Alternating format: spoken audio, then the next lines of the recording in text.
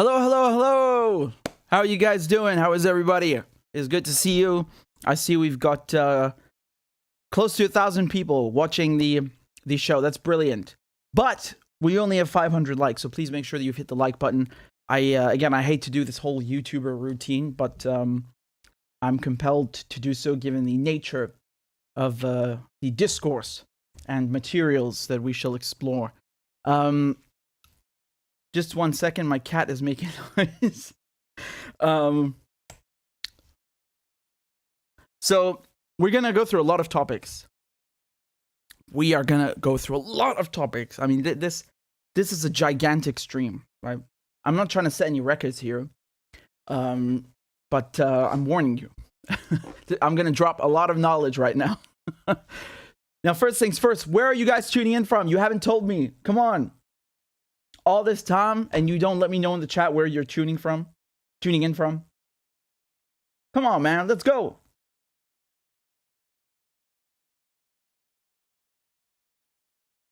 Hey, there we go. Poland, Malaysia, Florida, England, Moscow, Mars. Yeah, okay. Ohio, New Jersey, Hong Kong, Greece, Bangladesh, Germany, South Africa, San Francisco, Malaysia, London, Brazil, Germany, Virginia, Jordan, North Pole. Yeah, okay, Santa. Yorkshire, California, Maryland, Finland, Michigan, Pennsylvania, Atlanta, Malaysia, Australia, Denmark, Toronto. Someone is tuning in from Richard's house. Florida, Manchester. See, we've got such a lovely international audience, and the comments are literally blowing up. I cannot keep up. It's the chat is flooded. And I want to say something, by the way. I want to say something because I remember when I was streaming, I don't know when this is, last year or something, or maybe a year and a half ago, and you guys were saying that there's going to come a day when I can't keep up with the chat.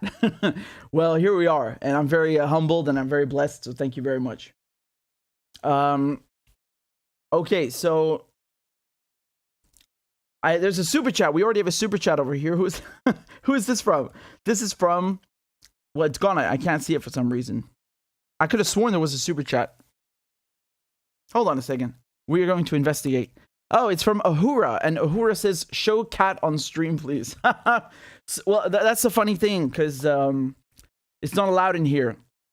And I found, I was getting ready to stream, and I got a million things going through my head, because, this is like an exam, honestly. It's really like an exam. This reminds me of studying before exams, and I suddenly see it at the door. It's like, it's not at the door. It's like sort of already crossed into the. It's doing what Turkey's doing. It's an incursion, right? So the cat did a tiny incursion into the studio, and I'm looking at it like that, and it's like. They know when they do something wrong. They know. I gave it treats because it was looking too cute. Anyway, let's go, man. Let's continue. We got John tuning in from Armenia. Wonderful, wonderful. Inch beses. So, all right, let's start. I'm gonna tease you. I'm not gonna start with Turkey. We're gonna start with something else, okay? Just to annoy you. I'm kidding. I'm not here to do that. We're here to learn. Okay, so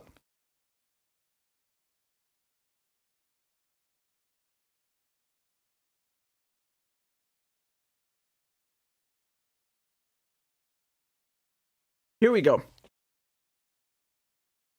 You guys remember there were 6 Palestinian prisoners who escaped from an Israeli maximum security prison called Gilboa, right? So, I mean, this was so embarrassing for the Israelis, right? Because, again, not only is this a prison, it's a maximum security prison, and these guys escaped with a spoon. They literally dug a tunnel with a spoon from the toilet and embarrassed the hell out of them. Now, the recent development, the new development with these guys, because they got caught, unfortunately, they've been given new sentences, okay, additional time in prison.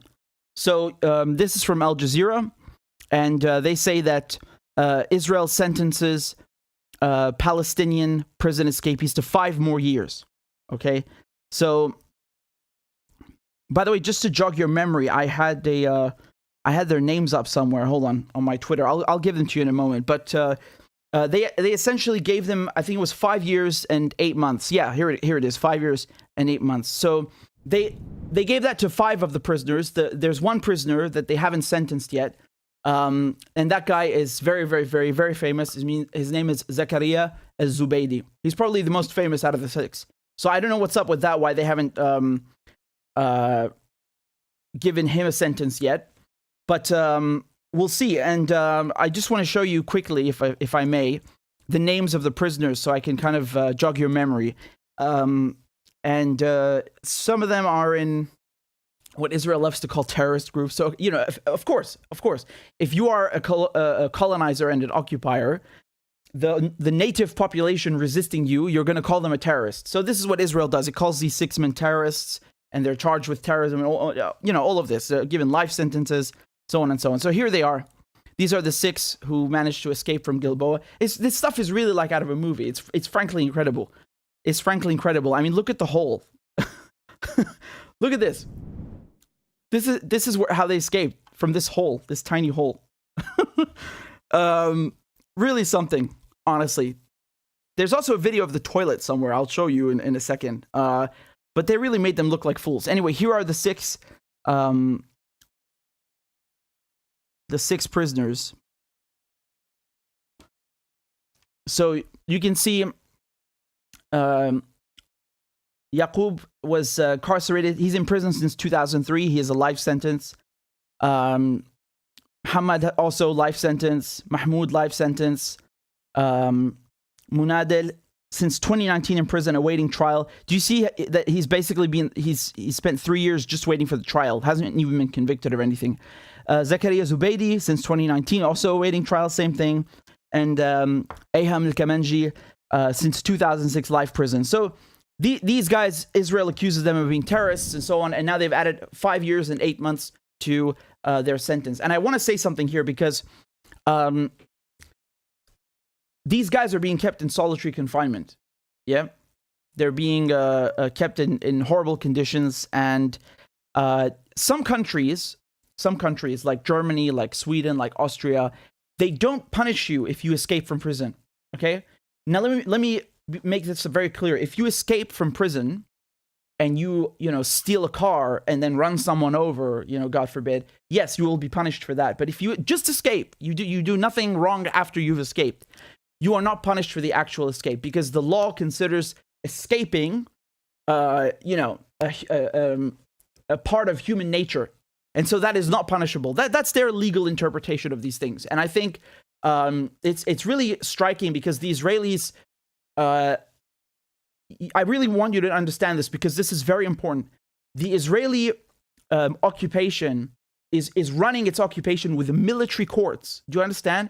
So these guys and most of the people being arrested that are civilians are not taken to civilian courts. They're taken to military courts. Okay? And of course, I mean, this is martial law. And the irony here is that the laws that the Israelis are using come from the British.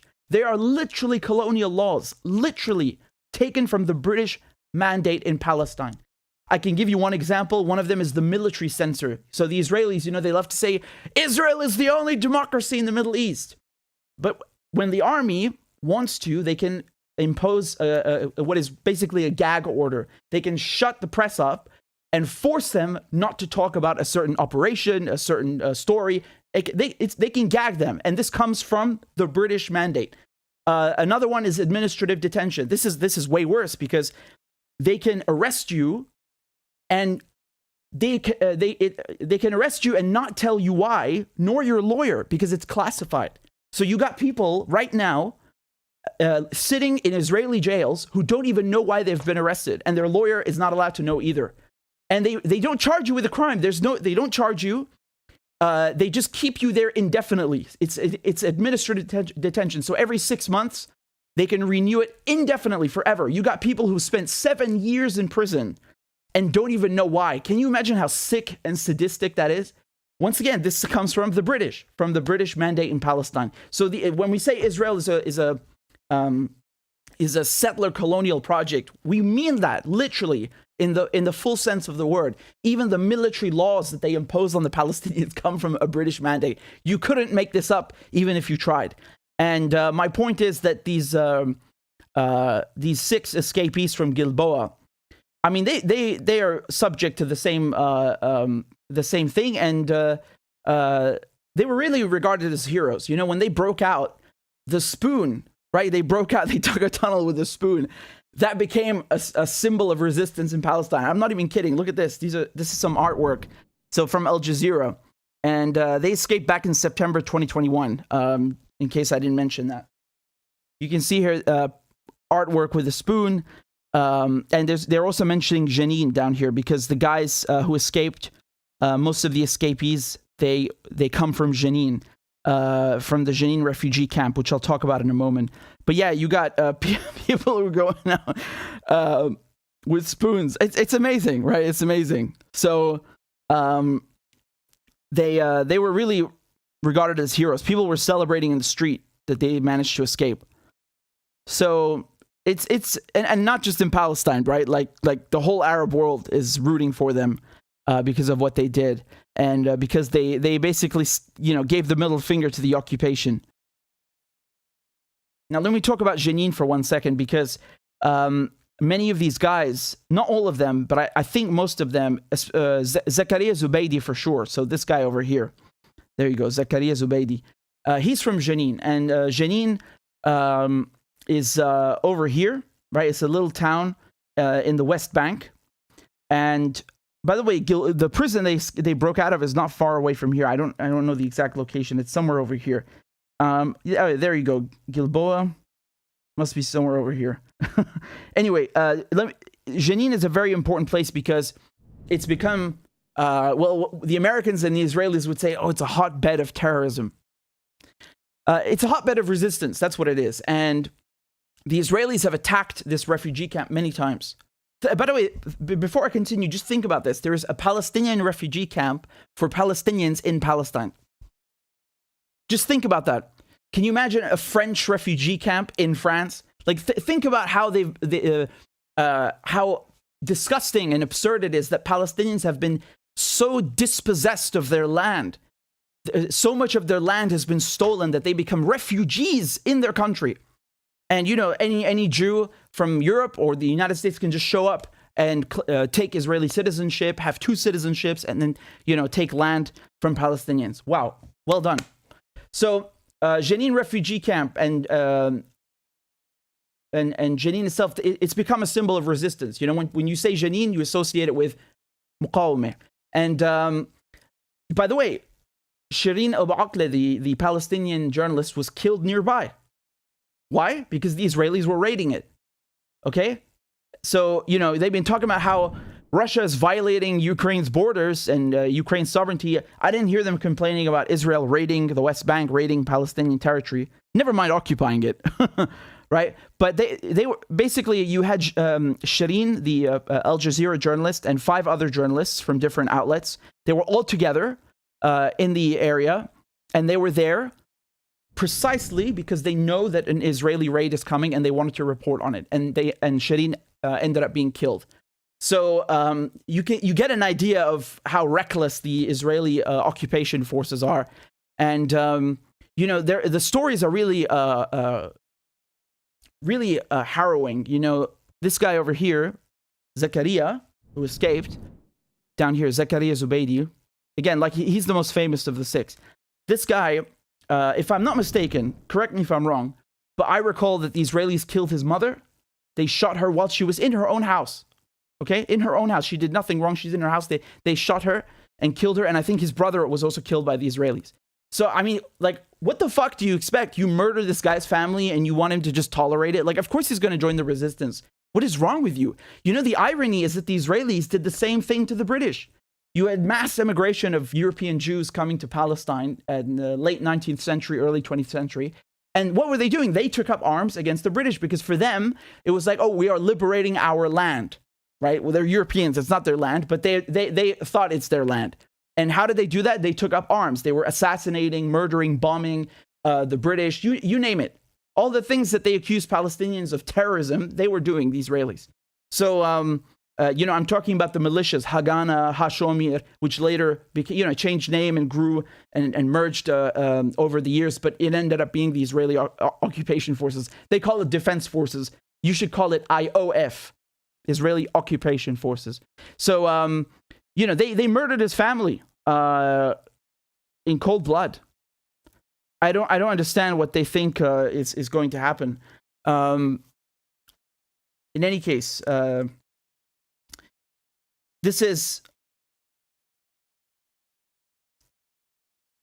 Let me just show you a clip. It's not related 100% to what I'm talking about, but I saw this tweet and I thought it kind of again encapsulates the contempt that the Israelis have towards the Palestinians. So this is from Tim Anderson. He said, it's hard to overstate how hated the colonizing Israelis are in Palestine. Here, an Israeli armored vehicle hits a Palestinian car while trying to escape confrontations with Palestinian youth in the village of Al-Mazra near Ramallah. So just watch this.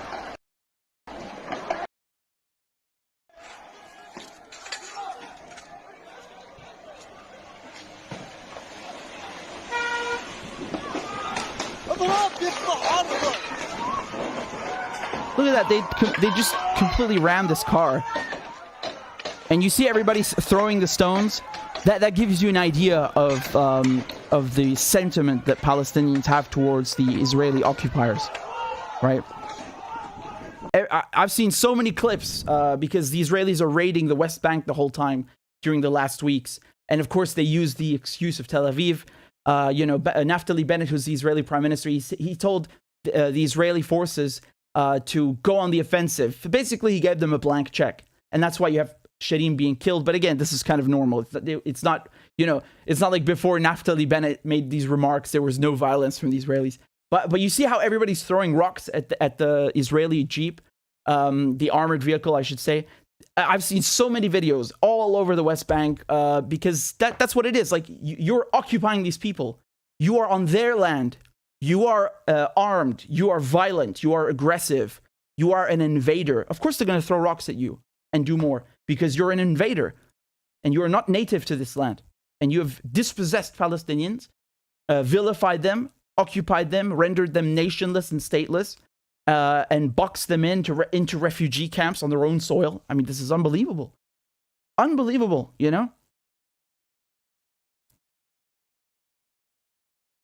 I just want to add one more thing about the 6 from Gilboa.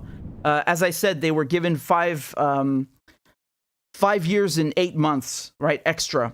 But on top of that, they were hit with 8-month suspended. Hold on a second. Yeah, so suspended sentences and fined.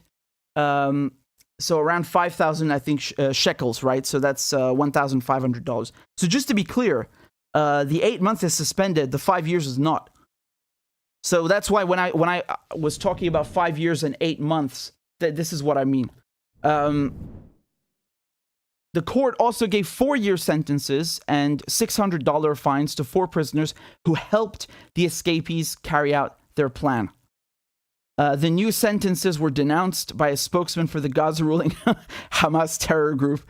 Yeah, it's the Times of Israel, so I apologize for the drivel. But Hamas said that it was a continuation of the aggression and violations of the occupation against our heroic prisoners.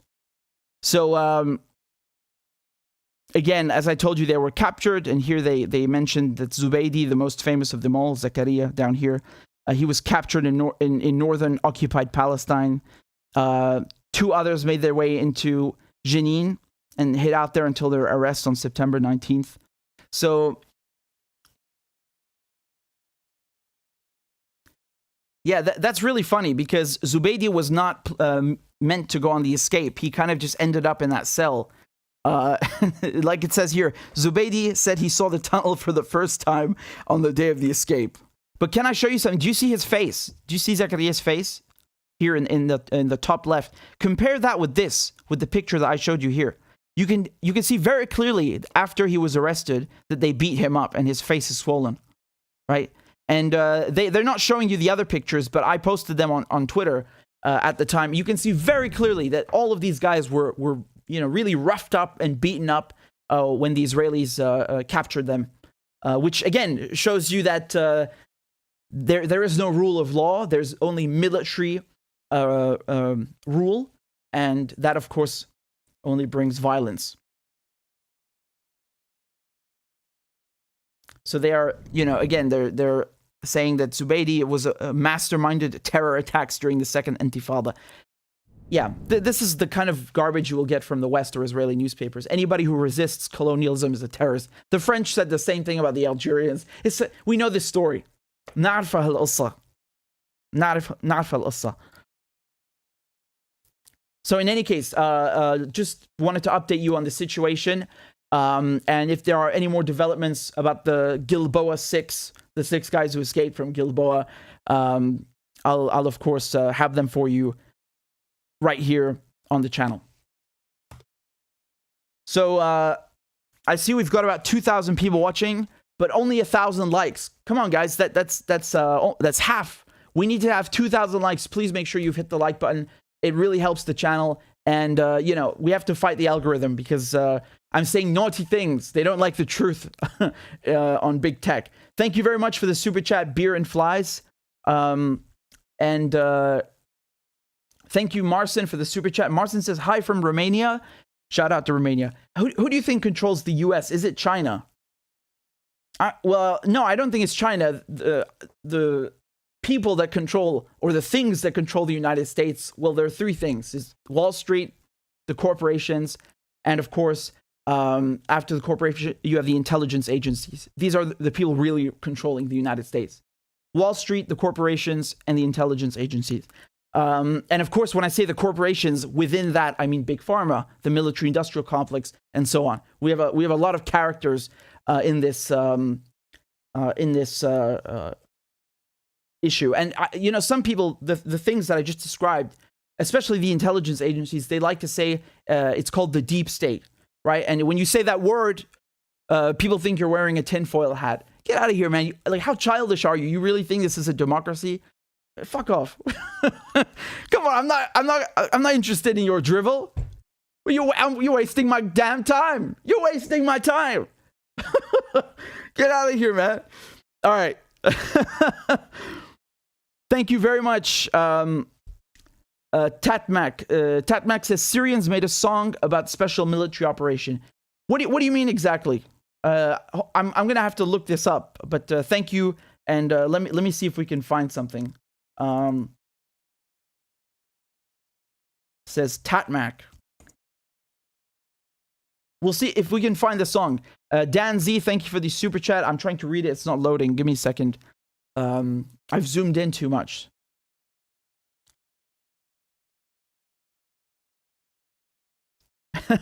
Dan says, Richard Medhurst, don't blame the Israelis, blame the corrupt Palestinians and the Arab GCC who didn't agree with the 2 states. It was planned. Israelis have the rights, and the same for the Palestinians.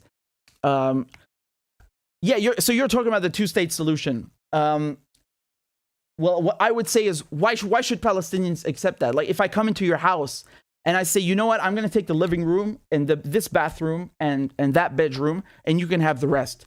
Why would you accept that?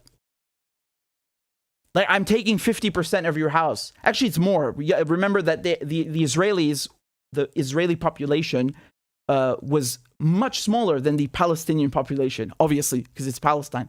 And yet the Israelis got more land. Can you imagine? So already they're taking land, and they get a bigger proportion. So I don't understand this, that Arabs who didn't agree with the 2 states. Why the fuck should they agree with the 2 states? Like you got people imposing these random plans. They can fuck off. I don't tolerate this. The Middle East has had hundreds of years of colonialism, of occupation by the Ottomans, by the French, by the British, by the Israelis, by the Americans. All of these actors can go away. All right, and let maybe Arabs run their own affairs. This partition plan is garbage, and Palestinians and Arabs, they're under no obligation to accept this. Of course they won't accept this. If I come into your house and I say, I will take 50% of your house, would you accept that? You would tell me to fuck off. The feeling is mutual. So let's continue. let me close this up and go to the next one.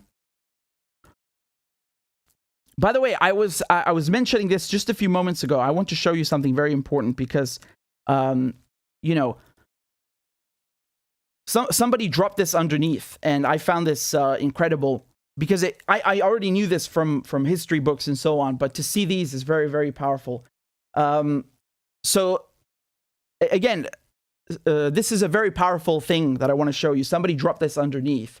It's a tweet that says, quote, when Israelis accuse Hamas of hiding, quote unquote, military assets among civilians, one must wonder whether they learn their own history.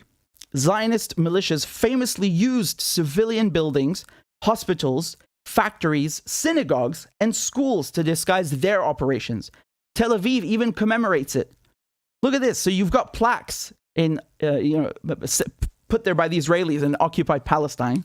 It says the Etzel ran a workshop in this building between 1945 and 1946, where they manufactured weapons such as grenades, anti-vehicle mines, and explosive materials camouflaged in milk jugs. Wow.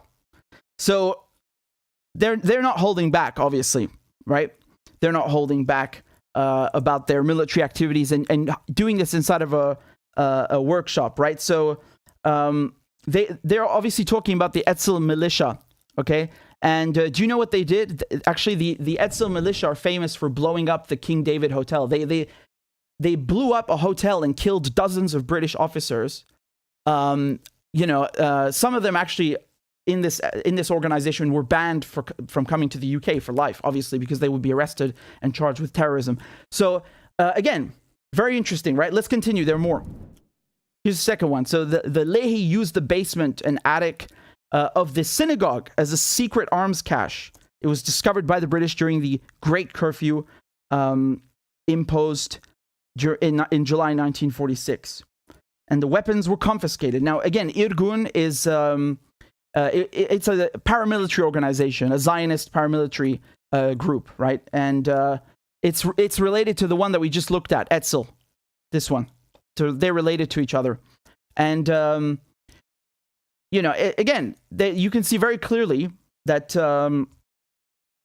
they are doing the same things that they accuse Hamas of, and where they call it terrorism. And by the way, another thing, this group, the Lehi, were also involved in the King David hotel bombing, where they killed dozens of British officers, and the Deir Yassin massacre, right? Which, when was that again? 1946, I think. So, no, not 19... Hold on, I can't remember. My memory is... it's 1946 or 48. In any case. Let's continue the next one. It was 1948. 1948. That was the Deir Yassin massacre, and they're responsible for that as well. So here's the second one. Again, Etzel. The Etzel, under the command of Menachem Begin, had its headquarters here in 1948. This building also housed the Freud Hospital. Casualties from the battle for Yaffo in April 1948 were brought to the hospital for treatment. So you have, again, a paramilitary, a Zionist militia, putting its headquarters inside a hospital. So they always say, oh my God, Hamas, they're using human shields. Oh my God, these terrorists, they are inhuman, right? They're inhumane. They're using human shields. They put their weapons in a hospital. We had no choice but to blow it up. Oh, really? Who was doing that then in the 1940s? That wasn't you? Wow. Here's another one. Training Center 1. Between 1942 and 1948, members of the Haganah, so we were talking about the Haganah earlier, right? Again, the Haganah is basically the precursor to the Israeli army, the Israeli occupation forces. So between 1942 and 1948, members of the Haganah received training at these school grounds, in light weapons, fieldcraft, topography, first aid, signal communications, and self-defense. The center also housed a secret arms cache. Well. Look who's putting weapons inside a school. You fucking hypocrites. They're such hypocrites, man. So, again, pay attention to the year, to the period, 1942 to 1948. What does that mean? British mandate. So the British mandate in Palestine finished in 1948. And, the next second, the Israelis suddenly say, we declare the state of Israel, right? They just came and took, Palestine and made up some fairy tale. So they were fighting the British, basically. But I want to be very clear. The Zionist paramilitaries didn't fight only British. They fought Jews who were against Zionism. They would just fucking assassinate them. I'm not even kidding. They would also kill Palestinians and Arabs, of course, right? So they did everything imaginable to take this land because they believed it's theirs. And when the Palestinians, who rightfully claim that it is their land because they are not from Europe, they're not from America, they're not from Asia, they're not from Africa, they are from Palestine. It's their land. When the Palestinians make the same claim legitimately and do the same things as they did, as the Israelis did, the Zionists, they call them terrorists. Wow. You are a bunch of hypocrites, aren't you? The Israelis are really hypocrites. I mean, this isn't just one case. These are just 4 pictures. I can guarantee you, I know for a fact that this was much more widespread. This was common practice to do these things, right? They're even using a synagogue. A synagogue. Can you imagine? Wow.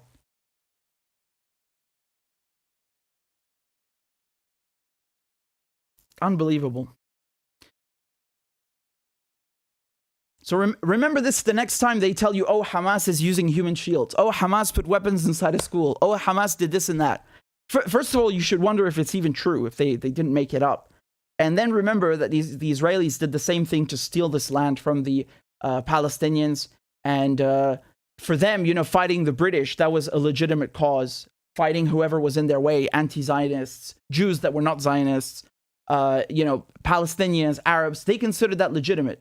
They did everything possible. Assassinations, bombings, killings, hiding weapons in schools and synagogues. And when the Palestinians rightfully try to take back Palestine, their land, they vilify them. They treat them as outcasts, call them terrorists. They get the whole world to declare them terrorists.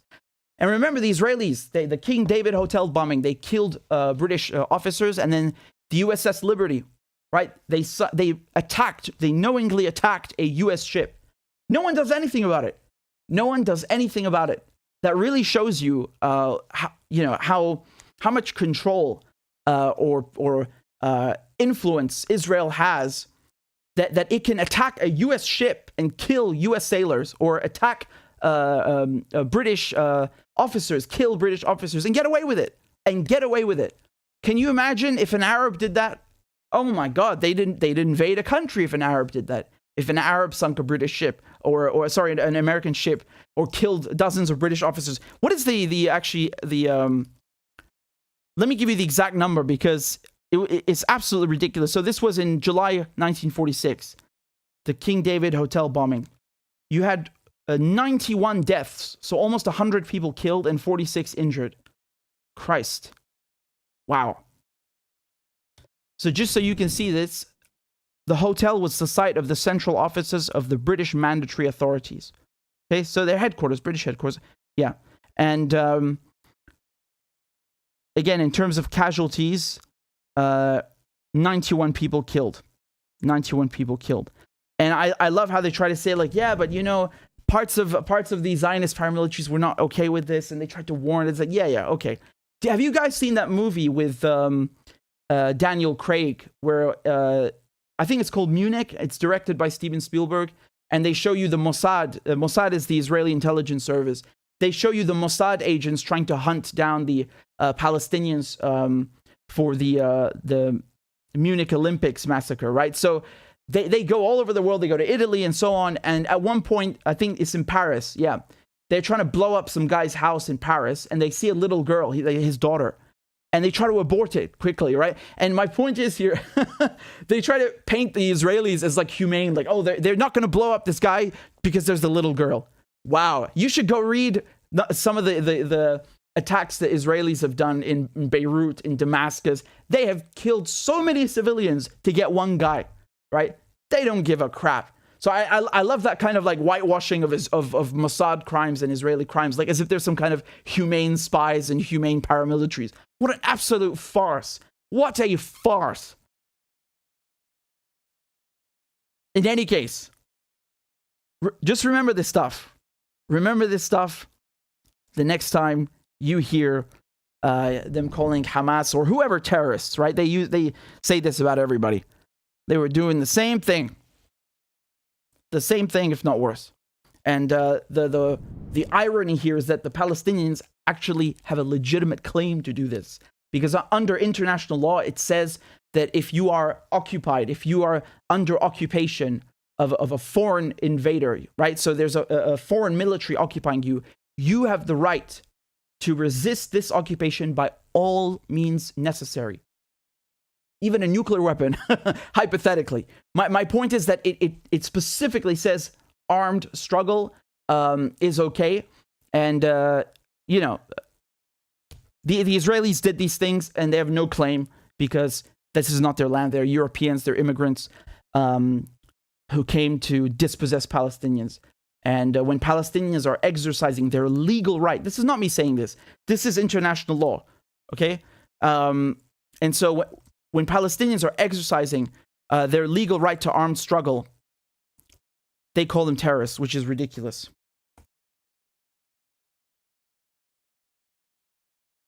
Here you can see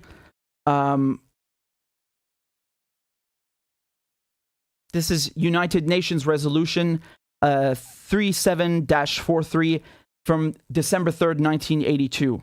Okay? And it, quote, reaffirms the legitimacy of the struggle of peoples for independence, territorial integrity, national unity, and liberation from colonial and foreign domination and foreign occupation by all available means, including armed struggle. So this sentence is unequivocal. Unequivocal. It is crystal clear. And when Palestinians exercise this right, they call them terrorists. We know what the game is now, and I hope I was able to give you some extra knowledge and insight into what's going on, into the hypocrisy and the history of British occupation and Israeli occupation of Palestine. So, thank you very much for the super chats, everybody. We've got one from Macarius. Macarius says, Poland may be moving troops into Ukraine. Really? Really? Okay, well, let me check that out in a second. I've got so many things ready for you, so I have to leave that to the end if I can do it. Zifia says, I just hope the actual topic is worth the wait, otherwise you're out. Oh, no. Mercy, my lord. E82 says, look into the genocide being committed by the Nigerian government against Baya France. Okay, again, I have way too much lined up, so you'll have to let me do this at the end of the segments or next time. So wait a second, I'm just writing everything down, what you and Macarius said. Thank you for that. All right. Old Forester says, two Palestines, kind of much, but okay. I'm not sure what you mean with that. If you're talking about the... I'm not sure what you mean. Sorry, I'm confused sometimes by your super chats, guys. But thank you. I appreciate it. And Sam K says, human shields are okay if they are quote-unquote rebel groups like Jaish al-Islam who put women in cages and said we are using them as shields against airstrikes. I mean, I've seen those photos. This is the liberation that the West wanted to bring to Syria. They brought us terrorists, scum, who literally put women in cages. I'm not even joking. You can find this easily on Google. This is the kind of liberation and democracy that they brought, right? They're so dumb. And you still have people to this day in 2022 who are still convinced that this revolution, quote unquote, was worth it. Really, you're funny. You are a real joker. Anyway, speaking of Syria, let's move on to the main topic, and I'll try and break this down. I always love to drop some knowledge in terms of history, so we will go through that a tiny bit. Okay, one moment. Let me just set this up. And again, thank you guys for all your donations. I appreciate it because you know, it's thanks to you that I can keep the channel running. So I'm very, very grateful. Thank you so much. Okay.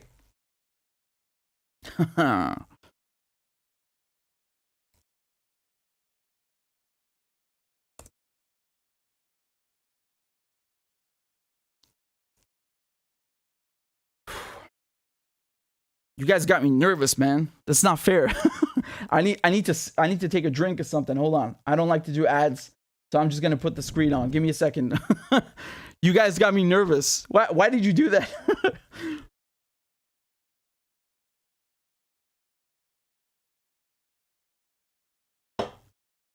Alrighty. Let's go. Let's do it.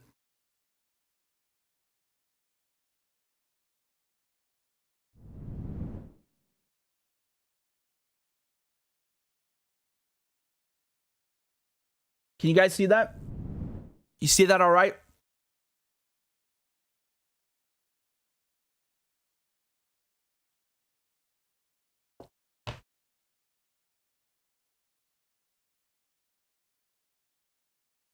Some people thought that I'm joking. Unfortunately, I'm not joking. This is real. This is real. So, breaking news. The Turkish President Erdogan is threatening to basically invade Syria, right? Careful though, because the media don't call it that. They call it an incursion, right? Turkey's Erdogan threatens new incursion into Syria. You can see incursion. So here it's offensive, but again, incursion is the word that they're using, which is very interesting, right? Because when Russia conducted a quote-unquote special military operation in Ukraine, they called it an invasion. Okay, I see how it is. I see what you're doing. So here's the deal. Here's what he said. So Erdogan threatened on Monday to launch a new military operation in Syria to secure Turkey's southern border.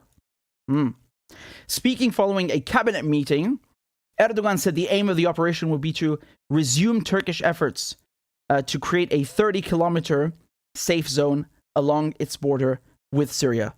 So Erdogan said, quote, "We will soon take new steps regarding the incomplete portions of the project we started on the 30-kilometer deep safe zone we established along our southern border." So let me break this down very clearly. Turkey is already in Syria illegally. Okay?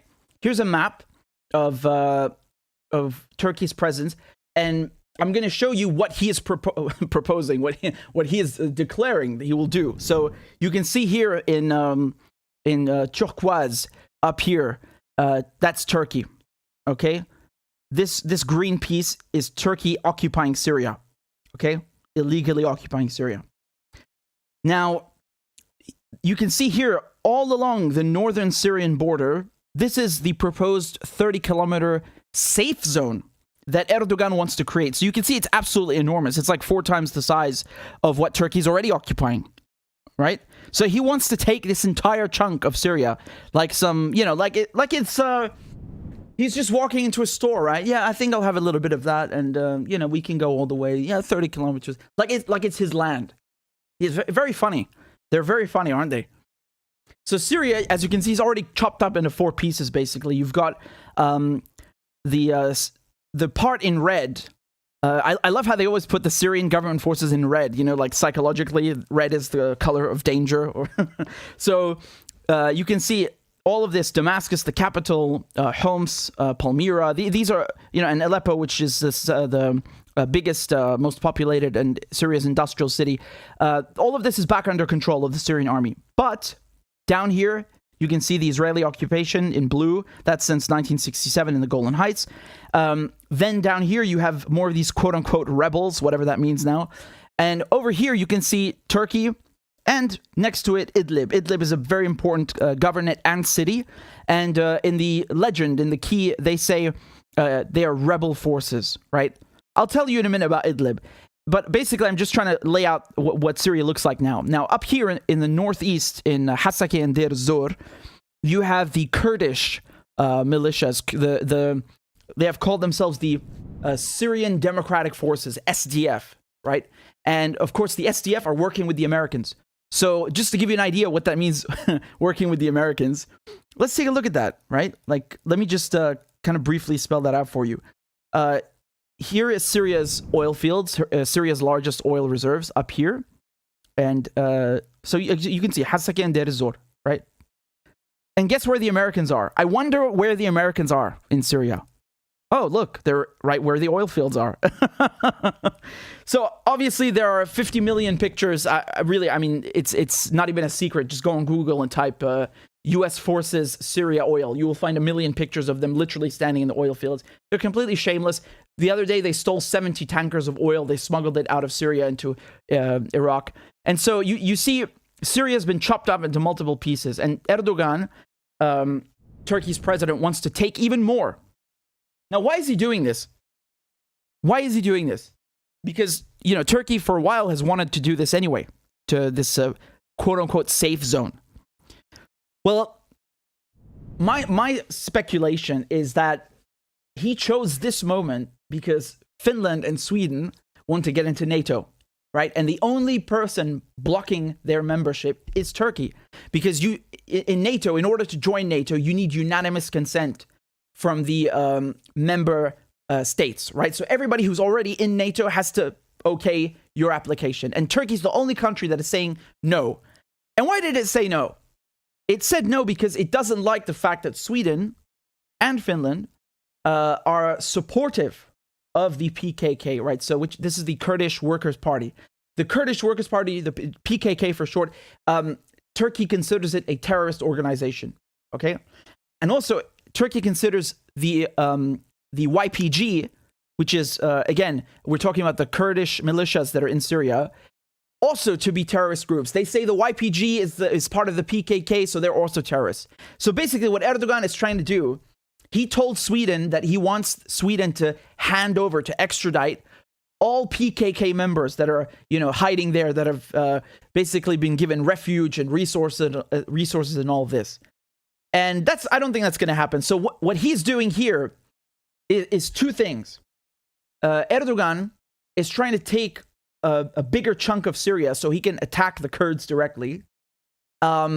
Since, Sweden and Finland won't cooperate and hand over the Kurdish groups and rescind their support for them. And the other thing that he's trying to do is that he's basically, he's calling NATO's bluff. He's like, you guys want me to say yes to Finland and Sweden's application? I'll think about it. And meanwhile, I'm going to go inside Syria and take all of its northern border. How about that?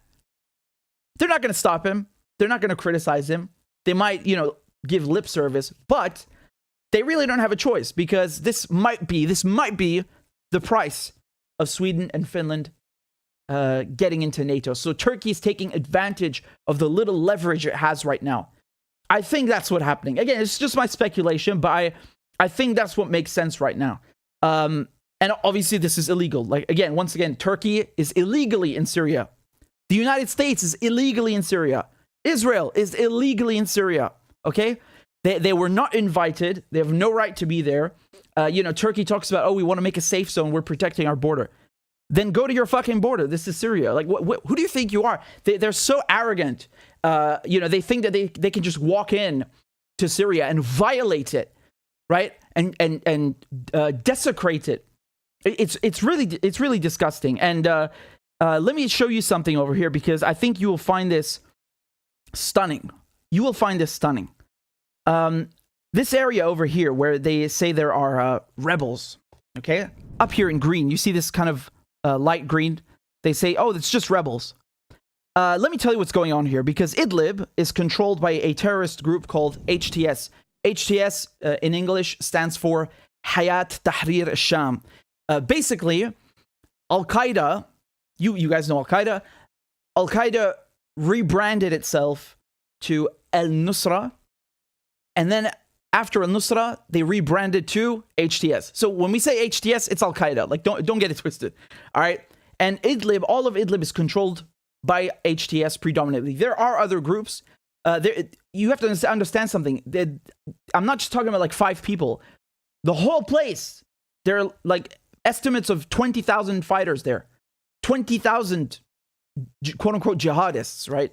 20,000 terrorists of various groups. And the most important one, the biggest one, is Al-Qaeda, of course, HTS. And Turkey is working with them. But they don't tell you that. Because Turkey has been attacking Syria since the war began. Right? Since 2011, Turkey is saying, Bashar al-Assad has to go. Who the fuck are you, man? Mind your business. They've been saying that. Bashar al-Assad has to go, like as if it's their country. And then what did they do? What did Turkey do afterwards? Turkey was the door for all of these foreign fighters that were coming from Tunisia, from Afghanistan, wherever, to enter Syria. The Turkish intelligence are not stupid, right? They're not stupid. The Turkish government is not stupid. They know very well that all of the foreign fighters, the majority of them were entering through Turkey, right? You have even a reporter, her name is Serena Shim. She was in Syria reporting for Press TV. And she saw how they're using I think it was the UN trucks, I don't remember, but basically NGO trucks to smuggle in fighters and weapons. And she was on TV and she said that the Turkish intelligence visited her and basically accused her of being a spy. And a few hours later, she wound up dead in a car accident. Make of that what you will. In any case, this is no secret. Turkey has been actively arming. So let me be clear. Turkey not only turned a blind eye to all these terrorists going in, Turkey armed them and has created, what was it again? I'm losing track of these groups. There's like 50 of them. The Syrian, hold on a second. Let me get this up. This is why I talk about 50 flavors of jihad, because there's so many groups. It's ridiculous, man. I swear it's ridiculous. So Turkey basically created this Syrian National Forces or something. What the hell was it called? Syrian National Army. That's the one. So this is a militia group created by Turkey to fight the Syrian government, to get rid of the Syrian government. So Turkey has made no secret of that they want to get rid of the government. And some of the times they've used this as ISIS as an excuse. They say, oh, we're going in to fight ISIS.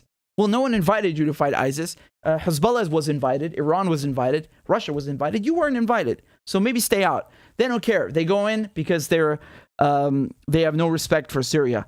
And just going back to this map over here, I didn't show you this one. This is from 2019, so it's not the most recent. But you can see with the diagonal lines, the quote-unquote safe zone that Turkey was proposing. So this idea is not new. They were saying this back in 2019, but right now, Erdogan is saying he's ready to go in. He said as soon as the preparations are done, they're going in. So this is why it's so serious. Okay? And you can see over here Turkey's activities abroad. Again, I'm not going to talk too much about Libya right now because, Turkey's been sending fighters to Libya as well. Basically, jihadist tourism. Like, oh, you guys can fight Syria, then we'll, come here, get on this plane and go to Libya and fight for us there. Really interesting, right? Really interesting. Let me see if I have give me a second. I wanted to find a video of Erdogan saying it, but there isn't one. I'm just going to read you the rest of the article in what he was saying. Erdogan did not provide further details, but said that the operation would begin after Turkey's military, intelligence, and security forces complete their preparations. Okay? So, basically, he's saying it's on. It's on. Hold on. Let me show you this clip over here of Erdogan. This was back in 2019, where he was talking about this safe zone, I think, right? Let's take a look quickly, yeah?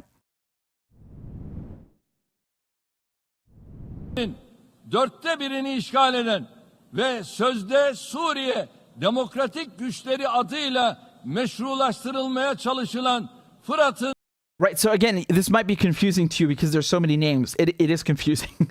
He's saying PKK and YPG. So again, PKK is the Kurdish Workers' Party, which Turkey's declared a terrorist organization, and the YPG is the Kurdish groups in Syria. And he's saying they're basically connected to each other, so they're both terrorists.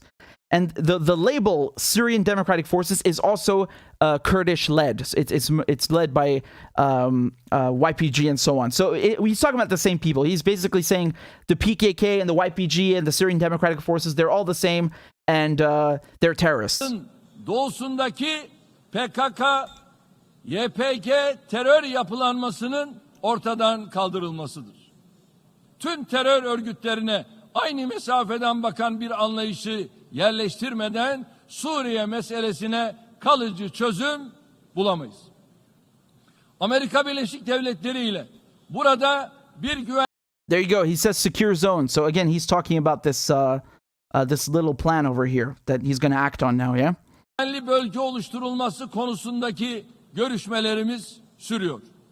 Niyetimiz ilk etapta 30 kilometrede a peace corridor. That's very funny of you. You're funny. Hey, I got a question for Erdogan. Do you mind if I come into Turkey and I just take 30-kilometer buffer of your border and just I make a peace zone, right? We'll have lovely little flowers and peace symbols and hippie music. Do you mind? It's just a peace corridor. Come on, man. It's nothing bad. derinliğinde ve 480 kilometre uzunluğunda bir barış koridoru tesis ederek uluslararası toplumun burada 2 milyon Suriyelinin Wow, you're funny, right? 480 kilometers, like as if it's his like mansion or estate, right? Just a piece of land that he bought. They're so disgusting. They're so arrogant. How they speak about Syria like it belongs to them. iskanını sağlamaktır. Şu görülen bizim sınırımızdır. Ve aşağıda da derinliğine olan bölge There it budur. is. Şu güvenli bölge ilan edildiğinde bu güvenli bölgeye biz rahatlıkla 1 milyon ila 2 milyon arasında göçmeni, mülteciyi yerleştirme şansına sahibiz. Burada gerek Amerika, gerekse koalisyon güçleri, Rusya, İran hep birlikte el ele vermek suretiyle bu güvenli bölgede bu mültecileri Okay, so I just want to make one thing clear. Let me please make one thing clear because he's talking about resettling refugees. Turkey, I think, is around 2 million, 3 million, around 2 million Syrian refugees. So, you have to express thanks and gratitude that they took in these refugees. Turkey, I think, took in more Syrian refugees than any country, and I gotta say they benefit from this in one way. That's like a whole, a whole new workforce. But nevertheless, that act of taking in the refugees, that's a noble act. But this is something else. This is something else. And I want to, again, make something very clear to you so you can understand what is going on. Turkey has basically annexed northern Syria, and now they're trying to annex even more. So when we look at this map over here, they try to make two different colors, right? They say this green is Idlib and the turquoise is Turkey. Turkey is controlling the terrorists in Idlib and supporting them, right? And how do we know this? You know what's happening in Idlib? They don't even use the Syrian currency anymore. They don't use the lira, the Syrian pound. They're using the Turkish currency in northern Syria. So just to give you an idea how much Turkey has taken over Idlib and northern Syria. They've practically annexed it. I'm not even joking. I'm not even joking.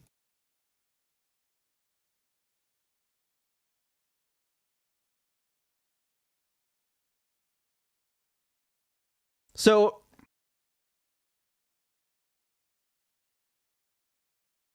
here, look at this. This is from 2020. Syria's Idlib adopts Turkish lira in place of plummeting pound.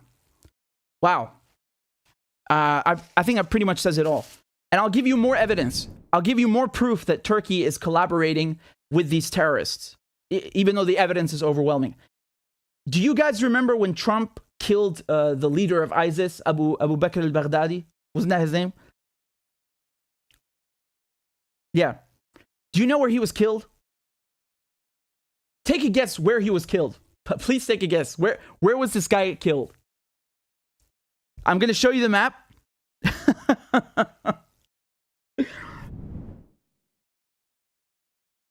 He was killed right here in Idlib. He was killed in Idlib. So do you know how ridiculous that is? Do you know what that means? Because Turkey is saying we have nothing to do with these terrorists. And the moderate rebels in Syria, the quote-unquote moderate rebels, say, we're not hardcore. We are against ISIS. We are against Hayat Tahrir Sham. We are against Al-Qaeda. We do not condone this kind of behavior. We want to get rid of Bashar al-Assad in a civilized way. We're not like ISIS. So you're telling me that the leader of ISIS was hiding where the moderate rebels are? You're really funny. Wow, they seem very moderate that he's hiding out with them. You're hilarious.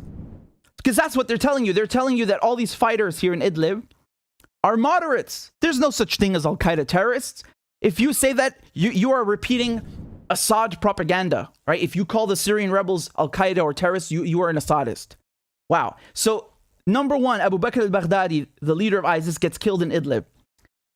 I'm not done. Here it is, right? By the way, here's from the BBC. The village of Barisha in Idlib province near the Turkish border. That's where Baghdadi was killed. Now, after that, we had somebody else killed. Abu Ibrahim al-Qurayshi. So the next leader of ISIS, the second leader of ISIS. Where do you guys think he was killed? You already know the answer. You already know the answer. The head of ISIS, the leader of Daesh, where do you think he was killed? Where was he hiding out? Oh, man. You know, it's so funny. It's really funny. It's really funny.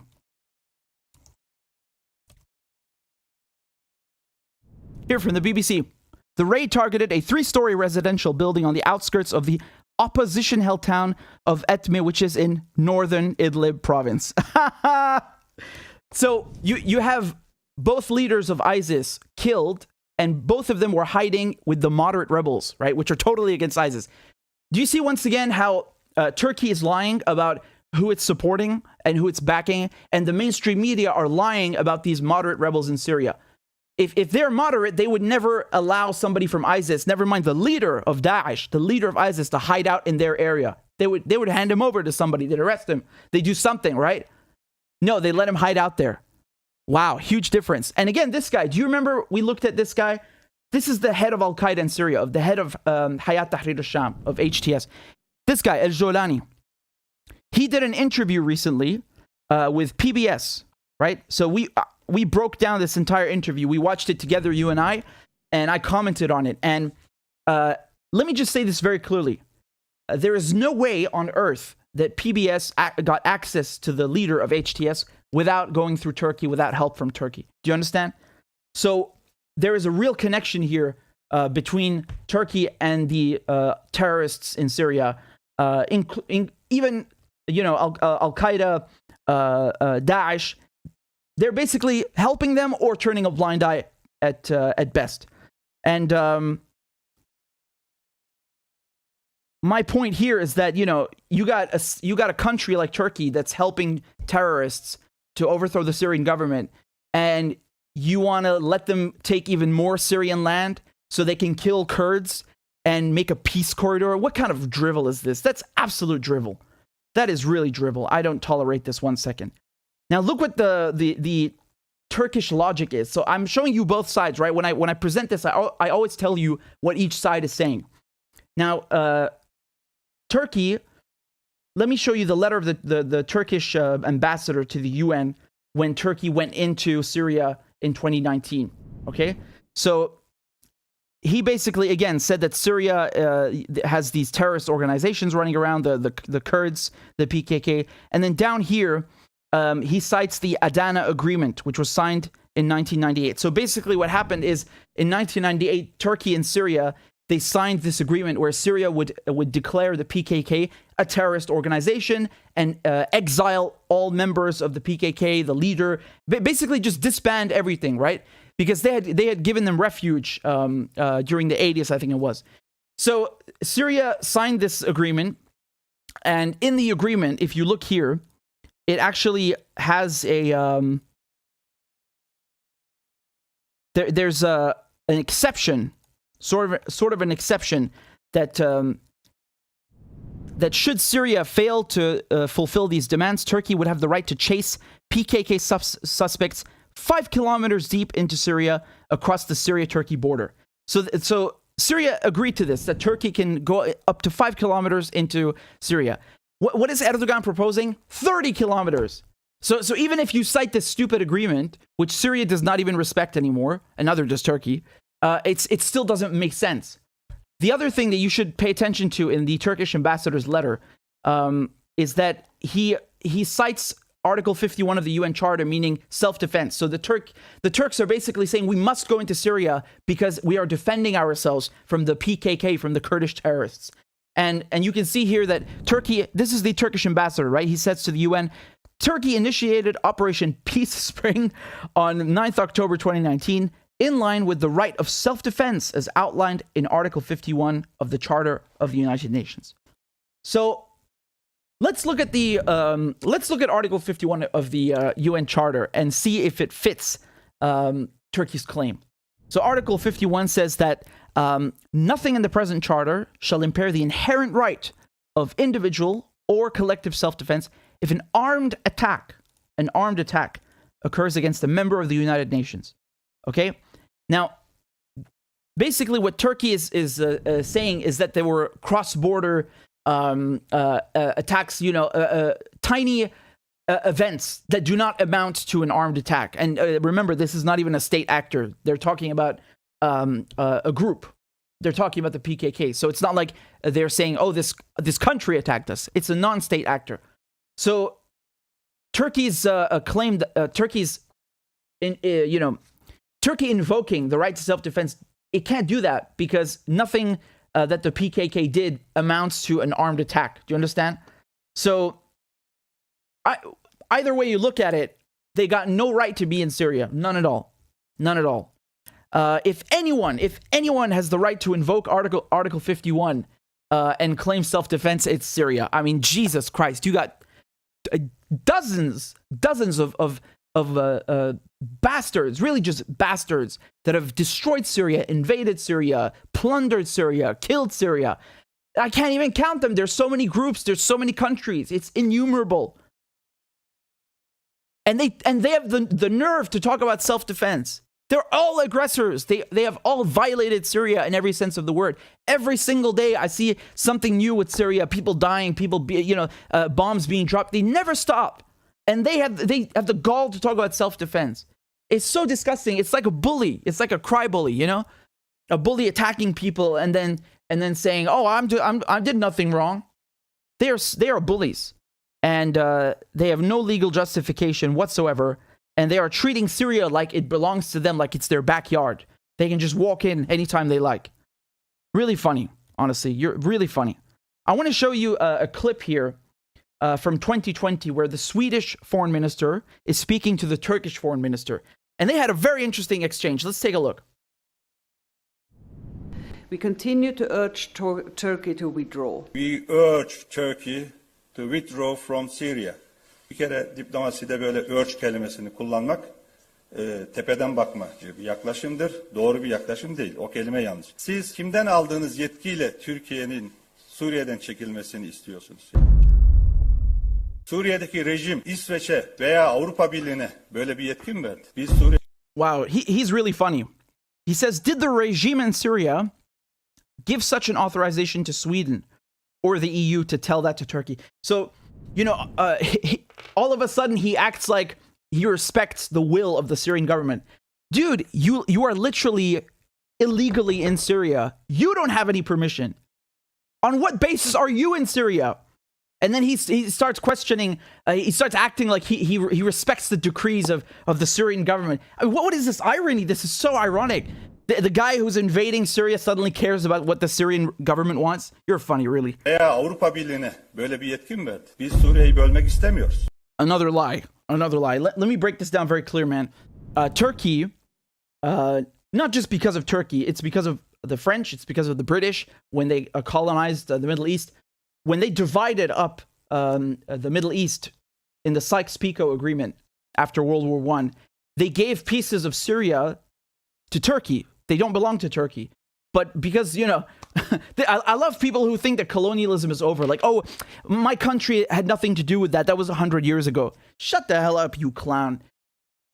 Colonialism is still alive and well in many ways. And one of those is the borders. The borders that you see in the Middle East were not drawn by people from the Middle East. They were drawn by white people, by invaders, by aggressors, by oppressors, by occupiers, by colonizers from France, from Paris, from London, They drew the borders, and we have to live with them now.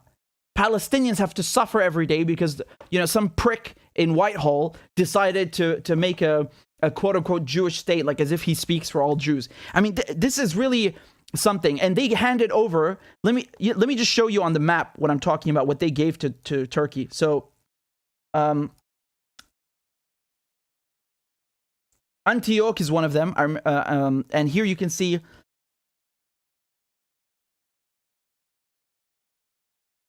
on the map.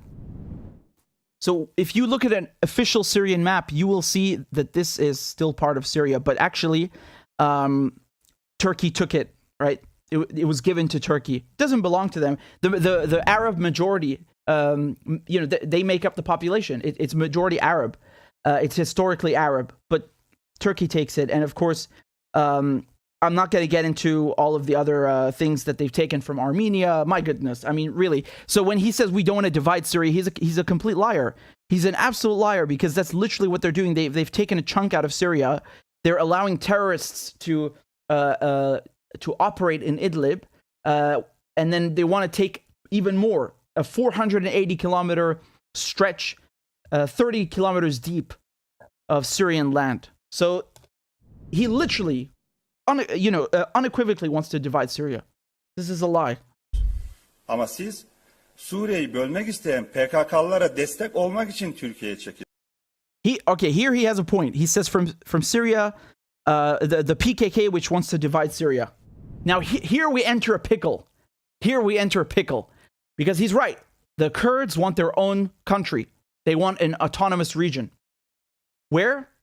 In Hasaka and Dore. I showed you already the map. It's basically where all the oil and crops are. Very, very convenient. Okay, hold on, Erdogan. Very, very convenient, right, to have all of this. So the Kurds want this. They want to take all of this, basically, in yellow. Most of what is in yellow. And the Syrian government is in a pickle because at the same time, it does not want Turkey inside Syria, but the Turks are keeping the Kurds in check. So it's a very delicate situation. I just wanted to say that, and let us watch the rest. Peki İdlib'den de çekil diyor musunuz Türkiye? Veya DAEŞ'ten temizlediğimiz bölgelerden çekil diyor musunuz? Hayır. Neden? Çünkü İdlib'den çekilsek 3 milyon daha mülteci Türkiye'ye All right, you're really funny, man. Again, both leaders of ISIS, the first one, Baghdadi, and then I forgot the other guy's name. we got too many terrorists in the house over here. Hold on, what was his name again? Qureshi? In any case, my point was that they were both in an area that Turkey de facto controls. De facto. Okay? So, when he says that, if Turkey leaves Syria, ISIS will come in, you let ISIS operate there. What do you let all of these jihadists come into Syria? You, Turkey. Let's be very clear, by the way. When I say Turkey, I'm talking about the government. I'm not talking about the people or the country, which is beautiful. And the same thing when we say that the Americans or the British. I'm talking about the government, about Foggy Bottom, about DC, about Whitehall, about the few people at the top who run everything. So just let's go back to I can't help but stop him in every line because everything he's saying is completely wrong. It's fabricated. Sorry. Diyor musunuz? Hayır. Neden? Çünkü İdlib'den çekilsek 3 milyon daha mülteci Türkiye'ye gelecek, oradan da Avrupa ülkelerine gidecek. Nereden çekilmemiz lazım? PKK'dan temizlediğimiz alanlardan Türkiye'ye çekilmesi lazım. SDG, PYD, YPG, PKK hiçbir ayrım yok. Siz See what I said? Turkey considers all of them related to the PKK. The YPGs in Syria, and the Syrian Democratic Forces. For them, it's all the same, and they consider them terrorists. Öyle görmek istiyorsunuz. İşte gördünüz, ofisini açtırdınız. Ofisin başına gelen adam hakkında kara para aklamayla ilgili soruşturma başlattı. Bunlar terörist. Aramileri dinleyin, Asurileri dinleyin, Hristiyan azınlıkları dinleyin, PKK. All right. I'm a Christian minority. Hello. I'm a Christian minority from Syria. Get the hell out of my country. انقلع. كلكم انقلعوا. Dinleyin. Hristiyan azınlıkları dinleyin. PKK, YPG, sizin dediğiniz SDG onlara neler yapmış onlardan dinleyin. Suriyeli diğer Kürtleri dinleyin. Türkiye'deki geri dönemeyen Suriyeli Kürtleri dinleyin. Onlara ulaşamazsanız aynı şekilde Avrupa'daki Suriyeli Kürtleri dinleyin. Suriye Ulusal Kürt Koalisyonu'nu dinleyin. PKK dışında birçok Kürt kuruluşlar, dernekler var. Kapatılan siyasi partiler var. Öldürülenler var. Hapse atılan Kürtler var. Şimdi PKK'lılar Kürt oluyor da onlar ne oluyor? Sizden rica ediyorum. Diyarbakır'da bir yıldır çocuklarını bekleyen annelere bir gidin konuşun. Onlar da Kürt kadını. Onlar da eli öpülesi Kürt anneler. Siz de bir annesiniz. What is this music all the time? Neden hep Kürt deyince PKK'lıları, YPG'lileri efendim bu listeye girmedi, SDG veya onları destekliyorsunuz? Diğer Kürtlerin ne günahı var? Onları da dinleyelim. Biz de açıkça düşüncelerimizi söylemekle mükellefiz. 83 milyon vatandaşımız adına söylemekle mükellefiz bunları. Kişisel bir şey yok. Nothing is personal. Nothing personal. Okay, well, I apologize for the dramatic music,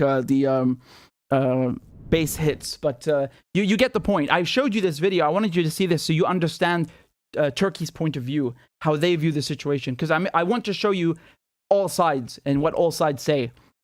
So you see, for Turkey, they're saying, well, we have to be there or else the Kurds will take back the areas we cleared, or ISIS will come back, or more refugees will move in. You know, they say that they're protecting themselves. Again, I'm very sorry, man, but when Russia goes into Ukraine to protect itself from a perceived threat from NATO, everybody says that this is illegal. Everybody says that it's not a military operation. They definitely don't say incursion. They say it's an invasion.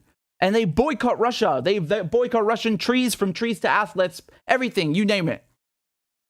And, you know, Turkey does this, and the media make excuses for them. I'm not even joking. Dude, go on Google. Just look how they're referring to this. He wants to take a 30-kilometer, 480-kilometer long stretch of Syrian land.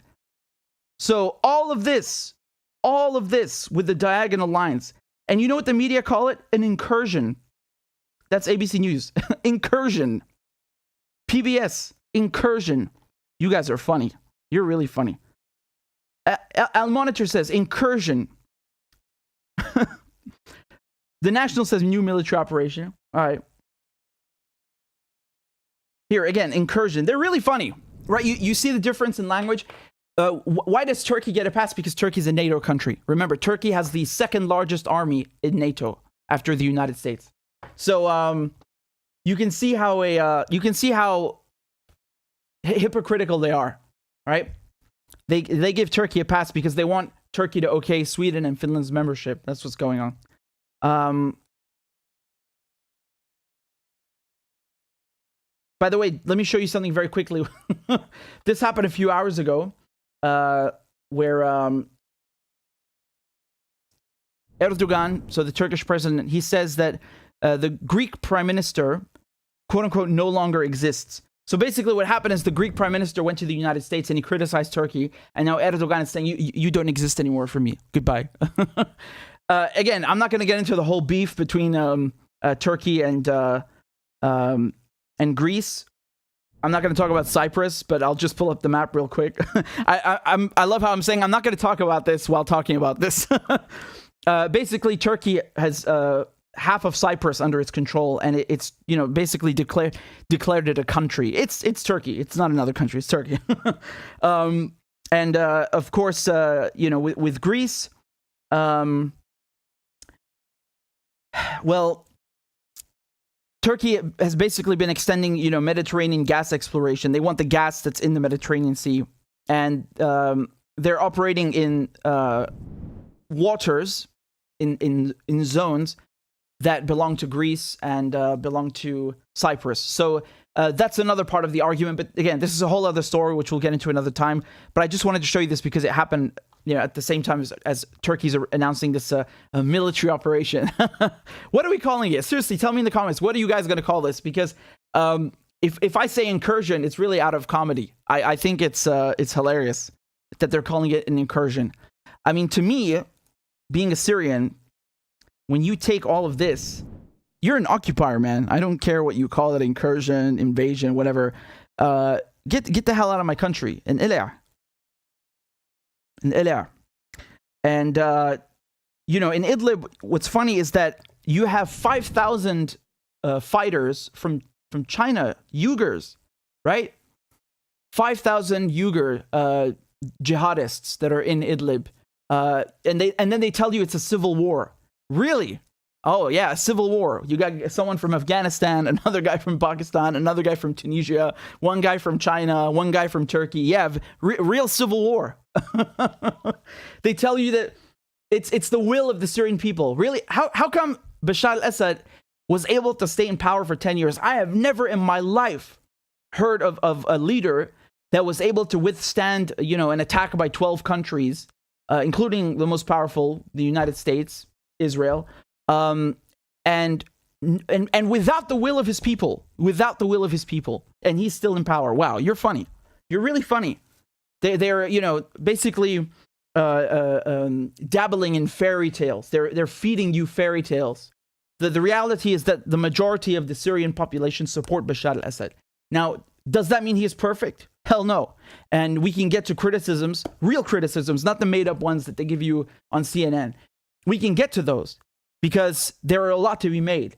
But to come here and say that he does not have the support of the people is rubbish. Because let me explain it to you this way. They talk about democracy, that you need to have democracy so that the will of the people is imposed. Well, that is the will of the people. And, you know, they try all sorts of tricks, you know, embargoes, sanctions, sending terrorists, Al-Qaeda, ISIS, and it didn't work. It didn't work. Ask yourself why it didn't work. So,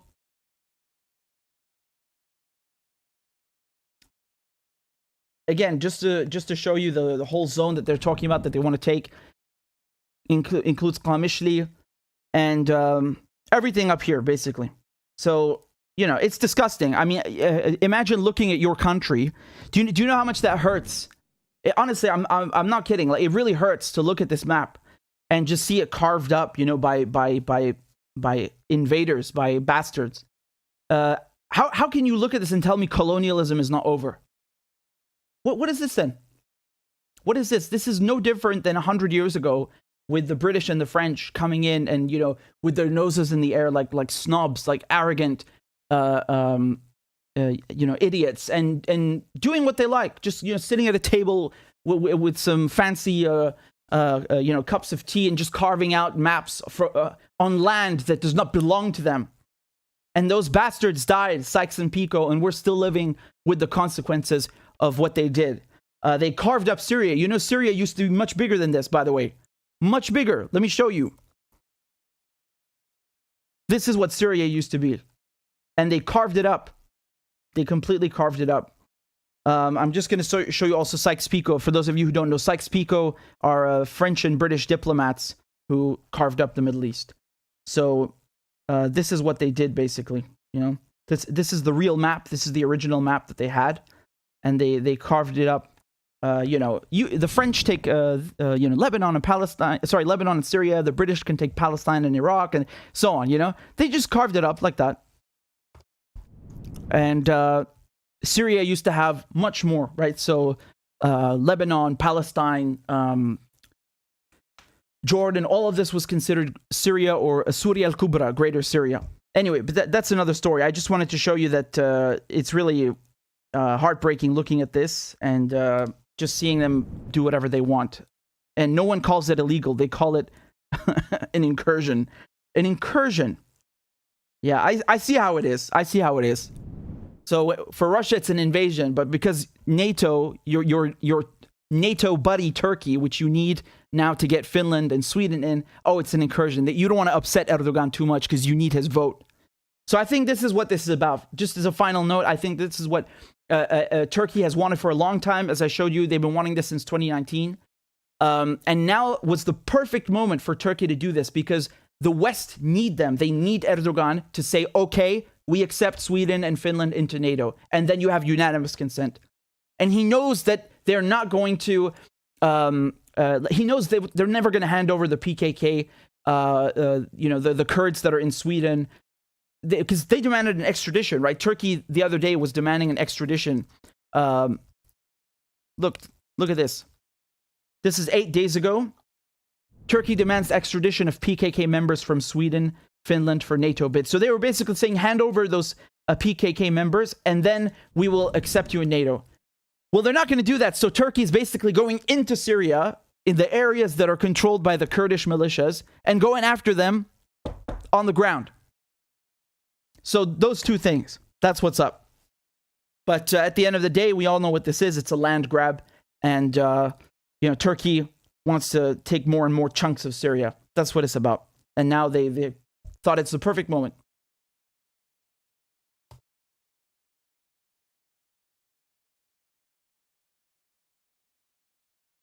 We got a couple of super chats over here. Thank you very much to Mere Peace. Says, will Turkey go against any group sponsored by the West?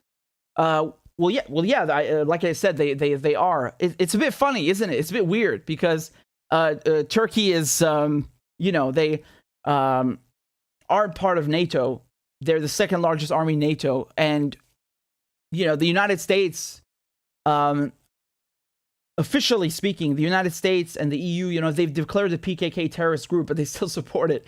It's really weird. And the United States is working with them in Syria, right? So when we look at northeastern Syria, Hasake, Dore, where all the oil is, it's called the breadbasket region because the crops are there as well. These oil, the Americans have put bases right where the oil is, and they're working with the Kurds.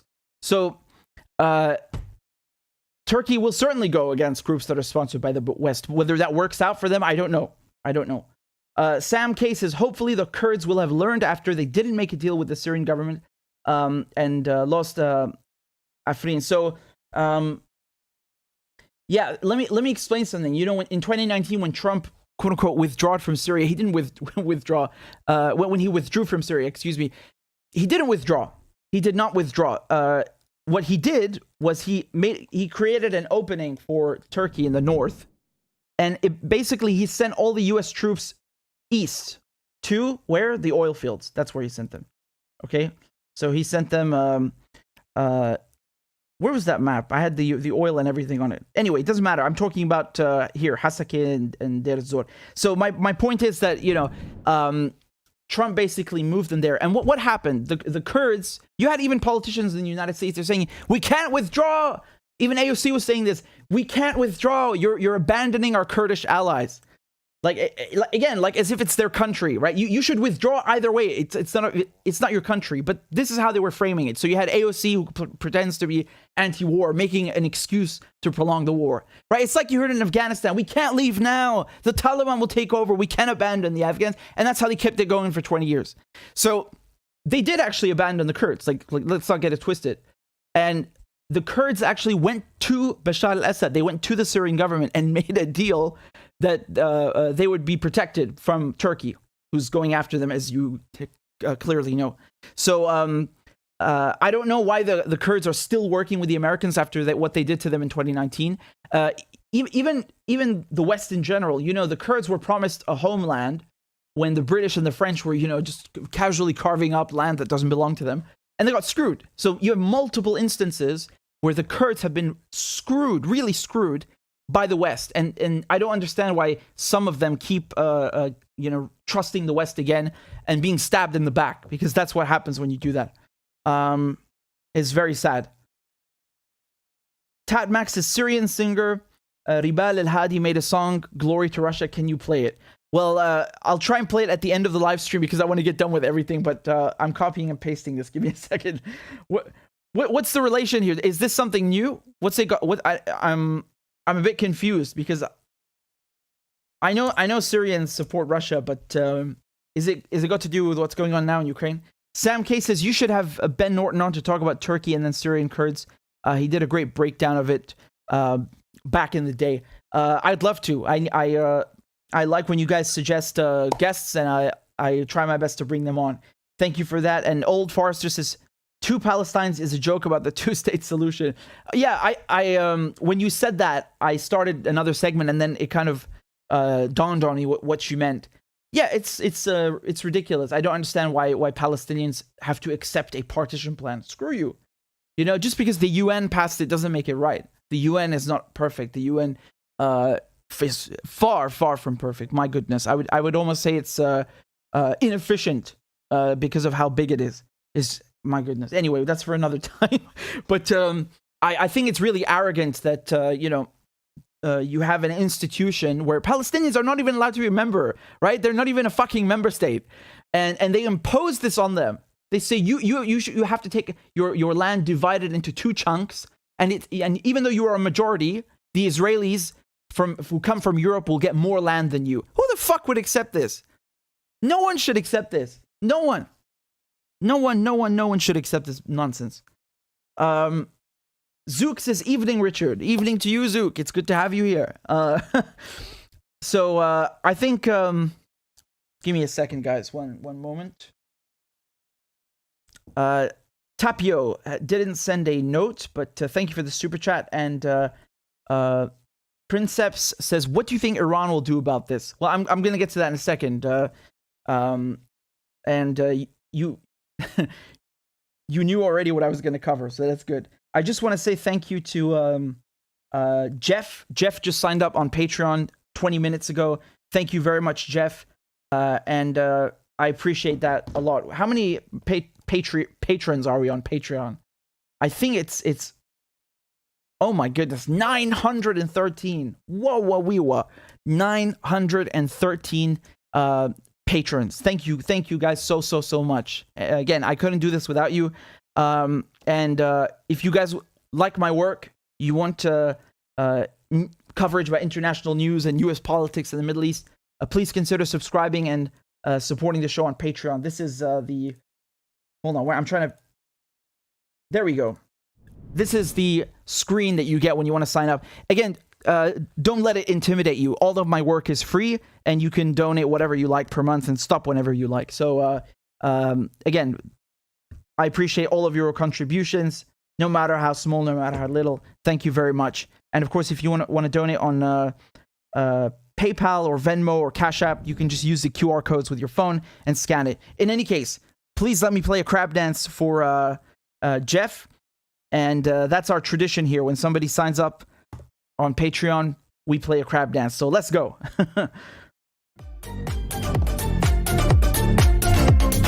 Clap for that, you stupid bastard. And Corn Pop was a bad dude. And he ran a bunch of bad boys. Listen, fuckhead, you have fucking crossed the line, claiming I'm the enemy. You got that, you goddamn son of a bitch? I don't give a fuck what you think, bitch. Good morning. Sunday morning. Cut that bitch off. Thank you for Iron Dome, which is a technical marvel. والله انت كلاب بصراحة يعني. ماشي نشتغل عادي.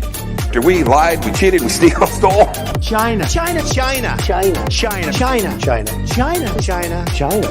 And you ain't black. There's always the macro, and then there's the micro.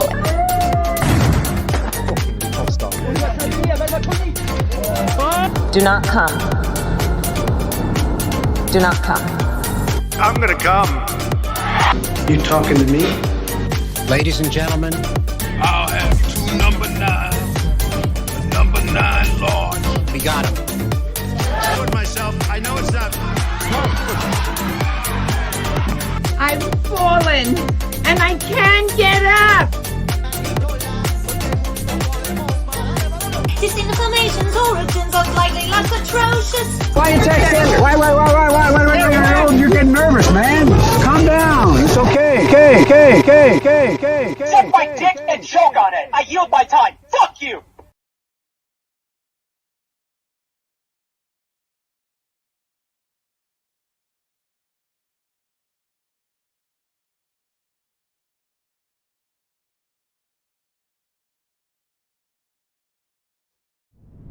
Hello. We're back. When you see a black screen after a crab dance, it's usually because I got something to drink. So don't worry about that. We're still connected. And again, thank you very much to Jeff for supporting my work. I appreciate it very much. Before we move on, let me just check if there's anything else.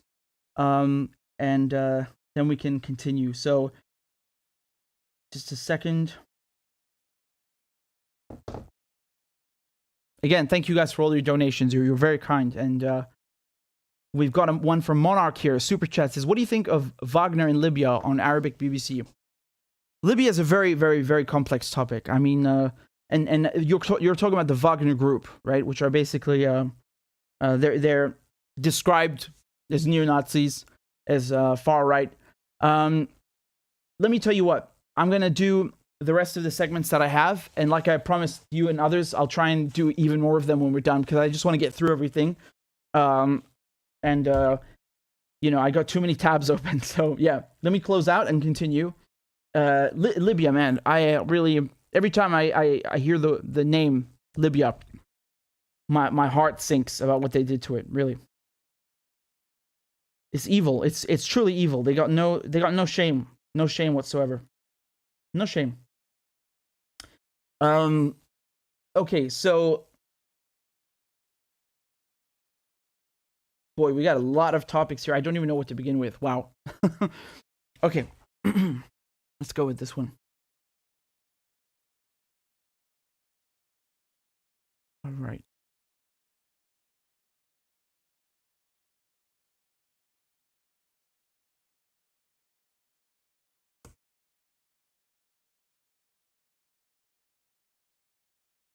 So,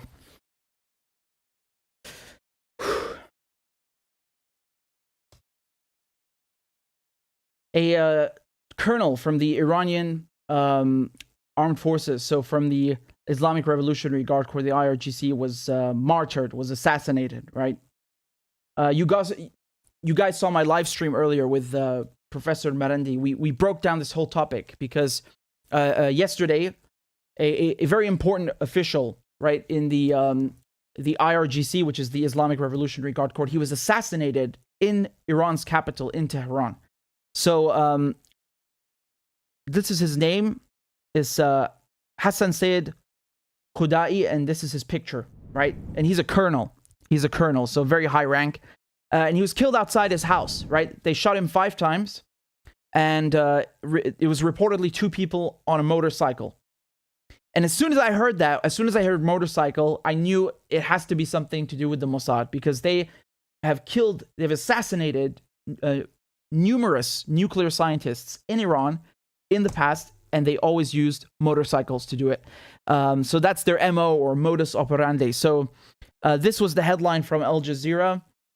As you can see here, Revolutionary Guard officer assassinated in Tehran. So Hassan Sayyid Khudai was a colonel in the Quds force, right? So that's a branch of the IRGC, the Guard's foreign arm. So the Quds force was involved in Syria, for example, and he was also involved in the efforts in Syria to fight Al-Qaeda, to fight the occupiers, and on the side, of course, of the Syrian government, because Russia, Iran, Hezbollah are in Syria legally at the invitation of the Syrian government. And they are having an effect, obviously, because Syria has taken back most of the territory, not all, but certainly doing much better than 5 years ago. And so they don't like the Quds force, and that's why they assassinate people like this, because they are effective. And I want to show you, again, I don't know if you can see this, but this is just a quick picture of it. And that's his car. Somebody wrote that it's a Kia Pride, and, you know, Professor Marendi basically said earlier that you can see by the car that he drives that the guy's living a modest lifestyle. You know, because critics always say, "Oh, look, these fancy officials, they're just spending money and living lavish." I mean, come on, dude. Look, you know, no offense, but it was what Professor Marendi said. Now, this killing, this assassination is very, very important. It's the highest, it's the most high-profile assassination of an Iranian official, especially from the IRGC, since General Soleimani. So you guys remember in January 2020, so January 3rd, 2020, Donald Trump, when he was president, he assassinated General Qasem Soleimani. Okay, so Soleimani was the head of the Quds force, and they killed him in a drone strike in Baghdad International Airport, right? And this was disgusting, because this, you know, Soleimani was officially invited by the Prime Minister of Iraq to a meeting. Like, dude, that's like a state visit, you know, it's an official visit. And they assassinated him while he was leaving the airport. And of course, he and his whole entourage died too, including Abu Mahdi al-Muhandis. So you guys always hear in the news, oh, Iran-backed militias. What does that mean? When they say that in the Western press, in the corporate press, when they say Iran-backed militias, they're talking about the PMU. The PMU stands for Popular Mobilization Units. It's basically a group, an armed group that brings together all of the various militias, right?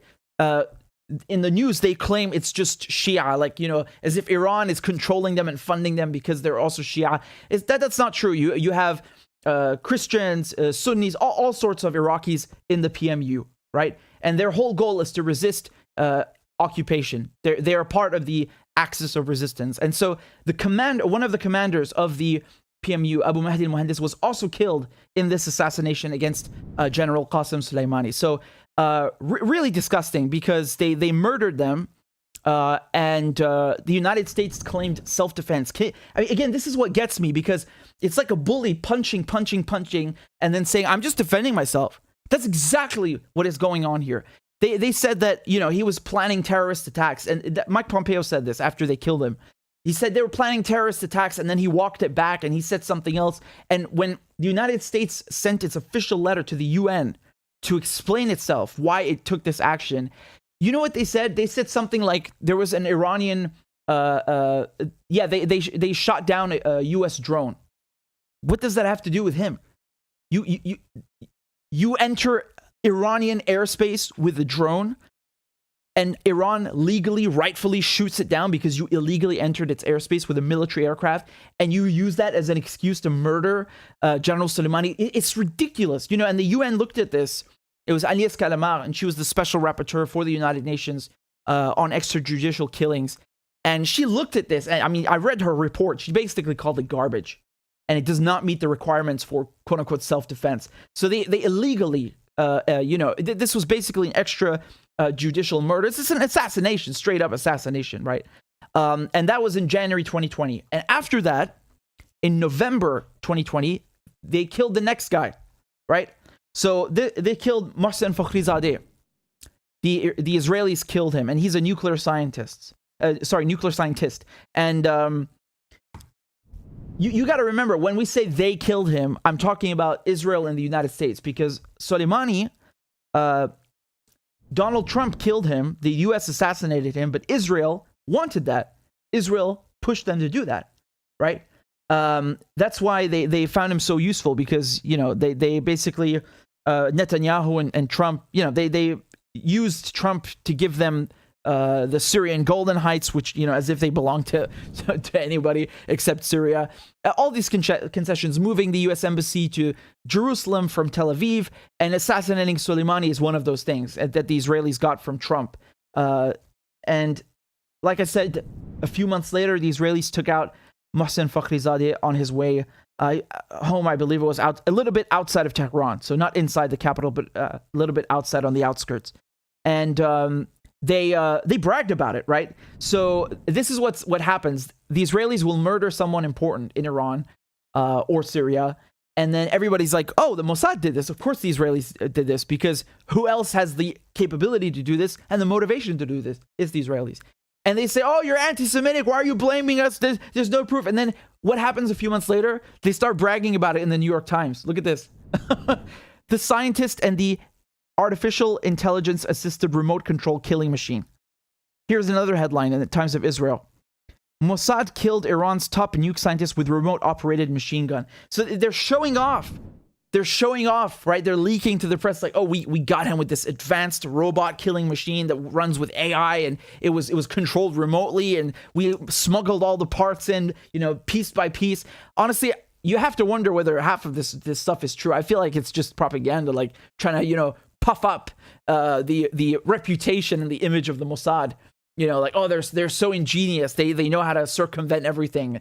So again, you got to take that with a pinch of salt. But I'm just showing you how we recognize the Israeli MO. And when we see Khudai killed yesterday, murdered, assassinated in front of his home by two guys on a motorcycle, it's the Israelis, because he's a high-ranking official in the IRGC, and Israel has done this before. So between 2010 and 2012, the Israelis assassinated 4 Iranian nuclear scientists in Iran, and they did this with motorcycles.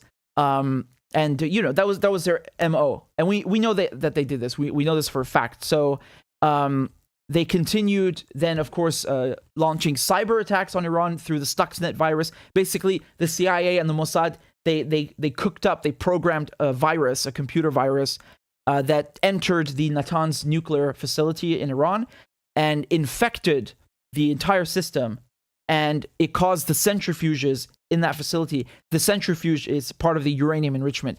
They caused the centrifuges to spin at 3 times the limit, and they basically broke. So they sabotaged Iran's nuclear program, right? I don't need to tell you that this could have very well resulted in a nuclear disaster, but who's going to criticize the Israelis? It's totally fine for them to blow up, nuclear facilities, which they've done at Natanz. They've done, a sabotage at Karaj. There's so many facilities. They either, cut the power so that the rest of the stuff doesn't work and breaks down, or they infect it with a virus, or there's a bomb. They all sorts of means. I lost count how many times Israel has bombed or sabotaged nuclear facilities, but it's okay for them to do it, right? And you remember the outrage with Russia. Oh my God, they're going to cause a nuclear disaster and all this stuff. Yeah, well, you don't say anything about Israel. You seem to be fine with that. So basically, what we have over here is another Israeli assassination, and you will see them brag about it in the coming times. Don't worry. I guarantee you will see them bragging about this in the New York Times in the next couple of weeks or months. That we circumvented this and that, and we organized it this way, and making themselves to look like these big galaxy brain-sized geniuses. Yeah, okay. Yeah, well done. So I want to just point out that Israel has never been held accountable for any of this, right? Assassinations, sabotage, nothing, no punishment, nothing. I know I say that like I'm preaching to the choir. Nevertheless, it's worth mentioning because if Iran, seriously, just imagine Iran assassinating an Israeli colonel in Tel Aviv. They would start a fucking war, literally a war. They would go with the jets and everything. They would start a war, an actual war. But it's okay for Israel to commit acts of aggression, acts of war, literally acts of war. When you do this stuff, you are basically declaring war on another country. And it's disgusting to me how there's this double standard that, Israel can commit acts of assassination, of sabotage, whatever it wants, and there's no accountability, zero. But if someone dared to do the same to them, 10%, 1% of what they do to Syria and Palestine and Lebanon and Iran, they would lose it. Oh my God, we are the victims, blah, blah, blah, blah, blah. Yeah, the poor victims with nuclear weapons and, that act with impunity. Oh, the poor victims. Absolute hypocrisy. And I encourage you to go watch the interview I did with Professor Marandi, he's a professor at the University of Tehran. And when the nuclear talks took place in Vienna during the last months and last year, he was here as part of the Iranian delegation as an advisor, right? So really great friend of the show. Absolutely love him. Very insightful, very intelligent. You will learn a lot of things listening to him. So go check that out. It was live just a few hours ago. It's on the channel. In any case, Iran is saying that it's going to take revenge for this assassination. President Raisi blamed, quote unquote, the hands of global arrogance, a reference to the US and its allies. He said, I call on security officials to seriously investigate the crime, and I have no doubt that revenge on criminals for the pure blood of this honorable martyr is inevitable. I want to say another thing. The same day that they killed Hodai, just a few hours before, the Iranians announced that they had arrested people linked to the Mossad, right? They didn't give any more details. And at first I was confused. I thought they meant they had arrested the gunman that killed Hodai. But apparently those two situations are separate, as far as I know, as of May 24th.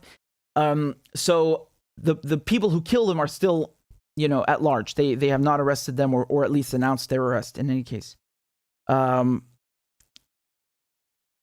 Here's the BBC saying, Iran blamed that assassination on Israel. Israel neither confirmed nor denied involvement. although the former head of its Mossad intelligence agency said last year that Fakhrizadeh had been a target for many years. Do you see how? Do you see what cowards they are in the BBC and all of these mainstream outlets?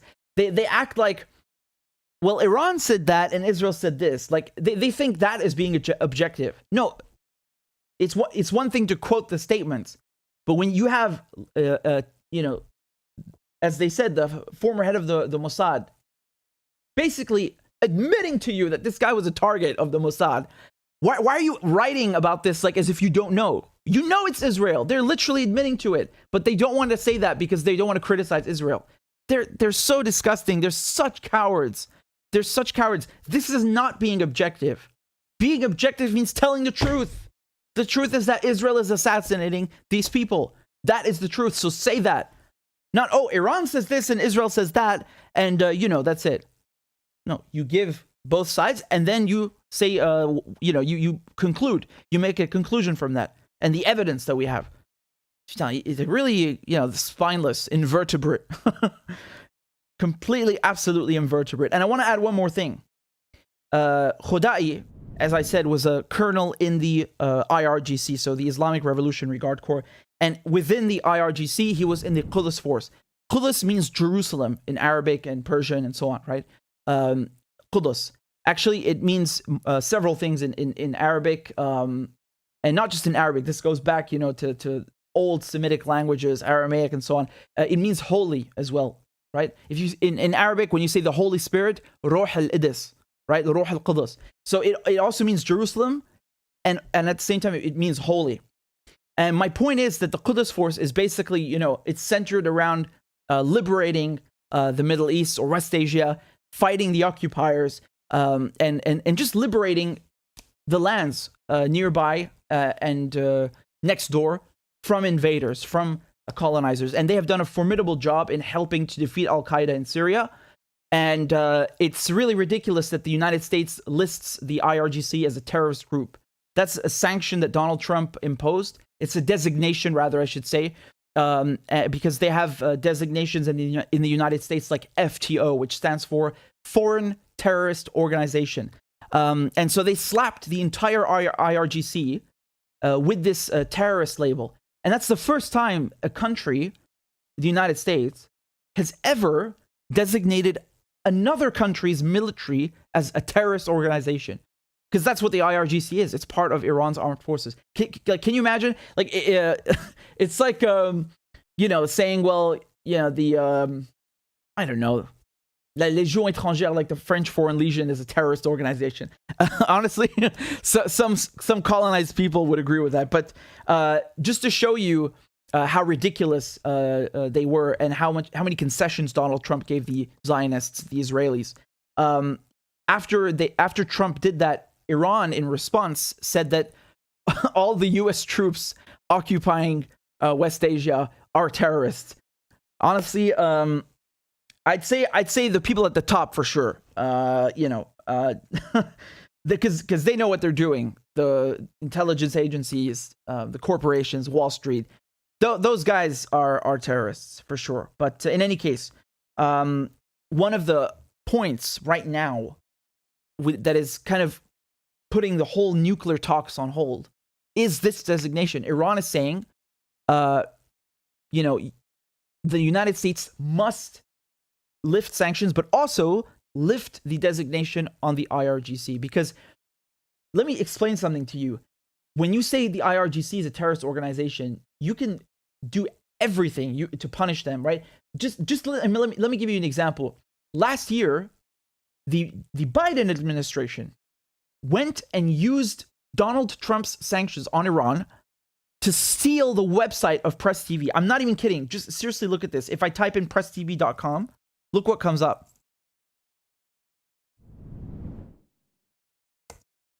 This website has been seized. This website has been seized. Wow. So they stole Press TV's website, and also around 30 other news outlets in the Middle East, Arabic, Persian, and so on, which are pro-Iranian or pro-resistance. And they used the Trump sanctions to do that. And do you know what their logic was? They said basically that they're invoking the national emergency laws. So apparently, my work and the work of my other colleagues calls for a national emergency in the United States. And Biden invoked that. And then the logic was that Press TV is controlled by the IRGC, and the IRGC is a terrorist organization, so we have to take the website. They're insane. You can make up anything at this point, do anything you like. Absolutely insane, I swear. Absolutely insane. And then they talk about freedom of the press while stealing the websites. Let me be very clear. They stole the domain. That means, it doesn't mean that it's censored in America or blocked in America. No, it's just gone. It's literally gone. No one can access it anywhere in the world. Complete theft. It's piracy, And I just wanted to give you this example to show you how ridiculous this terrorist designation is on the IRGC, because the Americans can, run wild with this, do anything they like. And this is a minor example of that, a minor example. It's like if Iran said the U.S. Marines are terrorists, and then every guy who served in the Marines who comes for a holiday just suddenly gets arrested and prosecuted as a terrorist. I mean, this is madness. It's madness. It's provocative, and I think it was an attempt to, really just stick it to Iran after Trump already ripped up the nuclear deal. So people are saying right now, if Israel killed Khodai, which is very likely, again, we're just speculating, but it's very likely. Why would they do that right now? Are they trying to sabotage the talks? In what aspect would this sabotage the talks? Like, what's going on? Because you have stiff resistance in the U.S. about removing that designation. And the Israelis never liked the nuclear deal. They'll tell you Iran is developing a nuclear bomb. They want to kill all the Jews. And they all this hasbara. And then when there's the one thing, the one agreement that makes sure Iran can never have a nuclear bomb, the nuclear deal, they're against it. How does that make sense? You're afraid of Iran having a nuclear bomb, but you're against the only agreement in the world that makes sure Iran cannot have a nuclear bomb? Let me tell you the logic here. Israel wants to keep Iran isolated. It knows there's no nuclear bombs. Iran doesn't have a nuclear weapons program. Israel wants to make sure that Iran is sanctioned and isolated on the world stage. That is why they oppose the nuclear deal, because the nuclear deal, for limiting Iran's nuclear program, which is civilian, in exchange, the U.S. will lift sanctions on Iran, and it cannot hinder or interfere in Iran's economic ties with other countries, right? So Israel doesn't want that. That's why they oppose the nuclear deal, and that's why they try things like this during the talks. I forgot what happened. I think it was last year. They hit some facility. I'm losing count. Like it's so frequent, you lose count. Which should give you an idea, because it's my job to report on that stuff. Yeah, it should give you an idea. So they always try things to try and stop the talks. And you had the Israeli Defense Minister Benny Gantz in Washington on May 20th, just a few days ago, and this was on the agenda.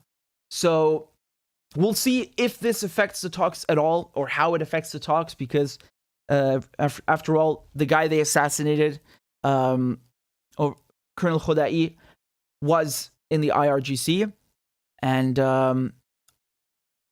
Iran wants the IRGC not to be designated as a terrorist organization. Israel, of course, would rather change that. So we'll see what happens from here on out. And of course, I've got a whole playlist for you on the channel about the Iran nuclear deal. I'm one of the only people who covered this independently on the ground. And I interviewed the Russian ambassador who's leading the negotiations for Russia.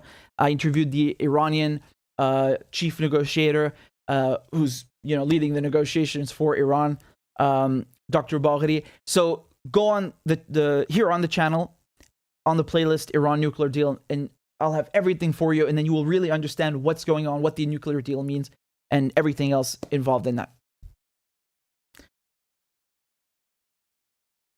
Thank you very much for the super chat. We got a lot over here. Pookie says, I was literally talking to Iranians about Soleimani yesterday, and they said he was a terrorist SOB. I was shocked. Apparently, a large portion don't support him. Well, I don't know what portion is, but of course, every country, you're going to find people who don't like the government, who don't like, prominent military figures. Of course, it's just impossible that everybody likes him. I don't know what portion, though. because I was talking about this the other day, that the Iranian Revolution had 10% of the population involved. 10. Now, you might be thinking, well, 10 is not a lot, out of 100.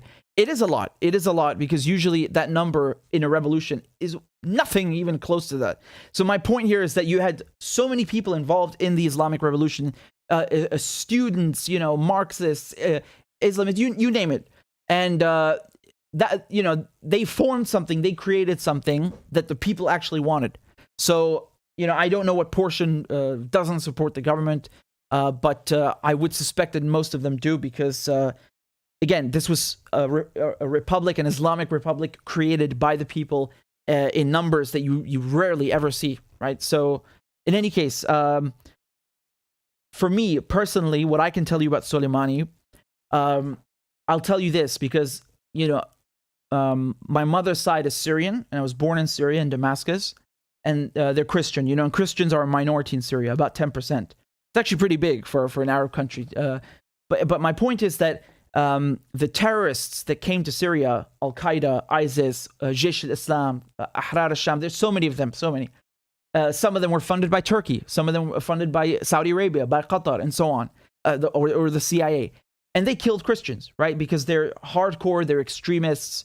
They even killed other Muslims. You remember something, the number one victims of these terrorists are other Muslims, right? That's what, do you understand how shockingly ironic that is? But at the same time, they killed Christians, right? They said, oh, you're this and that, and they persecuted them. And General Soleimani and the Quds Force fought those people and saved Christians. And I've literally played this video for you guys many times where you had a mass held in church for Soleimani by Arab Christians, by Syrian Christians. So for Christians, and I'm not just limiting it to that.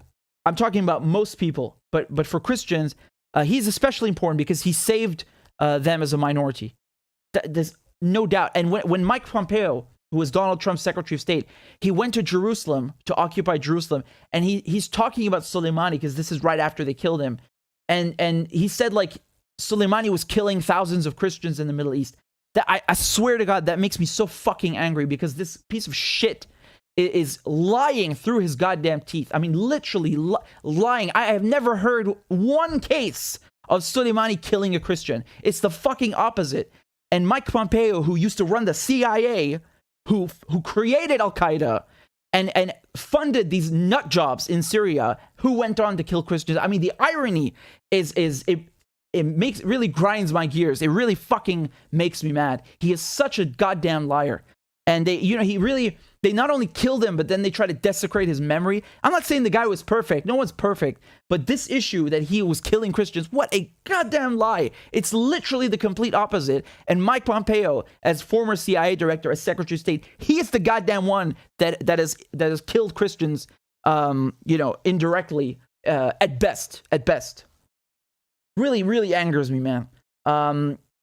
I went off on a little bit of a tangent, but in any case, I'm just giving you my opinion there, and I think again, it's not a Christian issue. It's not like only Christians revere him or like him, and again, even within that community, not everybody's gonna like him, right? I'm speaking just in general terms, but I think most people recognize what he did and why he was important. By the way, can I tell you one more thing? Actually, let me just show you the clip. You will enjoy this because, when the war in Syria started in 2011, at one point, the Syrian government asked Russia to come help, and they said no. I think they asked multiple times. And the only person that was able to convince Russia to come into Syria to help it was Soleimani. And let me just show you this a clip over here because I think it's quite incredible. But I need the one with English subtitles. So give me a second to find that one. I hope I can find it quickly. It's an interview with Nasrallah, who's the Secretary General of Hezbollah, and he talks about this trip. And someone was very kind enough to translate it into English. I mean, I could interpret it for you, but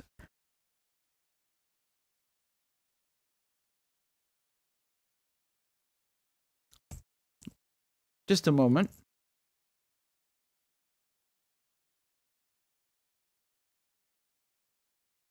I think I found it. Yes, I found it. Awesome. Okay, let me show you the portion I'm talking about. استراتيجية للوضع نحن يعني كل الجيش السوري كمان مهم نقاش عسكري. Okay. بدأ الأمريكي أحوال هم ثاني سنة ثالث سنة. هل فعلا الشهيد Let's watch.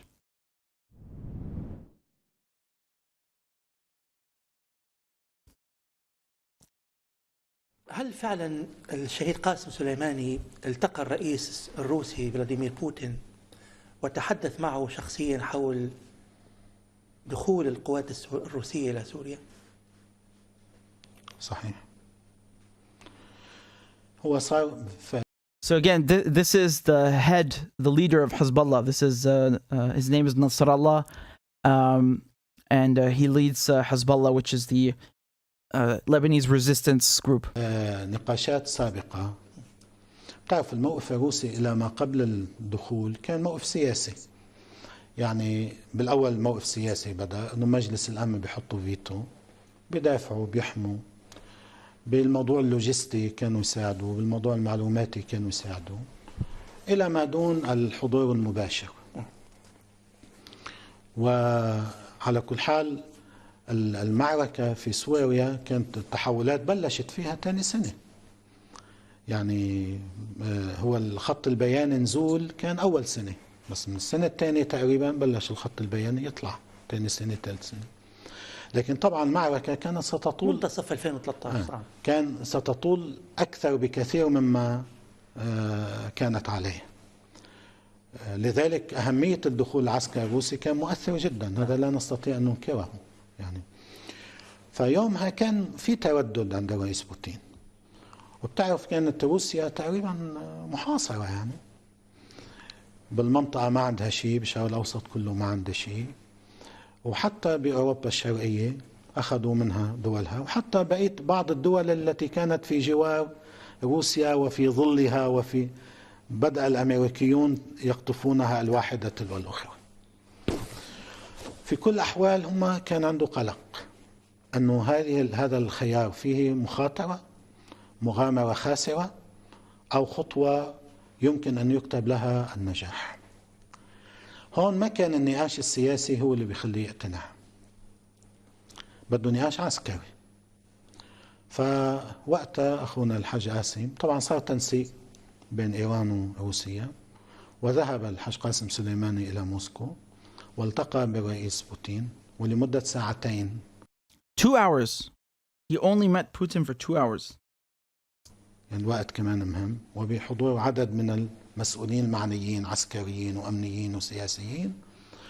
ووقت الحج هو حكى لي، يعني نعم، عم نحكي هون مباشر، يعني ما في سند عن فلان عن فلان. فبيقول على الطاولة أنا وضعت الخرائط، الواقع الحالي، أين نحن يعني كل الجيش السوري وكل من معه من أصدقاء، أين الجماعات المسلحة، المناطق، ما هي فرص العمل، ما هي فرص النجاح. عمل له قراءة استراتيجية للوضع في سوريا والمحيط، والفكرة المطروحة، وما هي النتائج المتوقعة. طبعا عم يحكي كلام علمي موضوعي عسكري ميداني، وعلى الخريطة وعلى المساحة وعلى الأرقام والأعداد. في تلك الجلسة الرئيس بوتين قال للحاج أنا اقتنعت. وعلى ضوء So Soleimani met Putin for 2 hours. 2 hours. That's it. Showed him the maps, the numbers, the statistics, the situation in Syria. And that's all it took. Putin said, I'm convinced. And then he brought Russia to help Syria. ضوء تلك الجلسة اتخذ هذا القرار. هذا ما سمعته أنا من الأخ الحاج قاسم سليماني، وبعدين هذا معروف. يعني نستطيع القول أن الدخول الروسي كان بمبادرة إيرانية بالتشاور مع دمشق؟ You see, that's a very important question. You got to watch out. He's saying, did Russia get involved in Syria because Iran wanted that? Is Iran running the show? Or was it Damascus, Syria's choice? This is a very, very important question. أو بطلب سوري. وبطلب سوري. السوري كان يرغب في هذه المشاركة ولكنه لم يطلب مباشرة. لم يطلب من الروس. نعم. ما عندي علم، لكن أنا بفترض أنه طلب، بفترض أنه طبيعي يكون طلب يعني. لأنه كان حقيقة ولكن بوتين اقتنع في حاجة إليه. كان في حاجة إلى المساعدة يا أستاذ غسان. في قيادة وفي نظام وفي بلد، في حرب كونية عليه يعني. لا شك لا شك. نعم. فطبيعي أن يطلب من الروس. الروسي كان متردد في الدخول. النقاشات، أكيد النقاشات السورية، النقاشات الإيرانية. شوف أنا شوي علمي موضوعي، أنا ما بحب أعمل أساطير. لا يعني لا يصح أن نقول أن الحاج قاسم سليماني هو الذي أقنع بوتين في أن يأتي إلى سوريا. أنا بقول الحاج قاسم سليماني بقراءته الاستراتيجية واستدلاله ومنطقه القوي وشخصيته الكاريزمية استطاع أن يقدم إضافة نوعية كبيرة على كل الجهود السابقة التي أدت إلى اتخاذ روسيا قرار الدخول إلى سوريا. لأنه كان في جهود كتير انشغلت ونقاشات انعملت. بقي رئيس بوتين هيك نقل أنه بقي متردد. الحاج استطاع أن يقنع، تعرف عنده قدرة عالية في الإقناع وعنده منطق. يعني مش انه والله عم ياخدك بالخجل او بالشعارات او مشاكل، لا عم بيحكي حكي علمي. وبين ان هذا الدخول ما هي نتائجه الميدانية والعسكرية ونتائجه ايضا السياسية. واعتقد اليوم ان روسيا، ان رئيس بوتين ومن في روسيا بعد دخولهم الى سوريا والتحولات التي حصلت في المنطقة وفي العالم، الكل يعرف أن روسيا عادت إلى العالم من بوابة سوريا. Very, very important and really good translation by Middle East Observer. So you see what's going on, right? Russia was very hesitant to get involved in Syria for many years, right? Because this war's been going on for, over 10 years now. And Russia only comes in 2015, 2016, after Soleimani, met with Putin in Moscow.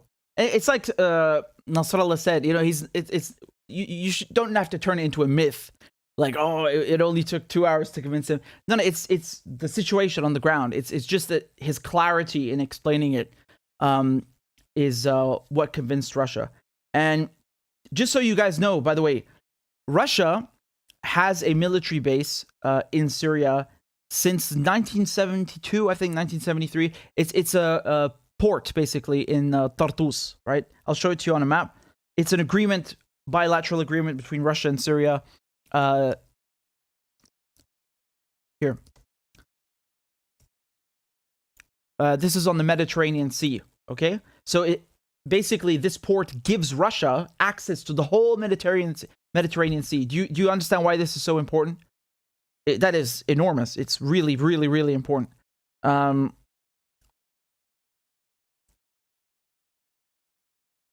Here it is.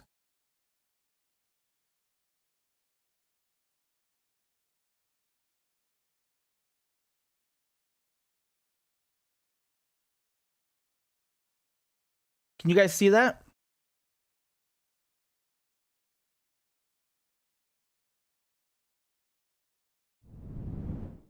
There you go.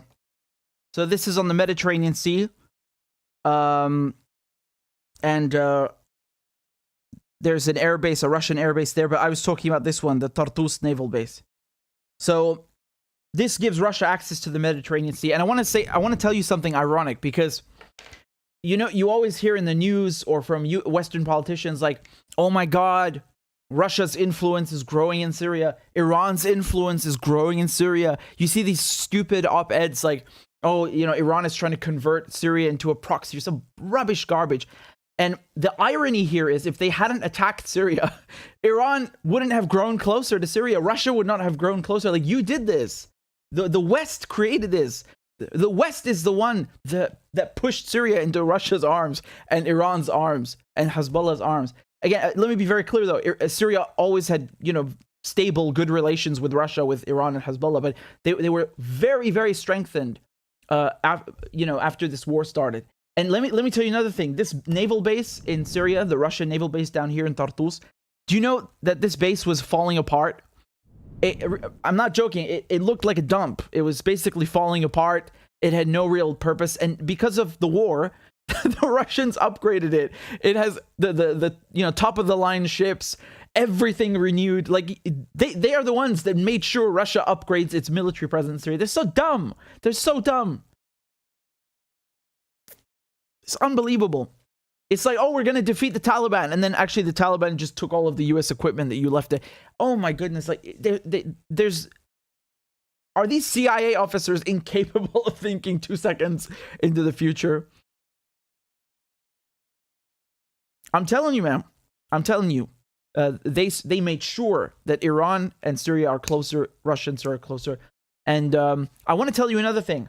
I was discussing this the other day. There's a Christian town in Syria called Ma'lula. Ma'lula is very, very important, very special, because I think, if I'm not mistaken, Marsirkis, the monastery there, is one of the oldest Christian monasteries, if not the oldest, on earth. So very, very, very important. And the other really amazing thing about Ma'lula is everybody speaks Aramaic.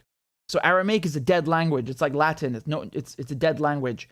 But this is the language that Jesus spoke, right?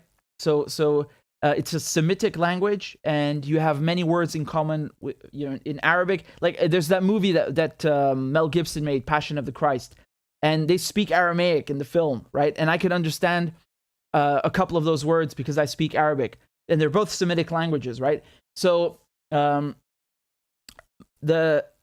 what happened is the so-called moderate rebels, they took over Ma'lula. They attacked it and destroyed it, and really just ransacked the entire place.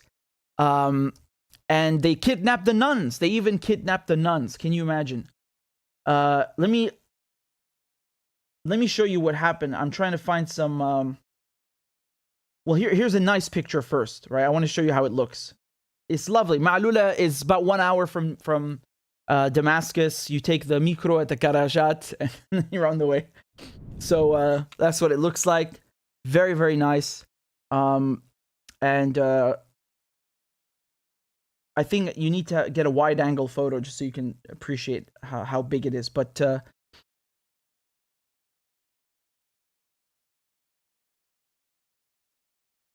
yeah, I'm going to find the photos in a second for you. But what I wanted to tell you is that these so-called rebels, they attacked it and kidnapped the nuns and held them hostage, I think, for a couple of months. And do you know who liberated this town? Guess who liberated this Christian town? When I say Christian, by the way, I should add the majority of the people living there are Muslim. They still speak Aramaic, though. That's what's so amazing about this, right? But Ma'lula is considered a Christian town. Guess who liberated it? It's the Syrian army and Hezbollah. So when they tell you all the time, oh, Hezbollah is like, they're these crazy Muslim terrorist lunatics. Oh, really? Why are they liberating a Christian town then? Why are they doing this? What do they get from this? What?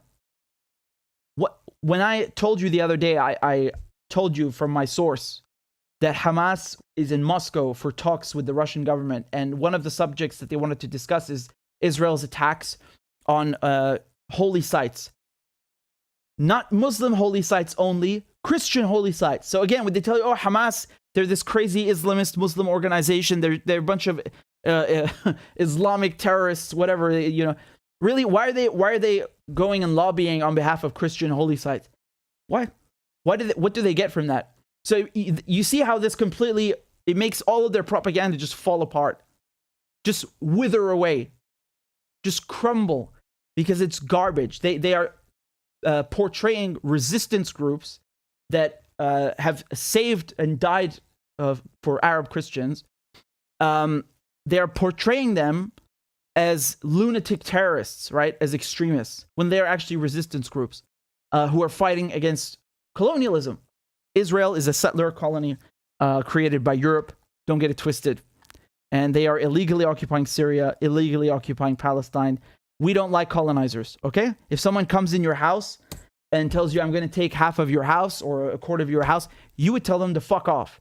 So why should Syrians accept this? Why should Palestinians accept this? Why should Lebanese accept this? Don't forget, Hezbollah was created because the Israelis invaded Lebanon. They invaded South Lebanon. My parents worked there as UN peacekeepers in South Lebanon in UNIFIL, right?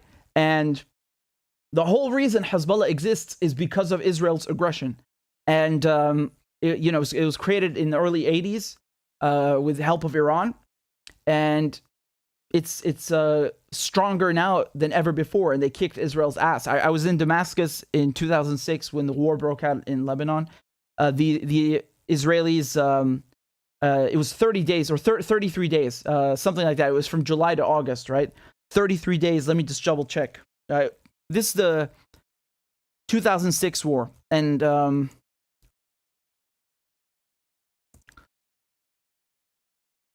34. I was close. 34 days. Okay, well, I was close enough. So in any case, it was very short. And why was it short? Because Hezbollah completely stunned the Israelis. All of a sudden, Hezbollah is not only defending itself, they've wrecked an Israeli ship, a ship. And they've got all this advanced weaponry, and they're coming out of the ground, literally coming out of the ground, out of the tunnels. I mean, come on, man. You're fighting on someone else's home turf. You're always going to lose. This is why the Russians lost in Afghanistan. The Americans lost in Afghanistan. The British lost in Afghanistan. It's not your home turf. You can't win. This is why the Americans and the French lost in Vietnam. It's not your home turf. You can't win. And the same thing here. It's not your home turf. Israelis can't win. And they decimated the Israelis. They were so embarrassed. They were really embarrassed. All of a sudden, Hezbollah has this advanced technology and so on. And remember, the only reason South Lebanon was liberated is because of Hezbollah. They are the ones who kicked Israel out of South Lebanon. And now Lebanon is not under occupation anymore. Sheba Farms, some people consider that under occupied. Nobody wants it for some reason. But that's another issue. My point is, though, Israel was in South Lebanon for decades, right? They were illegally occupying it. They invaded it. And then Hezbollah is the one that kicked them out. So, it was not the Lebanese army. It wasn't the UN. Again, let me be very clear. UN peacekeepers are not allowed to just randomly go around, shooting people or something. Ironically, Israel has killed several UN peacekeepers, tragically, in South Lebanon, in UNIFIL, and other places, of course. And there's no punishment. No, of course. Israel can kill anyone. UN peacekeepers, journalists, civilians, children. It makes no difference. They will never be held accountable. But in any case, I remember being in Damascus, man, every day, everybody was glued to the television because there was a fear that the conflict might spill over into Syria. Like, Syria might get involved or whatever. Or Israel might bomb Syria and so on. So, I want to say one thing, by the way. Syria was in Lebanon until 2005, right? They withdrew in 2005. And they were in Syria, they were in Lebanon to act as a buffer against Israel. Now, me personally, I don't think it's good for Syria to be in Lebanon. I'm not really in favor of that. But you can't deny that actually it was effective because literally 1 year after Syria withdrew, Israel attacked. So, they didn't dare to do that before. But once Syria was gone, then they did it. And it's only Hezbollah that was able to get rid of them. So, there are a lot of, Lebanese that don't like Hezbollah. It's not a secret. I wouldn't say a majority. But you have, young people, academics and so on. Yeah, it's fine. It's their opinion. I just think that, they don't realize they'd still be living under Israeli occupation if it wasn't for them. Do you really want to be occupied? Come on. In any case, Ma'lula, do you know who was in charge of this operation in the Christian town? It's Al-Jolani. That's the guy that PBS interviewed. They dressed him up in a suit to make him look civilized, like a Westerner. I say civilized in quotation marks, right? Because you have to wear a suit to conform. They put this guy in a suit. He's the fucking head of Al-Qaeda. And they put him in a suit and interview him like he's some statesman. God, that's so pathetic, really. And he's just justifying his behavior over and over. It's really disgusting and lying all the time. So, when they attacked Ma'lula, that was really, really messed up. And thankfully was liberated. So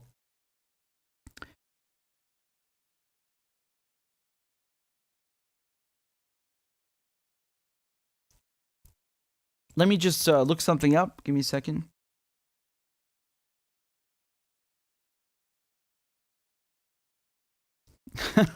I was typing Ma'lula and it switched to Malala, who I think is a singer or something. I'm not sure. Forgive my ignorance on this matter. Oh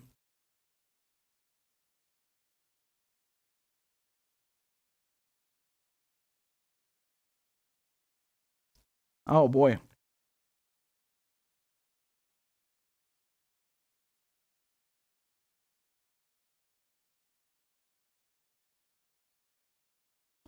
Oh, that really makes me upset. I'm looking at pictures of the destruction. I'll just put them up for you in a moment. It's really messed up. It's really messed up.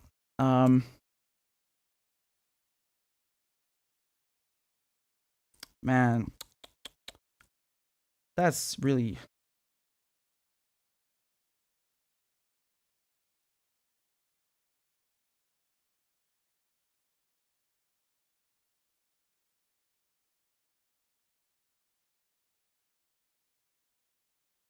Here's a picture of one of the icons that they destroyed. The moderate rebels, right? The people that CNN and France 24 tell you are rebels. They're freedom fighters. Yeah, they want democracy. So this is what they did in Ma'lula. They started smashing up the church and the icons and everything. Look at this wreckage. I mean, this is awful. This is awful. I've been in here many times, and this is absolutely insane to me that they kidnapped the nuns. Like me and my mother, my sister, my grandmother, my cousins. When we went to Ma'lula, they invited us in to sit down with them to drink coffee. My grandmother knows them well, and they were kidnapped. Really disgusting behavior. And they're trying to convince you that this is democracy. How is that democracy when they're attacking minorities? They would basically chop my head off because I criticize them and I'm Christian. Well, thank you so much. Wow, I really feel free. Fuck off. Seriously, fuck off. You need to understand something, man. The choice is it's not me who said this or made this up. Just look at the situation. The choice is that the dominant ones, right? The dominant fighters are not moderate rebels. They're battle hardened. Some of them were fighting in Iraq against the Americans, and they're extremists, right? They'll work for anyone who pays them. They'll join Al Qaeda. They'll join that group. Those are the best fighters and the battle hardened fighters. And de facto, they're the ones running the show because you even had arguments between the rebels themselves. Right? So they're trying to get rid of Bashar al-Assad, of the Syrian president, but then they're fighting amongst themselves like, oh, you won't swear allegiance to me, or you won't merge with me, or you did this and that. And they ended up killing each other, right? And who is winning? Of course, it's the extremists. It's Al-Qaeda, it's ISIS. So at the end, what emerges from this process is the Syrian government and Al-Qaeda / ISIS / whatever, jihadist group you want to call, 50 flavors of jihad. And so basically the choice is you can live under a stable secular government, which is really not perfect, or you can live under, ISIS and Al-Qaeda. I'm pretty sure any rational person would look at that and go, I'll do without the head chopping. Thank you very much. So this is the choice that the West has been offering Syrians. They have knowingly funded extremists. They have knowingly funded and worked with Al-Qaeda. And then they try to portray them as rebels and freedom fighters. And I'm not having it. I'm very sorry. I'm not having it. And I'm not buying it. And neither should you guys. They're basically insulting your intelligence and my intelligence and everyone's intelligence. They're trying to fool us. And we're not having it. We're not having it.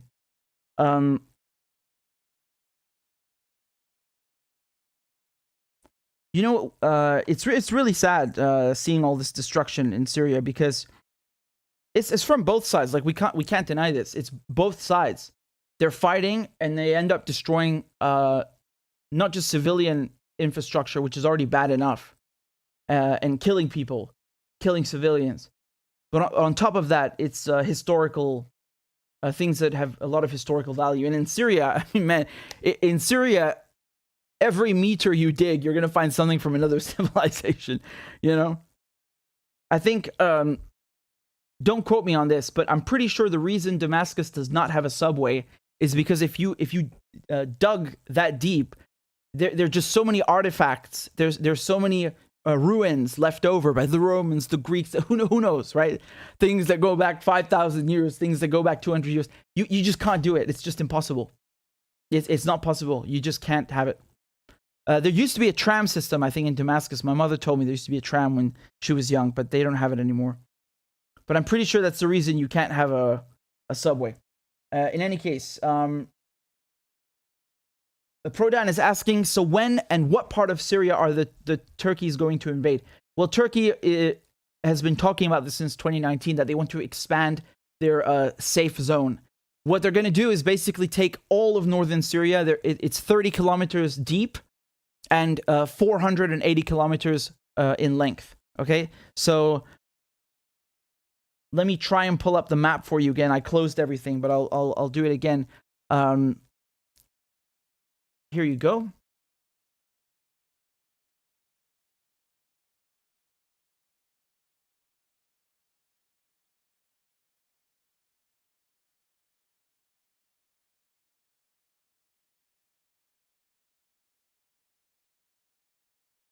What thing are we on? Sorry, I just need a moment to find it. Excuse me. This is because I have too many tabs open. I have so much stuff to talk about with you guys. And I'm excited to do it, even though it's not the funniest stuff, but give me a moment. Okay.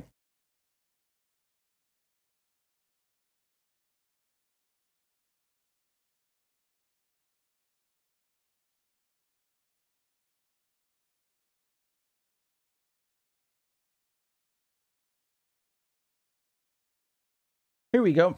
There we go. Wonderful. So, please take a look. This is what Turkey wants to do. They already control this region near Idlib and Idlib, frankly, the groups there. So this in turquoise, and they want to continue east and take everything here that is behind the line, right? So again, this is 30 kilometers deep into Syria and runs around 440 kilometers along the border. So, they literally want to take all of northern Syria completely.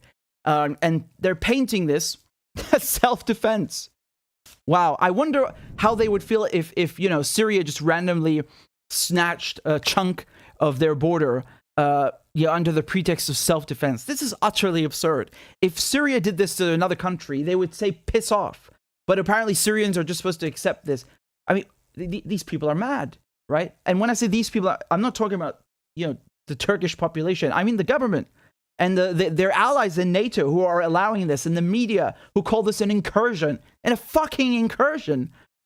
Incursion means you go in and you go back out, not you occupy 440 bloody kilometers. Never mind the stuff they already have.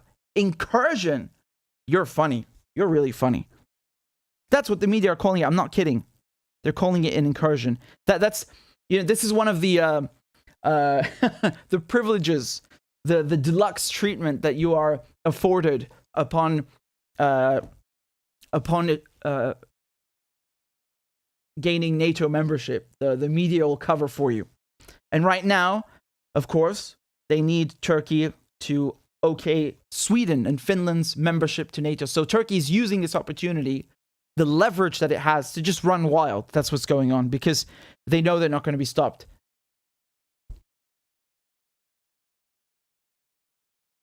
In any case, there's some more super chats. Please let me get to them.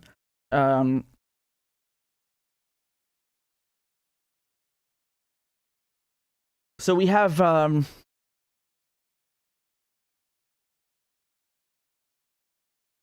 this is from Mahmoud, says, I wonder if Israel realizes their actions increase the popularity of the mullahs. Yeah, I was talking about that with Professor Marendi. They every attack that the United States does, the UK does, the Israelis do, it really backfires, because like I said, they basically increased, they strengthened ties between Russia and Syria, Iran and Syria, Iran and Russia, and of course when they when the Iranian population, they see in their capital city, people just being randomly assassinated.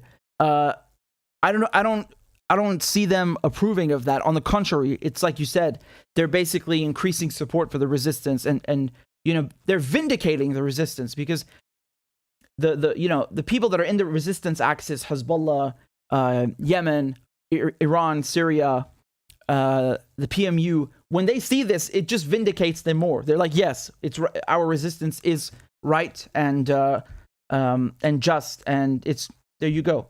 Pookie says they look at him like progressives look at our generals in the United States. They criticize them because they're anti-war. Same way we despise our military as war criminals. Hold on a second. I need to reread this because I'm not sure I got it. I'm sorry.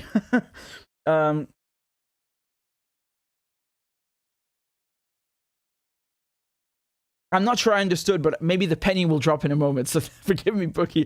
The Dr. Airsoft says, as a Texan nationalist myself, Qasem Soleimani is an anti-imperialist hero. Long live the spirit of Soleimani, down with imperialism. I appreciate the comment, and shout out to Texas.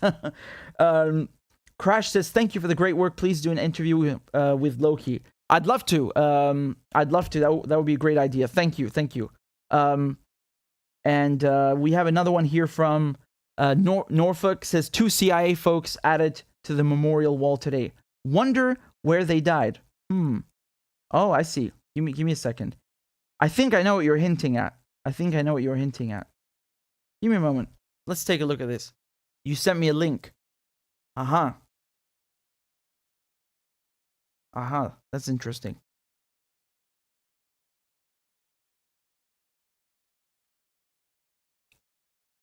Do you think that has anything to do with Soleimani? With Khudai, the assassination yesterday? Again, I don't know if this is true, but about 3 weeks after the Americans assassinated General Soleimani, by coincidence, there was a plane crash in Afghanistan, which is next door, and the CIA agent who is behind Soleimani's assassination and running all sorts of other affairs for the Americans in the region was on board, and he was killed. Now, some people think that was Iran, getting revenge. And of course, there was the attack on the Ain al-Assad airbase. So again, you have an airbase in the United States. In Iraq, occupied by the United States, and there are other troops from other countries as well, but it's majority American. And Iran launched missiles at it, in retaliation. But Iran does not consider its, it does not consider this affair over, right? So they say there are still other things to come. And, that plane crash in Afghanistan 3 weeks later, I don't know, man. I'm just telling you what other people say. And you make up your mind. And what Norfolk just sent me in the chat, this thing over here, where the CIA added 2 stars today to its memorial wall, which commemorates officers who gave their lives in service. There are now 139 stars on the wall. So this is May 24th. Now, I don't know what you're hinting at. I'm not sure what you're hinting at if you're saying that this has something to do with the killing of Khudai, the assassination of Khudai, the colonel in the IRGC. Who knows? I don't know. But interesting timing. Could be something from Ukraine as well. Again, I'm just speculating. We're just hashing out ideas here, and you guys make up your own mind. So let me see what's up over here. We have a super chat from Beeson Jacer. Says, so grateful for your voice, Richard. Well, thank you very much. You're very kind. We have a super chat over here. This is from... Oh, yeah, I already read that. Hold on.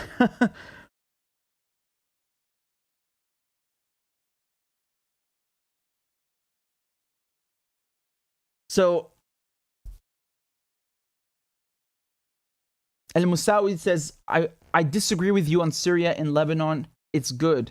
I went there in 2006 from Lebanon because of the 06 war. So wait, are you saying that you think it's good that Syria, the Syrian army, stays in Lebanon, in South Lebanon? Is that what you're saying? Look, man. For me, I'm going to be very clear. Lebanon, Palestine, Jordan, this area, El Sham, right? The Levant. For me, we're the same people. I don't. These borders that were drawn by some fucking French and British diplomats, I don't care about them, right? نحن شعب واحد, نحن شعب عربي. So, I know some people in Lebanon agree with that. For me, I understand that it has security benefits. And how do we know this? Because as soon as Syria left, Israel attacked, right? But they didn't do it before. When I say as soon as, I mean within 1 year. It was about 1 year, I think, after they left, which kind of proves the point why Syria was there in the first place. But I think it's better to have other sorts of arrangements so people don't complain, because a lot of people they in Lebanon they don't like Syrians. They're just I don't care about that, man. I love Lebanon. I love these are our brothers and sisters, and we need to do whatever we need to do to defeat the colonizers and the invaders and the attackers, the oppressors, and get them out of our lands. Whatever it takes, inshallah. Zook says, Richard, an interview with Roger Waters. I'd love to, but I don't know how to contact him, so please let me know. I'd love to have him on. It would be great. Good idea, Zook. Just give me a second to write this down, because when you guys suggest guests, I have a little notepad that I fill up, and you suggested ideas that I cover, so I'll do that afterwards. In any case, let me continue, please, onto something I wanted to show you. We were talking about... Give me a second. Just close this out. Yeah. I can't see anything. Don't worry, I'll talk more about Ukraine. I know you guys always want to hear about Ukraine. But let's talk about this for a second, okay? Since we're on the topic. So, I just need to get one little piece of footage to show you.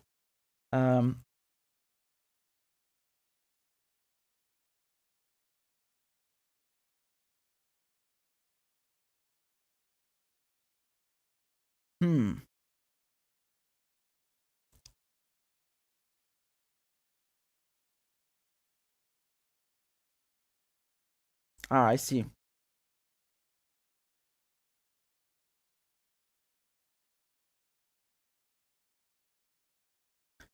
Sorry for the delay. Just give me a moment, chaps. All right.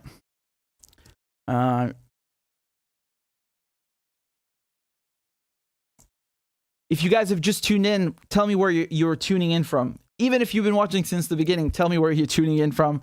I always love to know that. And I expect the comment section to explode in just a moment. Let me look at it. Hold on. Oh boy, here we go. Hong Kong, Argentina, Texas. Oh, thank you for the super chat, Hermea. I hope I said your name correctly. Oh boy, it's exploding. Hong Kong, Taiwan, Colorado, North England, Deutschland, Sydney, Australia, London, India, Portugal, Kentucky, Somalia, Los Angeles, Mother Russia, Czech Republic, London, North Korea, Melbourne, Quebec, Christmas Island, Philippines, Oklahoma, Maine, Denver, Colorado, Russia, Brazil, Vietnam. Man, this is nuts. Really nuts. I'm wondering if there's one person from every single state watching. Can one of you just look through that? It's exploding for me. I can't keep up. But I wouldn't be surprised if there's actually one person from every state in the US watching. I hope so anyway, right? Because I get the impression that's true. I get the impression there's people watching from every single country. It's unbelievable. Chris says he's watching from North Korea. Are you? That's wonderful. That's great. Maine, Baltimore, Ohio, Paraguay, North Carolina, Portland, Michigan, Virginia, California, Mars, Sri Lanka, Paraguay. That's lovely. Thank you guys so much. And shout out to every single one of your cities and your countries and your states. And I hope I get the opportunity to visit one day. I really, really, really, love other cultures and languages, and I have really a passion for experiencing other people's cultures. Really. So that's wonderful. Shout out to all of your cities. Well done. Respect. Just give me one moment, please. I wanted to show a video to you guys. It's important. And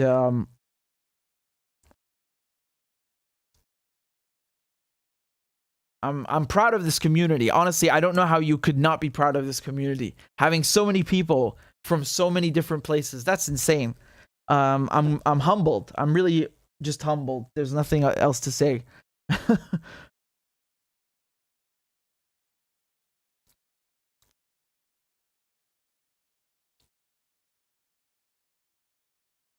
First. Okay, well, I don't have a video for some reason. There's no video of this, but let's go. Let's just cover it. And I'm sorry, I don't think there's any video. It seems there's nothing. Okay.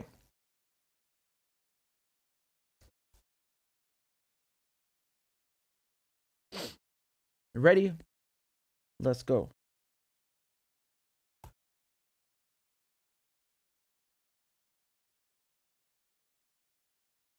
So once again, no surprise, the Israelis have bombed Syria.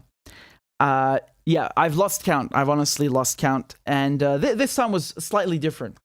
So they bombed Damascus airport, or in the vicinity of Damascus International Airport. And the Israelis killed, most reports said 3 soldiers were killed. I'm seeing new reports now that it's actually 5. I don't know if that's confirmed, but I can confirm that 3 have died, at least 3.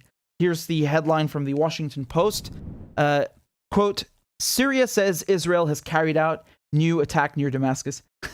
Do you notice how they framed it? And it's not just them. Just look at any headline. Syria says 3 soldiers killed. Syria says da-da-da-da-da. Okay? So my point here, and again, this makes me very sad to say this. I feel really angry about this, but they have ruined Syria's name. They have dragged Syria's name through the dirt and the mud, and really insulted Syria. So to the point that they attached a negative connotation to the name of my country. So they don't want to tell you the truth. So they write, Syria says. Right? Like, to sort of discredit it. Like, oh, it's the regime. It's Bashar al-Assad.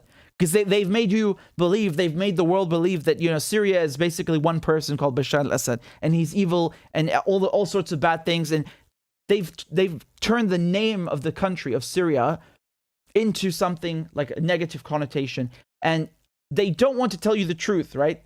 Even though it's clear Israel is the only one with the capabilities and the motives to do these strikes, and has admitted to them, right? We know that in the past, Israel has admitted to doing hundreds of strikes against Syria. They've taken advantage of the fact that there's a war and everything is in chaos, and the Syrian army cannot face the Israeli threat because it's dealing with Al-Qaeda, it's dealing with American occupation, it's dealing with Turkish occupation. There's so many things going on. There's sanctions. And so the Israelis take advantage of that. And this time they attacked Damascus International Airport. Can you believe this? I mean, this just makes me sad. It really makes me sad. Because I've flown in and out of this airport more times than I could possibly count. And it's really disgusting because for me, here's the airport. I love it. I love it. Really, just look at the Islamic at the architecture, right? I love it. It's really nice. And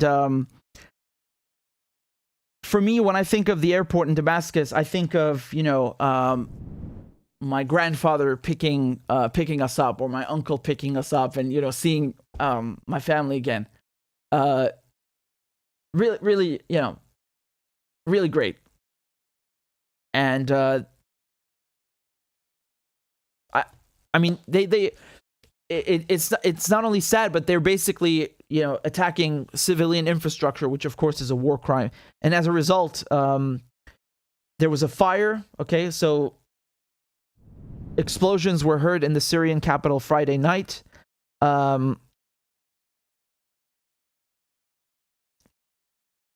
The Israeli attack resulted in a fire near Damascus International Airport, leading to the postponement of 2 flights.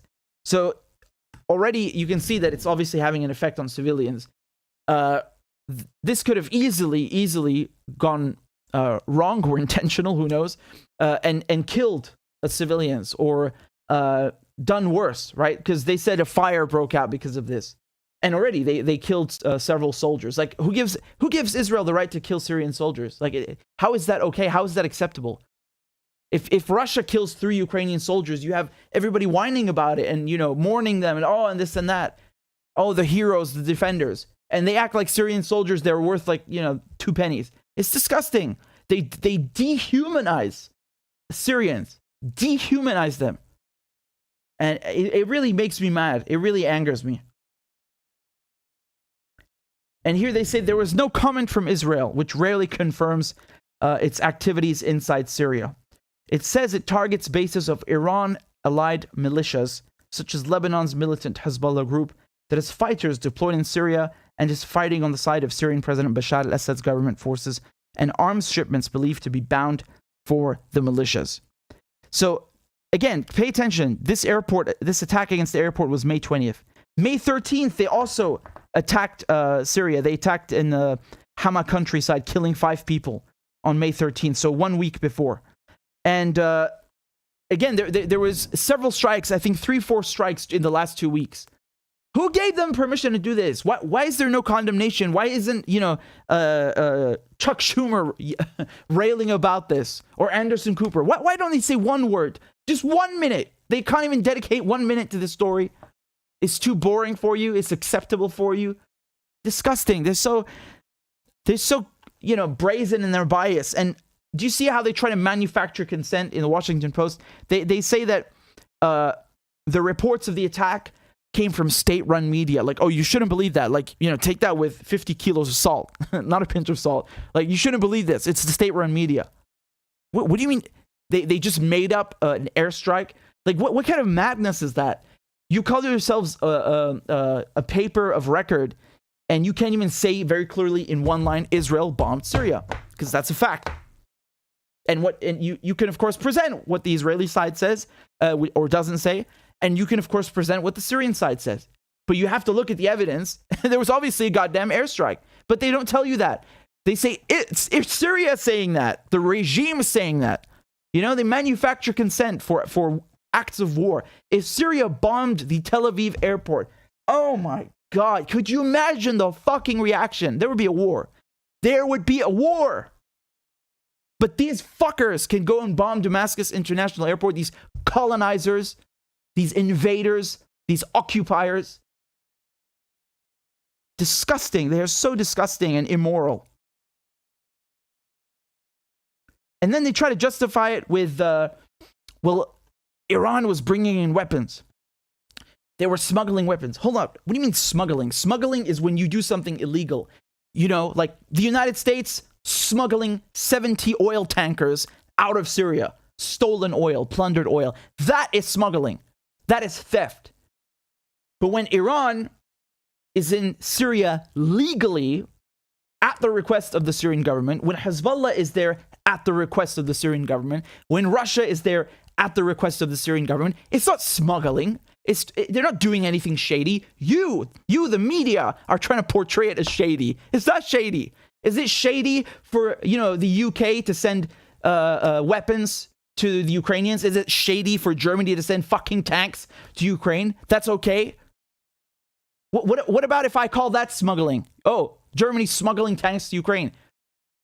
They're ridiculous. They're so ridiculous. They use this language on purpose to make acts of resistance, of legitimate resistance, sound like crimes. And they try to justify what Israel is doing, right? Like, oh, look, these guys were smuggling these weapons, these terrorists. So, it's not bad that Israel bombed them.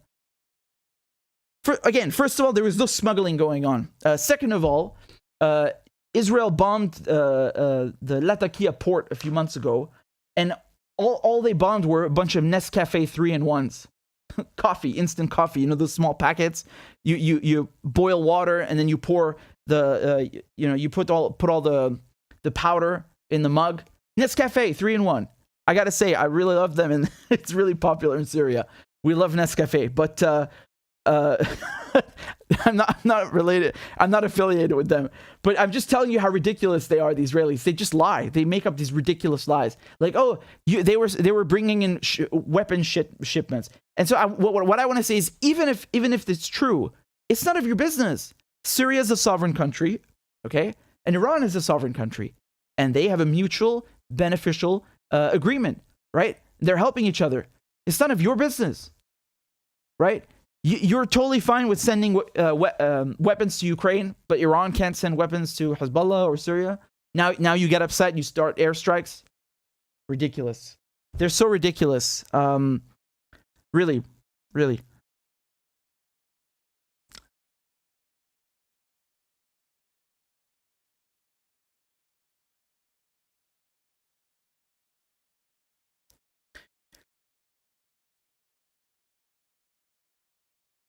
Here, I want to show you this.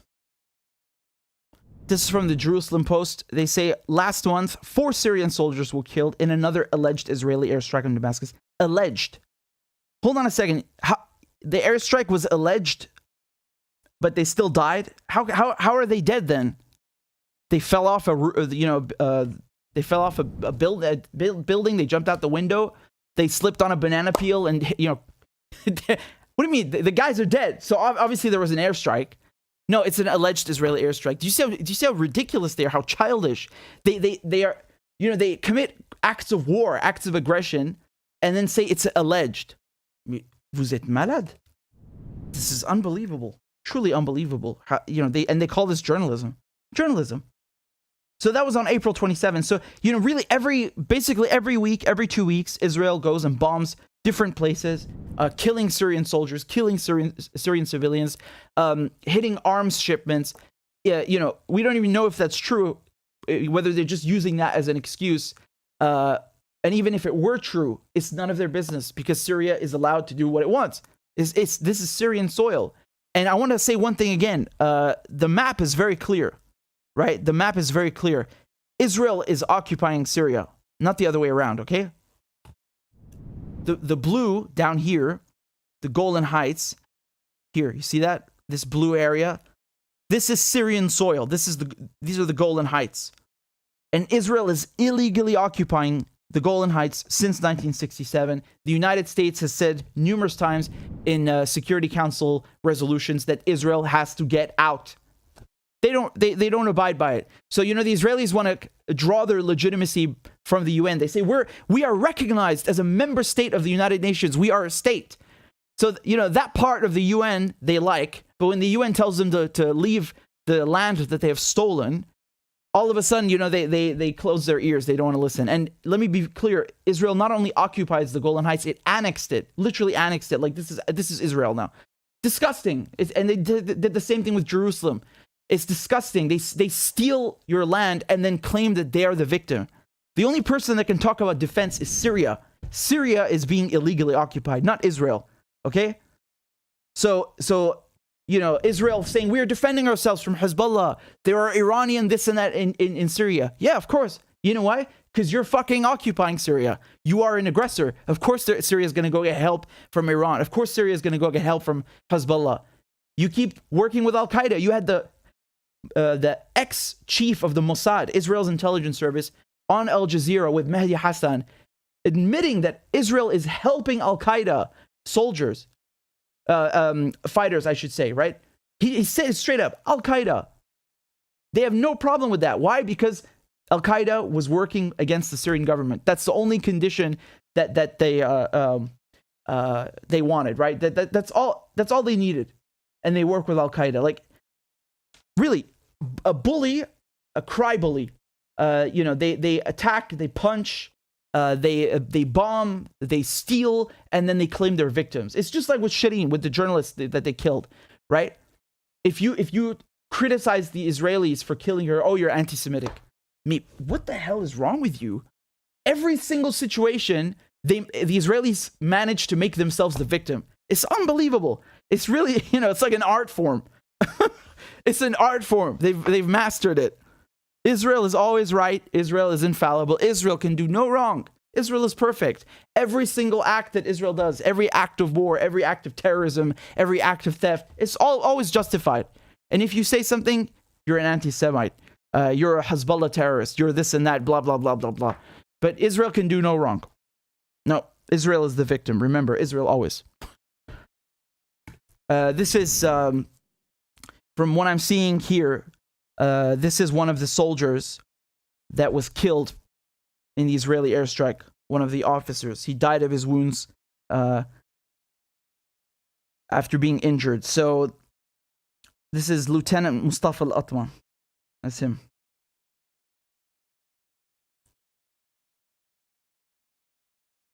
I'm going to look for the names very quickly of the...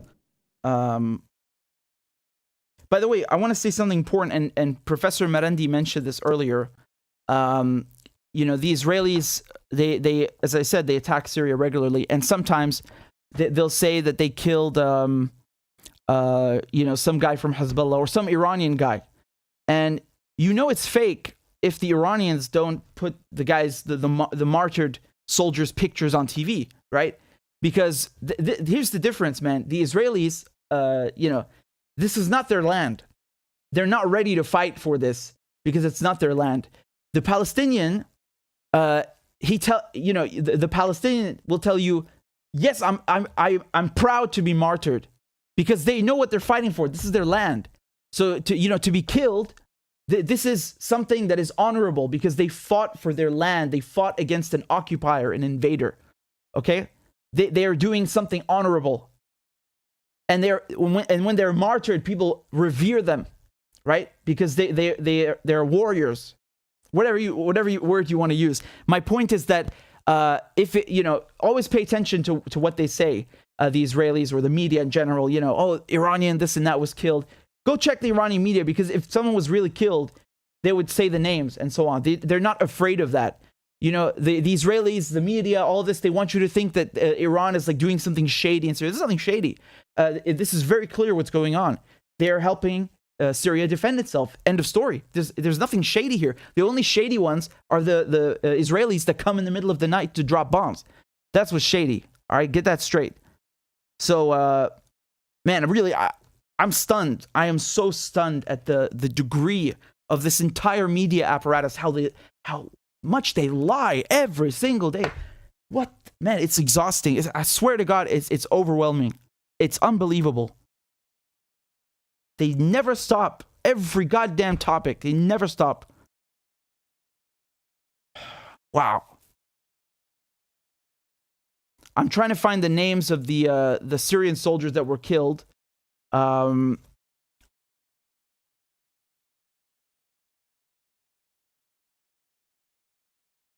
I can't see anything, but if you guys can tell me in the comments, then thank you very much.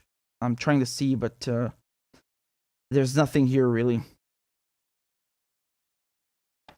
But just keep something in mind. Just keep something in mind. You know, what's happened in the last 2 weeks? We've seen Israel bomb Syria 3-4 times. They've killed civilians. They've killed soldiers. They even damaged and bombed the Damascus International Airport. Israel went and assassinated an Iranian colonel, IRGC colonel, in Tehran. Again, I'm speculating, but I got a good hunch it was Israel. And they killed a Palestinian journalist, Shireen Abu Akleh, while she was on the job, while she was clearly marked press. And they killed a Palestinian boy before yesterday, was 17 years old. So, you know, they attack Palestine, they attack Syria, they attack Iran, and claim that they are the victims. They are not victims. Israel is a fucking bully and attacks literally every single country in its vicinity, except those, of course, that have been pussy whipped. You know, like unfortunately Jordan and Egypt. And again, I'm talking about the governments that have established ties with Israel. The people in Jordan, the people in Egypt, are not like that and don't agree with this. They are completely against this crap, right? It's just that the U.S. has got Egypt by the balls with the aid that they give them. If Egypt suddenly cut ties with Israel, did something, the U.S. would cut the aid and then screw the whole population. So it's a very delicate situation. I understand, But my point is that Israel really just attacks everybody and then claims it's the victim. And if Palestinians did that to Israelis, if Iranians did that, if Syrians did that, they would scream bloody murder, right? And start a war over it. So double standard all the way. Double standard all the way. It's disgusting, truly.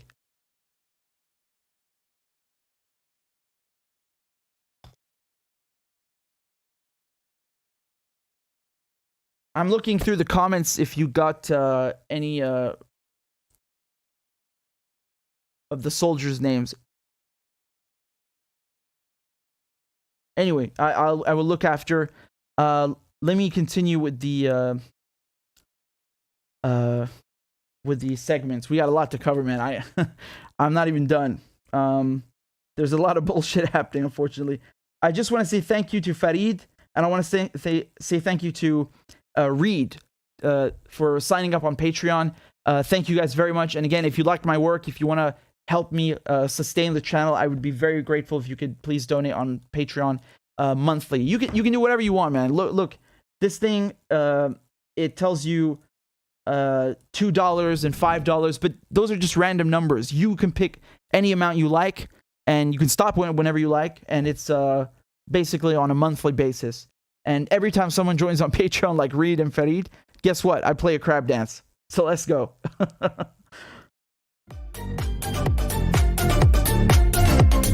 Clap for that, you stupid bastard. And Corn Pop was a bad dude. And he ran a bunch of bad boys. Listen, fuckhead, you have fucking crossed the line. Claiming I'm the enemy. You got that, you goddamn son of a bitch? I don't give a fuck what you think, bitch. Good morning. Sunday morning. Cut that bitch out. Thank you for Iron Dome, which is a technical marvel. والله انت كلاب بصراحة يعني. ماشي نشتغل عادي. We lied, we cheated, we stole. China. And you ain't black. There's always the macro, and then there's the micro.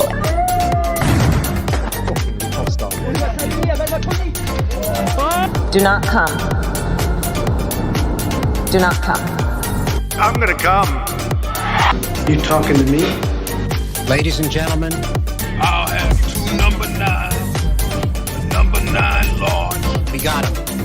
I told myself, I know it's not. I've fallen and I can't get up.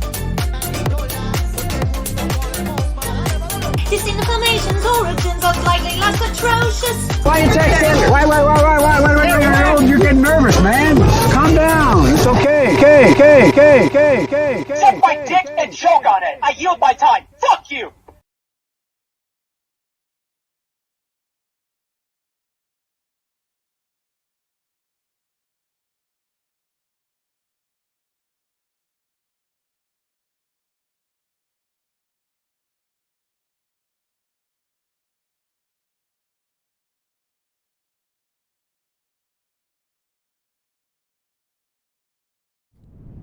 I'm back, baby.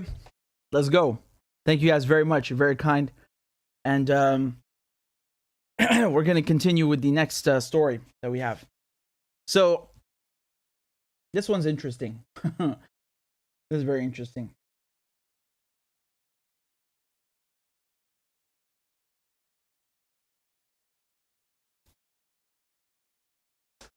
All right. So, can you guys see this? You know what I'm going to talk about right now with Clinton? Oh, boy. Oh, boy. Here we go. Here we go.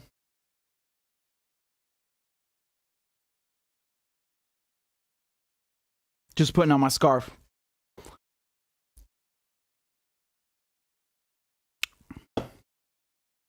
What do we say? تحيا المقاومة. Long live the resistance. تحيا المقاومة. All right. So, Hillary Clinton has been caught lying. You guys remember when Donald Trump ran for president in 2016? These allegations started coming out, these lies that, he was basically a Kremlin agent, and they made up all sorts of stories, really just, it's a spider web of lies. And here, look at this headline from CNN. So it says Hillary Clinton personally approved a plan to share Trump-Russia allegation with the press in 2016. And this is according to who? Her former campaign manager. Oh, this is a bombshell, man. So Hillary Clinton personally approved her campaign's plans in fall 2016 to share information with a reporter about an uncorroborated alleged server back channel between Donald Trump and a top Russian bank. This is according to her former campaign manager who testified in federal court on Friday. So Robbie Mook said he attended a meeting with senior campaign officials where they learned about strange cyber activity that suggested a relationship between the Trump organization and Alpha Bank, which is based in Moscow. The group decided to share the information with a reporter, and Mook subsequently ran that decision by Clinton herself. Quote, "We discussed it with Hillary," Mook said, later adding that she agreed with the decision. So a campaign staffer later passed the information to a reporter from Slate magazine, which the campaign hoped the reporter would, quote, "vet it out and write what they believe is true." So just to be clear, so you're not confused. Basically, the senior campaign managers, the people at the top of Hillary Clinton's campaign for president, they basically leaked this uncorroborated, unconfirmed, unsubstantiated story to the press on purpose. They passed it down the hierarchy, as they say. Campaign staffer passed it to a reporter from Slate magazine, and they hoped that it would, cause ripples. And here's the report from Slate magazine. So it worked. Slate magazine, they took the bait and they wrote this article in 2016. And look at the headline. It says, "Was a Trump server communicating with Russia?" Oh God. So here we go. Right? This is how it worked. And Slate published a story. So I just showed you that, right? And after that story came out, Clinton tweeted about it and posted a news release that said, quote, this secret hotline may be the key to unlocking the mystery of Trump's ties to Russia. So here's her tweet, right? This is from November 2016, right before, a few days before the election. And she says, computer scientists have apparently uncovered a covert server linking the Trump organization to a Russian-based bank. Wow. Really funny. So the testimony came in the criminal trial of Clinton campaign lawyer Michael Sussman, who is being prosecuted by the Trump-era special counsel John Durham. Durham is investigating potential misconduct tied to the FBI's Trump-Russia probe. The trial has shed light on the dark arts of political opposition research and how campaigns dig up dirt and plant stories in the press. Federal investigators ultimately concluded there weren't any improper Trump Alpha cyber links. So basically, this whole story about the Trump back channel server to Alpha Bank in Moscow, it's just a bunch of baloney. It's not real. It's fake. And the Clinton campaign, at best, they probably they thought that it's unconfirmed and unsubstantiated, but they leaked it anyway, hoping that it would achieve this desired effect of being disseminated in the press. Conditioning people that Trump works with or has benefits, has ties with the Russians, right? So basically attaching sort of a stigma, about him that, he's a commie, he's working with the Russians. This is McCarthyism in a way, right? It really reminds you of the Cold War, especially during the Red Scare, the second Red Scare. Apparently, I thought the McCarthyist era was the original Red Scare. Turns out it wasn't the first time. That was the second Red Scare. Right now it's the third, right? Everything Russian is banned and so on. But that's what it reminds you of. There's a lot of stigma left over from the Cold War, isn't there? Now, Sussman, again, who is Sussman over here? He was a Clinton campaign lawyer. So Sussman passed along the same information about Trump and Alpha Bank to an FBI official in September 2016. Prosecutors charged him with lying to the FBI and alleged that he falsely told the FBI official that he wasn't there for a client, even though he was there on Clinton's behalf. Sussman has pleaded not guilty and maintains that he went to help the FBI as a concerned citizen. Oh man, that's really funny. Yeah, I'm just telling on this guy because I'm a concerned citizen. I promise, nothing to do with Hillary. They're really funny. They're a bunch of jokers. Oh man. So Sussman is saying the Clinton campaign wouldn't have wanted him to meet with the FBI in the first place. No man, I can just imagine the conversation and Hillary sitting there and telling him to go do it just the way she told him the others to leak that story. Come on, man. Like, do you take us for suckers?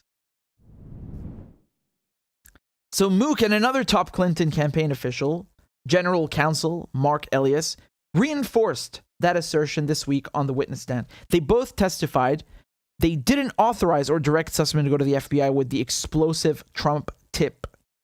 Mook said Friday that he didn't even know who Sussman was during the 2016 campaign and would have opposed an FBI meeting. Quote, going to the FBI does not seem like an effective way to get information out to the public, Mook said.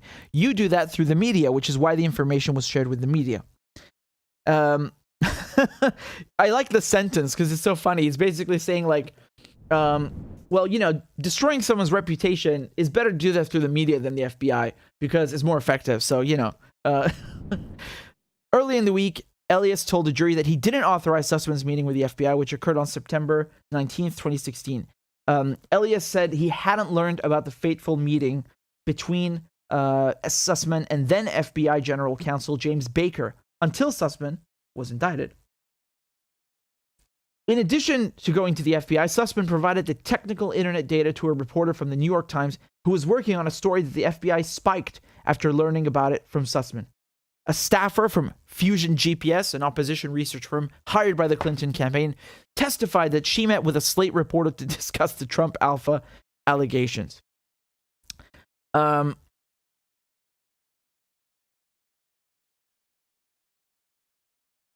Let's see over here.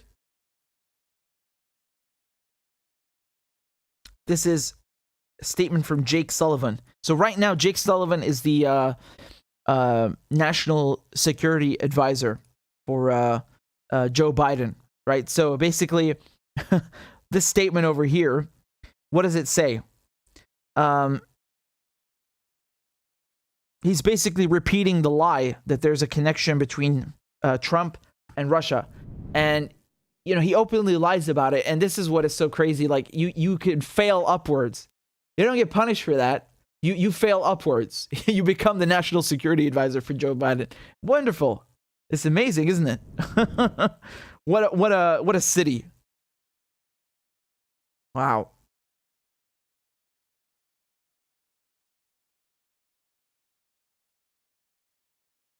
So I just wanted to show you this because in the last couple of years we've really seen the development and the dawn of a third Red Scare. You know, if someone disagrees with you, just call them a Kremlin asset. If they say something you don't like, just say that's a Kremlin talking point. You know, it's a really cheesy, corny, cheap, lazy way to silence anyone you don't like. Just call them a Russian agent. You know, that's it. That's all it takes. And what does that mean? You know, when you say, this is what I don't like, they give a negative connotation to a country's name. That's not nice. That's very xenophobic and ignorant. But that's where we are. And it's not just an American thing. It's also in Europe, right? The madness, I don't know what to call it. It's just Russophobia. It's a Red Scare like we had in the past, in the 50s, and then near World War I. You know, anything remotely related to Russia, not even communism, right? It's nothing to do with Soviet Union. Just Russia. The country Russia is banned. You know, Russian athletes are banned. Klitschko, earlier I saw this video. He was basically saying that the committee of the Olympics should ban the Russian team. I mean, this is incredible, right? You have a top boxer saying that other athletes should be banned just for being born Russian. What is this madness? You know, and it was like it was Wimbledon. First they said all Russian and Belarusian players have to denounce Putin and the war in Ukraine, and then they'll be allowed to compete, which is already ridiculous enough. Because, you know, if you say Putin is a dictator, and then you're asking a famous Russian athlete to denounce Putin. Don't you think Putin is going to go after that person? You tell us that Putin went after Navalny, and Putin goes after all his dissidents. He's killed them all. So you're basically putting these athletes in harm's way for what? Right? Because you said he's a dictator, right? You said he's dangerous and he's silenced. He goes after dissidents. So you are putting this person in danger. And then you have athletes who did it. They condemned Putin. And guess what? Wimbledon then decide, actually, no Russian players can compete. Whether they condemn Putin or not, no Russians allowed. This is ridiculous. And, as a result, they actually, the Wimbledon won't count for any points. I'll get into that later. But my point is that you are seeing such petty and ridiculous and infantile things taking place. The banning Russian athletes, banning Russian cats from cat competitions, banning Russian trees from. I mean, this is absurd. This is absurd. You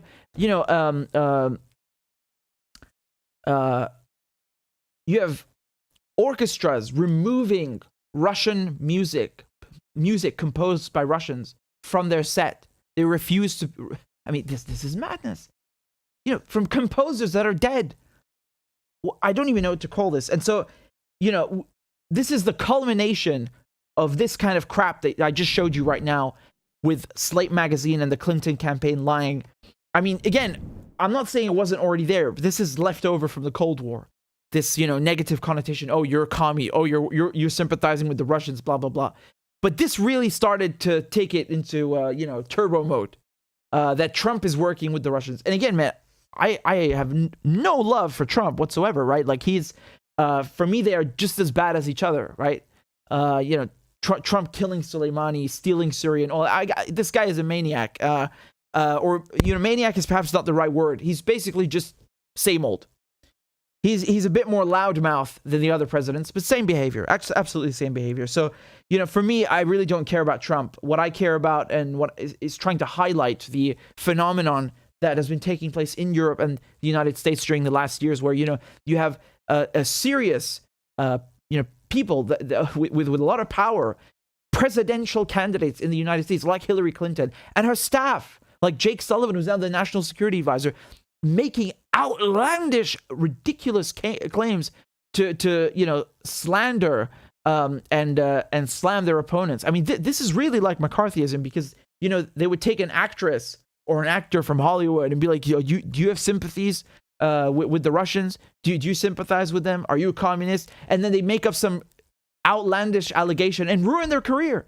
And do the same thing with politicians. Just make up some random claim and ruin their career, take away their job, degrade them publicly. They would do this publicly, right? They would have these meetings in Congress. Really horrible. And so this is kind of an extension of that, where you can just make up whatever you want. Even leak it to the press and go to the FBI, all in the name of getting into power and using these old McCarthyist tropes. It's quite ridiculous, honestly. And you're seeing a lot of people now that are being prosecuted, as we looked at in the article. Sussman, what's his name? Mook, yeah, Robbie Mook. So I mean, this is quite a scandal, and a lot of people went along with this. Even to this day, you have people who think Trump and Putin are friends. Russia sanctioned a bunch of people, which I'll get into in a moment, in the next segment, and they didn't sanction Trump. And so people are taking that as further proof that they're buddies. They're so childish. My goodness, they're so childish. You have a million ways to criticize Trump. Literally a million ways. Millions of criticisms that you can make. This Russia shit is not one of them. And you know why they don't make the other criticisms? Because they apply to Hillary Clinton and to the Democrats. Looting Syrian oil. Joe Biden is still doing that. Right? The Democrats are still doing that. So they're not going to make this criticism because they act in the same way. They behave in the same manner. They are just as guilty of this behavior, of this criminal behavior. Occupying other countries. Again, Democrats, same thing. So the list is endless. I'm not going to go through everything right now, but you know my opinion. I don't think it's just an opinion. I think it's very factual that there's no difference whatsoever especially if you're on the receiving end of U.S. imperialism, Western imperialism. There's no difference between Democrats and Republicans, and it's incredible. It's incredible to see this. Right now, I think it's gotten even worse, and the precursor to that was certainly Hillary Clinton's campaign. Wow. So again, just pay attention when you hear something like, "Oh, Assange is he's working. WikiLeaks working with the Russians. Trump this and that." That's ridiculous. We're not in the 1950s. Grow a pair. Stop being spineless, and use your brain and speak some sense. Speak on some real stuff, not this made up fairy tale nonsense. We're not in the Cold War. Russia is not the enemy. Russians are nice people. Americans are nice people. Stop this degrading nonsense. Let's try to find some humanity in each other and empathy, and stop this nonsense Red Scare that we're in right now. Really, it's awfully egregious, and we can't go on like this, man. Really. So I'd be wary when you hear those things, because nowadays you want to shut somebody up, all you have to do is make allegations like this. Oh, you're a Russian agent, blah, blah, blah, blah. Come on, grow up. Seriously.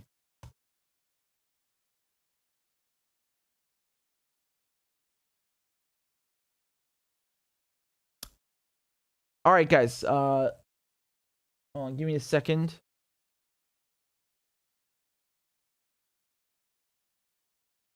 So this is a clip. Okay, hold on.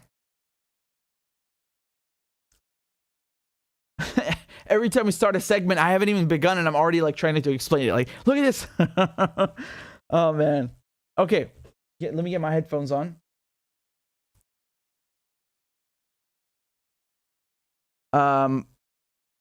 Okay.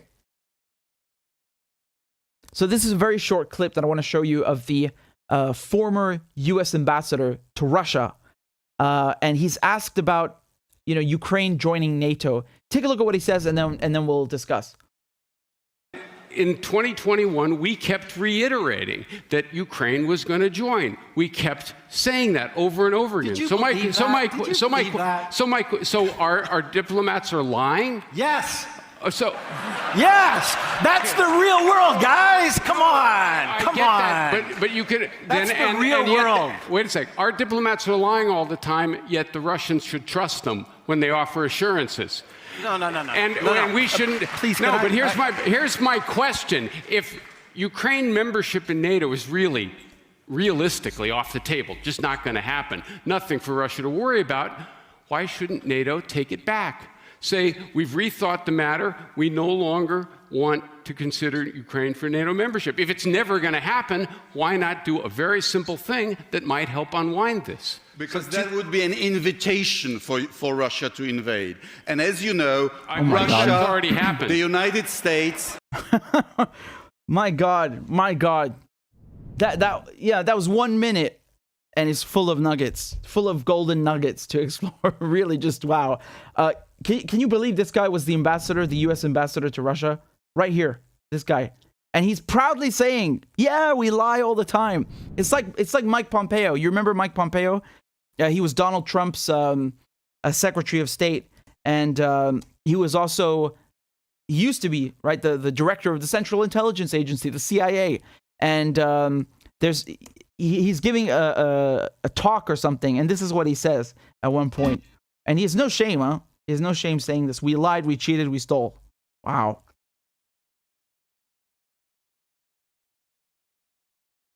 When I was a cadet, what's the cadet motto at West Point? You will not lie, cheat, or steal, or tolerate those who do. I was the CIA director. We lied, we cheated, we stole. It was like we had entire training courses. They're so shameless, man. So going back to Ukraine, the host, the moderator asks a very good question. If it's not on the table, if Ukraine, joining NATO is not on the table, why don't you just walk it back? Just tell the Russians on paper, Ukraine is not joining. And then this idiot says that that will just give Russia an excuse to invade. What on earth does that even mean? You say that Russia already invaded Ukraine. So what the hell are you talking about? Oh, it will give Russia an excuse to invade. Russia's already invaded. You keep telling us. Seriously, look at this. This drives me mad. Membership in NATO is really... No. And we shouldn't... Please, no, but here's my question. If Ukraine membership in NATO is really, realistically off the table, just not going to happen, nothing for Russia to worry about, why shouldn't NATO take it back? Say, we've rethought the matter. We no longer want to consider Ukraine for NATO membership. If it's never going to happen, why not do a very simple thing that might help unwind this? Because that would be an invitation for Russia to invade. And as you know, Russia, already happened. The United States... Oh my God. Like, I can't believe that these are actually, like, adults and people who work in politics. I just can't believe it. I cannot believe that these people are supposed to be serious. How can you take them seriously? They're like children. Wow.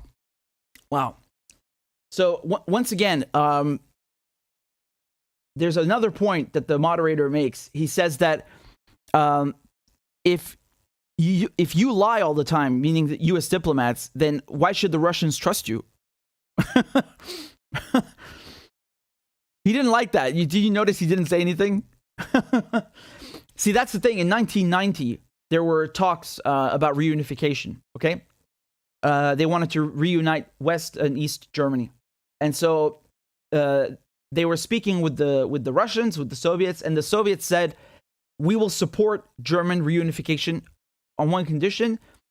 That condition is you do not expand eastwards, right? You don't expand NATO eastwards towards us, towards Russia." And there, when meetings take place, there's something called minutes. Minutes is basically somebody writes down what they're discussing, right? It's to keep it on record. And we have the minutes of those meetings. They were published by Der Spiegel, which is a German news outlet. And you can see clearly that the West, the British, the Americans, told the Russians, fine, we will not expand past the Elbe. So, Michael McFaul is, really just substantiating the fact that they lie. We know they lied because they promised Russia not to expand, and they did it. They broke their promise. They lied. Under, virtually every president, just increasing more and more eastwards. And he thinks this is a joke. I mean, this guy is like some drunk hooligan. Seriously. Do you know what kind of nonsense he's written before? I mean, you're not going to believe this. The tweets that this guy puts out, my goodness. This is what he wrote. The same guy, right? Former U.S. ambassador to Russia. Quote, "There are no more innocent, neutral Russians anymore. Everyone has to make a choice. Support or oppose this war. The only way to end this war is if hundreds of thousands, not thousands, protest against this senseless war. Putin can't arrest you all."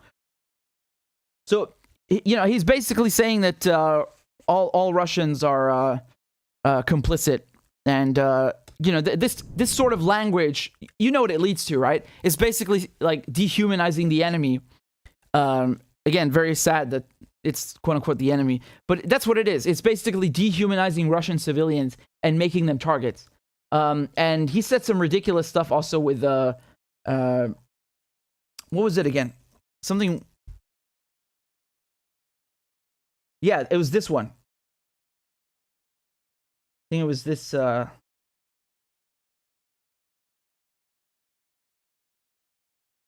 at this. Another tweet that he put out.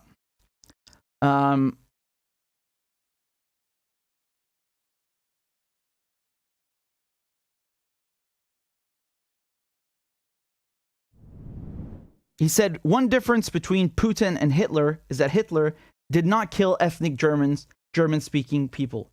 Putin slaughters the very people he said he has come to liberate." My God. I think, didn't we have the clip of it somewhere? Here it is. Take a look. And I want to just say one other thing. I was just on Ukrainian television just 30 minutes ago.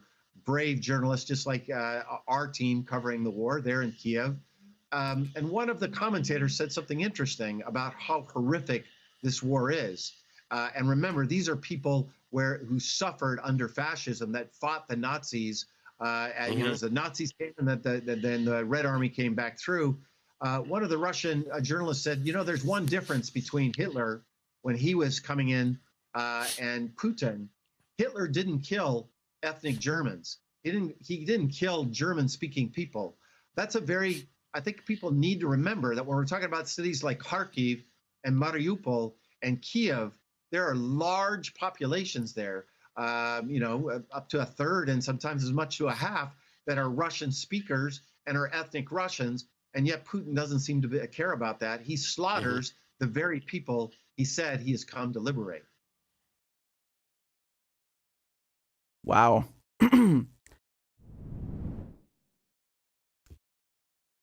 I don't even know what to say. I really don't even know what to say. This guy was an ambassador, and he doesn't even know basic history. Hitler didn't kill Germans. What a moron. You are a moron. Seriously, a moron. I cannot believe this, really. And you see the problem here, the propaganda, is that they're conditioning you. They're trying to condition you and everybody to believe that, whoever is the enemy today is worse than Hitler. And I've heard this before. I remember when I was younger, when the Iraq War started, you always heard things like Saddam Hussein is worse than Hitler, or Saddam Hussein is the new Hitler. Bin Laden is the new Hitler. Bin Laden is worse than Hitler, right? They always use Hitler as the comparison, and there's no denying, Hitler was quite evil. But to compare, Putin to Hitler, I mean, this is ridiculous. Putin was born in Leningrad, right? If I'm not mistaken.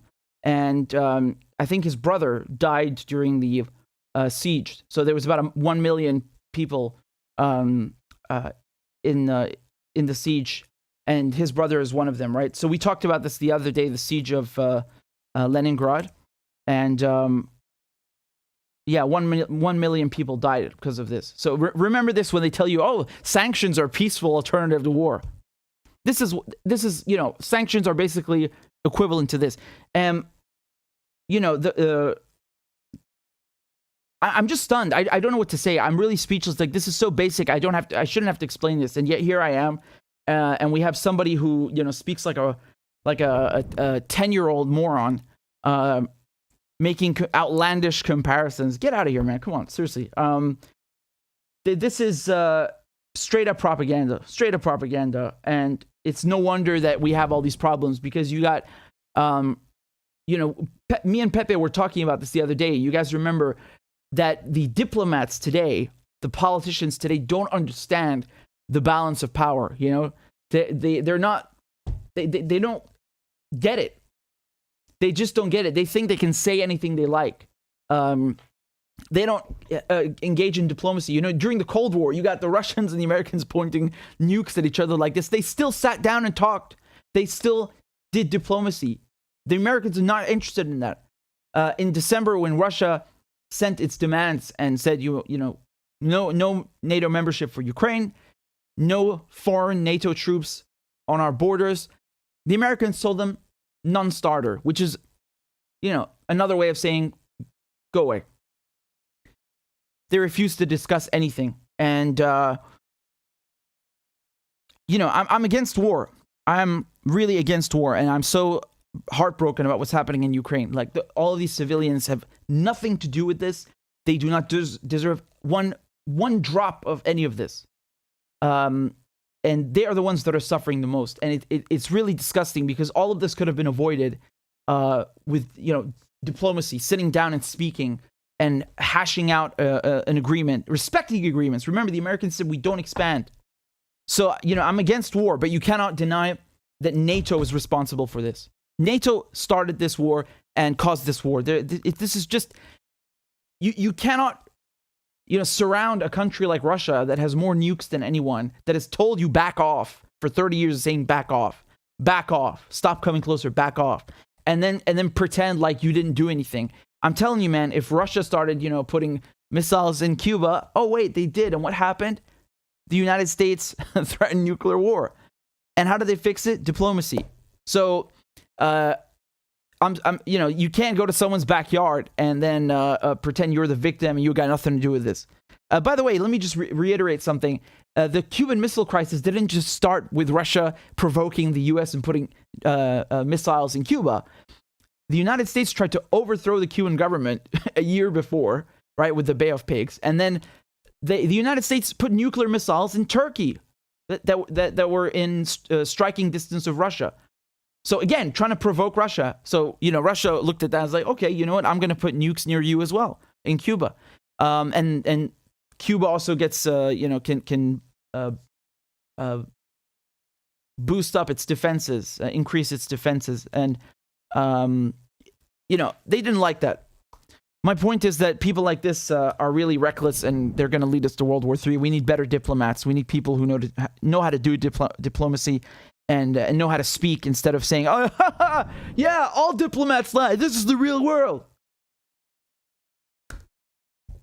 How can, look at the difference between this guy and Lavrov. Seriously, look at the difference with how Russian diplomats speak and this clown speaks. It's unbelievable, really unbelievable. He's like some reckless, hooligan at a bar. Seriously, he thinks it's funny. He thinks this is funny. I'm sorry, man, this is not funny. It's not funny, and Ukrainians are the ones that are suffering the most from this. And actually, it's affecting the whole world, but it's Ukrainians suffering first and foremost. And they think it's funny. They're using them.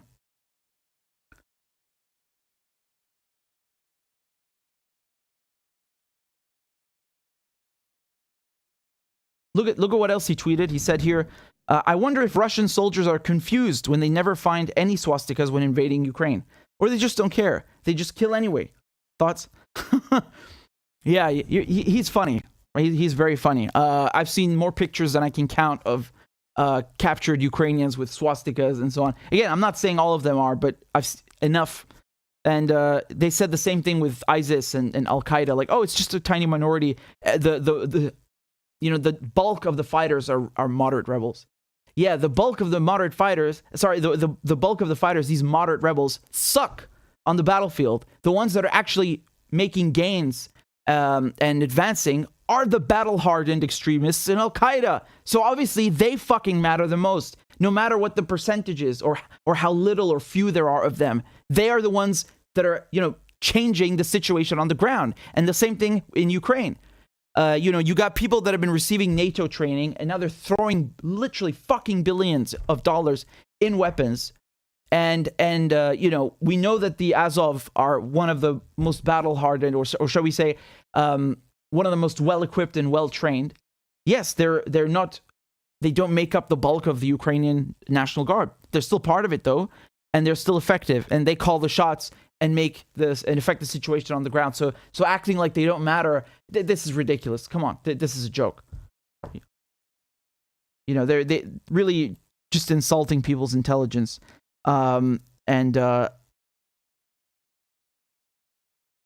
honestly stunned at his behavior. It's kind of shocking. Again, just go watch how Lavrov speaks, the Russian foreign minister, and how Michael McFaul speaks, and look at the difference. Look at the difference. So anyway, let's see what else we can do. I see. We got some super chats, and I think one of you already knows what I'm going to cover next. So, man, what the heck? I mean, everything's advanced. I need to pull back. Hold on. By the way, do you guys like the background? You like the new look? I really like it. I really like it. I hope you like it too. I like the last one as well, but it's nice to have a change once in a while. What do you guys think?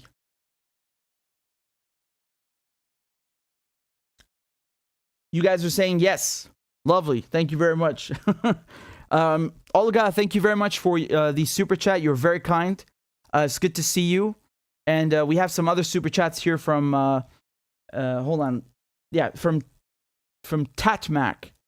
And Tatmax says, Richard, have you watched the recent prank call by Vovan on George Bush? Yes, and I'm about to show it to you. So, yes, I'm looking forward to that. I'm going to do that right now.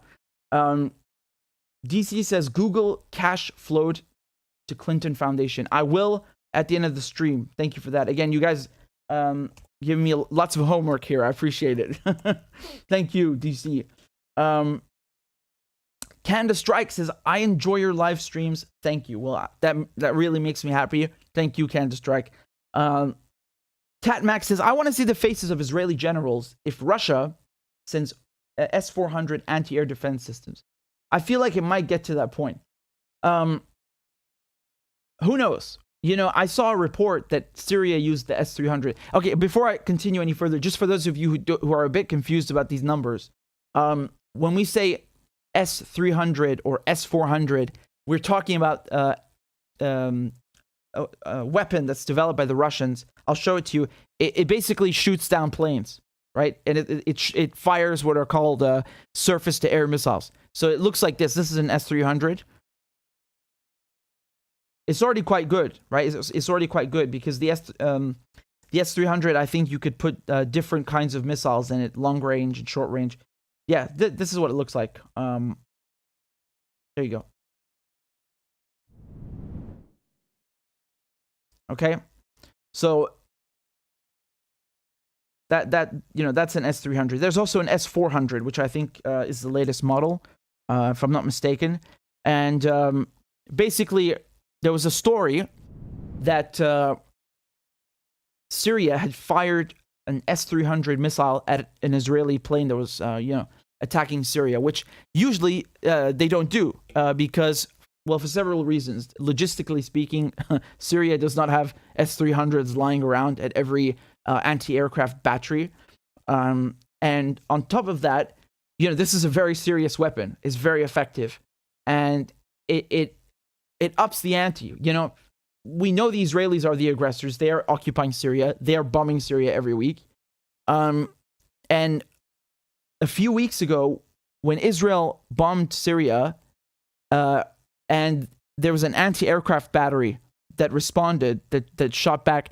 You know what happened? The Israelis sent more planes again to attack the anti-aircraft battery. It's like, basically what I'm saying is that, you try to defend yourself from the Israelis and they come back and punish you. Like what is this logic? And so my point is, imagine if Syria used, these S-300s or S-400s. I mean, great. Yeah, Syria has the right to defend itself. What the fuck are Israeli jets doing in Syrian airspace? These occupiers, these thieves that have taken the Golan Heights, they're illegally, they're in Syria, they're attacking us, they're aggressors, and we have every right to defend ourselves. And I think, however, Russia doesn't want Syria to use this stuff, even if it has a few lying around, because it would be, in the Israelis' eyes, not in the eyes of logic, but in the Israelis' eyes, it would be a provocation, right? Oh, you're using advanced weaponry against me now? Okay, I'm going to do XYZ. So this report that Syria used an S-300 the other day, I still don't know if it's true, honestly, because you guys told me while I was live. And again, I've got 15 million thoughts in my head. Again, this is a one-man show, man. I'm running everything. Everything. And of course, we have Claudia helping out. But I mean, in terms of the stream, usually people have technicians and all this shit. I'm doing it myself, man. So you told me that while I was streaming, and I kept it in mind. But let's take a look, shall we? So this is from the Times of Israel. And what do they say?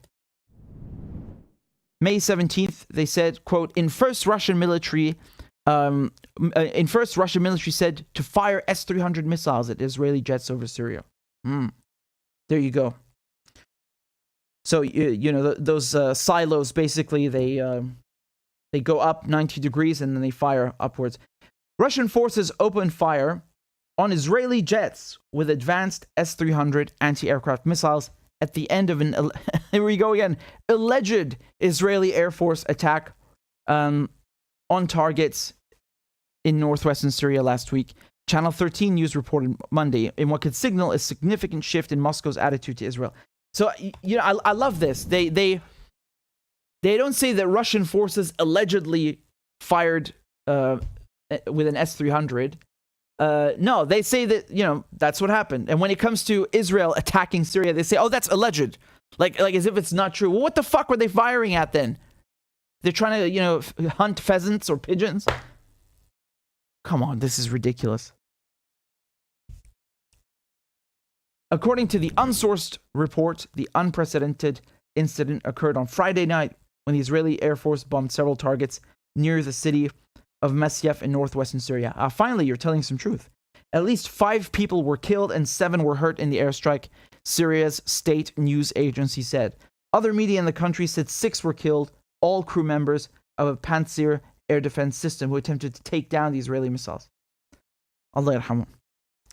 The report said that the Syrian military fired off dozens of anti-aircraft missiles, which have been largely ineffective at halting the hundreds of Israeli strikes on Syria in recent years. Thank you. Again, you're telling the truth. However, this time, the S-300 batteries also opened fire as the jets were departing the area, Channel 12 said. The report noted that Syria's S-300 batteries are operated by the Russian military and cannot be fired without their approval. Very, very important point. And when I spoke with a Syrian official, who I'm not going to name, he told me that, or they told me, that the Russians don't want Syria to respond adequately, shall we say, to the Israeli strikes. Because if they do, it will create a new war on another front. And that's the last thing Syria and Russia need. It's already tough enough dealing with Al-Qaeda, taking back Syria's land, and so on. So it's the Russians do not want Syria to start a war with Israel. So that's why they have not been responding so much to these Israeli attacks. It really sucks. It's like kicking someone while they're down. That's what Israel's doing. Syria has been torn apart, violated, desecrated, just ravaged, pillaged, raped, and they just keep piling on. It's really it really angers me and saddens me. Imagine seeing that in your country, right? It's heartbreaking. It's heartbreaking. So just going back to this report, the report said that the S-300 radar did not manage to lock onto the Israeli jets and thus did not present a serious threat to the Israeli fighter jets.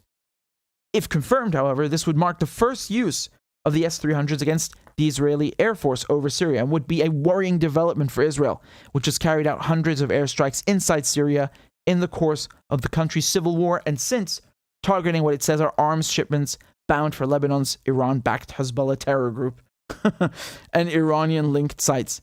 Every time the Western media say terror group, just replace it with resistance group, and then you will understand what's going on. Israel rarely acknowledges or discusses such operations, and there was no confirmation of the raid or the S-300 launch from the IDF. Yeah, well, it's an airstrike. We don't really need you to confirm it. Like, people are filming this stuff. Like, what does that even mean? They're trying to cast doubt over whether it's real? I don't understand this thing. I know the Israelis don't comment. Yeah, you know why? Because they're guilty. They don't want to admit to their crimes. That's why they don't say anything. Because, they let the media do the talking for them because they know that they can get away with it, right? So the media are going to defend them no matter what they do. So they don't have to comment. Why should they? Why should they bother? The Channel 13 report said it was not immediately clear if the S-300 missile fire was a one-time event or if it was a Russian signal to Israel that it was changing its policy. The Masyaf area is thought to be used as a base for Iranian forces and pro-Iranian militias and has been repeatedly targeted in recent years in attacks attributed to Israel. Satellite imagery taken after the strike showed that an underground facility had been completely destroyed. So this is a photograph first on 14th of April 2022, and then the next photograph is a month later, 15th of May 2022. Excuse me. And again, attributed to Israel. It's funny. The report comes amid so this is what I wanted. I'm glad they mentioned this because I was going to do that myself. The report comes amid a deterioration in ties between Israel and Russia over the invasion of Ukraine. Israel has tried to walk a fine line between Moscow and Kiev, but has recently become more critical of Russia as evidence emerged of Russian atrocities and growing anti-Semitic rhetoric from Russian leaders. This is exactly the point I wanted to get to next because, you guys remember Lavrov's comments, right? Lavrov is the Russian foreign minister. And what did he say, basically? He was asked a question by an Italian channel, and they asked him, how can you say there are Nazis in Ukraine when the president is Jewish, right? That doesn't make sense because the Nazis massacred the Jews. They killed 6 million Jews in the Holocaust. So, how could a Jewish president tolerate that? Especially in a country like Ukraine, which was, invaded and occupied and, genocide took place there. And Lavrov, the Russian foreign minister, he responds to this question by saying something like, Hitler was also Jewish. I don't know, man. Honestly, I don't think that was, me personally, I don't think he should have said that because he basically gave the media ammunition to attack him and Russia, and they already got enough of that. And I have no clue if what he's saying is even true. The real thing that you should be saying is that, the facts are you have Nazis in Ukraine, and the Ukrainian president Zelensky, he is Jewish, but he can't control them. We saw that video. I showed you guys this video where Zelensky, I think it's from 2 years ago, he's going to the front and he's telling all of these fighters, you guys need to pull your weapons back and listen to what I'm saying. I'm ordering you to pull back. And they treat him like, like some submissive dog. Like, it was really embarrassing. I kind of, almost felt bad for the guy. They were treating him like a school kid.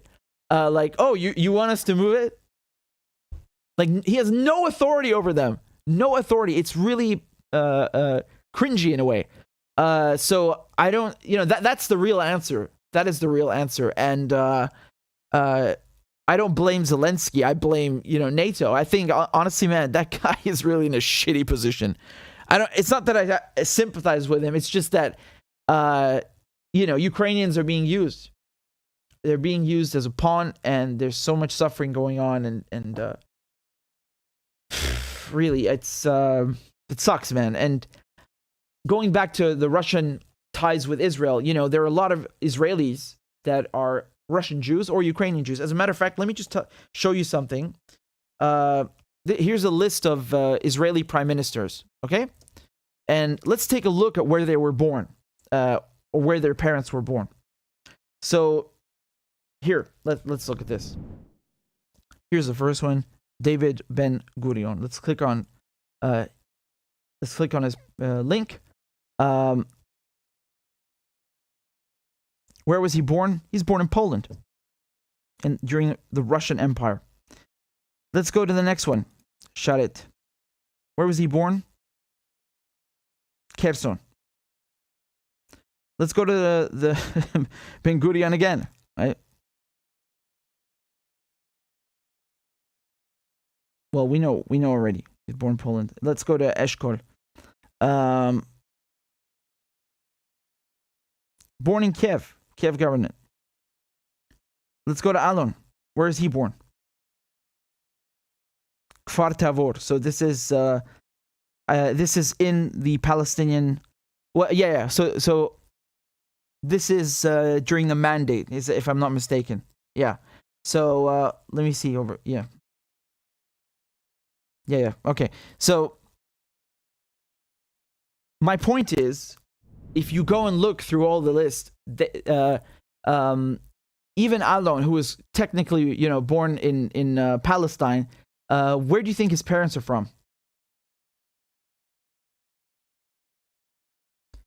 His father immigrated to Palestine in 1890, along with his father and elder brother from Belarus.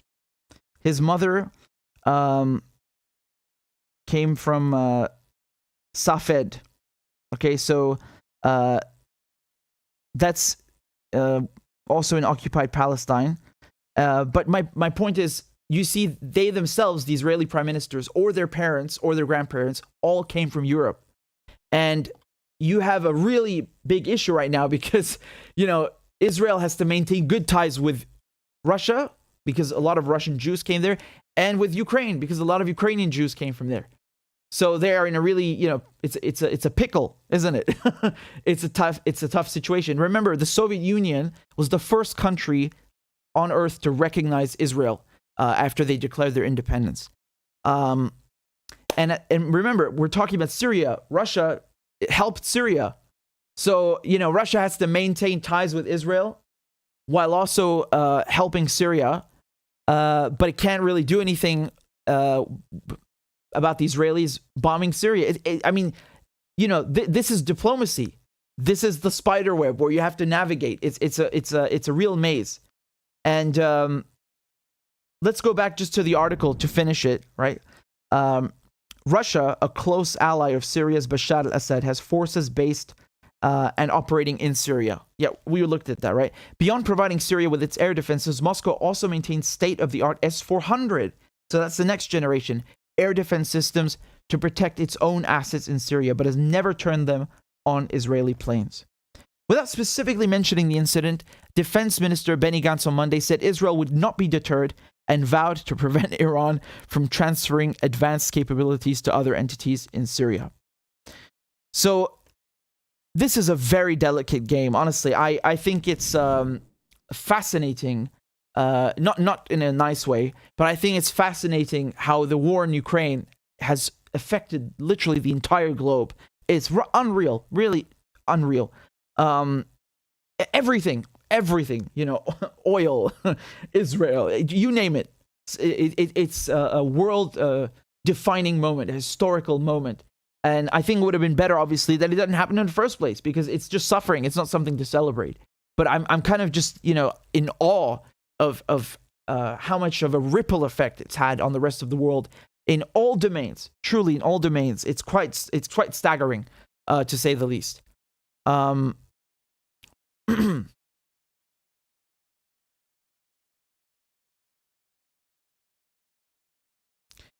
just trying to look up something that I saw. I don't know if this is true, but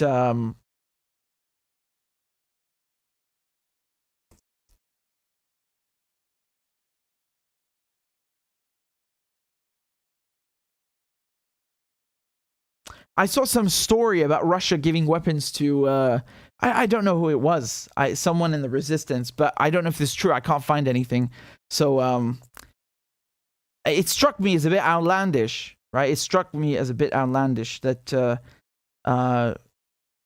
someone was saying they gave weapons to Hamas or something. No, I don't remember. Please, again, don't quote me on that. I'm literally trying to think what it was. Maybe one of you guys will remember. But in any case,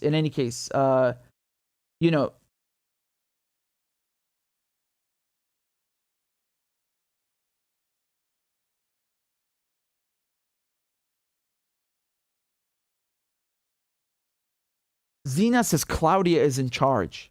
Yes, she is. She's in charge of the chat and she has the wrench. So you guys better behave. Well, in any case, just let me finish by saying I don't know what that story was, but the only thing that I can confirm to you is there was a Hamas delegation which went to Moscow. And, this is really fascinating because when a Hamas delegation speaks with the Russians, and on top of that, in Moscow, right, that they have been received in the capital, this is basically Russia sending a middle finger to Israel. Truly. The Israelis must have crapped their pants when they heard this. And really, really upset about that. And that happened right at the time with Lavrov's comments, where they had, this spat, and then Israel was basically accusing Russia of being anti-Semitic and so on. And, now you see this report that Russia used an S-300.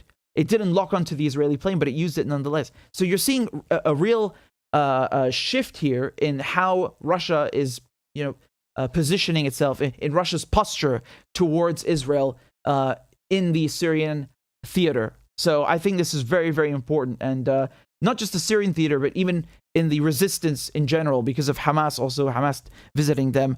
And again, I talked about that visit and what they discussed. It's in a separate video, but really, really interesting stuff happening here. I think that Russia using that S-300, even though it didn't lock on, could have been intentional actually, But the fact that they used it is again, it's another middle finger. It's basically saying back off, like enough. Wow. My hunch, again, I'm just speculating, but my hunch is that most media outlets don't want to report on this because it makes Russia look strong and it makes Israel look weak, and it also kind of shows that Israel's, what's it doing in Syria anyway? Why is it bombing Syria the whole time? That maybe that's it. But even in this article, they say that it's a report from Channel 13, right? So it's not even confirmed 100%. But we'll see.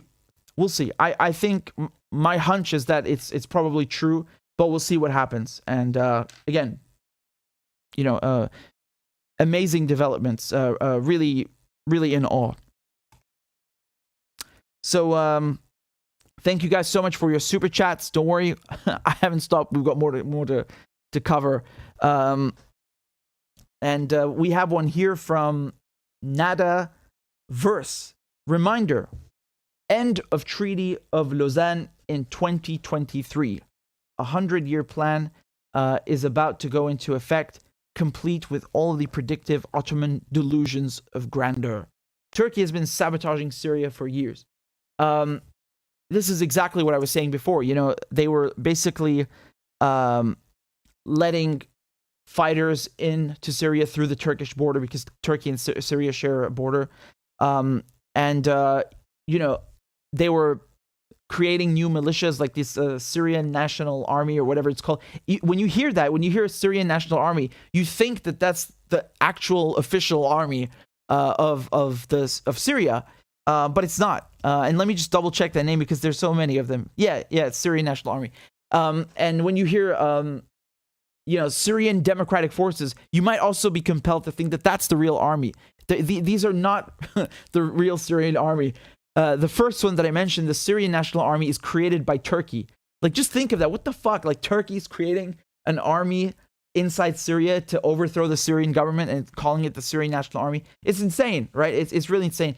And, these guys are basically right there in the mix with Al-Qaeda in Idlib.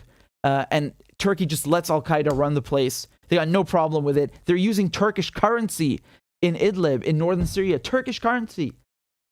Like, what more proof do you need to see that Turkey is taking a chunk of Syria? They're trying to annex it, de facto. That's what's going on. And now he wants even more territory. It's fucking disgusting, man. Turkey already has Syrian land, just like handed to it by the British and the French colonizers. And now it's trying to take even more. It's ridiculous. It's really, and the fact it's a NATO member, like Turkey is the second largest army in NATO, and they just let it get away with this, right? They call it an incursion. Motherfucker. Incursion. Incursion means you go in for like 3 hours and come back out. Not you establish a 440 kilometer, safe zone that's 30 kilometers deep. What the hell? That's a bloody annexation, man. Do you take us for fools? I don't care if it's 1 fucking centimeter. Get out. Who do these people think they are? Just every motherfucker on the planet just wants to walk into Syria and kill people and take land and build bases? What the fuck? It's flattering in a way, right? They all want Syria. But no, I'm serious. Like, who do they think they are? I'll tell you one thing. I'll say one thing to you. I'll tell you guys one thing. When you go to Syria, and this is true for Iraq as well, when you go to Syria, you will find ruins and, artifacts and archaeological digs from every civilization imaginable. Not all of them, but a good chunk of them, right? The Greeks, the Romans. You go to Ugarit. I've been to Ugarit, which is also in Latakia, on the Mediterranean coast. My mother took me there. Me and my mother and my sister, and we saw the archaeological dig. And this is where the first musical note, was invented, and the first alphabet. Can you imagine? Like, this is nuts. This is literally the foundation of human civilization. Writing and agriculture. So, you see ruins from all these empires who invaded and tried to keep Syria, and They all failed. And what they left behind is the proof of that, right? So, whatever Erdogan thinks or the Americans think, they will never take Syria. It just doesn't work. No one could. So, what did I want to tell you about now? Yeah, okay, that was something with Venezuela.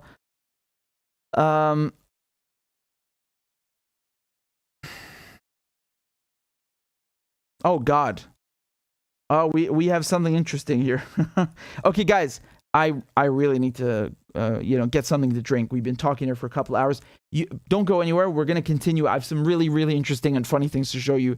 So go get yourself something to drink, some tea, coffee, whatever it is, and we'll be back in just 2 minutes to continue this. Don't go anywhere. You don't want to miss this. Trust me. All right, just give me 2 minutes. We'll be right back. I'll put up the break screen. Let's go.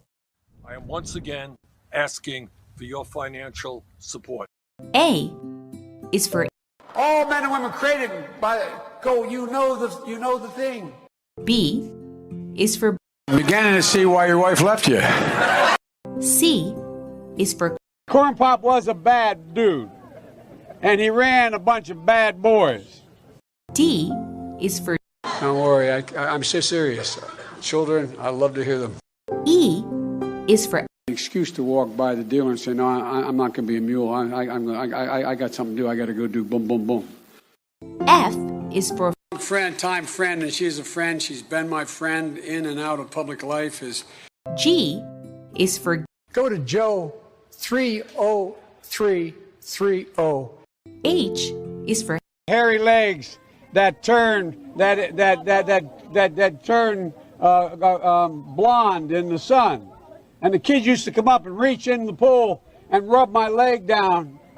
I is for I'm a Democratic candidate for the United States Senate.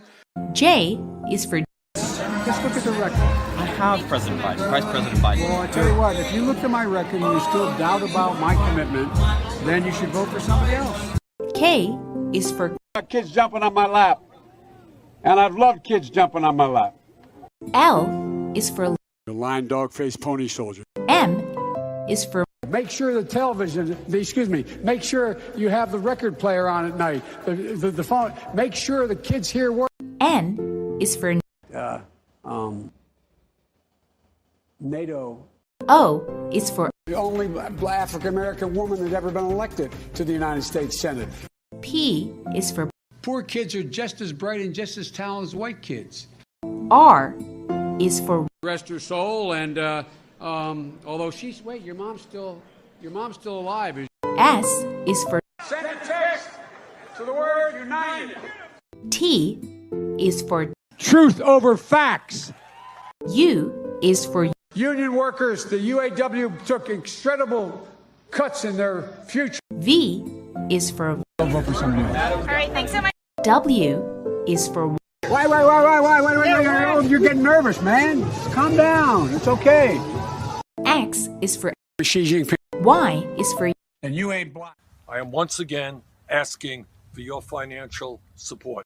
A is for All men and women created by you know the thing. B is for I'm beginning to see why your wife left you. C is for Corn Pop was a bad dude, and he ran a bunch of bad boys. D is for Don't worry, I'm so serious. Children, I love to hear them. E is for An excuse to walk by the dealer and say, no, I'm not going to be a mule. I got something to do. I got to go do boom, boom, boom. F is for Time friend, and she's a friend. She's been my friend in and out of public life. G is for Go to Joe 30330. H is for Hairy legs that turn blonde in the sun. And the kids used to come up and reach in the pool and rub my leg down. I is for I'm a Democratic candidate for the United States Senate. J is for Just look at the record. I have President Biden, Vice President Biden. Well, I tell you what, if you look at my record and you still doubt about my commitment, then you should vote for somebody else.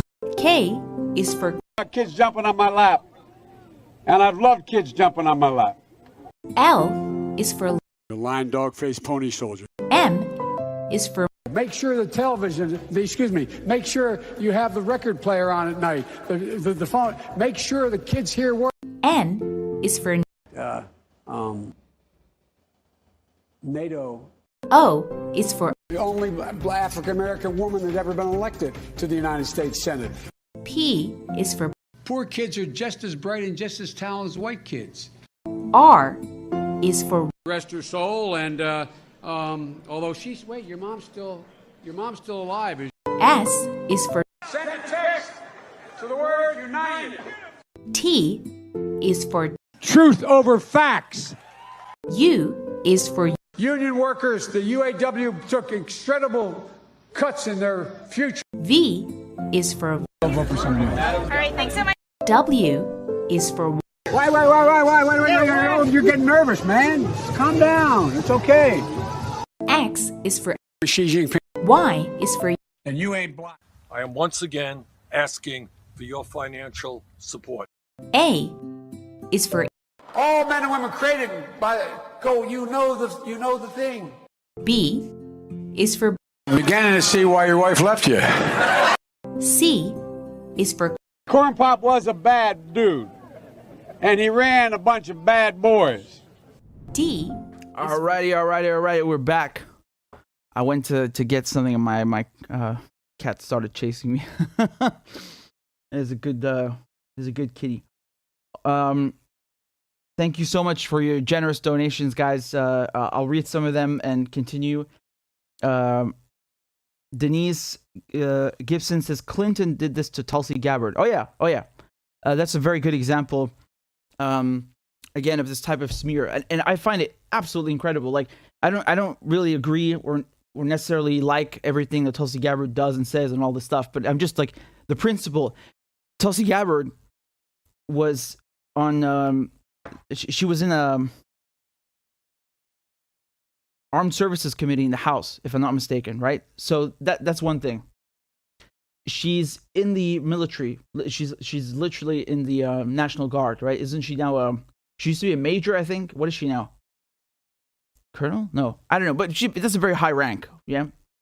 And on top of that, I think she was in Iraq or something. And my point with these things is that she's probably been vetted, and done background checks.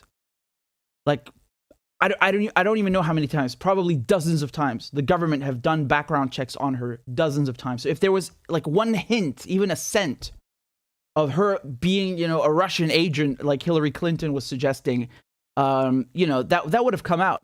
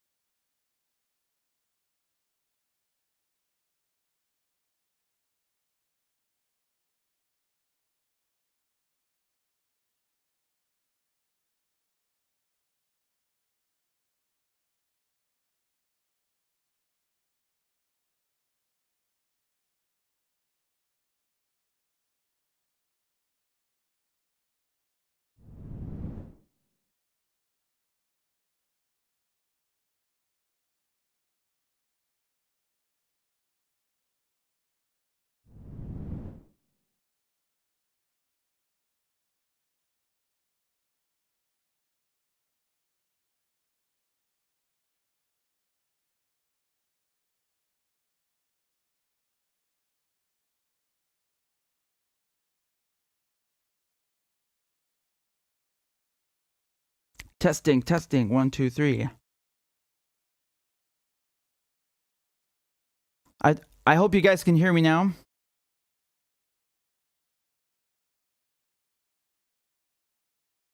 Okay. Something crashed, so I had to restart. I'm glad the stream is okay. You guys can hear me now? Hey, look at the comments. It's raining. It's raining comments. I love you guys so much. I love you. I really, really love this community. It's so diverse, so kind. I'm so grateful for you guys. Thank you so much. All right, let's get down to business. I'm gonna show you something funny now, for a change. So let's try and enjoy this catastrophe, this train wreck. Okay.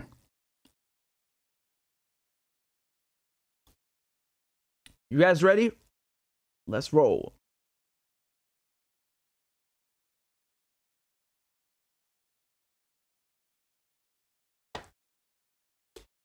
So you guys remember a few weeks ago, there are two Russians who prank called the British defense minister. Well, guess who they prank called now? Man, I couldn't believe this at first. It's George Bush. George W. Bush. And they have multiple parts of this. So I'm just going to start with the first one and let's see what happens, okay?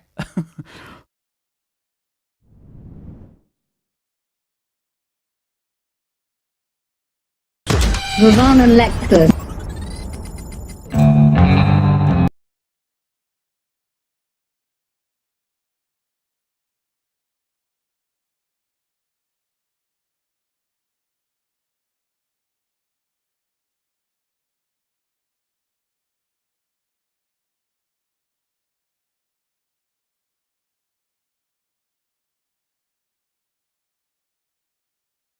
There we go. Sorry about that. Okay. Oh, look who's there, Mr. President. Oh, hello, Mr. President. Glad to see you. Glad to hear you. How are you there?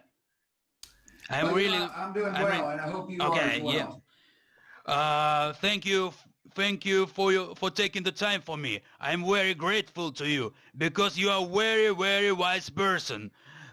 Former president of Ukraine, Yushchenko, told me a lot about you, how you helped our country. Yeah, you didn't want to take Russia into NATO, did you? No, I wanted them on the fringe of NATO. I wanted Ukraine into NATO. Mm-hmm. No, I mean, I thought for a while Russia would be more cooperative. And then Putin changed dramatically. I think what he wanted to do was sit on the fringe of NATO to make sure NATO was not offensive, but defensive. Mm-hmm. No, but you always wanted to take Ukraine into NATO, not Russia, but Ukraine, always, as I remember. That's right. You see, I felt Ukraine needed to be in the EU and in NATO. No, you know that the narrative.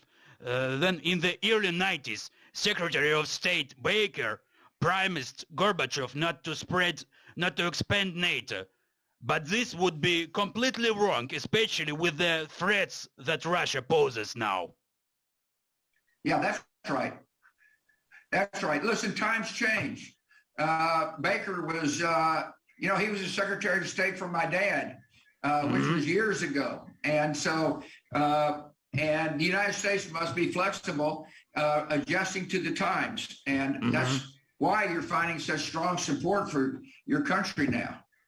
No, I mean, it doesn't matter what Baker really promised Gorbachev in past. We have to see what is going on now. That's right.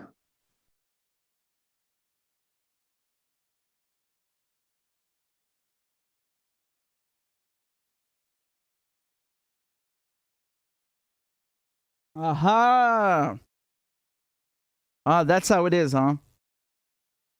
So that's how it is.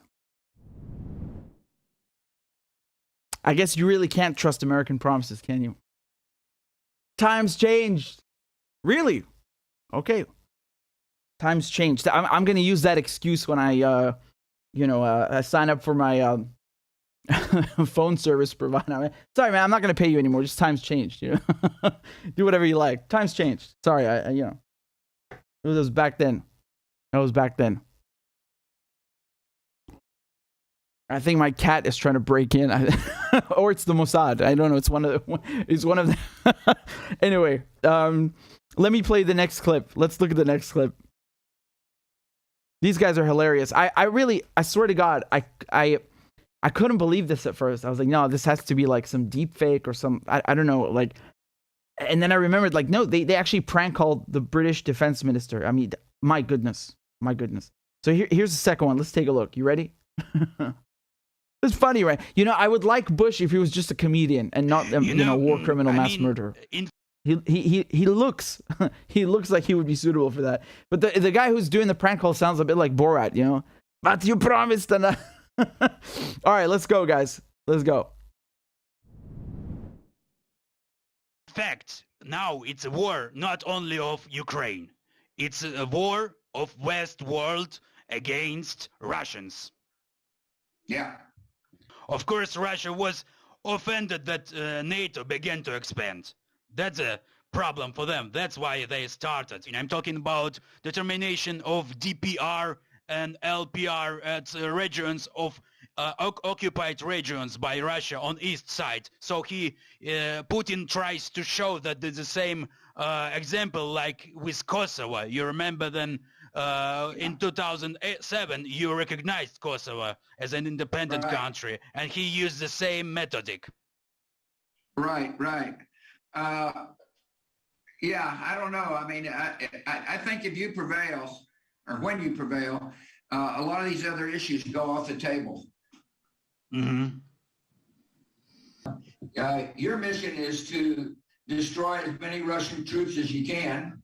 And the question is, will you continue to receive the help you need? And I certainly hope so. And it's very important for the United States to continue in the lead of providing you the support you need. It seems to me you've got good communications with the administration. Mm-hmm. Your Secretary of Defense and people like that are continually informing our military of what's needed. And our military is very supportive of what you're doing, President. Mm-hmm. Oh, you support us with javelins and many other missiles, so it's great.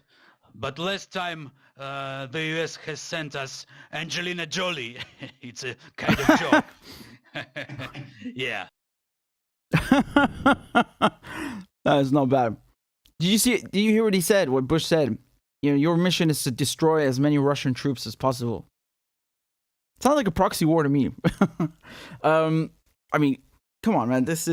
It's funny how he brings up Kosovo, because a lot of the things that Russia's doing now, you can draw equivalences more or less, generally speaking, with things that the West and NATO have done, right? Because when they bombed Libya, for example, they say it was an intervention, right? And now Turkey, which is a NATO member, wants to go into Syria.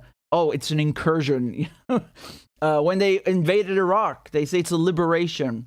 And so, Russia said it's a military, it's a special operation. And they're going, no, it's an invasion. Well, hold on a second. When you did Libya and you bombed Syria and you invaded Iraq, you didn't call it a military. You didn't call it an invasion. You called it liberation, right? So now you're suddenly picky about words. And again, the other thing is what he mentioned with Kosovo, right? Again, let me play that part again to you. It's very important. To show that there's the same example like with Kosovo started. I'm talking about determination of DPR and. So when he says DPR, he means the two breakaway states that Russia recognized, and Syria, I think. Donetsk People's Republic and Luhansk. So let's take a look again at this because it's important. Yeah. Of course, Russia was offended that NATO began to expand. That's a problem for them. That's why they started. I'm talking about determination of DPR and LPR at regions of occupied regions by Russia on east side. So Putin tries to show that there's the same example like with Kosovo. You remember then in 2007 you recognized Kosovo as an independent country, and he used the same methodic. Right. Yeah, I don't know. I mean, I think if you prevail, or when you prevail, a lot of these other issues go off the table. Mm-hmm. Your mission is to destroy as many Russian troops as you can. Well, he's really funny. He's a real joker. Let's go to the next clip. I can't believe this was real. I swear, part of me doesn't want to believe it because it sounds so outrageous, and the fact that they actually did this, I wouldn't. Wow. You know, Mr. President, I think that I don't know how to turn Russians against Putin. I know that you have many NGOs. Many NGOs have done a great job to arrange orange revolutions in post-Soviet countries for so many years. So they helped a lot. So how we can work in Russia now to make people to start understand things, how to change the system inside Russia with NGOs. Yeah, I agree with you. The information war is very important, and we've got experts on our staff, and obviously they're having to wire around Russian blackouts. All right, I don't know why it cuts off there, but he said information war is important. Yeah. Let me be very clear, guys. Every country in the world does disinformation. You could potentially categorize that under counterintelligence, right? So my point is that the Americans, everything they accuse Russia of doing, everything the British accuse Russia of doing, they are doing as well, and 10 times better, to be honest. Because if Russia was really winning the information war, people would be, hanging Russian flags instead and supporting Russia. But they don't. The majority of the people in the West support Ukraine. With that said, the West is not the whole world. This is sort of an arrogant mentality, right? Like, oh, everybody supports Ukraine. What do you mean everybody? Everybody in the West, not everybody in the world. Actually, the majority of most of the world, they're either neutral or in support of maintaining ties with Russia. So it doesn't mean they agree with the war. It just means that they don't want to sabotage ties with Russia. And just going back to the information war, again, everybody runs this. Everybody does this, and that shouldn't surprise you one bit. The story with Colin Powell's test tube at the UN, he uses it like a propaganda now. Or it was big plan. Oh my God. Did you guys hear that? Let me start again. The story with Colin Powell's test tube at the UN, he uses it like a propaganda now. Or it was big plan to bring the democracy to Iraq. Yeah. Well, I don't know. I mean, you're living in the past too much, brother. Because I love history. Because I love to get good advice, not to make mistakes in present. Oh my God. Honestly, guys, I'm not sure, but I think this is the first time I've seen Bush confronted with this lie. Again, for those of you who don't know, I remember when I was very young, when the Iraq War was starting, George Bush and his administration were making up all these lies about Iraq. They said Iraq has weapons of mass destruction. Iraq is giving those weapons of mass destruction to Al-Qaeda. Iraq is working with Al-Qaeda. Again, it's complete bullshit because Saddam Hussein is a Ba'athist. He's running a secular regime, and you're telling me this secularist is working with religious extremists. It makes zero sense. Really, zero sense. There was no Al-Qaeda in Iraq, none in Syria. They completely made this up. And what Colin Powell did, Colin Powell was the Secretary of State. he famously went to the United Nations and made a presentation to the Security Council that he has proof Iraq has these weapons of mass destruction. And this photo, is really, you could put this on the front page of history books, honestly, because it's such a defining moment. And I think that tube had washing powder in it or something. It's ridiculous. It's not a toxin or a biological agent or a chemical agent. It's just a fucking powder, and he's holding it up there as proof. You know what other proof he brought? You cannot make this up, man. He brought an entire PowerPoint presentation, right? And it has these cartoon trucks, and they use this as proof. Look at this. They started a war over this. This was his proof. What the hell is this? You got some, intern graphic designer to just make a bunch of trucks. That's not proof. God, it was horrible, man. And this, my goodness, look at this. They're not even trying. I could draw that. What is this? Mobile production facilities for biological agents. Oh yeah, that's wow, I totally believe that. So, this is how ridiculous their claims were. And they lied. There were no weapons of mass destruction, as we all know. And, Bush's response, you're living too much in the past. You motherfucker.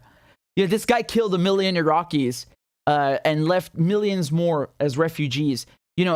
People think about wars in terms of, injuries and killed. Like, that's how they can't count the casualties. But they don't count the mental, the mental scars that people carry with them. I never see that. No one talks about that. And I'm sure you have many, many people in Syria, in Iraq, in Libya, in Somalia who have mental illness because or trauma because of American wars, because of NATO wars. And I've heard stories in Iraq. My goodness, every time with Iraq, I think I've seen the worst, and then I see something even worse. It's like a rabbit hole. I'm not joking. It's a rabbit hole of atrocities. You start going down and looking. My God. My heart bleeds for the Iraqi people. My heart aches for them. My heart bleeds for what happened to their country. Ya haram, ya haram, ya haram. And this bastard says you're living too much in the past. Yeah, very easy for you to say. A lot of people are still affected by what you did. And do you guys remember that photo from Abu Ghraib? There was a scandal about torture in Abu Ghraib, and the most famous picture from that prisoner abuse is this one. Look at this. This is how the Americans were torturing Iraqis in Abu Ghraib prison. This is the most famous picture. And this guy in the under the hood, right here in this photo, you can see they're basically electrocuting him and making him stand on a box, and horrible. And he gave an interview, which I saw, I think, a year ago. Again, made me cry. And he said he cannot shower anymore. They waterboarded him so much that he's afraid of water now, and he cannot shower.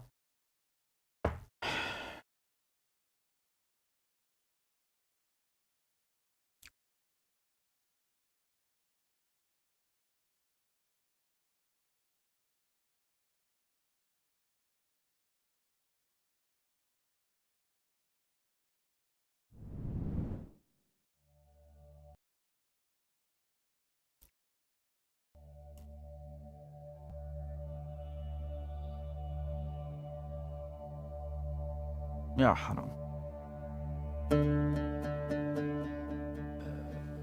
أول ما يدخل الشخص يربطون على باب الحديد مشبك، باب الزنزانة، و يعني يستخدمون وياه عملية الصعق بالكهرباء والتبول عليه. علي القيسي.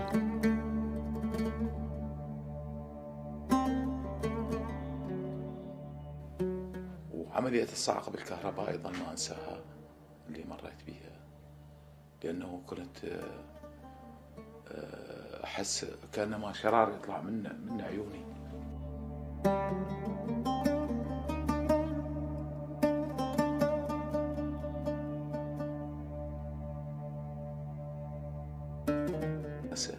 هاي عصا المكنسة مكسورة، والكسور يعني من تنكسر عصا المكنسة ادخالها في مكان يعني حساس بالجسم يسبب أحيانا نزيف وتداخل جراحي شوف الطفل يعني اغتصبوه أمام أبوه.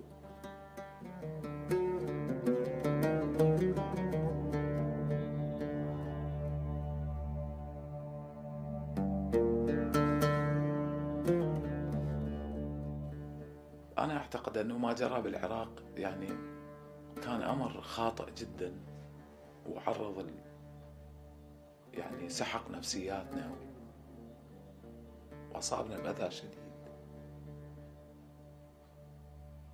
يعني أنا لحد الآن الحمام مالي ما أقدر أشوف بيه البانيو من أشوفه أتذكر الإيهام بالغرق. لا زلت أعاني من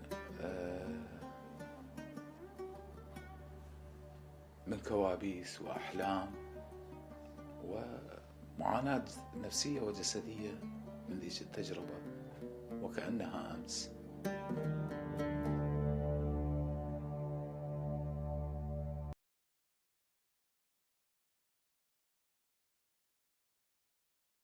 I mean, I'm speechless. I don't even know what to say. You know, this is evil, pure evil.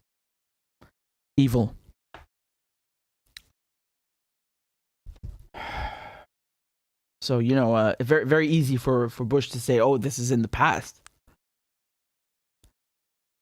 Honestly, man, I wanted to show you these clips. I thought it was going to be funny. It end up, you know, it being upset because it's so... we can't forget them. We can't forget them. We have to speak out and raise awareness and, you know, show people.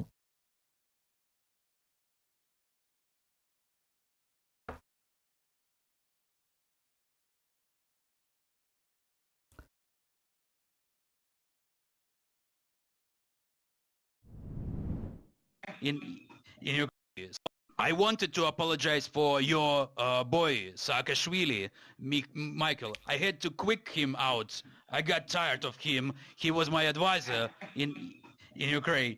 He was constantly using drugs in our administration and wanted a lot of money. Yeah, I know. Look, he, you know, he's a rambunctious boy at heart. Yeah, I agree. I mean, yeah, we had a problem with him in Georgia, and Putin laid a trap, and he fell into it, and he kind of panicked during that period of time. You should have asked me whether or not he should have been inside your government. I would have given you advice, but yeah, I hadn't talked to Saakashvili since 2008. You know, but he also failed at joining to NATO. That is his big fault. Yeah. Well, if Saakashvili was true to his roots, he'd still be in Georgia. Not running around Ukraine and other places. I mean, you know, that frustrated me. He got elected. He did a good job for a while.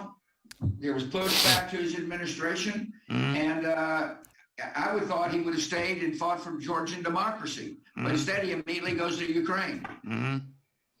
Bad boy.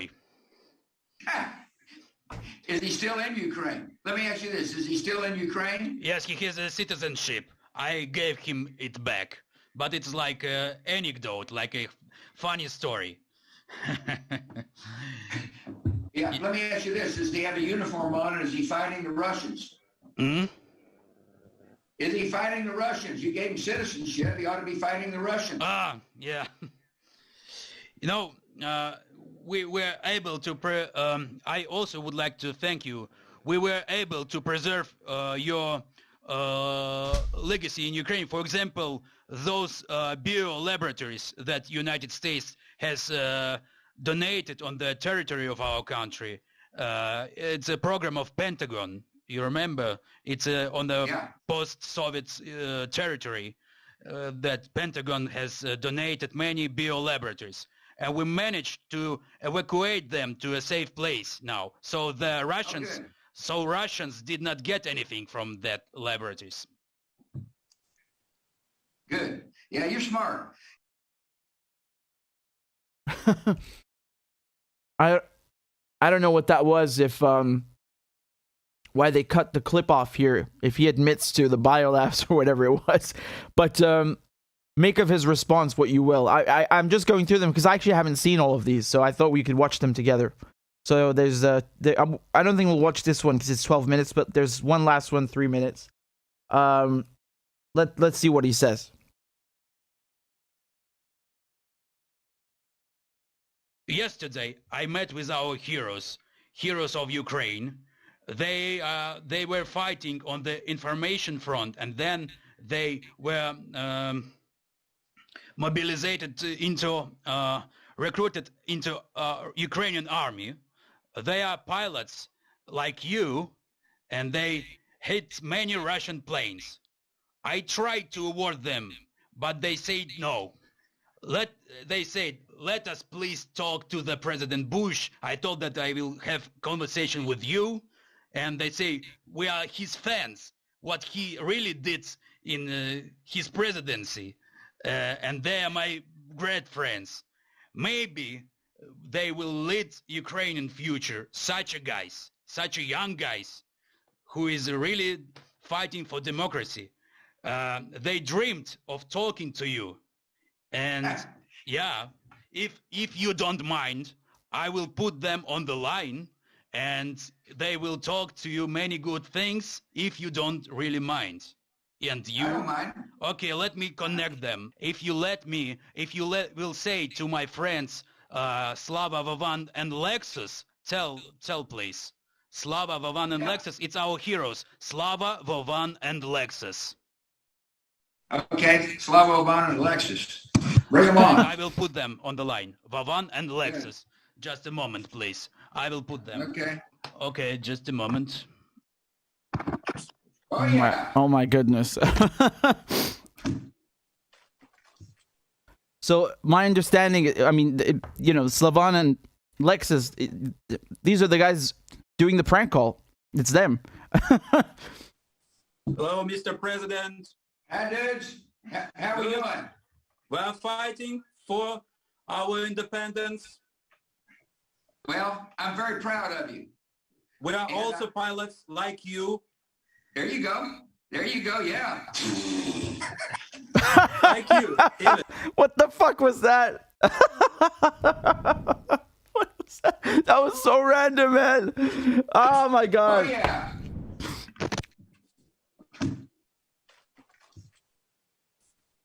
Hello, Mr. President. Independence. There you go. There you go, yeah. Like you, even. What the hell? Where is the truth? Where is the power? Yeah. In the money?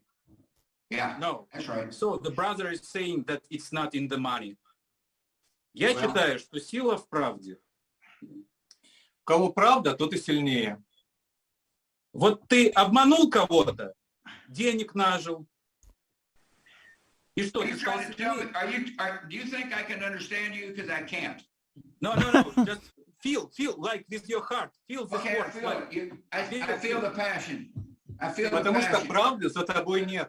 But not only that, I see the passion on TV every day. I see the passion. Just feel what we are trying to express. No, I can feel it, but more importantly, I see it when you resist Russia. Yeah, when you fight the Russians. And here's my suggestion. Keep fighting. I will fight. We will fight. Anyway. Don't let up. Well, the truth's with you. Truth with us. Yes, it is you. And Zelensky. I told Zelensky he's like Winston Churchill. And yeah, he is our president. Yeah, he's great. And he's like Monica Lewinsky also. What the hell? All right, boys. Great talking to you. God bless Okay, you. we will put you on President Zelensky again, okay? Okay, yeah, thank you. Thank you very much. Yeah, for good this. talking to you Thank guys. you. Slava России.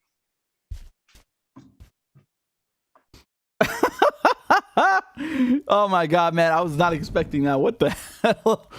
Oh, goodness. Like Monica Lewinsky. And he laughs at it, too. Wow. You know, Bush really was a pilot. And the most ridiculous thing is that 2 months, I went back, I looked at this, at the date, and I was stunned. But I remember it. So 2 months after the invasion of Iraq, George Bush flies he lands a jet on an aircraft carrier, and there's this big sign behind him that says "Mission Accomplished." I mean, what do I even say, man? Here's the image of of him coming down on the he's landing here, and then here's the photo with "Mission Accomplished" behind him. This is 2 months, man. It's 2 months after the invasion. And obviously, as you guys know, the fighting in Iraq continued for years, right? Like they had multiple battles in Fallujah, Basra, Mosul. It was for years and years. You had the insurgency, right, as they called it. Again, insurgency. It's resistance, man. Even if you don't like the guys, but they also let me explain this, man. It really basically really like stripped down. You had the U.S. invasion, which led to Al Qaeda and basically years of bombings and car bombings and mosque bombings, and then after that you had ISIS. So the Iraqis suffered through 3 phases of terror. And it's all because of the invasion. You would have never had Al Qaeda in Iraq. You would have never had ISIS in Iraq with Saddam Hussein in power. And that does not mean that Saddam Hussein, is nice, or this doesn't mean there's anything redeeming about him. But my point is that Saddam Hussein opposed people like Al Qaeda and ISIS, which makes it all the more ridiculous when the Americans are lying and saying that he's working with them. That makes literally no sense. It's complete bollocks. So my point is that, this torture, the 1 million people killed and millions more refugees, God knows how many of them have mental scars. I mean, you saw that poor man that we just, the video I just played for you. His name is Ali Al-Qaisi. How many more like him have these mental scars? Many people. And I think it's really ridiculous that he comes here 2 months after the invasion, says mission accomplished. What did you accomplish? Tell me, I'd love to know. Accomplished nothing.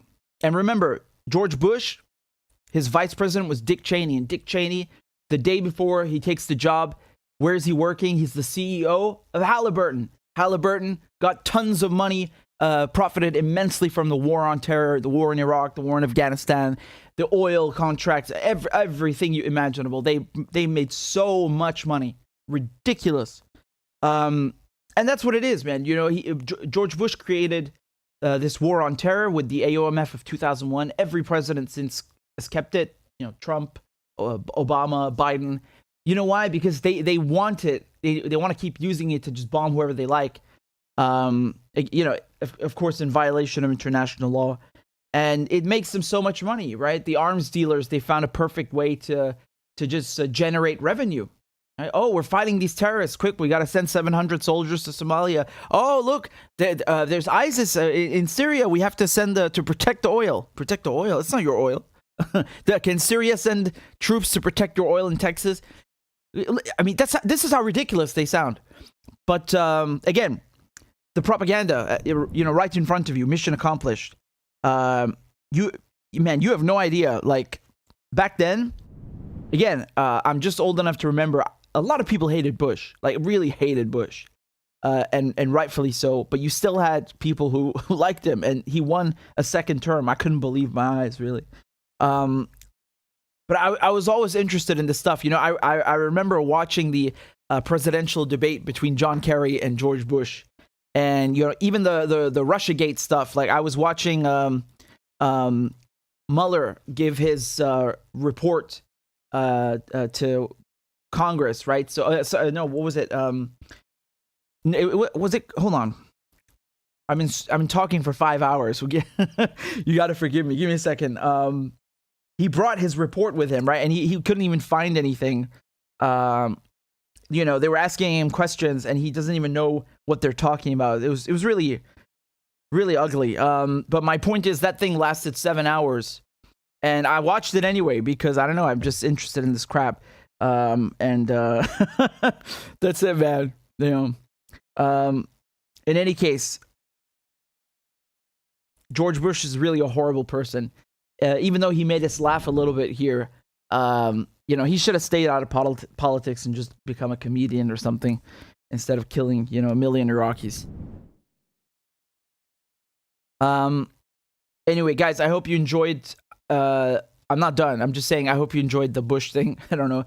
You guys sent it to me, so I had to, you know, look through it. Okay, let's go on to the next topic. But just before we do, I want to say a big thank you to everybody who's donating and watching. Maria sent a super sticker. Thank you very much. You're very, very kind, Maria. Amir says Tulsi, she is a huge Islamophobe and a complete warmonger against Muslims. We don't need her as an ally. El Musawi said, Richard, no sound. I fixed it, but thank you. I really appreciate it. Going back to your comment, Amir, I remember something. I know what you're talking about. I think I know what you're talking about. And I'm going to bring it up because I don't remember if we talked about this at all, but it's worth mentioning. Give me a second. What was it again? It was something on Twitter. It's a tweet. I was going to say Twitter post.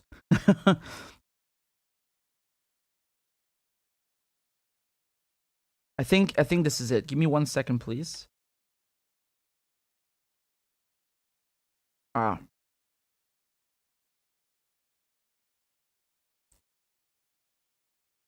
think it was this. You might be referring to this. Let me just bring this up. So, you know, just referring to Amir's comment about Tulsi Gabbard, I remember a certain tweet on 9/11. So this is last year, right?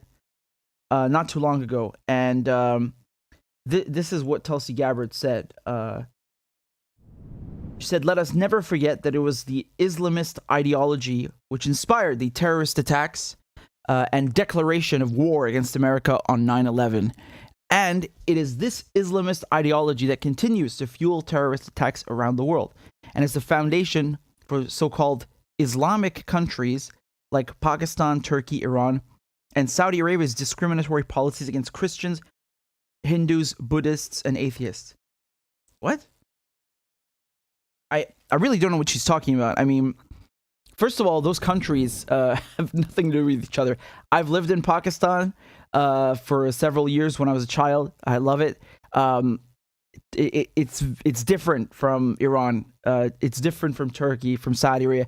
Those countries are completely different. And what is she saying, that they discriminate against Christians? Hey, man.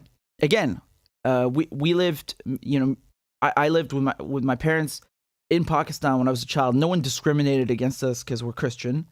No one would do that to me in Iran. You have Christians in Iran. You have Jews in Iran. Iran is pluralistic. Saudi Arabia is a different story. I don't know about that. Turkey, I don't think it's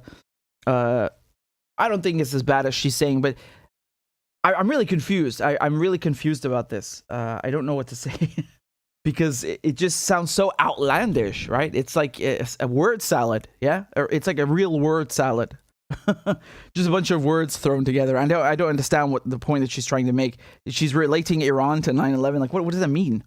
You know, I want to say something right here. She says Islamist ideology.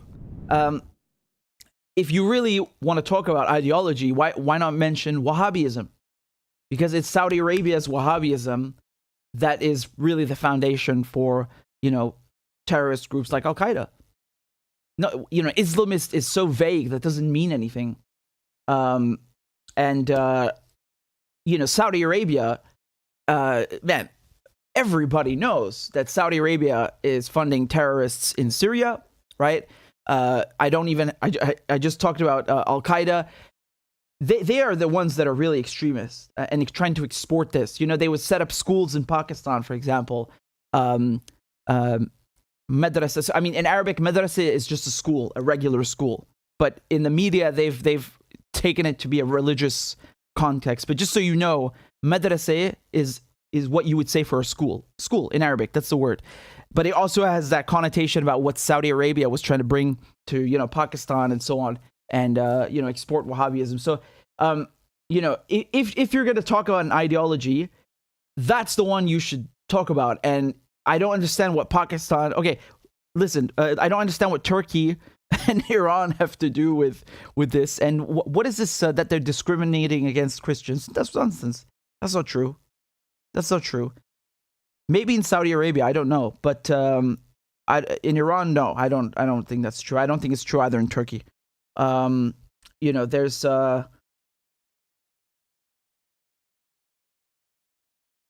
don't know what to say. I really don't know what to say. This is so vague. And it says here that this Islamist ideology that continues to fuel terrorist attacks around the world. I mean, once again, if we talk about ideology, I would really say it's Wahhabism. And, that would form the basis of a fairly strong argument. And afterwards, what is the next question? Well, you have to ask yourself, how is Saudi Arabia able to do this? And now, well, you have to get to a very uncomfortable point, because now you have to admit the United States is allowing Saudi Arabia to do this. So you have people in the guys that went on to form Al-Qaeda, who were funded by the CIA. I'm talking about the Mujahideen in Afghanistan who fought the Soviets. So it was a proxy war, right? The Soviets came into Afghanistan from 79 to 89, and the CIA, the Americans, were giving... they helped to set up foreign fighters to come in to Afghanistan, telling them that, oh, this is a religious fight, right? It's not, you're not just fighting the Soviets, it's a religious fight. And they gave them training and weapons and supported them. And then when the war was finished, many of them went on to form Al-Qaeda, right? And of course, because they have all these weapons, they have all this money, they've taken control of the territory. Of course, it's going to go wild. And remember that, because I suspect you might see something similar with the Azov and the Nazis in Ukraine. Because, when you give people billions of dollars in weapons, you're just emboldening them. They're going to feel like they're God or something. But anyway, just to go back to what I was saying, the Americans allowed this. There was something in Pakistan near Peshawar called Maktab al-Khadamat, which basically means the Bureau of Services, or Service Bureau, and it's a very fancy name to call it. It was basically run by Osama bin Laden and his friends, and it was the only goal of this Maktab al-Khadamat was to bring in foreign fighters. So they would you pay for their air tickets, for their flights and all this stuff, and coordinate so they could come to Afghanistan. And this was supported and sanctioned by the CIA. So. Going back to the tweet here, how can you not, place blame at the feet of the CIA? You have to. How can you talk about 9/11, which was carried out by Al-Qaeda, and not mention the role that the United States played in, helping to create Al-Qaeda, on purpose or inadvertently? It doesn't matter. The Americans played a role, and this is just a historical fact. This is a fact. And I'm going to tell you one thing, man. Again, go see those photos, my photos, our family photos from Pakistan in that talk I did. It's on the channel somewhere. I gave a talk to some British university students, and, we basically had to apply to go into this area, to Khyber Pass, which is where you have Al-Qaeda and the Taliban, all this, this is a strategic area, very, very delicate. And the British, of course, took it, before. And my point is that the guys who came to pick us up, because you have to understand something. This area is not controlled by the government. It's like the Wild West. It's like no man's land, and it belongs to, let me show you on the map. Here you go. So there's even a sign, and I put the photo in there. There's even a sign in English and in I think in Urdu maybe, I don't remember. But anyway, the sign says that no foreigners allowed past this point, because you have to get permission. The government is not going to help you if you cross that sign. And, this is a very important area. Here's Peshawar. Okay, the Maktab al-Khadamat was in this area. And then what you have over here, you have Afghanistan right there. You see right there, this area on the border. And very strategic. Very, very strategic. So my point is, the guys that came to pick us up, to basically, because you can't go in alone. You have to apply and wait for months to get permission. If you do, you're very lucky. And then you have people that are basically minders, guys with machine guns that are, basically accompanying you, to put it very mildly. And, my mother said those guys, looking back at that now, knowing everything that happened since then, because this was the 90s, right? When we went there, my mother said, like, those guys, they must have been Al-Qaeda or something like that, Because back then, it wasn't clear. You had several groups. The Cold War had just ended. There was Islamic Jihad run by al-Zawahiri. But, looking back, my mother was like, those guys were something to do with that. Very shady. And in any case, I only have like tiny glimpses, like snapshots of memories there. In this area specifically. There's a really beautiful gate when you go to the Khyber Pass. Again, I also showed that picture in the talk that I did. I hope Claudia can drop the link in the chat because I don't remember the name of it. But here, let me show you. That's the one. Yeah, I remember this. I remember going here. Beautiful, really.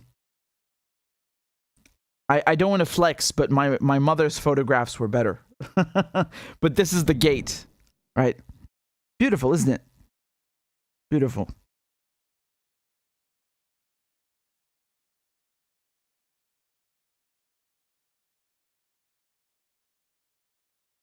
In any case, I think it's very important to understand the origins of Al-Qaeda, the oranges, peach pears, plum syringes, the origins of Al-Qaeda. And if you don't, admit, you have Wahhabism, you have the CIA, then you're never going to be able to fight this or talk about this in a real manner. I don't understand this tweet about Islamists. What does that mean? That's so vague. It doesn't mean anything. And it completely absolves the CIA of its role and everything the West did to beef up these people and arm them and train them and so on. So, just randomly blaming Muslim countries. I'm sorry, that's just, it's not accurate. And she says Iran. I mean, dude, Iran is literally, basically de facto leading the axis of resistance. Although I say that, figuratively. My point is that Iran has been fighting Al-Qaeda in Syria so much, right? And did so much. So they are against Al-Qaeda. If they hadn't come, Al-Qaeda would have taken over Syria. I'm not kidding, man. People think this is a fucking joke. I have the maps. I've shown them to you how close they were, like literally blocks from my cousin's house. I was talking to my cousin a few weeks ago, and I was asking him about the war, and he told me at night when there was no traffic and no shooting, he could literally hear the guys, the terrorists that were blocks away in Jobar. So this is, if I'm not mistaken, Jaish al-Islam and Faylaq al-Rahman. He could literally hear them, and the terrorists and the Syrian army insulting each other, yelling at each other. Like they were in Damascus, already in Damascus, and people think that this is like some, oh, you're Assadist. Shut the fuck up, man. Get the hell out of here. So if Iran hadn't come, you would have a black flag, the ISIS flag, flapping over Syria, over Damascus. No, thank you. You can take your quote-unquote democracy and stick it where the sun don't shine. So in any case, Iran has played a pivotal role, Hezbollah, Russia, in fighting Al-Qaeda, in fighting these terrorists. So randomly throwing Iran in there, I don't understand what does it mean. I'm disappointed, honestly. I'm disappointed, but maybe there's a misunderstanding, or I don't know. Sometimes you say something and you don't express it well enough, but I don't know if that's the case here. I really don't. It's a bit disappointing. And I'm pretty sure there's no discrimination against Christians and Jews in Iran.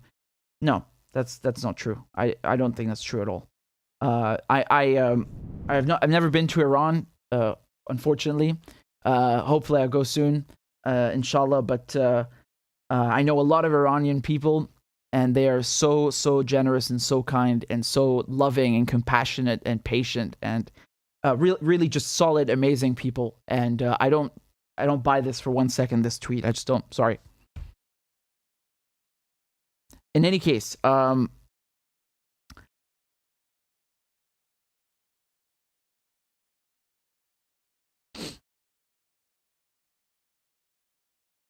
yes, we have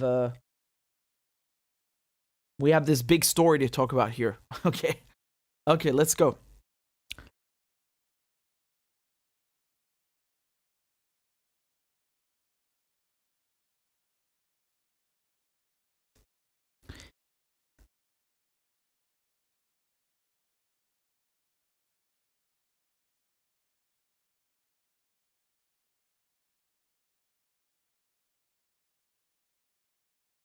There's a huge shortage of baby formula in the United States, and you got military aircraft, going to Ukraine, bringing weapons, and then coming back to the United States with baby formula.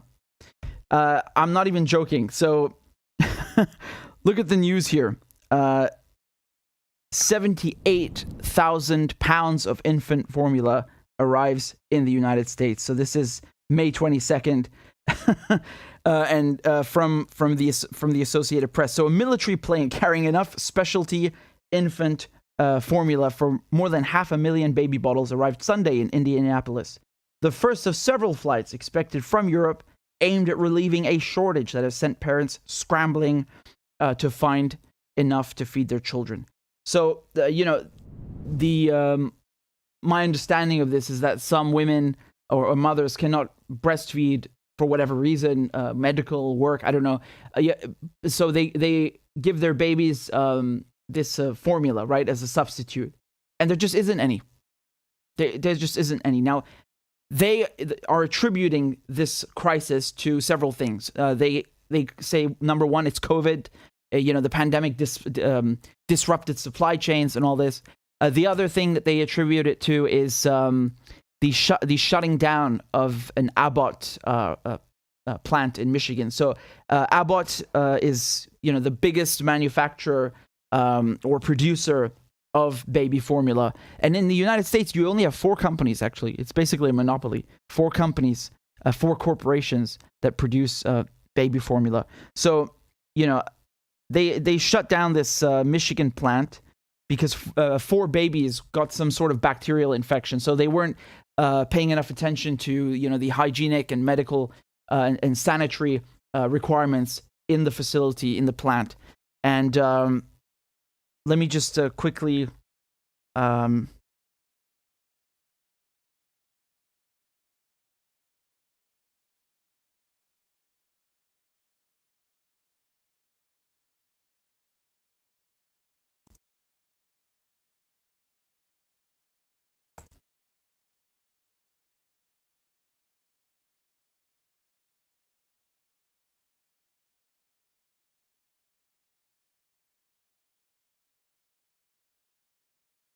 I don't know if I'm even saying it right. Is it Abbott? Abbott, whatever. So let me just show you this quickly from NPR.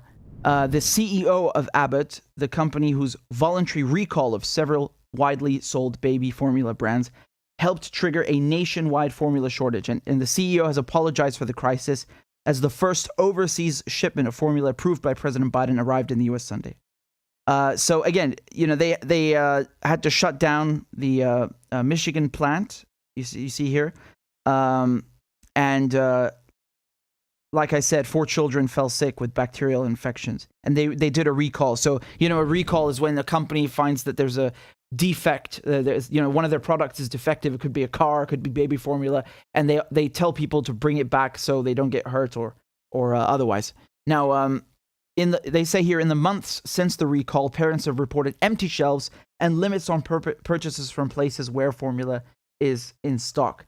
So, this is obviously a huge problem, and what Biden has done to fix this, well, there's several things. Okay, so first of all, they've hold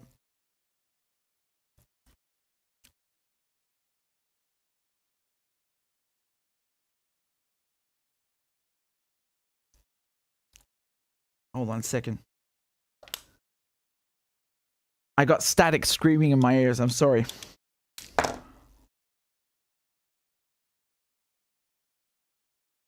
Okay.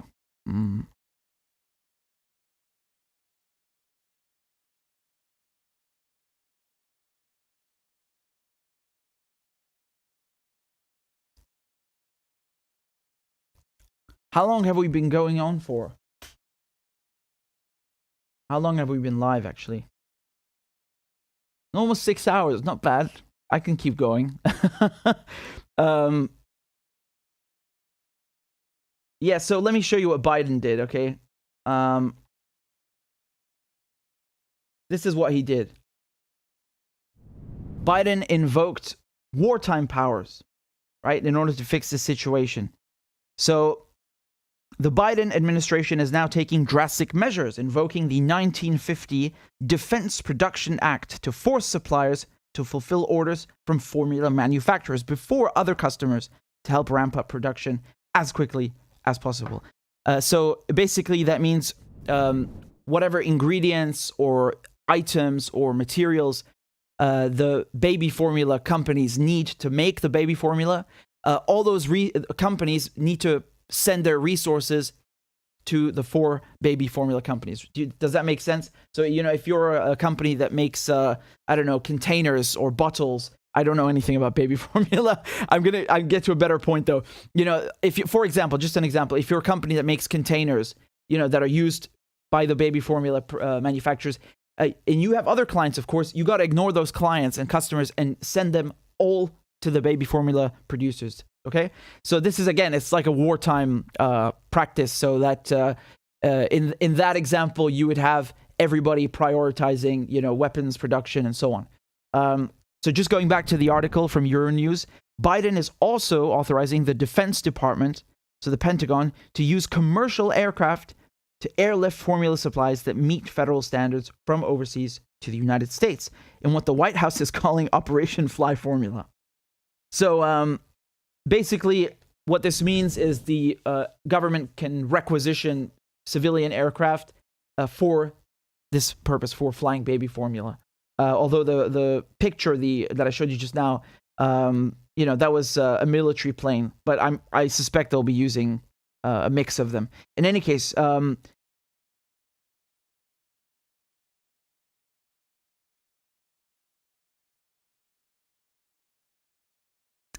earlier this week, the Food and Drug Administration, so the FDA, said it was streamlining its review process to make it easier for foreign manufacturers to begin shipping more formula into the US. Abbott and its Swiss rival Nestle have already been shipping cans of baby formula from their plants in Europe to the US to help alleviate the shortage.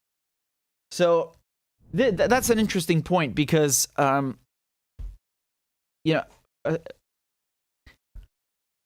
far as I know, the EU has higher standards for food, right? So the stuff that people eat in the United States, some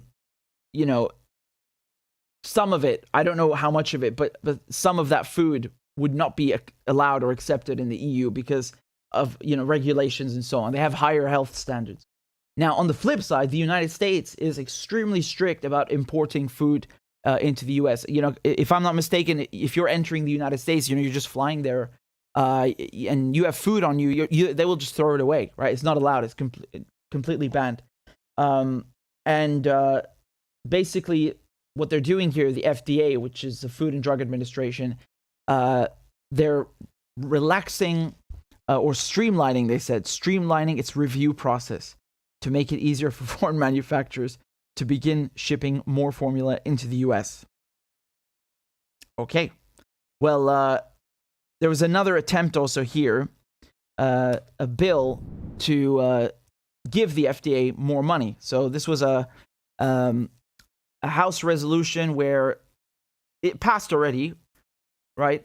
And it's basically to give $28 million to the FDA to address the current infant formula shortage. And the thing is, you have 192 Republicans who voted against it, and I swear to God, man, I don't know why.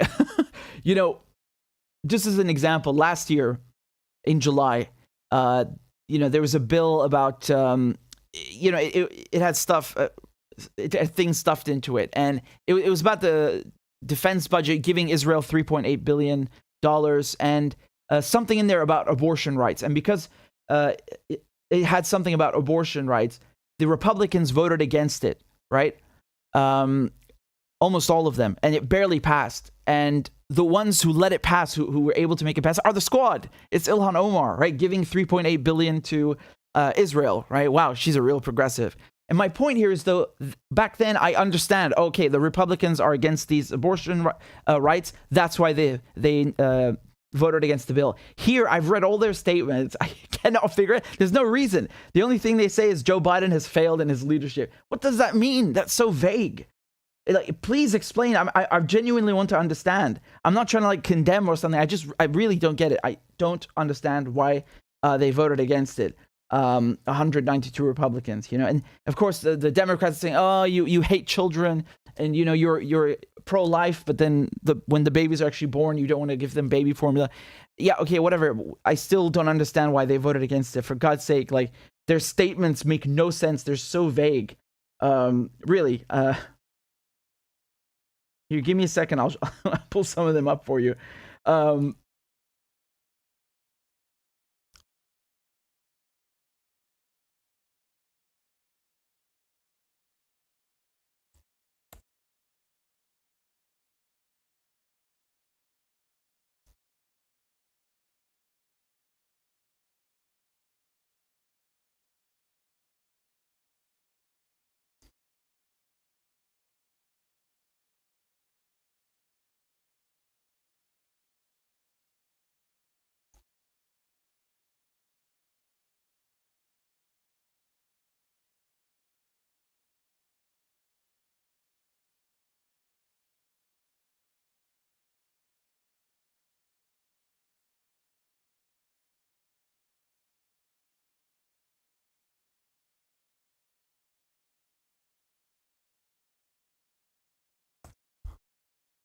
Here we go. Finally. Sorry about that.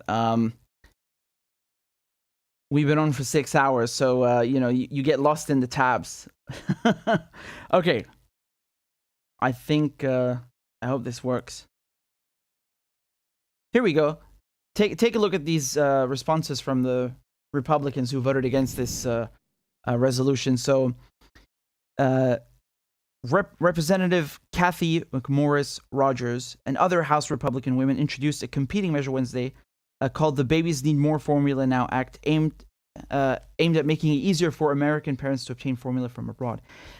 Quote, Joe Biden's failed leadership is responsible for America's baby formula crisis, Stefanik said in a tweet Wednesday. Representative Bice said she voted against the FDA bill because there was no reason to give the agency additional money. Quote, you can't throw money at this problem, she said. This is a failure of leadership within the FDA, as well as the administration's failure to act. So throwing, millions of dollars at the problem isn't going to fix it, isn't going to actually fix it.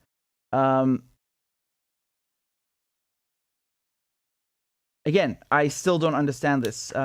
This is extremely vague. Don't you agree? It's very vague. Either way, I just want to say one thing, but let's watch this video first and take a look.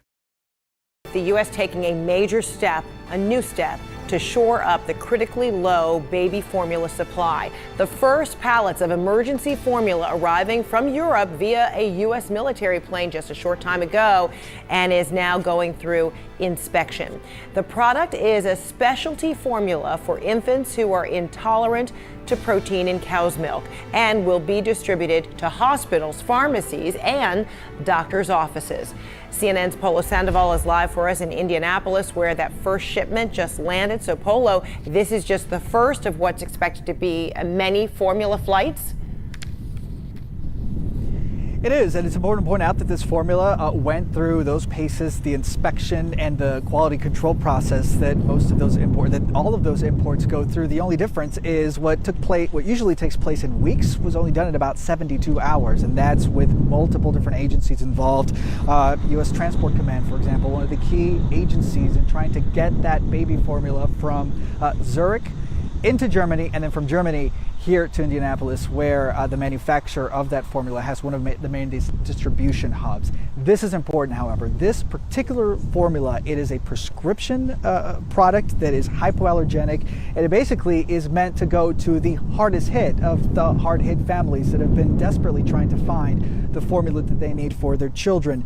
This specific formula is Alphamino Infant and Alphamino Junior. This will go directly to hospitals and to home health care facilities, so that's important to note. This is not formula that will be going to the store shelves, for example, which, however, there is high hopes that they will begin to import some of those products from overseas as the U.S.-based manufacturing operation for these products begins to rev up, essentially. I want you to hear directly from the acting head of FedEx, one of the other organizations that is involved in the distribution of this, that officials there are hoping to possibly have a flight as early as later this week that will be a formula that will address the needs of most parents.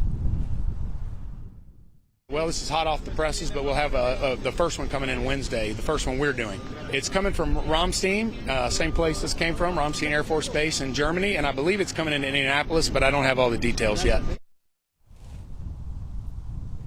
So that is key here, Fred, as you hear from FedEx officials, that they have hopes of bringing in some of that formula that will hopefully address the needs of some of the more general population of parents here. Because again, this particular formula has the potential to impact, or at least benefit, up to 9,000 babies, potentially up to 18,000 toddlers, but those with dietary restrictions. So there is a consensus among many parents, and even the men and women who flew this plane here into Indianapolis today, they believe that this will likely be the first of many more of these flights.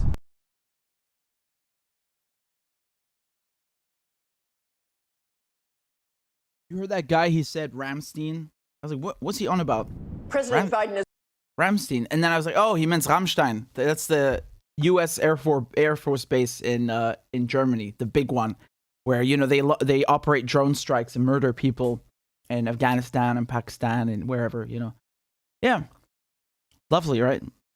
Anyway, it's so funny to me. Like they literally murder civilians with drone strikes from this base.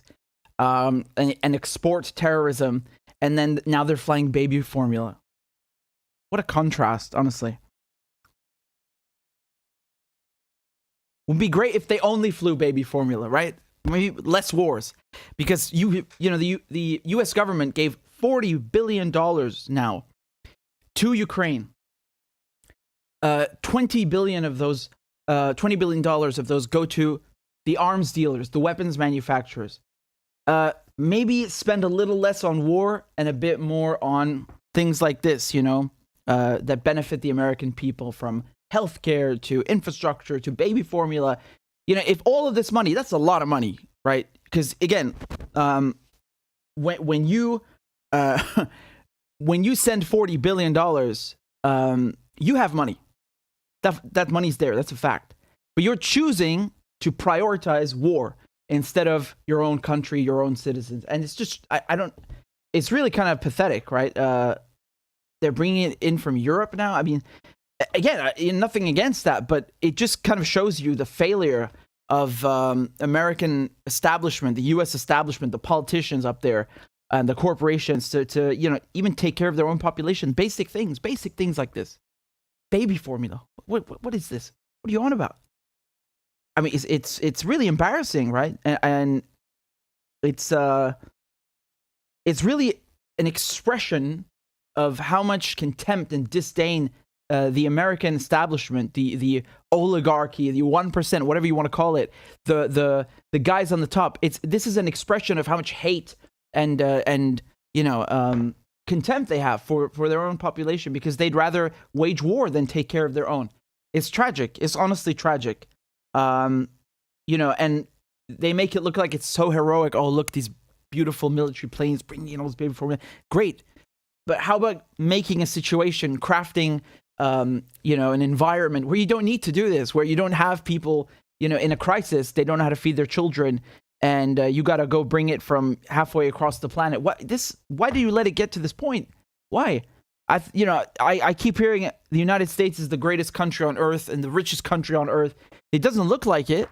For all this money that they're, spending and sending, you'd think they'd give a little to their own people, right? That's the irony here. It's the United States, man.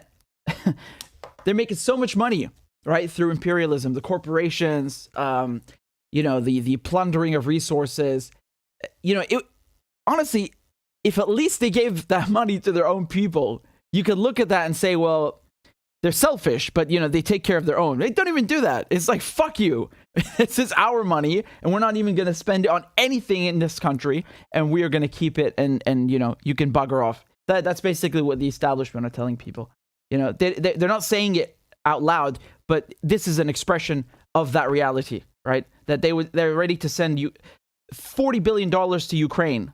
It's actually more than that. But for baby formula, well, screw you. Go run around trying to find it, and we'll get, a few bottles from Europe. What is that? Come on, man. Don't tell me you can't do better. Of course you can. I feel bad. I really feel bad for Americans, for people in the United States, because they're being treated like crap.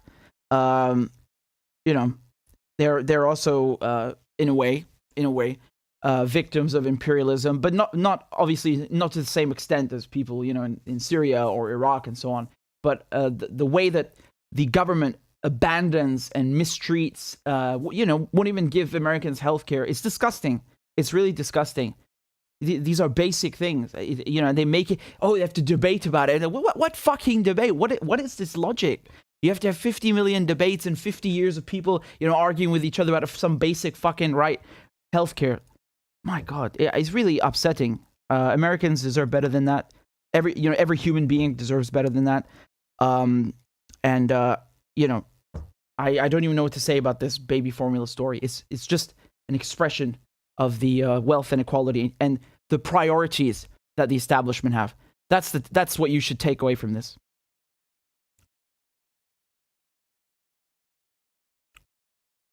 So,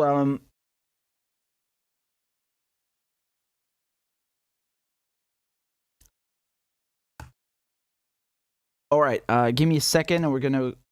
Okay. Thank you very much, guys, for your super chats. You were very kind. And we have one over here from MJ Anti-Imperialist Party. It says, you do amazing work, Richard Medhurst. I'm half Syrian, half American, and extremely appreciate your journalism. Thank you. Ahlan wa sahlan, habibi. That's so happy to see. And that is really heartwarming. Thank you so much. Shukran, Islam. Robot says, I wrote you on Patreon yesterday. Message was censored. I removed my account and support. Please change site regarding YouTube censorship. Peace and love. Are you joking? What? I don't understand what that means. You sent me a message and they censored it? What on earth did you send? Okay, so listen, my email, I have a new email. It's RichardMedhurst@gmail.com. The Richie is RICHI. Okay? I know some people like to write it with IE at the end. I don't like that.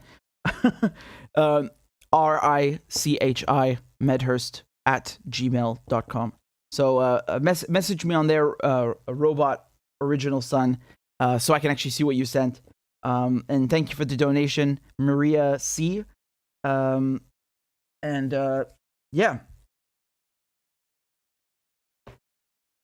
Hold on a second.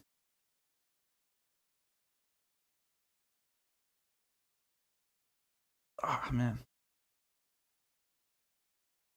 That really amazed me. I don't know if you guys were tuning in earlier, but you know that thing with the Israelis putting up plaques, like literally, you know, celebrating and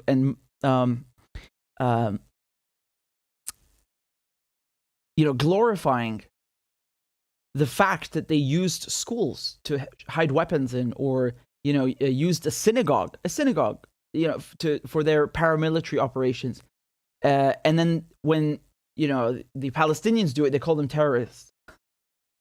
Unbelievable, really, unbelievable. At least the Palestinians have the right to resist. It's their land.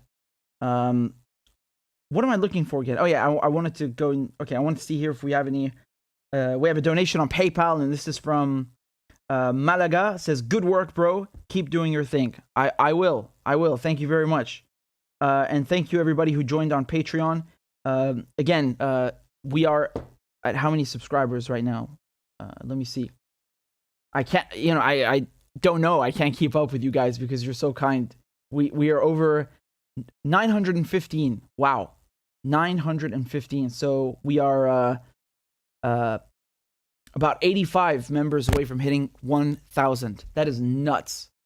That is nuts. And I promised you I will get a piñata and let you guys vote and choose what it will be. I'm kind of nervous. I'm really nervous about this, man. But we have to do it, and we're going to do it. So I'm excited. Again, if you like my work, if you enjoy what I do, if you like 6-hour streams of me talking, please consider supporting the show on Patreon. I'm just putting the screen up. You can donate $2 a month or $5, whatever you want. You choose the amount. And I'm very grateful for that.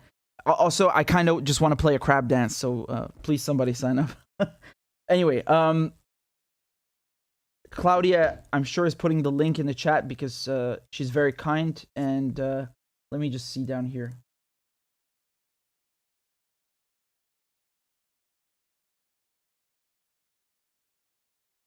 All right.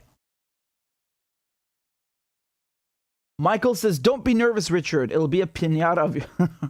You're a funny man. I wanted to sound like Dick Cheney. Thank you very much, Claudia. Claudia just put the links to the Patreon, and I appreciate it very much, guys.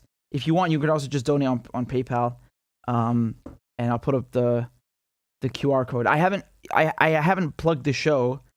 I kind of have to, but you know, I'd rather just talk about politics. Anyway, we will continue. I got some more stuff. Oh yeah, there's the PayPal on the screen. So thank you, guys. Let me get the next one prepared so we can continue. And did you guys say anything in the comments like about why the Republicans opposed that thing? I really, it's like a mystery to me. I don't get it. I'm not sure. It's just like theater, I guess. You know, it's just, again, this constant bullshit theater. Oh, Republicans versus Democrats. They're all playing on the same team, man. They're all friends. They people that went to school together and have lunch together. Yeah, that's how it is. Thank you, Brett. Brett just signed up on Patreon. You're very kind, Brett. And guess what? I'm going to play Crab Dance for you. We are now at an amazing 916 patrons. That is nuts.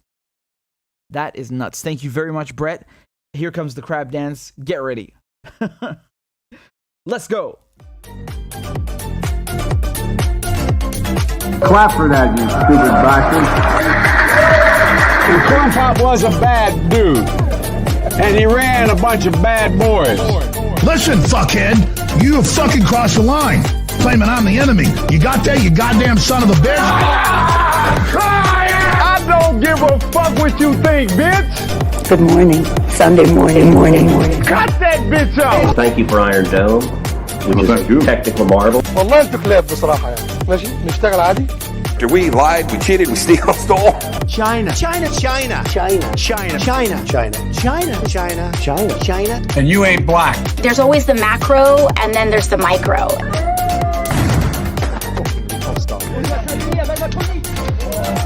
Do not come. Do not come.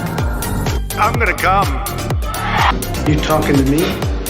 Ladies and gentlemen, I'll have 2 number 9s. The number 9 large. we got him. I told myself, I know it's not. I've fallen and I can't get up. Disinformation's origins are slightly less atrocious. Why you texting? Why? You're getting nervous, man. Calm down. It's okay. Okay. Suck my dick and choke on it. I yield my time. Fuck you.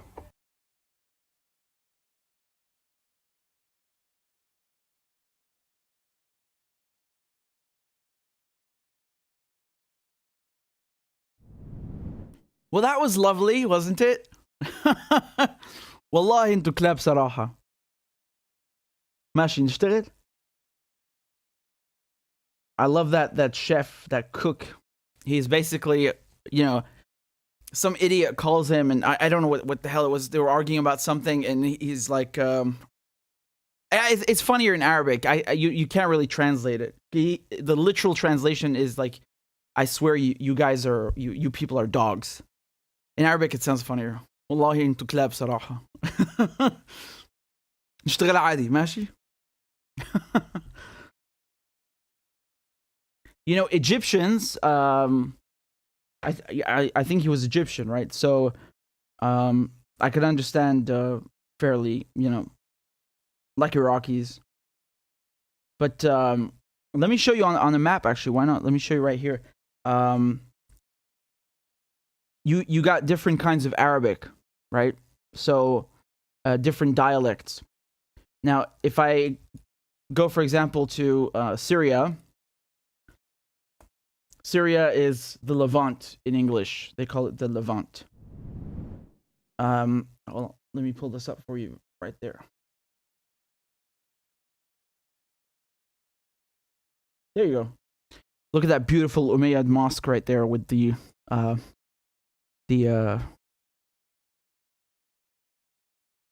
Corinthian columns and the Roman arches. Beautiful. In any case, this region over here, so Syria, Lebanon, Israel, go fuck yourself. This is a bullshit map. That's Palestine. Let me get a real map. Excuse me.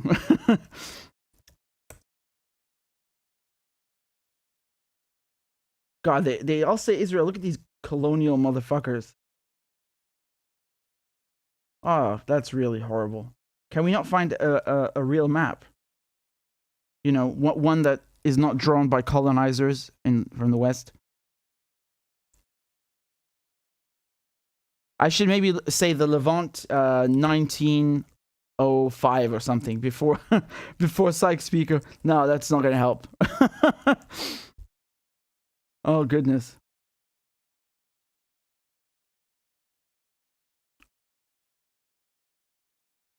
Ah, here we go. This might help. It says Palestine. Okay, beautiful. So this is the Levant. In Arabic, we say Sham. Okay? And it's kind of interesting, actually, because when you say, for example, Nazal al-Sham, you know, it means I'm going to Syria, but it could have different meanings. So Damascus is called Sham. So Damascus is the capital of Syria. You can say Dimashq or al-Sham. Syria, the whole country, is also called the Sham, and the whole region is called the Sham. And I think this is synonymous of, you know, what Syria is. So because before Sykes-Picot, before the British and the French carved it up, you know, in their colonial map, the whole thing was Syria, right? But now they created these borders. So you have Lebanon, you have Palestine, Transjordan, and Syria, right? This needs a little fixing, but it's what date is this? I'm trying to see. Does the map have a date? Doesn't say. In any case, my point with the language, what I wanted to say to you is that here, these countries, so Syria, Lebanon, Palestine, Jordan, we understand each other because we speak the same dialect, the Levant dialect, or Sham dialect, and the Iraqis have a different dialect. It's kind of funny. Like I like it. I like it very much. The way they pronounce letters. How do they do this again? They say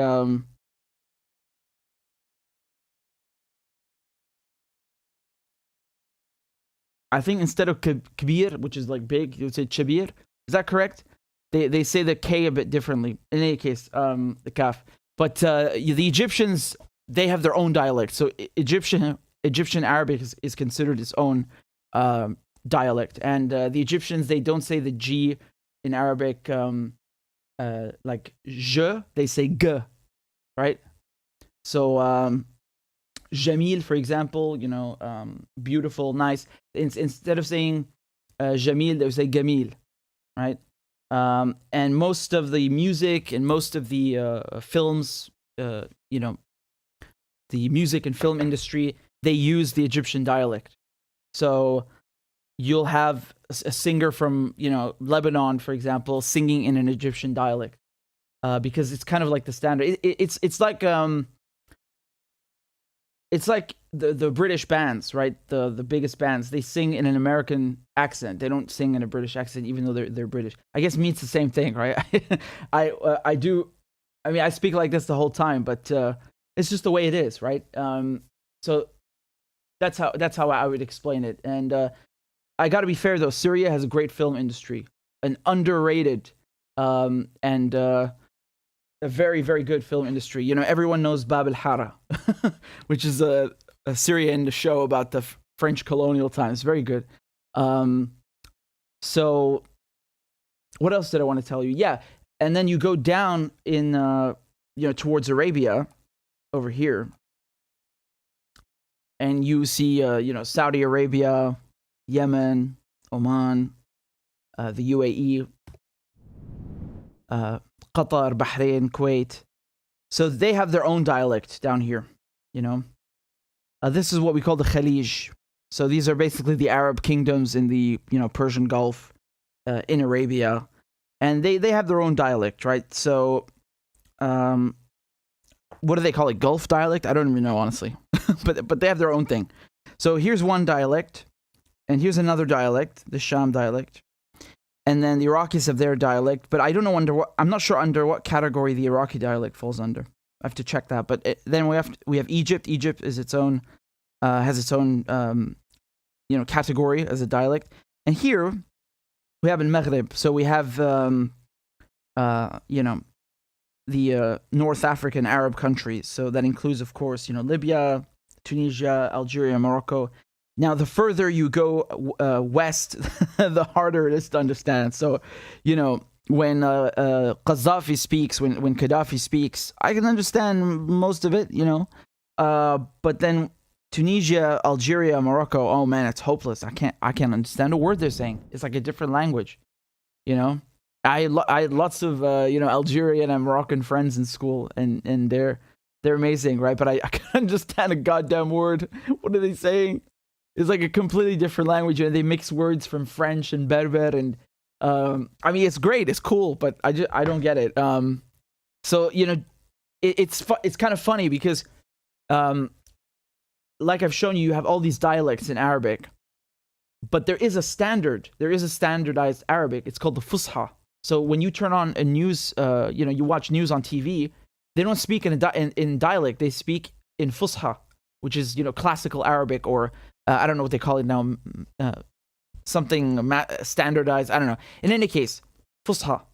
And the funny thing is, the Syrian dialect or the Sham dialect is the closest to the Fusha, like the standard classical Arabic, and that because of that, when I speak in Arabic, someone from Morocco or Saudi Arabia luckily understand what I'm saying.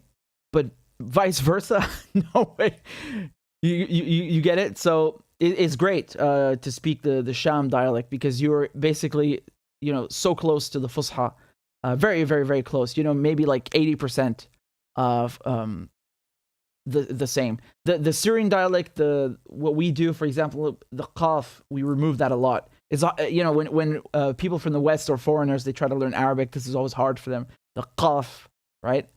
Or the ha. But when it comes to the qaf, we remove it a lot. So, for example, Jerusalem, Qudus, we say al-Idis, right? So qaf becomes al-Idis. It's just easier to speak that way, right? I'm trying to think. We've been streaming for 7 hours. Give me 7. Yeah, for example, quwwa is strength, right? We say uwe. We just changed the qaf into a because it's easier to speak. And there's another thing, but I'm forgetting what it is now. I think the zal becomes a zal. So instead of zal, we say zal, like a z, yeah, I'm forgetting something. In any case, I just wanted to kind of go over this, and the television, the film, music industry, they all, if you want to be a real top pop star, you'll likely sing in an Egyptian dialect. I'm not going to play it because of the copyright thing, but man, I remember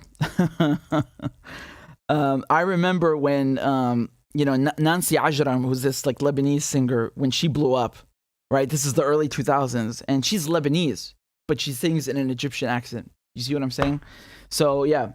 Again, it's like in with the British bands, like the Rolling Stones, the Who, Led Zeppelin, Black Sabbath. They don't sing in a British accent, even though they're British. They sing in an American accent, and I guess it's the same for me. But that when you go to like international schools, you also get In any case, let me show you something over here. You're gonna find this funny. All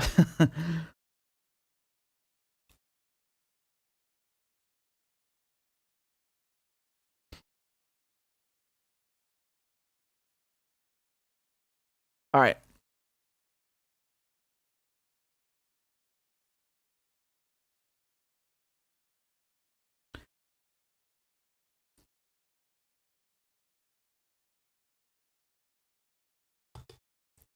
So you guys know the West has been slapping Russia with sanctions, and Russia decided to hit back with this development. So Russia's banned 963 Americans from entering the country. Now, a few things stick out here.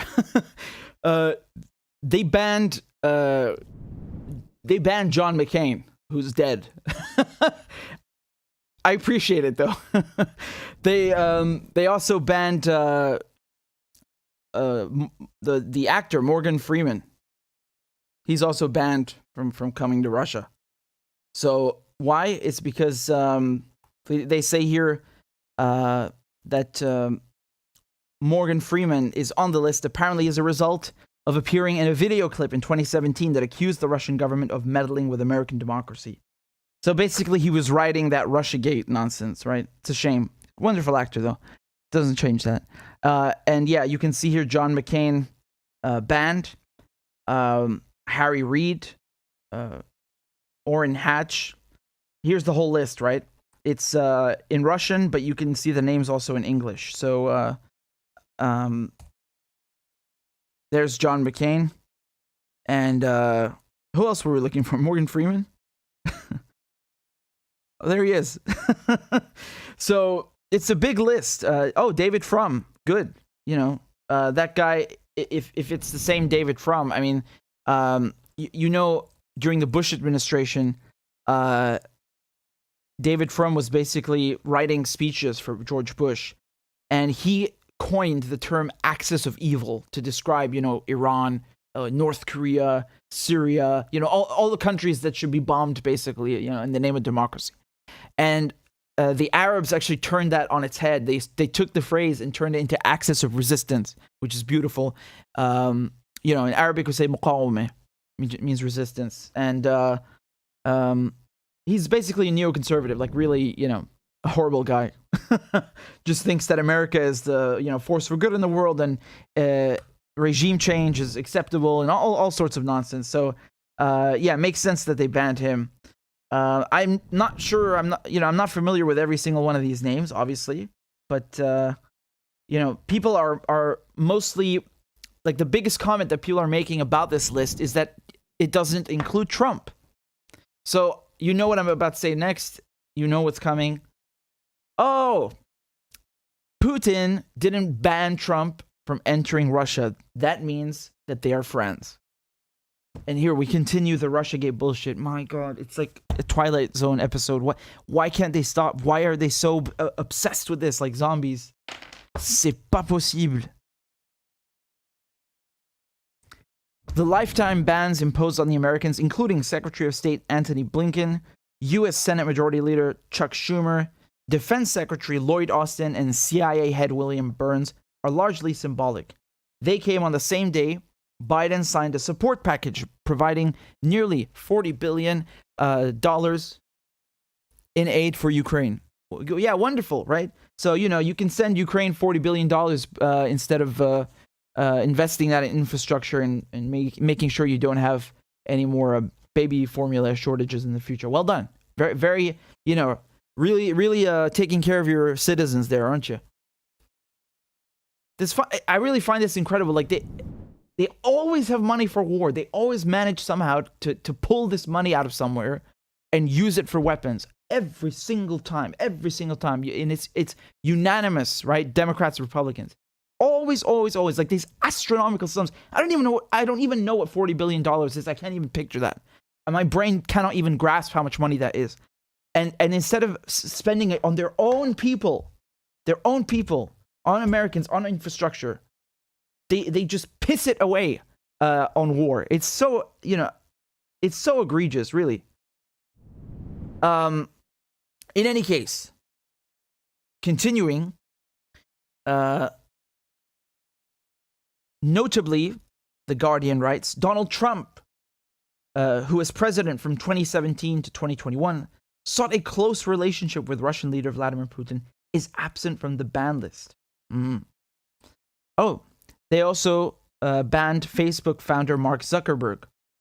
Well, to be fair, Facebook, which is now Meta, basically said that it's okay to go on Instagram and Facebook and to say that you want to kill the Russians. So, I mean, what do you expect? I'm not kidding, by the way. I'm not joking. Like, I'm not saying that in hyperbole. Look at this. And it's okay to glorify Nazis as well, like the Azov battalion. Can you imagine? Like, they have gone completely nuts. This is stuff that you think is Russian propaganda. Like, Russia's saying this to make, Facebook or whatever, or the West look bad. Right? It's because it's so ridiculous. And you have to I have to check this stuff again. Like, was this real? It's real. It's actually real. So here's from The Guardian. This is from from March 11th. So, 2 months ago. It says Facebook and Instagram let users call for death to Russian soldiers over Ukraine.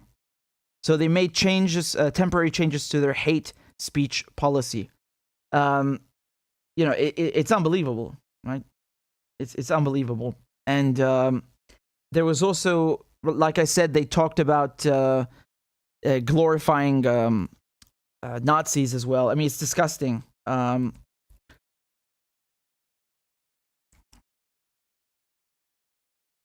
Yeah, here it's on The Intercept. So,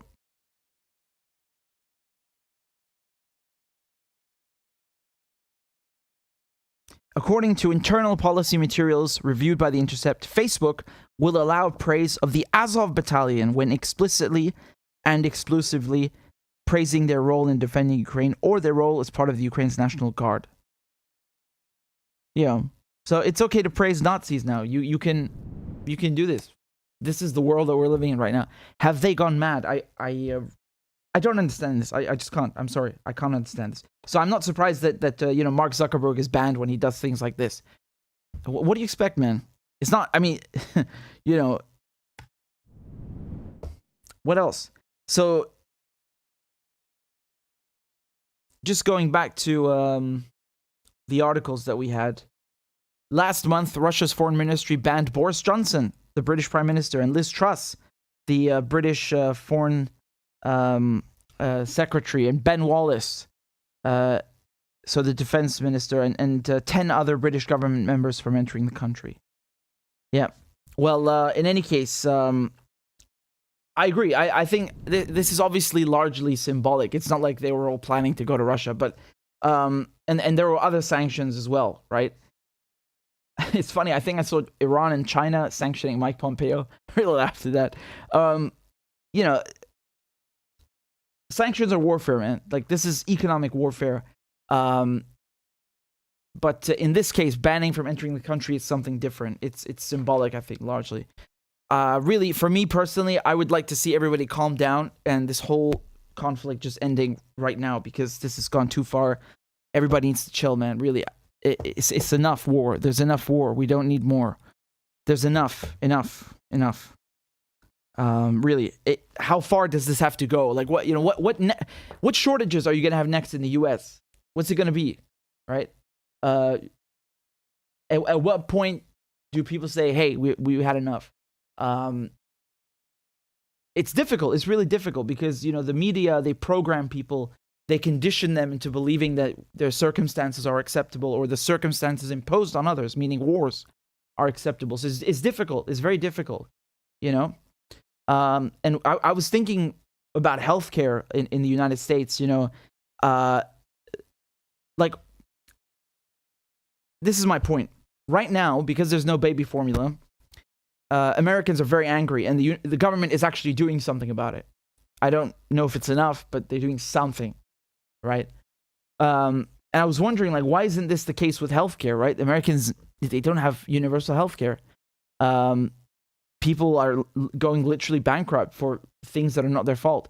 And then I realized, well, I think it's because they haven't had it before. Like, if universal healthcare existed in the United States and it was taken away, or it wasn't available, I think people would riot. They would really get angry because they know what it is, and they are used to it, and so on. I don't know. I'm kind of just thinking out loud. In any case, I just wanted to show you this list of people that were banned, and of course, Trump is Putin's buddy. That's why he wasn't banned. Of course. Yeah. Okay. You're very funny, very intelligent. Well done. You have landed a job at the State Department. Bravo. Very smart. Let me show you something over here. I'm pretty sure there's something out here.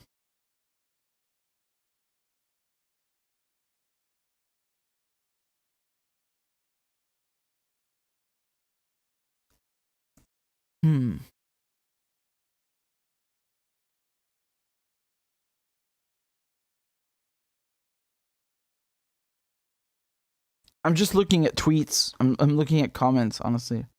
Oh boy, here we go. Look, this is the kind of garbage that you see. I mean, this is just random stuff that showed up immediately. Look at this. Of course, Trump gets free entry into Russia. What a traitor. Yeah, okay.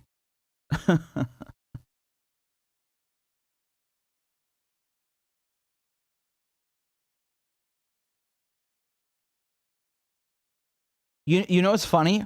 Actually, if you because they said free entry. Actually, if you try to go to Russia, hold on, just I'll show you this as well. Look, you see things like this all over the place. Russia just banned about 1,000 people from entry. Interesting that Putin's friend Trump wasn't banned. What I wanted to say is that when you try to go to Russia, you need to get a visa, obviously, right? And the funny thing is, if you are from the United States, the UK, Australia, like the Five Eyes countries, basically, right? You have to pay double the fee. Even if, for example, the UK used to be in the EU, so they had like a fixed price. They make fixed prices for the EU as a whole. They don't go country by country because it doesn't make sense. But in this case, if you're from the UK, even though you're in the EU or were in the EU, you still have to pay double. Man, I mean, I kind of get it, but I kind of get it. This country is not exactly friendly. We are not exactly friendly. In any case, Bill Brett says, "What is in baby formula?" Honestly, man, I'm not expert on this, but well, there are several kinds of baby formula. Some of them are for babies that are allergic to milk, so they're like soy based or something. And just there's another type also which is even more delicate. It's like, I don't know, it has a medical application, right? And that one I think is the most urgent. I think that's what was in the shipment. And then the baby formula in general, it has vitamins and things that help you grow.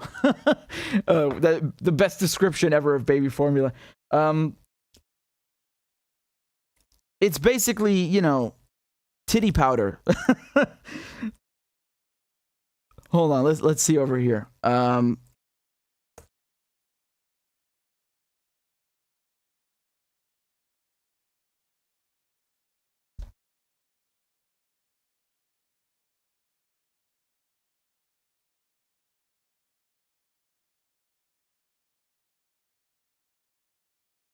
I'm glad you guys are enjoying it. So it's basically the most commonly used infant formulas contain purified cow's milk, whey and casein as a protein source, a blend of vegetable oils as a fat source, lactose as a carbohydrate source, a vitamin mineral mix, and other ingredients depending on the manufacturer.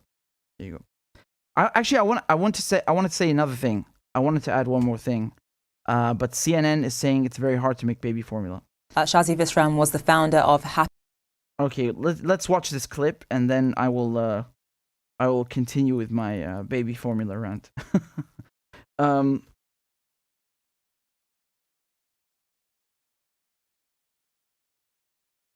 Thank you, Dolores, for the donation on PayPal. Dolores said, "It's always a pleasure to support your work. Thank you for all you do to keep us informed." You're so kind. Thank you very much. Thank you, Dolores. I really love these heartwarming messages. You guys are very sweet. Okay,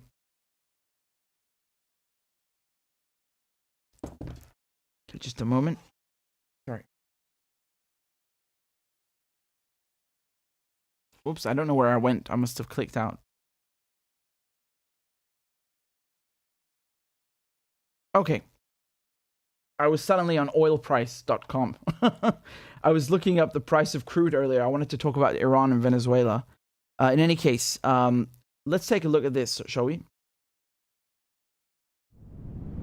Shazi Visram was the founder of Happy Family Organics, one of the top organic baby food brands in the US. She joins us live now. So Shazi, I, as a mother myself, consider myself very lucky. My son is 10 months old. And even though it has been certainly a nightmare finding formula in this country, the fact is, worst case scenario, I can switch him to cow's milk a little bit early. For mothers who have just given birth, though, who are desperate to find infant formula in this country, what are the options? Well, I really want to be a part of the solution. I think mothers can help other mothers and parents want to help other parents. And this should never have happened in the first place. And we can talk about why, and we can talk about what we should do in the future. But if you need help right now, my goal is to pair parents who have means with parents who need help. So go to healthybaby.com, say you can help or say you need help, and we will pair you. Because if you are a mother looking for formula today, it is very difficult, especially if you are constrained by a challenging working environment, which many mothers are. How did we get here, though?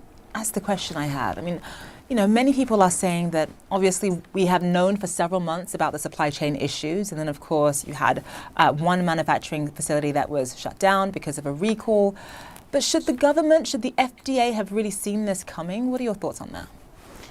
Well, I have a lot of thoughts on this because I'm a mom and I was a producer of infant formula, and I know the challenges of innovating to get something to market. And so how we got here is that we have a concentration of 90% of the formula in our country is made by 4 players. And one of the key players, the key player with 40% of the market, had a major supply chain challenge. A lot of people don't know what it takes to make infant formula. It's a highly, highly vulnerable population. There should be so much support from the FDA to maintain safe formula production. At the same token, the supply chain is really, really interesting, and a lot of people don't really understand. It takes 750 gallons of water to make 1 tub of infant formula. And Gosh. It takes many years to innovate to get to a place to have a new formulation in the marketplace. So the answer is the government should never have let this happen. The answer is we are a highly, highly technologically advanced society, and we have predictive technology. So when a major player cannot supply a portion of the marketplace that is depending on them for the well-being of their babies, and this portion of the marketplace can only use their WIC dollars to buy their brand, that should have been 911 call on day one. Right. And that is what should have happened immediately so we could address the situation, which now we are finding solutions, but it's still a long-term challenge. Yeah, so as you point out, as somebody who has worked in this industry, of course, the barriers to entry in terms of manufacturing formula in this country are extraordinarily high. But what do you make of how the FDA has handled the situation so far? We talked about just the fact that one manufacturing facility ended up having to be closed because of a recall. How has the FDA handled it so far, and what should they be doing differently from this point onwards? Well, that's a great point. So the FDA is working with Abbott to make sure that they can make clean formula, and that's what they should do with anybody who supplies infant formula for such a vulnerable population. So the steps are being taken, and sometimes it takes more time to fix a problem. If there's a bacterial problem, it takes time to get to the root of it and make sure things are clean. While we are doing that, we need to have safety stock. While we are doing that, we need to have alternatives so that Americans don't go hungry, and that babies in their most vulnerable state in life, this first 1,000 days when they become, who they will be, we have to ensure that they have the health and nutrition to develop their brains and bodies. And so there should have been, in my opinion, there should be safety stock, and there should already be agreements with the major formula production around the world to ensure that when we have a shortage, we also have some backfill. Right, because what happens next time there's an infant formula recall? We cannot be in this situation again. I have to leave it there. Shazi, thank you so much for being with us. It's my pleasure. Thank you, Zain. Of course. Africa. All right, let me anxiety about your money, rising prices, a falling stock market, the R word flashing. Yeah, okay. Let me chime in on this, okay? Where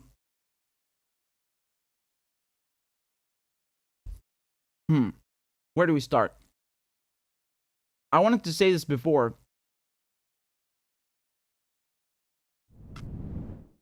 I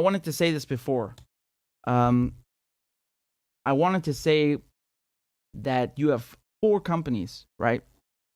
4 companies that produce the baby formula, right? So it's Abbott, which they count for nearly half the market. Mead Johnson Nutrition,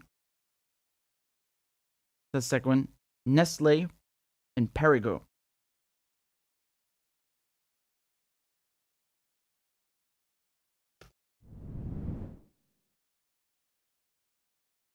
Take a look, guys. So this is from The Guardian, and this is what they said.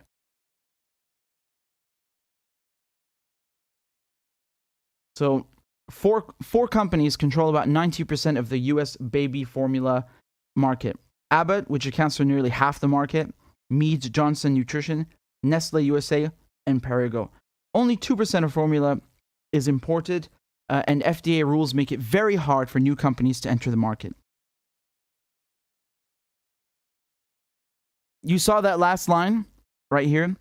FDA rules make it very hard for new companies to enter the market.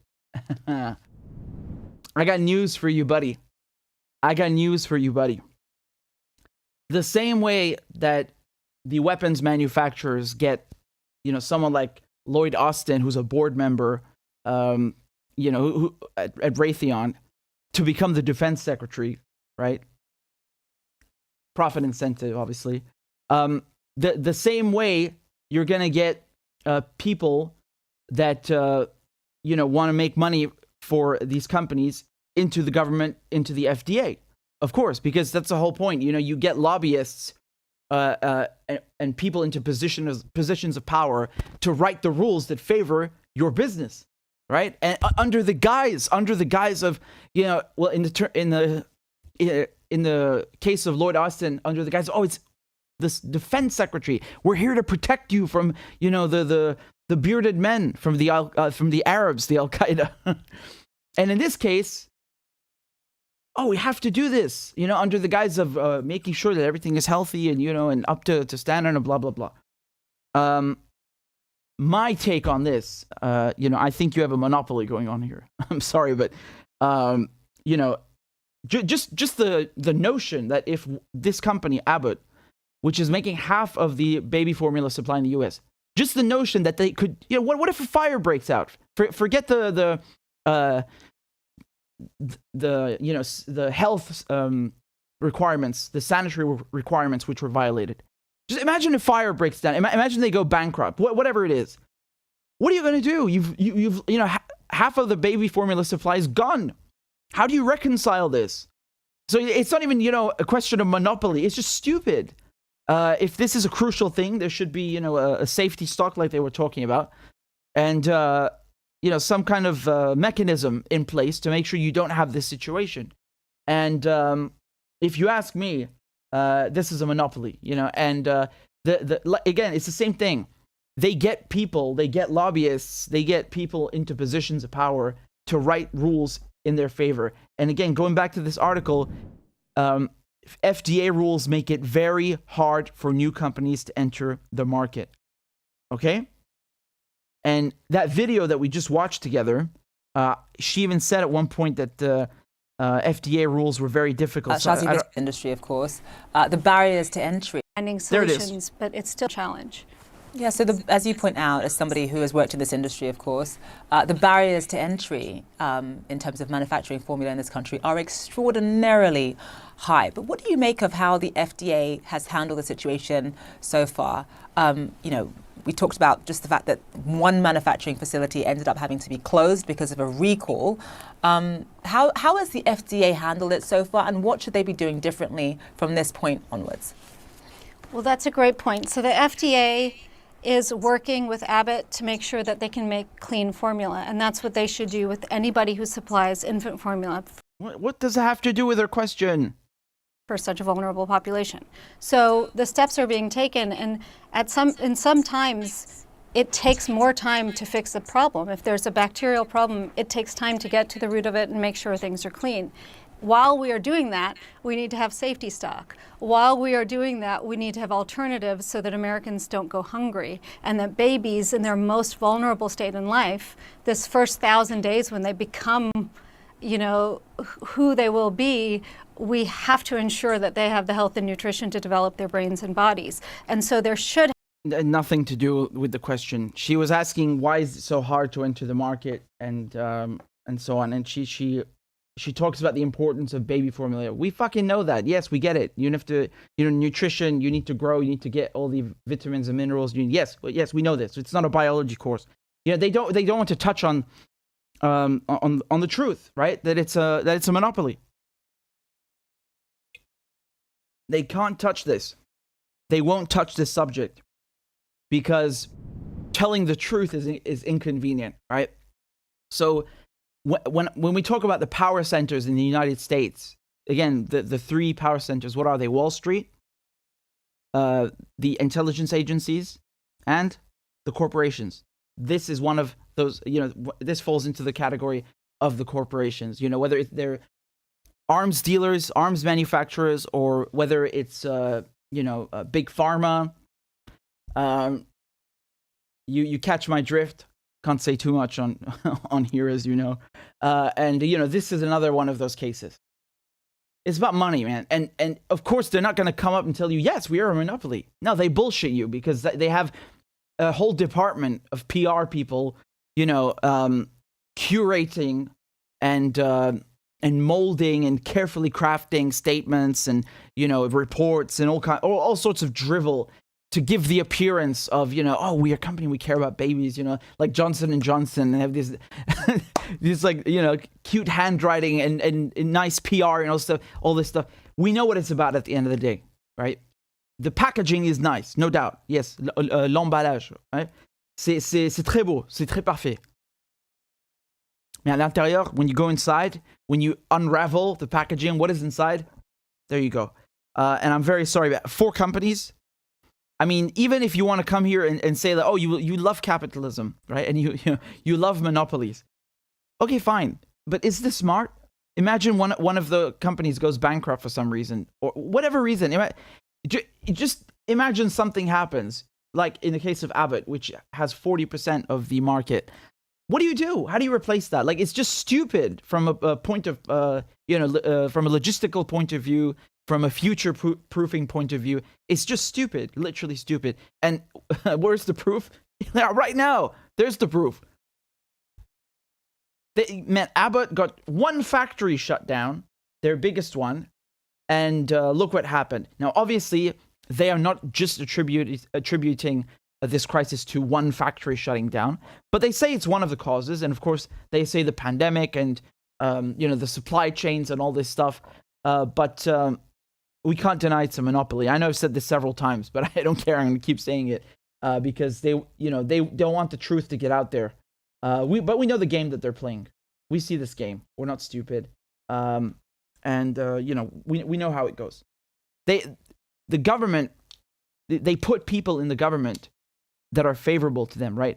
They get people in positions of power who will do things for their business.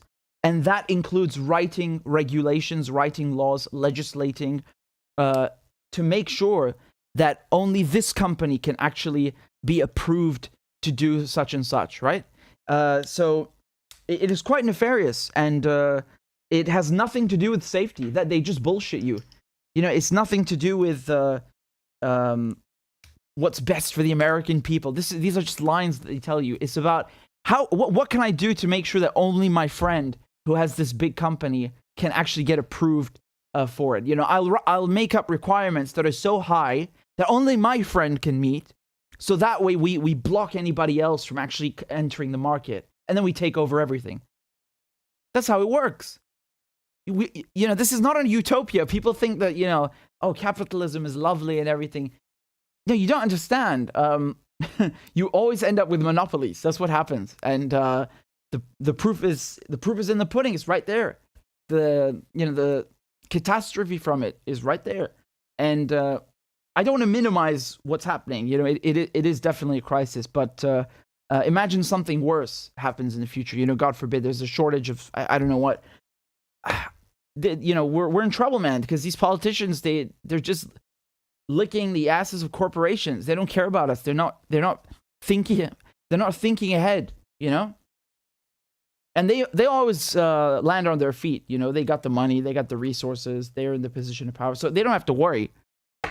Whatever happens, they're okay. They got nuclear bunkers. They can write. Yeah, when I say no matter what, that's what I mean. Like, for any case, they're gonna land on their feet.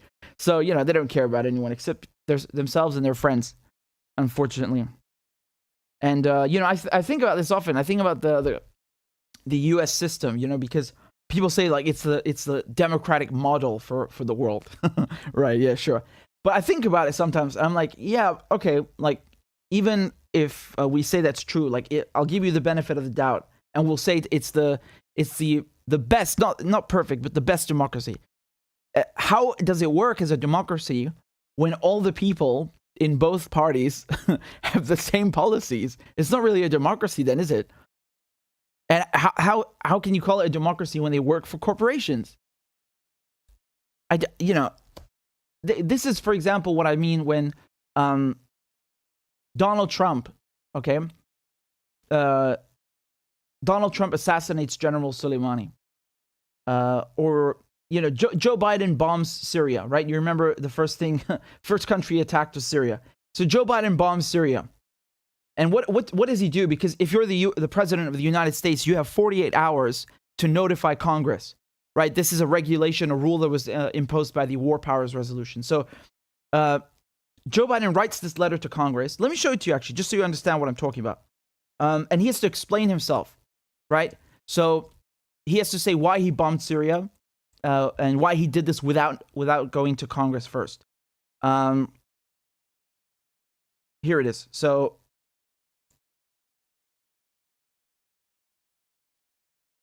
it was in May, right?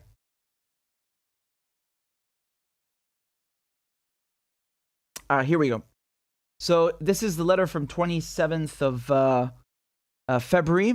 And yeah, this was like basically a month after Biden became president. He's already bombing,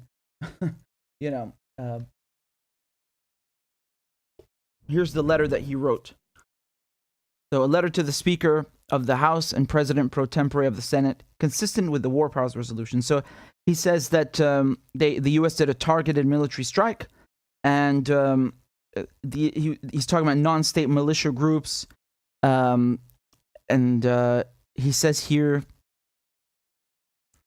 that it's self-defense. Okay. He was protecting U.S. citizens and, national security and foreign policy, blah, blah, blah, blah, blah. It's just, drivel. So, okay, he writes the letter.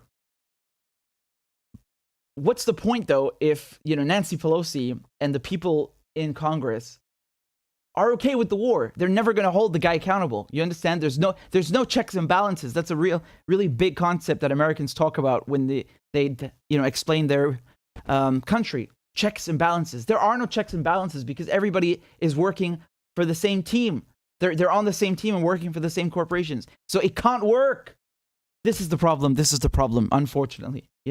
Again, American democracy, it sounds very nice on paper, but in reality, you have an entire, apparatus filled with agents of capitalism and imperialism. So you can't have checks and balances when they're all on the same team, fundamentally. You understand?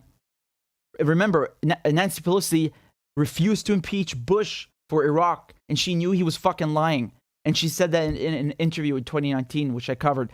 She refused to impeach him. And when Trump killed Soleimani, no impeachment. She chose to impeach him over the dumbest shit, right? Which shows you that they are in agreement with his imperialism, with American imperialism, and acts of violence against other countries and sanctions, all sorts of things. That should worry you. That should really concern you, because when they're starting this domestic war on terror now, they're bringing home all of the weapons, the tactics, the brutality that they used on people in Afghanistan, people in Pakistan, people in Syria. So it's worrying, right? It's worrisome.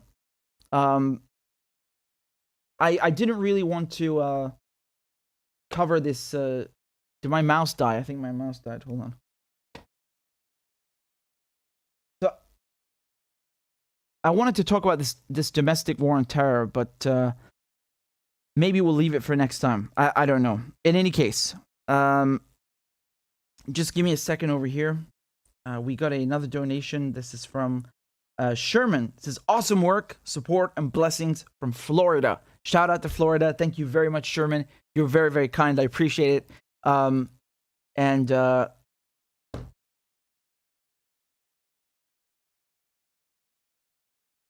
Thank you, Tristan. Be well.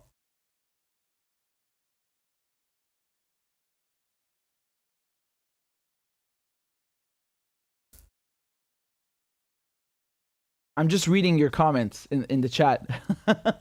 It's funny because sometimes, there's like two people that are having a conversation, and I'm trying to figure out who's responding to who. It's so confusing. Oh, man. Claudia said, y'all behave. Mm-hmm. Ovey says Turkey is owned by Israel. I don't know about that, but, they certainly got some weird policies. Erdogan pretends to be in support of Palestinians and Muslims, and then he goes and, he has, Turkey has ties with Israel. He's no problem with Israel. Like it's unbelievable. Cheese Puffs is dead mouse. Yeah, my computer mouse, not a real mouse. Music Production says greetings from Sweden. Wonderful, wonderful. Thank you.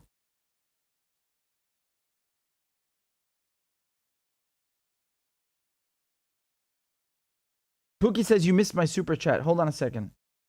Hold on, mate. I'm looking for it. Hold on. Where is it? Pookie says, Richard Medhurst, why aren't you on Twitch? You put in the hours. I am on Twitch, but okay, let me tell you guys something. So I got some service, to like stream on YouTube and something else at the same time. But there weren't really that many people on Twitch. I can turn it on right now. Okay, I've turned it on, so I'm on Twitch right now at the flick of a switch. But the title is old. I have to change that. Let me change it to what we have over here. So there you go. Your wish is my command. Hold on a second. Didn't you guys tell me that they cracked down hard on politics in Twitch? How is it over there? Because I don't know. I mean,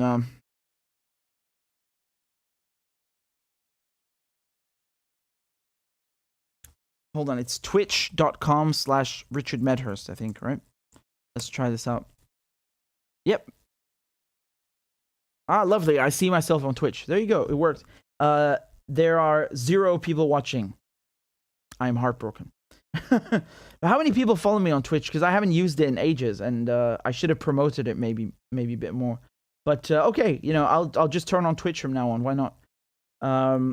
We've got about it's nothing. 84 followers. You see, I should have used it more. But in any case, if you guys want to follow on Twitch, it's twitch.tv/RichardMedhurst. So Annoyed Cat says NATO is a defensive force, quote unquote. Yeah, for sure. Catalan says Erdogan is an opportunist with no integrity. I don't understand this guy. He's just like flip-flopping, with his politics every day. And I'm pretty sure he's not representative of the Turkish people.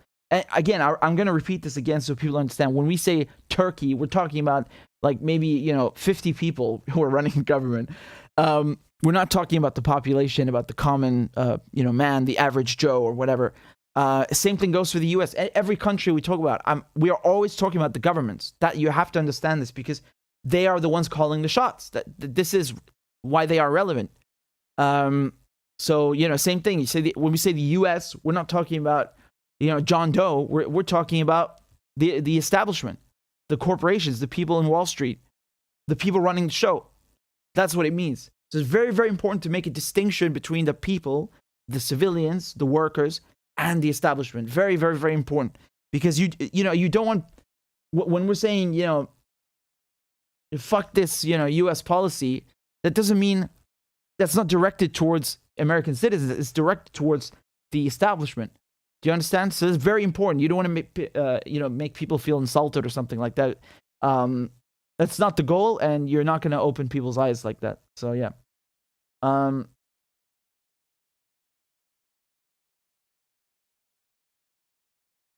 Lou says Twitch is terrible for politics, maybe good for gaming, bath tubes and crap. Miguel says it says I'm offline on Twitch. Am I? I can see myself. There are 3 people watching on Twitch. Hello, all y'all. Where's the chat? I see. What the heck? Oh, you guys have been chatting in the room. All right. Hello. Oh, come on. Okay, whatever. I'm not logged in apparently, but I'm still streaming. Who cares? It's nice to see the chat and to see you guys there. So anyway, I'm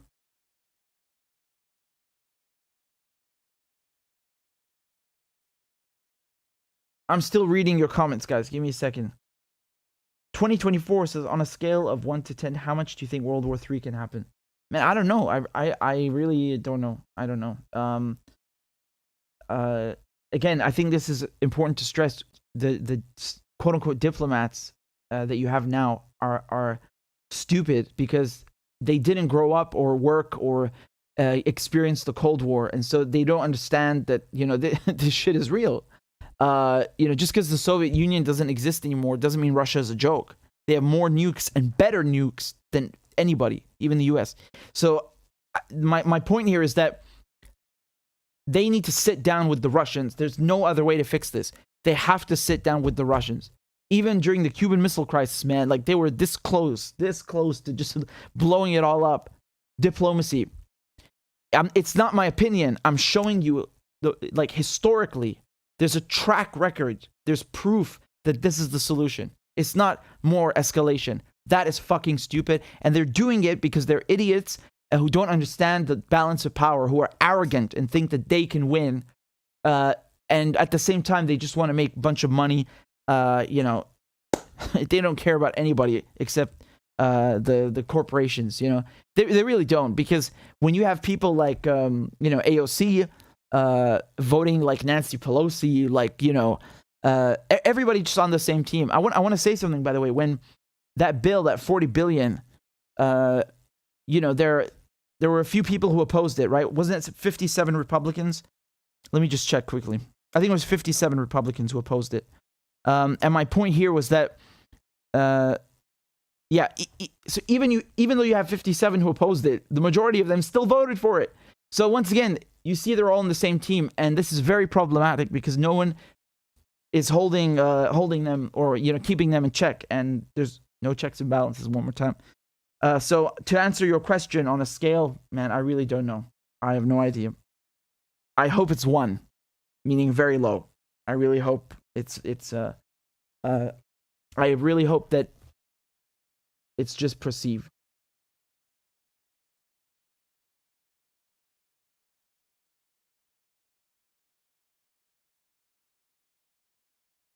Hold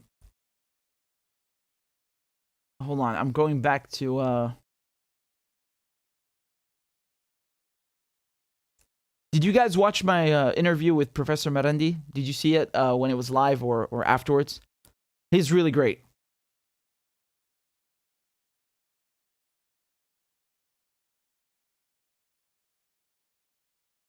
If you haven't, please watch it afterwards. I think it's very important because it's really nuts how everything is somehow related to Ukraine. It really it's quite funny in a way. It's quite ironic, I would say. Essen Derek says, you missed my previous message and it's relevant. I'm very sorry. Hold on. I see the previous message. Essen says, from Turkey, and I'm sorry, we will get rid of Erdogan. I remember a few years ago, there was sort of an attempted coup or something. And honestly, it was quite funny because, I don't think Erdogan was in the capital. He was somewhere else. And, he was trying to insist that, no, I'm still in power. And he's basically communicating with video chat on his phone. And it looked so funny. He's so desperate to say, no, everything is under control. And he's doing it with some shitty phone. I don't know, man. It was kind of funny, but obviously it didn't succeed. Anyway. Pookie says, you never include Sudan. 90% are Arab and Muslim. And then before that, Pookie says, from my understanding, the Middle East speak Arabic slang, like American English, and Arabs in North Africa speaking proper Arabic like the British. Wait, hold on a second. Let me digest this. 1 second, man.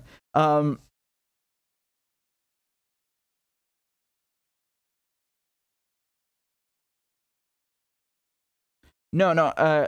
You said Arabs in North Africa are speaking proper Arabic like the British. I don't understand that like the British, but no, that's not the case. The Arabic that is, quote unquote proper, meaning the closest to Fusha, the standardized Arabic. The closest dialect to that is the Syrian, the Lebanese, the Palestinian, and the Jordanian, the Levant, right? the Sham, El Sham. So that one is definitely the closest, and it's actually the opposite. In North Africa, it's the furthest away. I have no clue what they're saying. Unfortunately, I have no clue what my brothers are saying.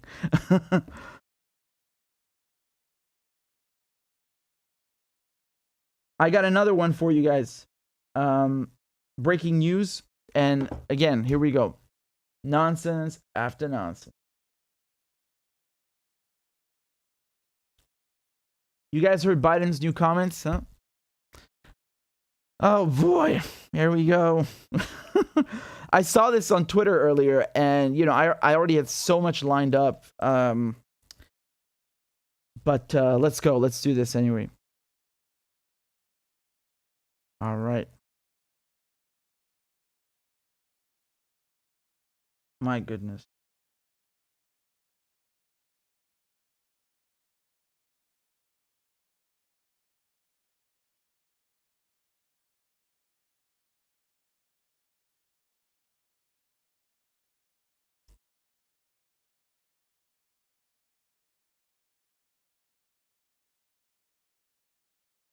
Fucking hell. Why can't they stop with these wars, man? They just never stop, never stop.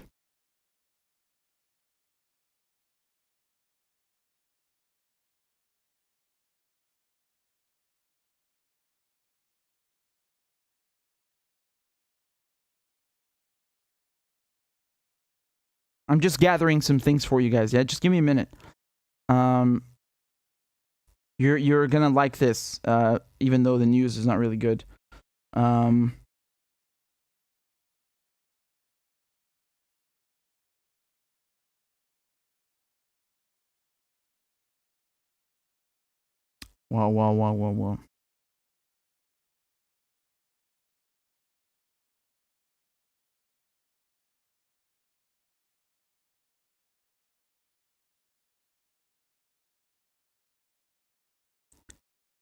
Do you guys have an idea what I'm going to talk about with Biden's comments in Asia? I'm like some professor, Raise your hand if you know this.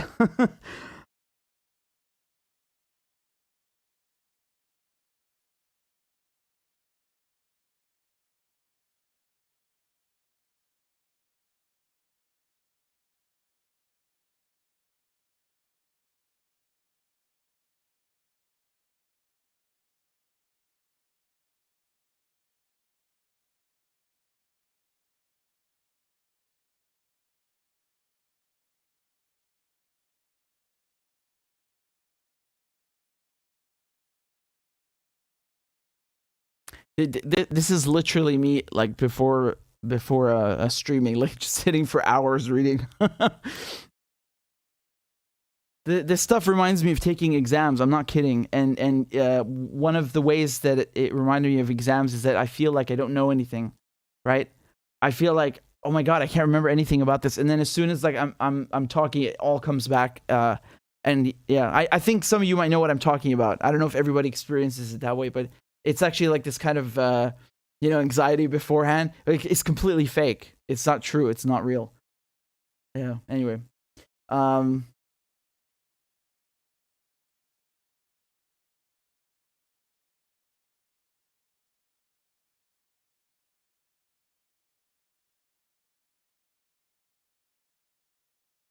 Thank you, Cortez. You're very kind.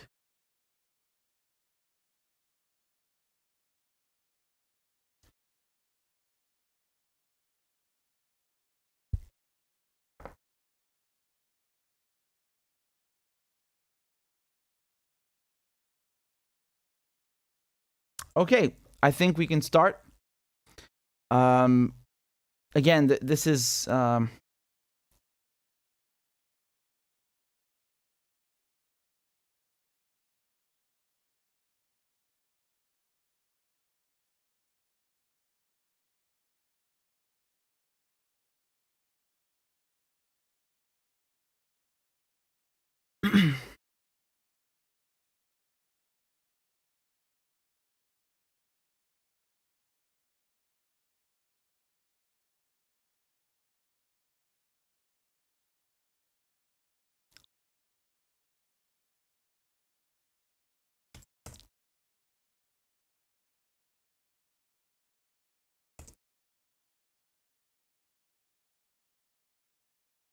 Are you willing?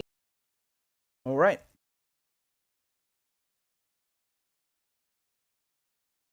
So Joe Biden basically threatened war with China, and the White House tried to walk back the comments and kind of soften what he said. Let's take a look at this. Right here, you can see from Reuters, quote, on his first trip to Asia since taking office, U.S. President Joe Biden says he would be willing to use force to defend Taiwan. So,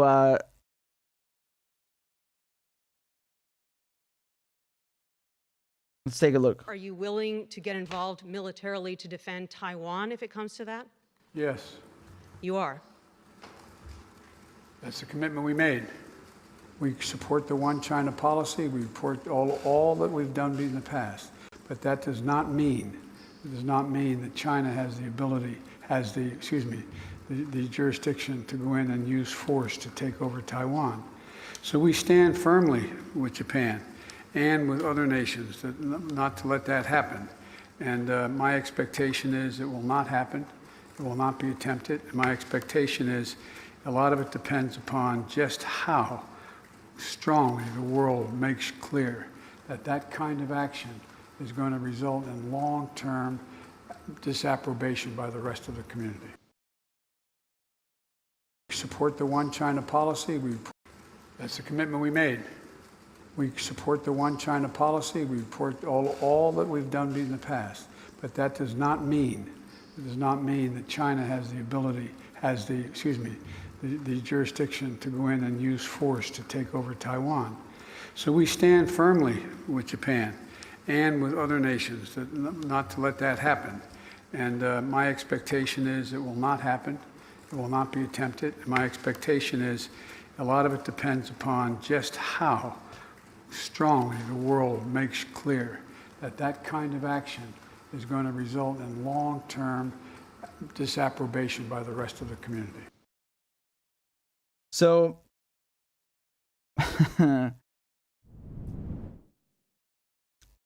that's what Biden said on his first trip. And here's the headline from the BBC. Biden vows to defend Taiwan in apparent U.S. Sorry. This is China's response. Okay, so China's response to Biden's comments. 中方对美方的言论表示强烈不满和坚决反对。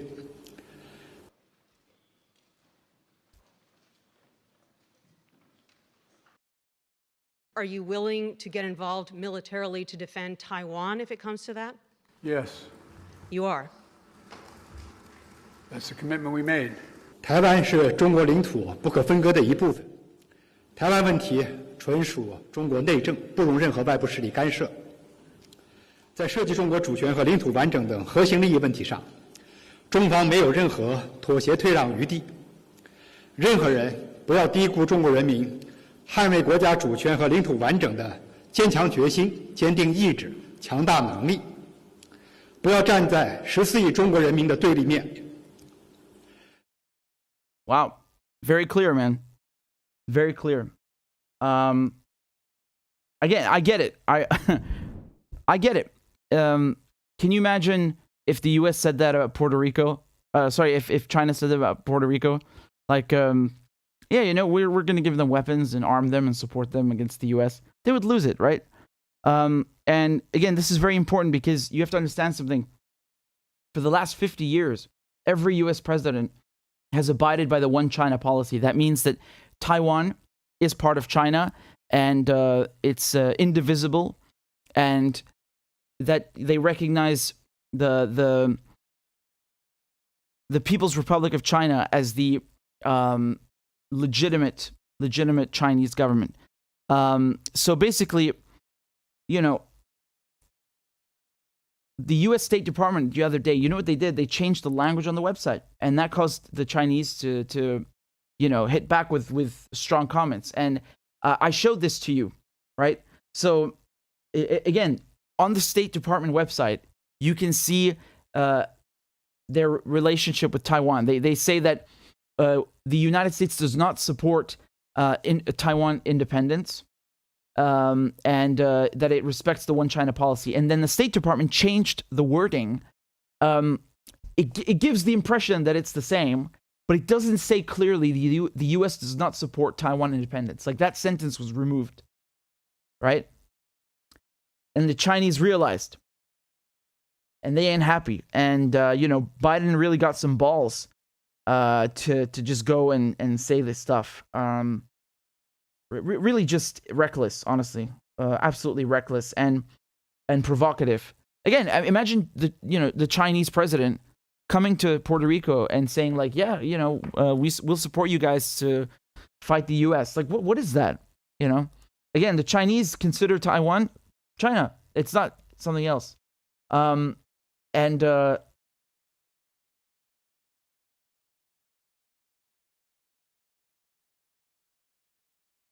Here you can see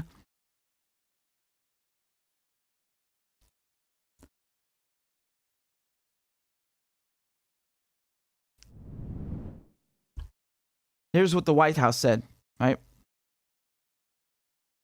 White House officials later said that Biden simply meant the U.S. would provide military equipment to Taiwan, not send troops to defend the island if China attacks, which would constitute a landmark shift in policy.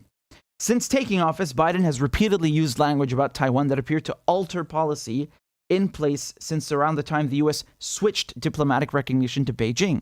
Last year, Biden or his aides needed to clarify his remarks on Taiwan on at least 4 separate occasions, including his description of the island as quote-unquote independent, China's oft-stated red line for an invasion. His comments on Monday were particularly striking because they came at a high-profile event on his first trip to Asia.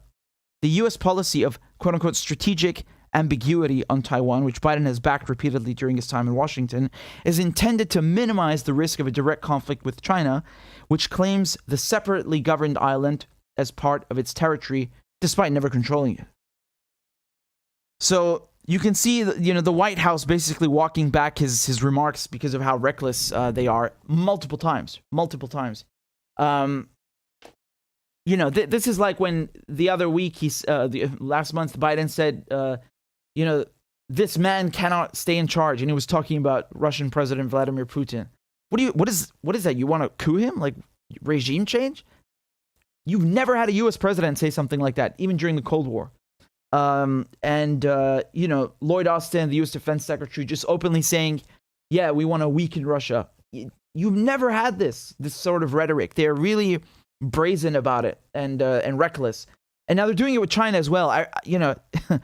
When you're fighting a war, which is what the United States is doing, it's fighting Russia, you don't go and open up a second front, you moron. I mean, what are they doing? Really, what are they doing? Is this really the right time to be making, an enemy with China? I don't understand who is running around in Washington making these decisions. Here's from MSNBC. Biden's confusing Taiwan-China remarks deal a blow to his credibility. Wow, actually something critical in MSNBC. President Joe Biden turned heads on Monday when he pledged that the U.S. would militarily intervene against China if it invaded Taiwan, and signaled that his commitment to the island was stronger than to Ukraine. The confrontational statement marked a sharp departure from the U.S. policy of strategic ambiguity on Taiwan that has prevailed for decades. Shortly after his remarks, Biden's administration downplayed the statement, saying that the president had in fact not meant to signal a policy change, and that the usual U.S. posture on Taiwan remained intact. So again, same thing with Putin. When Biden said that, this guy can't stay in charge, Jen Psaki, the White House press secretary, she had to again say, no, he didn't mean it like that. No. Embarrassing, really embarrassing. And I want to say another thing. This is not just embarrassing. This is extremely provocative. He's going into their backyard and saying this stuff. Do you understand? This is their turf. This is China's turf. And he's shamelessly saying this. This is provocative. I really don't understand people who think that this is smart. Like, put yourself in the shoes of the Chinese. Put yourself in their position. Imagine how disrespectful this stuff is.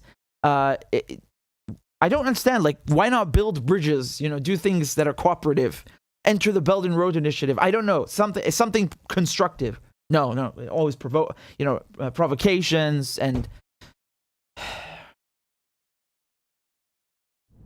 it's becoming a familiar pattern. Biden makes a bold statement expressing a new degree of readiness for war with a rival or adversary like China or Russia, and then his own staff walks it back.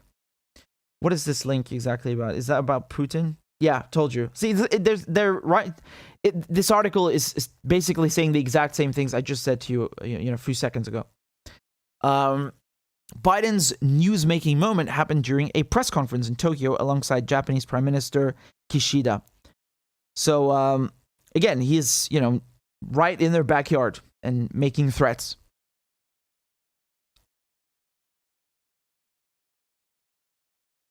So that is, in fact, not the commitment the U.S. had made. Okay?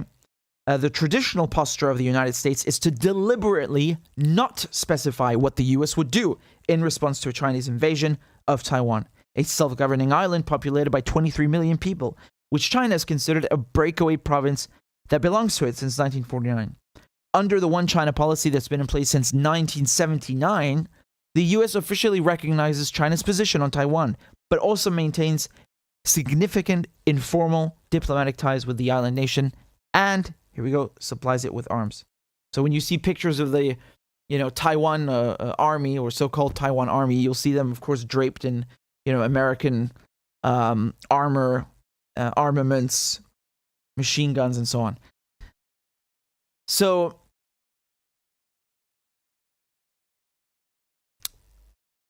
they're talking about Biden even once chided George W. Bush for doing exactly what he just did himself.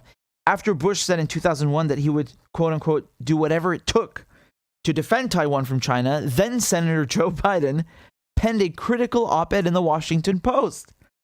Quote, as a matter of diplomacy, there is a huge difference between reserving the right to use force and obligating ourselves a priori to come to the defense of Taiwan, he wrote.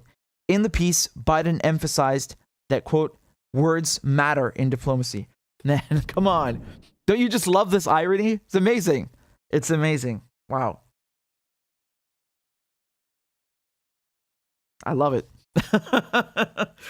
Biden should read his own words, perhaps, right? He should take some of his own advice. It's good because he's right. He's absolutely right. Yeah, words matter in diplomacy. They absolutely do.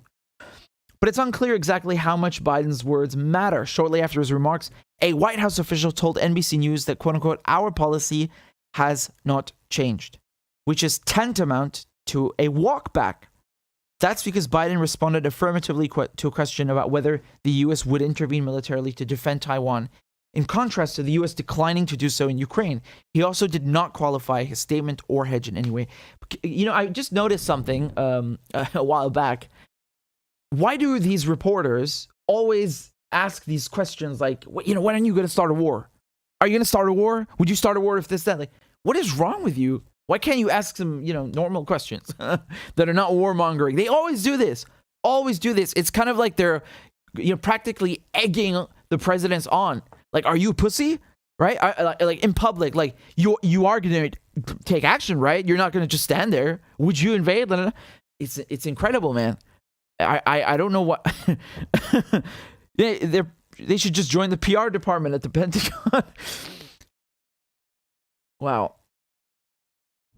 At another point, Biden emphasized how he perceived defending Taiwan as more high stakes than Ukraine. The idea that can be taken by force, just taken by force, is just not appropriate to say of Taiwan. It would dislocate the entire region and be another action similar to what happened in Ukraine. And so it's a burden that is even stronger. While Biden certainly sounded like he was signaling a policy shift to the world, his administration claimed that he didn't. Biden's administration has actually done this whole dance at least twice before on Taiwan, each time the president seeming to stake out a new, more bellicose position, and his staff doing cleanup after. Biden also had similar things happen with Russia policy when, for example, his staff had to clarify that the U.S. was not seeking regime change in Moscow after Biden said Putin cannot remain in power. This is exactly what I was telling you about And again, actually a nice article on MSNBC. I'm not gonna lie, this was actually good for once. I guess it's the exception that confirms the rule. There are some more things that should have been added in here. That I would, of course, add that it's not just the words. The United States is provoking China by creating AUKUS, so this military alliance with Australia, the UK, the US. This is a provocation. And they want to give Australia not nuclear-armed, nuclear-powered submarines. It's different. Also the fact that China signed a security pact with the Solomon Islands, and the Americans immediately exploded, and they were saying, no, you can't do this. If you put a base here, we will be forced to intervene militarily, making threats, basically, sending a delegation to make threats. And, they're trying to tell China, basically, that it's not allowed to move anywhere in the region, and they are going to take over. They say this in the form of, we are providing stability to the Indo-Pacific. Like, that's extremely vague. What does that even mean? Their idea of stability means war. Right? It's like when they say, we're bringing stability to Iraq. What stability, man? You got car bombs going off every second. We know what they mean. Yeah, it's nonsense. So, they're egging China on. And yes, what Biden is saying, what comes out of his mouth, matters. But the actions also, you need to look at that as well. Basically trying to pimp out, Australia even more. Australia is referred to, jokingly as a unsinkable U.S. aircraft carrier because it cooperates so much with the U.S. Americans, they can actually access Australian army bases, not all of them, but some of them. There's a U.S. spy station called Pine Gap in Australia. It's one of the most crucial spy stations for the U.S. military and intelligence, and it's instrumental in the so-called war on terror. So basically, what I'm trying to say is that this piece of equipment, this facility on Australian soil, which is run by the Americans, has killed a lot of innocent people, right? A lot of civilians. And ironically, I think there's a room in there where Australians are not allowed to go into, something like that. I need to look that up again. But basically, my point here is that it shows you how much the Americans are running the show. And man, the influence that the Americans have over Australia, unbelievable, really unbelievable. They're like a vassal state practically, which is a shame. And, now they're trying to make Australia even more, how shall we say, pimped out by giving it these submarines, but also Tomahawk cruise missiles and a whole bunch of other things. We went through them a few weeks ago again. A lot of things. And, Australia and China have had a lot of spats in the last years, right?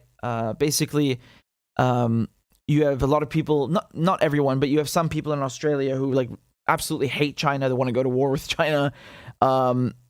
China posted, some Chinese government official on Twitter, he posted a picture of an Australian soldier killing a lamb or a goat or something. I don't remember what it was. And this picture alluded to the war crimes that Australia committed in Afghanistan, right? So I've seen the videos, the helmet cam footage. Horrific.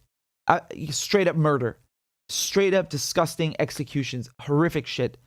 And, we all know about it now. And I reported on it. It's horrific. I can't even show you the video because it'll probably get censored.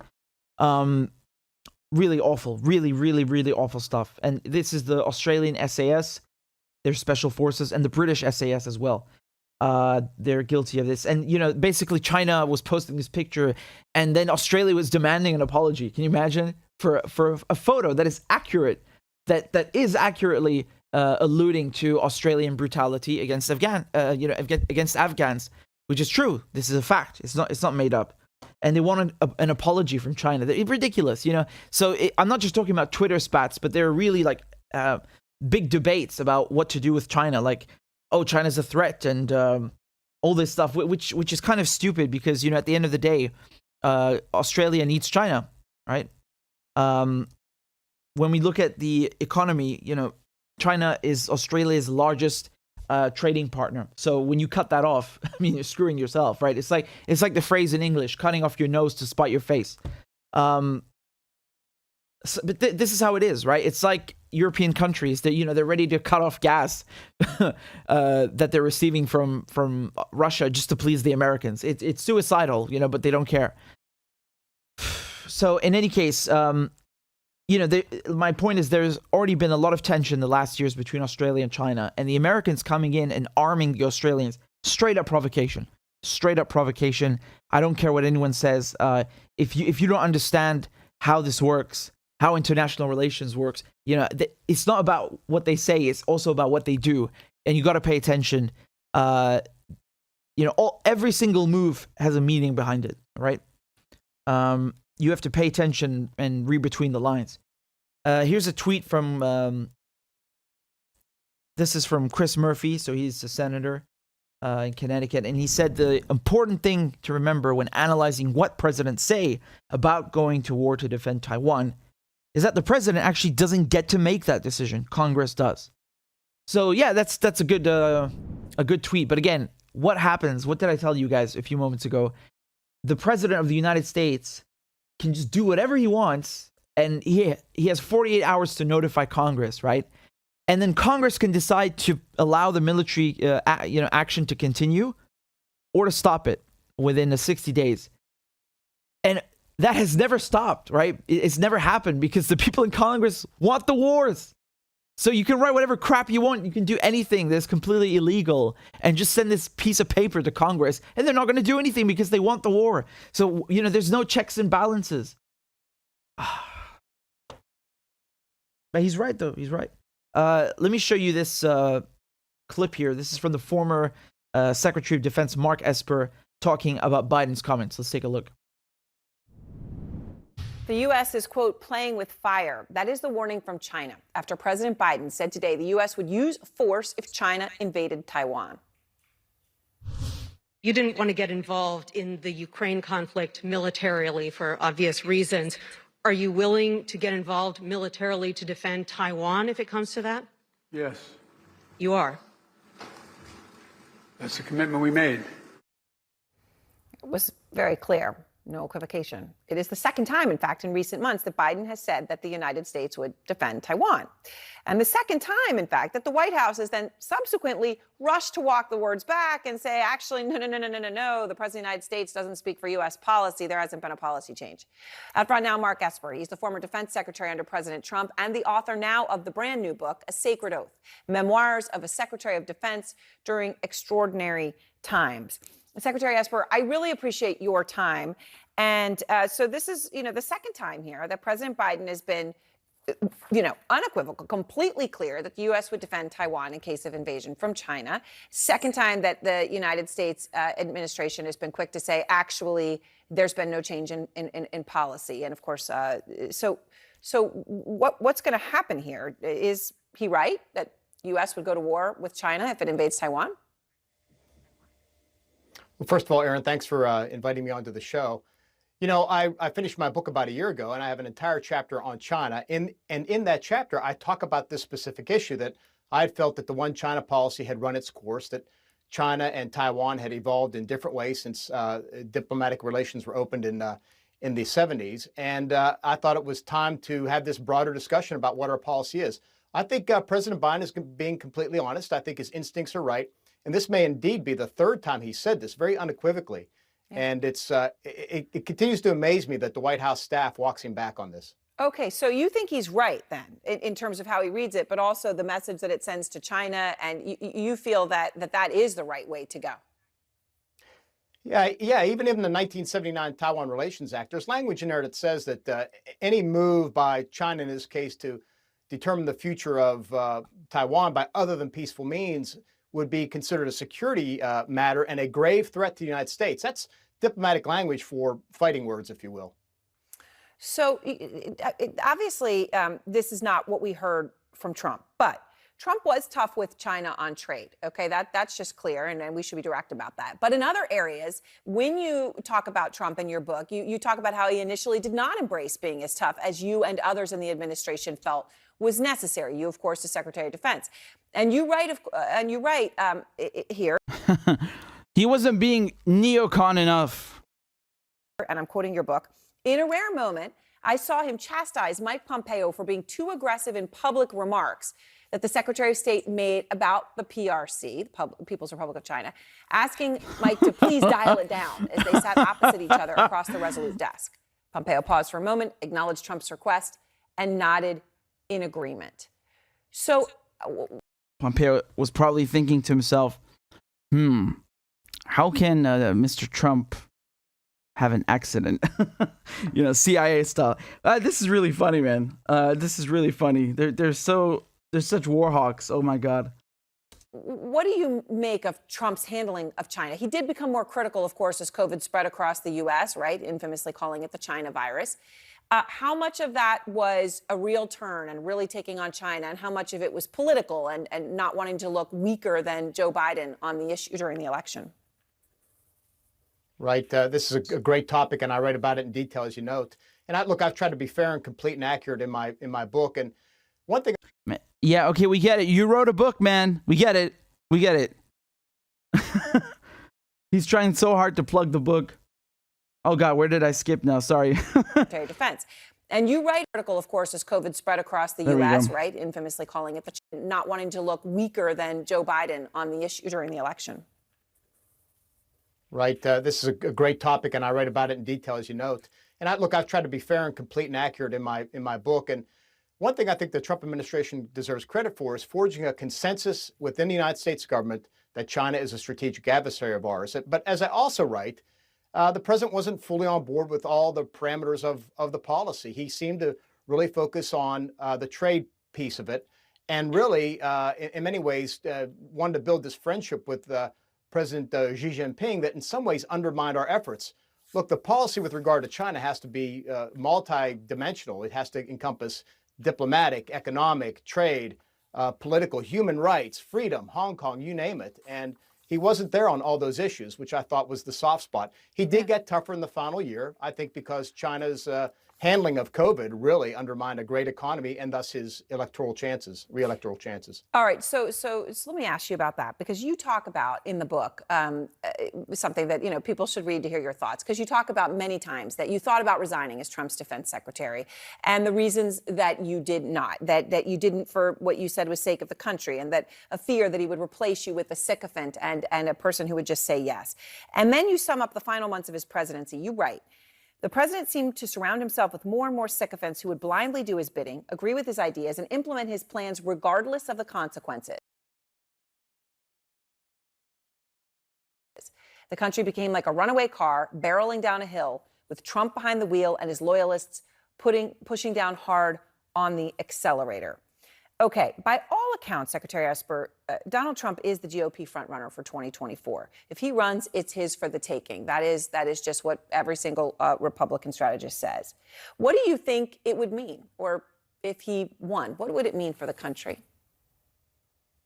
Well, look, first of all, I'm not certain that if he tries to run, he will be the front runner. I think what's good to see is that their potential 2024 candidates are starting to step out and show some distance. On your previous segment, you talked about Mike Pence in Georgia. Mike Pompeo in Pennsylvania is opposing the Trump-endorsed candidate.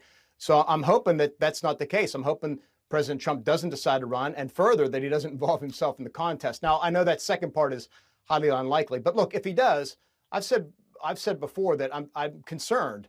I think that a future GOP candidate, and I consider myself a Reagan Republican, should meet some core criteria. Number one, put country above self. Number two, have integrity and follow a core set of principles. And number three, be able to reach across the aisle, work with others, and unite the American people. And President Trump just doesn't do that for me. All right. Well, Secretary Esper, I appreciate your time. Thank you very much. And as I said, Secretary Esper's new book is just out now. Thank you, sir. We get it. Yeah. Okay. He has a new book, guys. Did you know that there's a book? I'm telling you, there's a book. He wrote a book. There's a new book. Okay, so just a couple thoughts. The first thing, that came to my mind, I think this guy is just trying to, it's like rats escaping from a sinking ship or jumping from a sinking ship. That's what he's doing. He is basically trying to, posture himself, position himself as I tried to do the right thing, and Trump, he just, he wouldn't listen, and it's really horrible what he did, and trying to, basically curry favor with, Democrats and so on. It's what a lot of them are doing, right? A lot of neoconservatives basically going and, being embraced by Democrats to try and whitewash their image. They go and say, oh, Trump is this and that. He's not a real Republican. And, by making Trump out to be the worst president in modern history, they can shift the focus away from what they did with Bush, right? I mean, you really got to laugh when neoconservatives are saying that Trump was the worst president, like as if, they didn't work with the Bush administration. They're really cowards. Everyone knows Bush was the worst. It's not even close. Bush is the worst, really. It doesn't mean Trump was good. No, far from it. In any case, he's talking about basically Trump not being hard enough on China. Do you see how eager these people are to go to war? There's something wrong with them. This is not a defense secretary, He's like, the way he talks, he's talking about offensive things. Nothing he said has to do with protecting the United States. It's all about, our position, our posture with China. What the fuck? Leave China alone, man. Why do you have to have a posture or whatever with China? Why? Why do you choose this route? Why do you insist on doing this? And all he says is, oh, Trump wasn't hard enough. Oh, Trump didn't do this and that.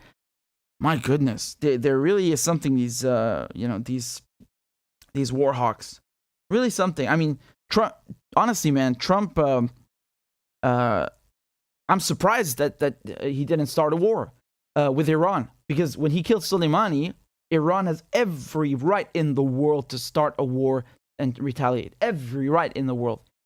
And because if Iran had assassinated an American general, and again, they're not the same caliber. You can't equate some random American general, even a 4-star general, with Soleimani, because they're not the same people. They don't play the same role.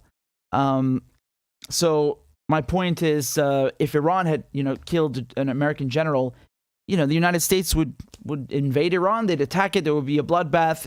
I don't understand why, they think they can do whatever they want with China, provoke China, and basically say, that they're going to get involved militarily. Is Biden, is that a Freudian slip?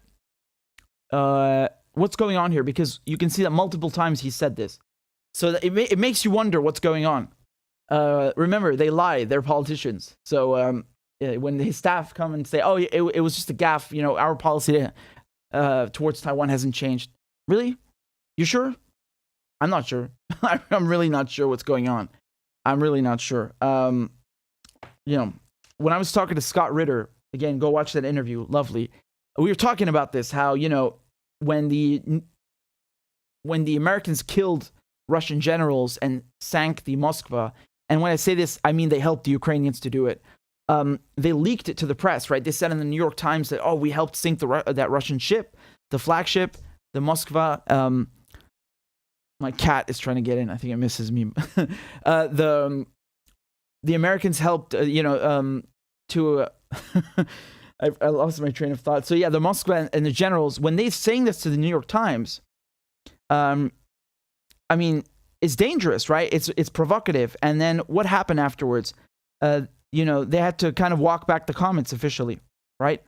So the U.S. government came out and said, no. We did not intentionally kill Russian generals. We did not intentionally sink the Russian ship. They try to walk it back because it's inflammatory. It's provocative, and it's dangerous, right? So that's why his staff are doing this with Biden. It doesn't mean that their policy, has stayed the same necessarily. Biden could have been telling the truth. They just don't want people to know that. And, you don't want to give away the game. So in any case, I'm not sure whether Biden was telling the truth or not. Could have been a Freudian slip. It's the second, third or fourth time he does this regarding Taiwan, and then they have to walk it back. I don't know, man. I really don't know. He could be telling the truth. What do you guys think? Honestly, tell me, what do you guys think? Do you think that when Biden is saying you know, they're going to send U.S. troops to help Taiwan attack China or whatever. Do you think he's telling the truth and it accidentally slipped out and, you know, his staff are trying to do damage control? What do you think?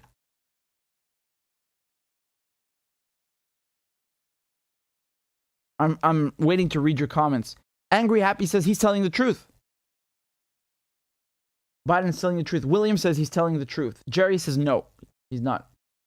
All of the comments are saying please show the cat. I did a Christmas stream here on the channel, and me and my cat, we both had the Christmas hats, the Santa hats. Spang says the answer was one word. Lou says, of course, Biden meant it. Spang says, no, he meant it. 2024 says, Biden did not mean it. Mandy Jones says, Richard, I want to see your cat, pretty please.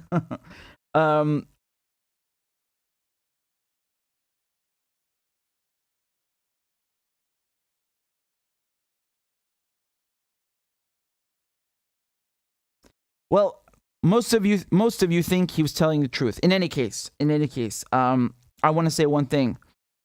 Hold on. Mahmoud said, hey, Joe, how many fingers am I holding up?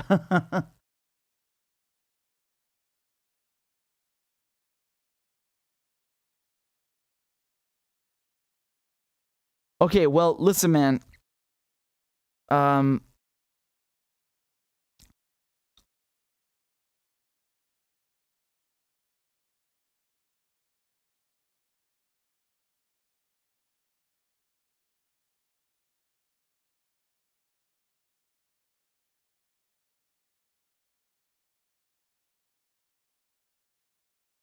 Here's the response from China. The U.S. is playing with fire on Taiwan, China warns. China has warned that the United States is playing with fire after President Joe Biden said that Washington would defend Taiwan militarily if the self-governed island is attacked by Beijing. The Chinese State Council's Taiwan Affairs Office said on Monday that the U.S. is using the Taiwan card to contain China and will itself get burned. State outlet Xinhua cited the office's spokesperson Zhu Fenglian as saying that he urges the U.S. to, quote, stop any remarks or actions that violate previously established principles between Beijing and Washington. So that basically telling Biden not to violate the One China policy.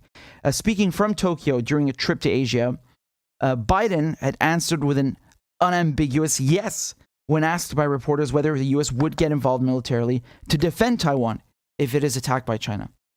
Pressed further about the apparent shift in U.S. policy, Biden said that, quote, that's the commitment we made. Look, here's the situation. Look, here's the deal. The fact of the matter is, he always uses those introductory things. Anyway, Biden said, quote, look, here's the situation. We agree with the One China policy. We've signed on to it. And all the attendant agreements made from there, the U.S. president added, quote, but the idea that it can be just taken by force is just not appropriate.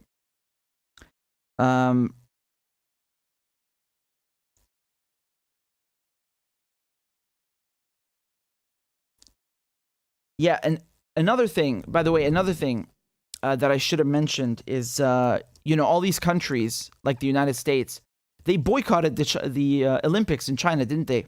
Right? Do you remember why? Do you remember what their reasoning was? Right, so it was the United States, and then I think you know, the UK and Canada and in Australia. Yeah, they were all boycotting the China Olympics, and they cited, of course, several matters. It's 3 or 4 of them, right? So number 1 is Taiwan. Number 2, Uyghur Muslims, so in the Xinjiang province, and number 3, Tibet, and number 4 was dang it, I forgot.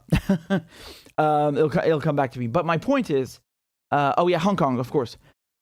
Now listen to what I have to say.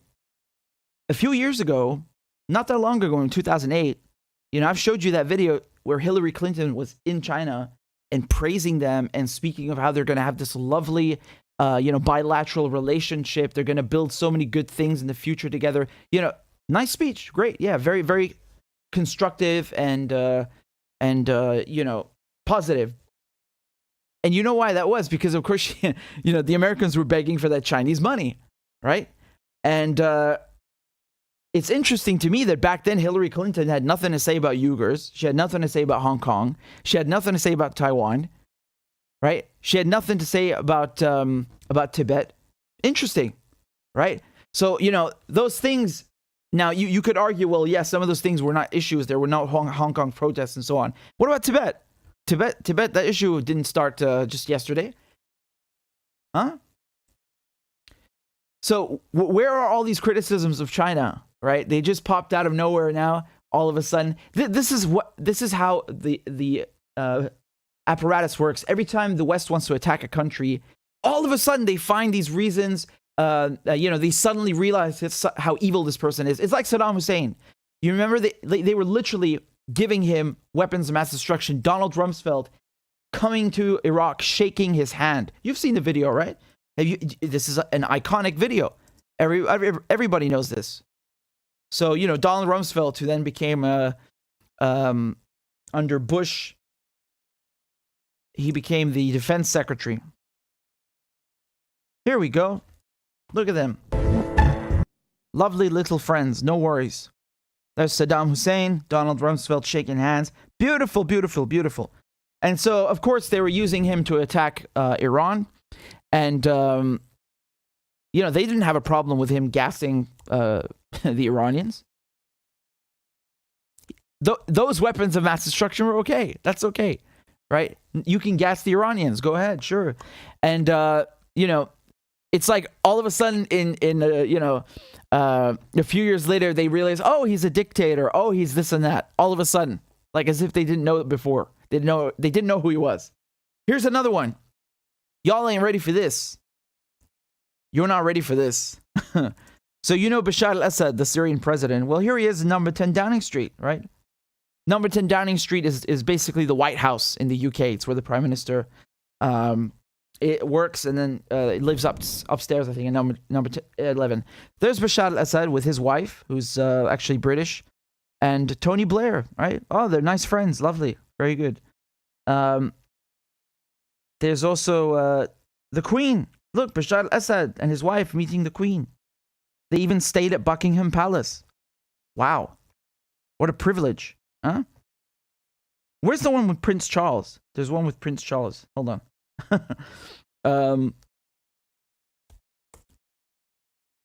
There we go. Look, they're all nice and friendly. Nice and friendly. And then, in 2011, they suddenly realized, oh, this guy's a dictator, actually. Oh, he's this and that. Okay. Like they didn't know before. Huh? They didn't see it before. You're really funny. Really funny. You know what these pictures are? This is the West trying to court Bashar al-Assad, because when his father died, he took over, right? He wasn't meant to be president. His older brother was meant to be president, but he died in a car crash. And Bashar is basically an eye doctor. He studied in the UK, and his wife grew up. She's born, I'm not sure if born in the UK, but certainly raised in the UK. So in any case, my point is that they were trying to court him because they thought he's more progressive than his father, right? And we can maybe bring him on our side and make a Syria, mold a Syria, form a Syria that suits our purposes. And it didn't work, right? Because Syria did not change its positions on supporting Palestinian resistance and the Lebanese resistance and so on and so on. And so, he becomes then a threat to them, right? Because it didn't work. They were not able to court him. And, it's like the mafia, right? They're smiling. Hey, here's a cigar. Come on, sit down. Yeah. And then when you don't do what they say, suddenly the demon comes out. I really view international affairs, international politics like the mafia. It's like the mafia. There's no difference whatsoever. The United States, you don't give them a cut of your resources, they'll fucking come and take it, invade and kill you and get your resources, right? That's how it is. You got to pay tribute, right? You don't pay tribute. You don't let their multinational corporations come in and take over your market. You don't give a little bit of your resources. They will come and take it by force. It's like the mob, man. It's the mob. Straight up.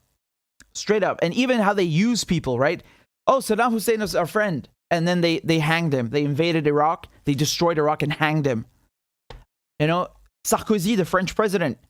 You know how much money Gaddafi gave him? Millions. Millions. I think it was something insane. Like, hold on, I don't want to exaggerate. Was it 5 million or 50 million? Something outrageous. I mean, even 5 million is absolutely outrageous. He gave him this money for his re-election campaign. Yeah, it was 50 million. Gaddafi gave Sarkozy 50 million fucking euros for his re-election campaign in 2007. And what does Sarkozy do 4 years later? In 2011? He fucking bombs him. Pieces of shit, man. Really pieces of shit. Right? So they use you and then they stab you in the back. And then Saddam Hussein, they used him to attack Iran, then they stabbed him in the back. And again, I'm not saying he's a nice guy necessarily, but I'm showing you the MO. The Kurds, the same thing. They used the Kurds and then stabbed them in the back. It's the mob. You know, they want to tie up loose ends, as they say in the mafia. It's really disgusting. This treacherous behavior that is practiced by, the corporations, the international corporations, the multinationals, the Western governments. It's really, really deplorable. And again, I want to make very clear, you know, when we talk about Taiwan, this is it's China. I think it's very arrogant for, the United States to be like, everybody's like asking the United States, like, what do you think about Taiwan? What the fuck does that mean? Who cares what the United States thinks about Taiwan? It's not its business. Like, what an absurd thing to do, right? Everyone is so focused on it. Who gives a shit? It's not their country. They don't get to decide what happens with Taiwan. Nothing to do with them, right? It's like you wouldn't go and ask China about Puerto Rico, whether, Puerto Rico should just declare independence and be separate. You know what the United States would do? They would send the Marines and screw you. Come on, man. We got to be realistic here, right? Thank you, Antonio, for the donation on PayPal. I appreciate it very much.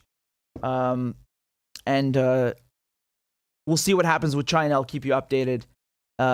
Please go watch the playlist. I'm going to make a playlist now with China about, the Solomon Islands Security Pact, AUKUS, and everything else. Okay, and I'm going to fill you in on what's happening.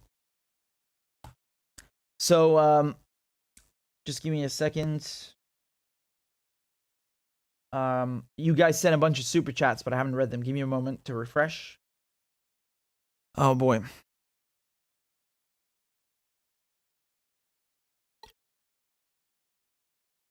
Pissed off Canadian says they need to have the Easter Bunny to follow him around and distract him when he tells the truth. Mahmoud said, of late, Biden has killed minimum wage, killed student debt relief, called for regime change in Russia, and called for war in China. I like him better when he had his nose buried in someone's hair. Oh, God. Oh, God. Oh, no. Oh, no. RB says, Richard, have you ever considered having an interview with a Russian civilian? For example, I'm not sure what that word means. Give me a second. I apologize. I really love languages, but I cannot read, unfortunately, Cyrillic, so I have to translate it. Just a moment. With owl? I'm not sure that was correct, but that channel has some interesting ideas and points of view. Well, technically, I did interview a Russian like 2 weeks ago. It was Konstantin Yeroshenko. Not just any Russian, a very prominent one. No, that would be good. Actually, I would love to interview someone from Russia just to ask them how the sanctions are, what's going on. Like, this is important, right? I'm genuinely curious and want to also, give you guys the opportunity to find out what's going on. Oh, Joseph says, love you, Richard. Where's the Dodgers cap? We'll join monthly tomorrow. Thank you so much. I appreciate it. I actually have it in the closet over there. I don't know why. I miss it a lot, actually. I should wear it more. Yeah, especially when you need to get a haircut and just hide it. It's good to see you, Joseph. And Tristan says, sorry, Richard, the citizens of the United States are uninformed by design. The West is an oligarchy of imperialism built on fascist empire. Now, bend a knee. Yeah. You remember Nancy Pelosi and all of these Democrats, taking the knee. I'm putting that kente cloth. Like, oh god, they're so, it's I'm offended by that. Like, I'm offended, honestly. Toilet Sauce, what an amazing username. Toilet Sauce. Toilet Sauce says, hasn't Turkey already annexed a province of Syria? Yeah, absolutely. It's Idlib. And of course, if you want to go back about 100 years, we can talk about Antakya. So, or Antioch, right? It has. This is what I'm talking about over here. I'm just trying to pull this up. They don't provide a map. It's a bit annoying, but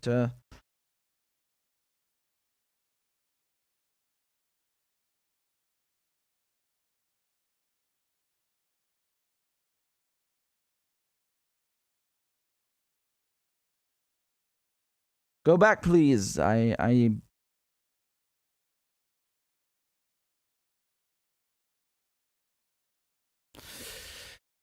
oh.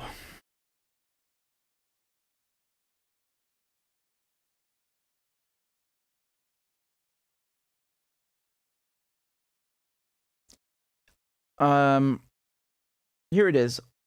Sorry, I get distracted. I love reading, and then it's I'm like a sponge, just trying to take it as much as possible. Here, this is what I'm talking about. So this province, I don't know if you can see that very well, but this was basically handed over to Turkey. It's not Turkey. It belongs to Syria, right? There's Arab majority there. The majority of the population are Arab. So why is it in Turkey? Because some greedy imperialist monster from Europe. I don't know whether it was the British or the French specifically. It was both of them, really. Sykes and Picot. And all the other plans that they came up with, other than Sykes and Picot. Just handing over things to it's ridiculous. And you got to remember something, that what the Europeans did, what the French and the British did, was to try and divide Syria based on sectarian lines, right? So Lebanon was supposed to be a majority Christian Arab country, right? They wanted an Arab country where most of the population were Christian. And that changed, actually. So, nowadays Lebanon is majority Muslim. But you still have a lot of Christians, of course, right? You have everyone. Again, it's kind of like Syria, right? It was literally Syria, until 75 years ago. But my point is that you see the intent of the French, of the colonizers. It's like, let's divide everything based on sectarian lines, so we can really, really divide and conquer, right? It's very I don't want to say smart. I want perhaps cunning or malicious, malfeasant, cold and calculated is perhaps a better description of this type of colonial violence, as it should be called. I mean, really think about this for a second. Like, can you imagine like some diplomat from Syria and Lebanon just getting together? They put a map of Europe on the table and just start carving up parts of Germany and giving this to France, and like what people their brains would explode. But this concept is allowed. It's okay to do that to others. What the fuck is this? And by the way, in Syria there's a party, the Nationalist Party, and their goal is to reunite all of Syria. And so you have like not copies, but local versions of that party in Lebanon, then in Jordan, then in Palestine, and it's called the Hizb al-Qawmi, right? So the Nationalist Party. And again, you need to understand something. When we talk about countries that have been colonized, when we say nationalist or nationalism, it's not the same connotation as in the West. In America or in Europe, when you say nationalist, people immediately think, oh, he's like from the far right and he's white supremacist or something. That completely different meaning when we talk about Syria or in African countries or countries that have been colonized, because the antidote to colonialism is nationalism. It's basically bringing the entire country together to kick out the occupier, right? Because when, you know, my mother told me, for example, I don't remember, it was her mother, so my grandmother or great grandmother, but like they would basically hit them with a ruler if they spoke Arabic. The French would do that. Like, you see how they try to erase the cultural identity, the language. It's disgusting, right? You know, look what the colonizers did to the natives in America, North America. Completely disappeared. So nationalism is the antidote to this. It's a completely different connotation than what you normally hear in the West. So yeah, and I'm just telling you that this party exists. Their goal is to basically put, I'm just trying to go back to the map. Hold on. We need a bigger map.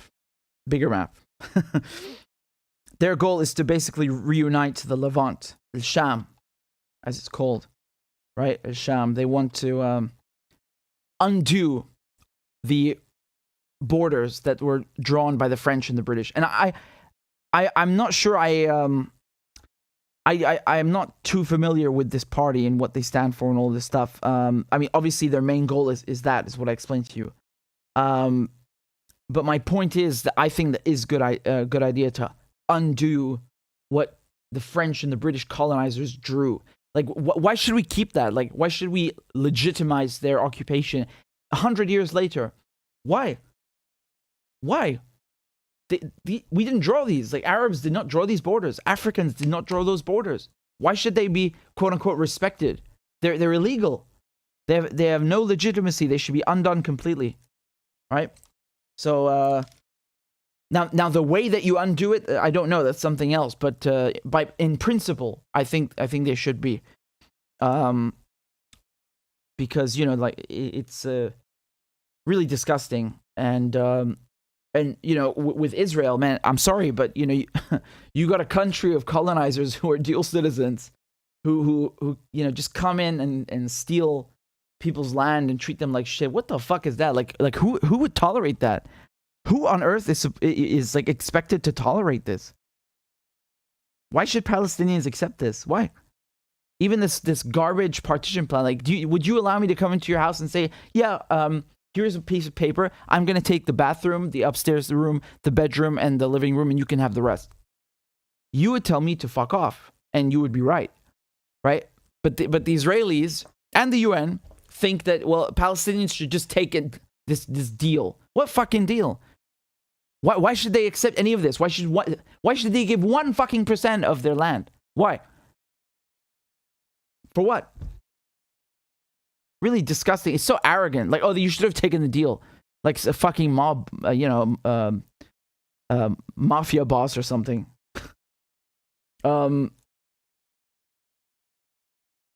Again, you see, like, Israelis are always right, right? Even when they annex the Golan Heights and Jerusalem, like, illegally, occupying even more land than this partition plan, which they talk about. Even then, they are still the victims, right? You should have just taken it. Why did you attack us?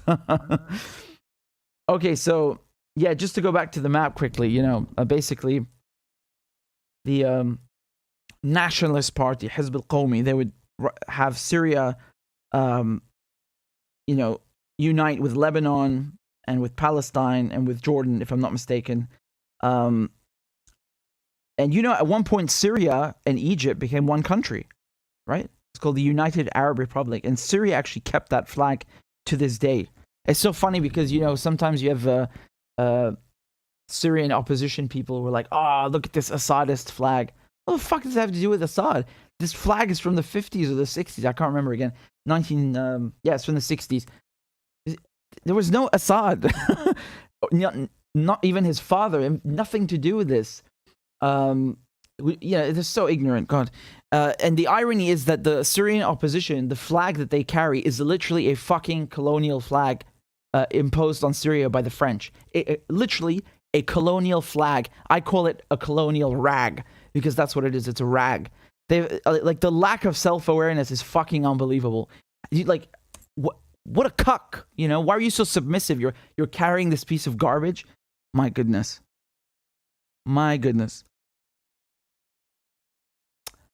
And now I've gone off on a few tangents, and I have no clue what I was talking about originally, but I want to say all this stuff because I think it's important. In any case,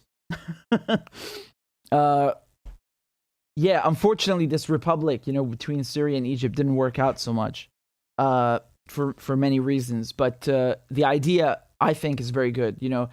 The best thing to do is have all the Arab countries unite. Because, I mean, just look at the map. It's unbelievable. There's no place on earth where you have such an enormous country. Like, literally, you can walk from here, from Oman, all the way to Morocco. Right? Like, that's what the Islamic Empire used to be, right? The first one under the Umayyad dynasty. Actually, it reached from Spain to China. It's even bigger. But my point is that, if the Arabs united, as they should, you walk from here to here. That's unbelievable. Look how it has, look how the geography is continuous, right? So Arabs have a common geography, literally common geography. They have a common history. They have a common language. I would even say common religion, even though I'm Arab Christian. But still, there is one of the uniting factors is Islam, right? And if the Arabs actually, rejoined, I mean, they would be one of the biggest countries on earth. Look at the size of that thing. Unbelievable, right? And they don't want that. The Europeans and the Americans don't want that. That would be a fucking nightmare for them. There are some YouTube channels who do they would make a video like, what would happen if all the Arab countries united? And then they give you all these statistics like, oh, the population would be this, and so and so. Somebody actually made a video like that. I forgot the details, but roughly speaking, if the Arabs actually united, as they should, they would have, I think, something like the third largest army in the world. I don't know. But basically, my point is they would be a real contender. We'd be talking about them like you talk about China and Russia and the United States. So, yeah, a lot of hard power and soft power that could be, just having the oil, man. The oil and the land mass, unbelievable, right? So the whole point is like they've carved us up, right? You see how the Europeans carved us up, so we are not united. That's the whole point. It's divide and conquer. The oldest trick in the book. So, when I look at a map like this, I'm saddened, right? I'm saddened because Africans did not draw these borders. Arabs did not draw these borders. Who gave these people permission to come here and plunder, Africa, plunder the Middle East, and then, create all these social issues, dividing people based on religion. Literally, I mean, carving up the borders based on religion. Sticking Israel here, in the middle of the Arab world just to, spite us. What is this? Why should we accept this? This should be undone. We did not draw these borders. Should be undone and rejected. That would be a true rejection of colonialism. And actually, just to be frank, the real rejection of colonialism would be to just unite, even if you kept the borders the same, right? That's not really the point.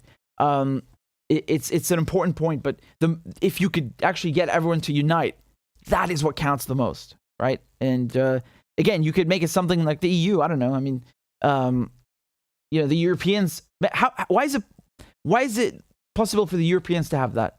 The Europeans have, I don't know how many bloody languages. They don't even have a common landmass. Look at this.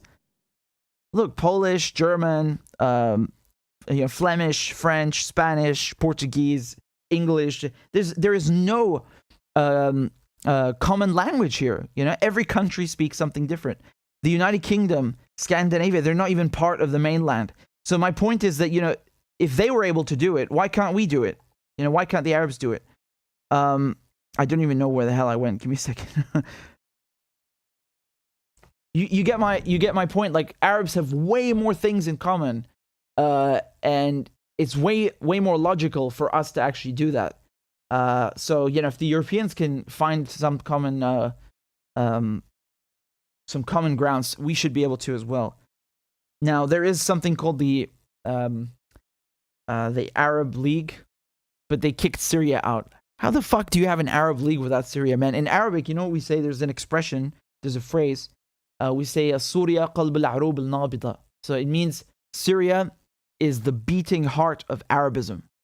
Truly. Even the name of the country is the Syrian Arab Republic. The army, the Syrian Arab Army. Syria is proud to be Arab. And it's when the first empire emerged, the capital was Damascus, was in Syria. Right? So that and at that time, it was the largest empire in history. Can you imagine? Now, the Umayyad Mosque, which is the fourth most important site in Islam, it's in Damascus. John the Baptist is actually in there as well. His head, right? It's inside a mausoleum. The Arab identity in Syria, this is something that we are proud of, we love. And the fact that they kicked Syria out of the Arab League when this war started in 2011, it really shows you that this is not an Arab League. This is, a circus that is run by the West. Because you got countries that have been placed there, leaders that have been installed to do the bidding of the West. They are not leaders of Arabs. They are agents of the West. And I don't want to sound like like some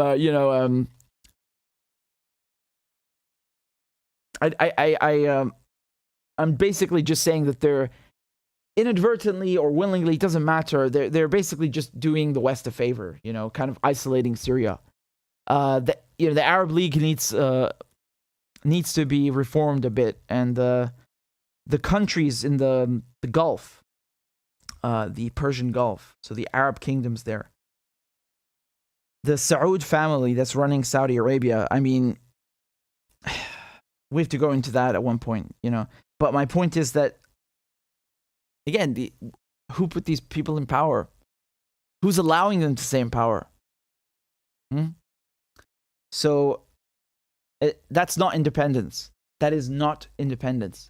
We have people on the other side of the planet running our countries, and that's not independence. And we need to be free and find unity. And Gaddafi, at the Arab League in Damascus, in Syria, he gave a startling, I'm going to show you. He gave a shocking, startling warning. And in just 2 minutes, he laid out everything so eloquently and truthfully.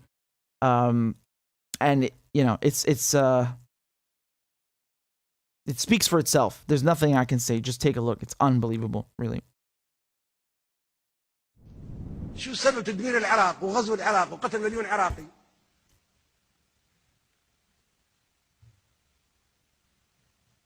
وخلاص لقانا الامريكان يجاوبونا على السؤال اللي حاير، لماذا العراق؟ شو سبب؟ بن لادن عراقي؟ ما هو عراقي، اللي ضربوا نيويورك عراقيين؟ ما هم عراقيين. اللي ضربوا البنتاغون عراقيين؟ ما هم عراقيين. فيها أسلحة دمار شامل عند العراق؟ ما عندها. وحتى لو عند العراق أسلحة دمار شامل، باكستان عندها قنبلة ذرية، والهند عندها قنبلة ذرية، والصين وروسيا وبريطانيا وفرنسا وأمريكا، ما كلها عندها قنابل ذرية. كلها بيدمروها. كويس؟ فندمر كل الدول اللي عندها أسلحة دمار شامل. تجي قوة أجنبية تحتل دولة عربية وتشنق رئيسها واحنا نتفرج عليهم ونضحكوا. يا حرام. وليش ما نحقوا في شنق صدام حسين؟ كيف يصير حرب يشنق؟ ورئيس دولة عربية عضو في الجامعة العربية. Yep. لما تكلموا عن سياسة صدام حسين. Exactly. والخلافة معاه سياسة، ممكن كلنا مختلفين سياسيين معاه، مختلفين حتى مع بعضنا نحن الآن. ما في حاجة تجمعنا أبدا. This sentence breaks my heart because he's right. We share nothing beyond this hall. Man.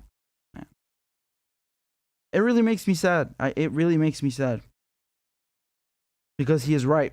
And, you know, the same, it's exactly what he said about Saddam Hussein. It's true. You know, it's not about his policies. You know, we all know his crimes. The principle, though, of some foreign power like landing with tanks and machine guns and murdering people and deciding that he should be hanged. What is this? Like, how dare you? How fucking dare you? Man.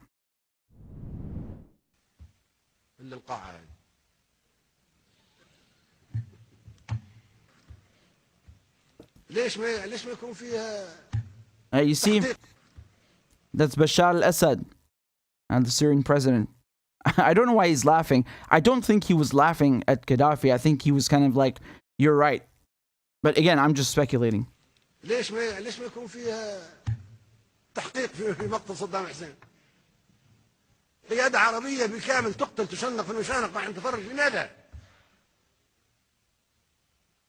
وممكن الدور جاي عليكم كلكم.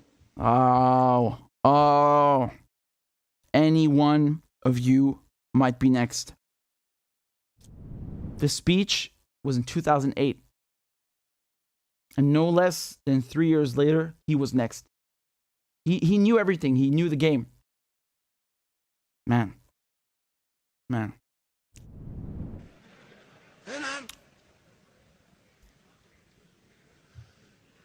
ليش امريكا قاتلت مع صدام حسين ضد الخميني؟ كان صديقها. تشيني كان صديق لصدام حسين. رامسفيلد كان وزير دفاع الامريكا لما كان يدمروا في العراق، صديق حميم لصدام حسين. واخيرا باعوه وشنقوه. حتى انتم اصدقاء امريكا، نحن اصدقاء امريكا، بلاش نقول انتم، نحن اصدقاء امريكا كلنا قد توافق امريكا على شنقنا في يوم ما. Wow. There's actually a longer version of Gaddafi's speech. I think it's about 12 minutes. I mean, the whole speech was probably longer. He likes to speak a lot, like me. But I think we'll just leave it at that with this one. And if you find it interesting, you should definitely watch the full speech because he says a lot of interesting things. But here, this was really the essential part, the shocking part. You know, he basically foreshadowed, you know, his own death, his own murder. It was completely, absolutely right. Absolutely right. Every single word he said. And, you know, they will tell you, Gaddafi was a dictator, Gaddafi was this. Shut the fuck up, man. No one is perfect. And we are not saying that he is perfect or good. But the fact that, you know, some people in Europe get to decide that this guy is killed and bombed. What is that? Like, that is a much bigger crime than anything that the guy has done. That is a crime against your dignity, your fucking country, your sovereignty. That is what you should be really fighting. And, you know, the reason they got Gaddafi, the media will tell you, oh, he was doing this and that, oh, human rights abuses. That's not the real reason. The reason they got him is because he crossed the red line. He crossed the red line. You don't mess with the US dollar. You don't mess with the dollar. Because this is the thing that gives America its posture as the world hegemon. And Gaddafi wanted to ditch the dollar and the French CFA franc to create an African currency. Like the Europeans, right? They have euros. He wanted Africans to have their own currency. It's called the golden dinar. And he was going to back that up with his gold reserves. He had 144 tons of gold, 143. It's in Hillary Clinton's emails. Yeah, they knew. They were talking about this exactly, the exact points that I'm mentioning to you. So, you know, Gaddafi's idea was like, why should we sell our resources, our African wealth, in a currency that is not ours, that benefits the West and makes their currency stronger? Right? We should sell our currency in an African currency, right? And let it benefit us. And, you know, of course, he crossed the red line because the French actually, there are 14 countries in Africa that are using a French currency. So basically, France is still controlling their monetary policy. That is colonialism. I'm really shocked when people think that, oh yeah, in 1945 there was decolonization and the world was perfect. Mais putain, vous comprenez rien. So the idea was that we're going to ditch the dollar and the CFA franc, and that is why Sarkozy, that is why France bombed him. They knew. It's in Hillary Clinton's emails. The French were aware of this. So he crossed the red line. He messed with the dollar and the monetary policy of the French. Right? They would have lost their control over these African countries eventually. Not immediately, but eventually. And, Gaddafi was a real one. Gaddafi was a real one. I'm not saying he's perfect. I don't agree with everything he did. But, he's genuine. He's not fake. He never sold out. And he supported any resistance movement on Earth, like, sending little rubber dinghies full of weapons to the IRA. I mean, it's just, it's almost comical, but it shows you his dedication to anti-colonialism and, anti-imperialism. And again, I don't agree with everything he did. It's just, it's not possible to like someone 100% and like everything they did, because they make mistakes, they do bad things. But I am talking about his anti-imperialist views and behavior. And I think that most of the time it was good, There's one thing that bothers me, and it's, I don't know,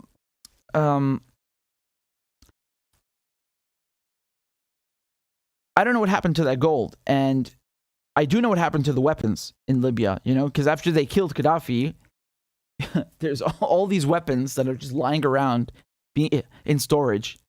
Well, guess what? The Americans were like, why don't we send this to Syria to help the rebels there get rid of Assad? So that's what they did. They started with something called the Rat Line. And it was called Operation Timber Sycamore, and they fed these weapons from Libya to Syria. And now, ironically, Turkey takes mercenary fighters from northern Syria and flies them to fight in Libya. I mean, it's really frustrating, man. It's really frustrating. But I'm a tiny bit optimistic, and I hope that we'll be free of this colonial nonsense. And I don't understand the Americans, man. If I was in charge of the U.S., the best thing to do is perhaps isolationism, because no one can do anything to you. You're perfectly secure. And hold on, give me a second. You're perfectly secure. You've got some of the best weapons in the world. Just enjoy the security and leave everyone alone. There's no need for this. Anyway.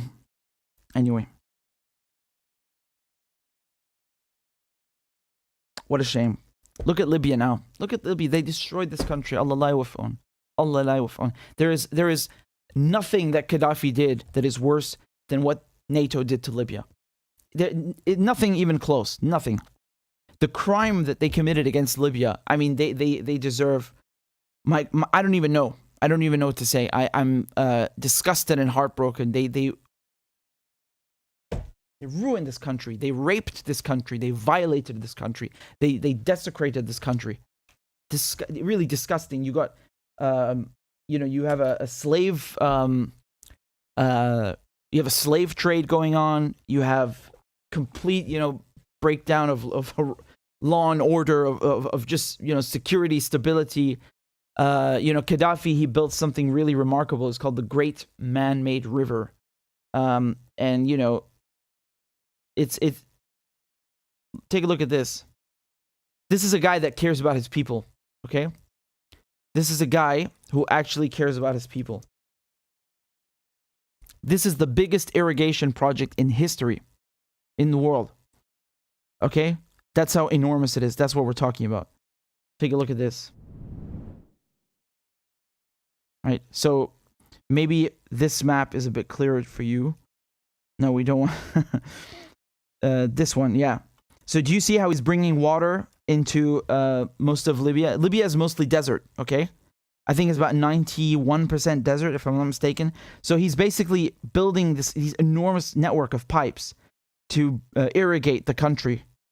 You know, so I think 70%, 70% of Libyans get their water from this great man-made river. That's how incredible it is, you know. And I'm just double checking this because I want to see the figure. But you know, one thing that really strikes me is the money, because you know, obviously this thing costs a lot of money. It's not free. And do you know how Gaddafi paid for it? Just take a guess. I'm looking in the comments just to see what you guys say. Where do you think he got the money to pay for this project? You guys are saying it takes a second because of the lag.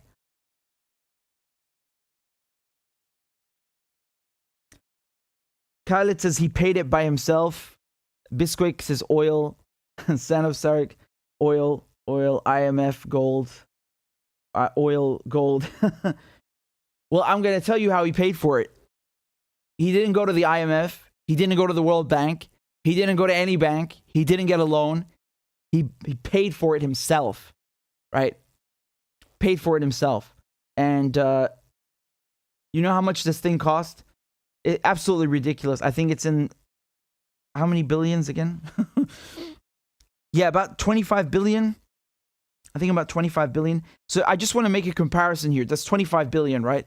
So the United States just sent 40 billion to Ukraine, right? To antagonize Russia, instead of building things like this in America with that money, or doing anything else, any other sort of, you know, infrastructure or service or goods that benefit society, that benefit Americans, their own country, their own citizens.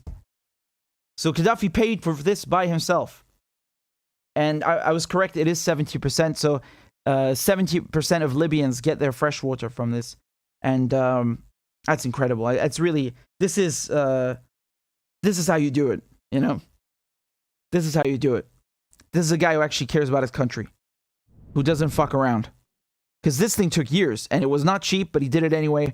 And 70% of fresh water in Libya came from this. And guess what NATO did? You know what? You want to know what NATO did in Libya? They fucking bombed it. They bombed the Great Man-Made River. They bombed Gaddafi's project. Like, this is how fucking sick these people are. And then they want to tell us that, oh, we're a defensive alliance. Fuck you. Fuck you and fuck NATO. You imperialist pricks. They literally bomb Arab countries and then turn around and pretend that they did nothing. Oh, we're completely innocent. You fucking assholes. They're truly evil. They're literally evil. God damn it, man. Like the you know, the psychopath shit that you can bomb countries to get rid of their leaders, you know, that are not even in Europe. It's got nothing to do with you. And then you can just turn around and act like it never happened and put on this face and you know, oh, we're a defensive alliance and we are here for protection. And my God, it's really sick. It's like something like a horror movie. I'm not kidding, man. This like watching a horror movie, because that's what they do. They actually inflict terrorism, right? They terrorize millions of people in other countries, ruin their lives, ruin their economy, ruin their infrastructure. It's disgusting. It's really disgusting. And this, you know, when they bombed this Great Man-Made River, that's a war crime. That's a straight up war crime, because that is civilian infrastructure, and you're not allowed to bomb civilian infrastructure. War crime. And I want to show you over here. Give me a second just to pull this up. Hold on. All right.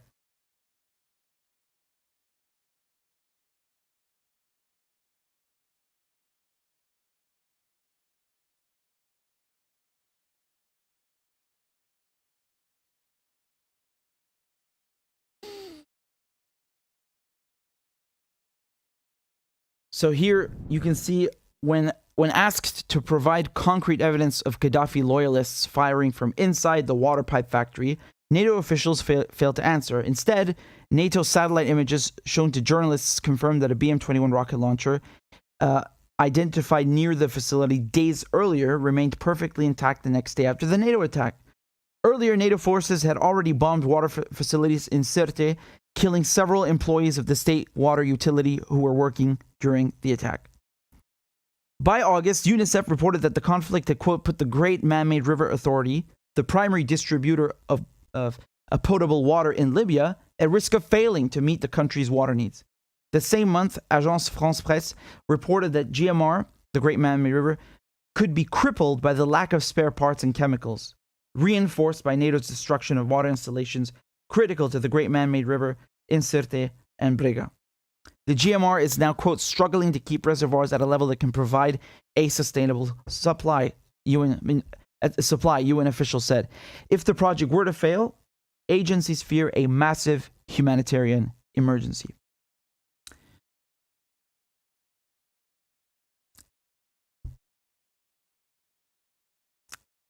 So I'm not going to read the rest, but, you know, Gaddafi was a real, supporter of Pan-Arabism and Pan-Africanism. And, this is, de facto a rejection of imperialism, right? To unite the Africans, unite the Arabs, what I was talking about earlier.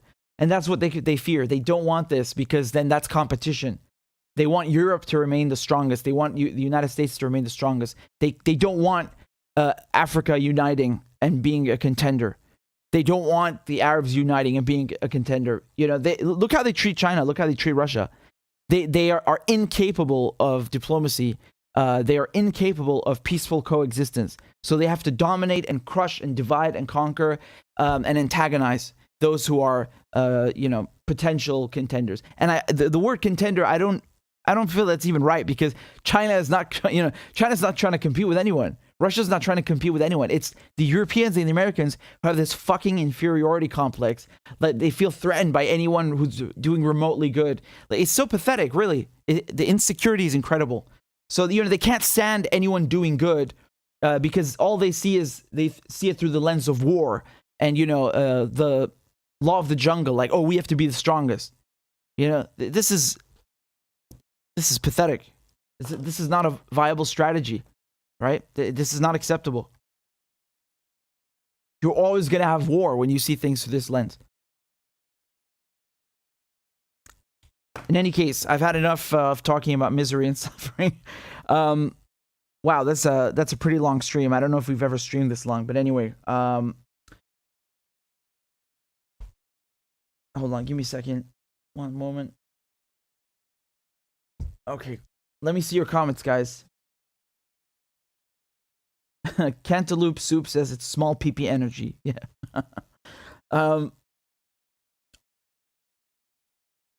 Holly Chris says Gaddafi also built that. Wait, I lost it because there's so many comments. Hold on. Built their first satellite for Africa instead of the IMF.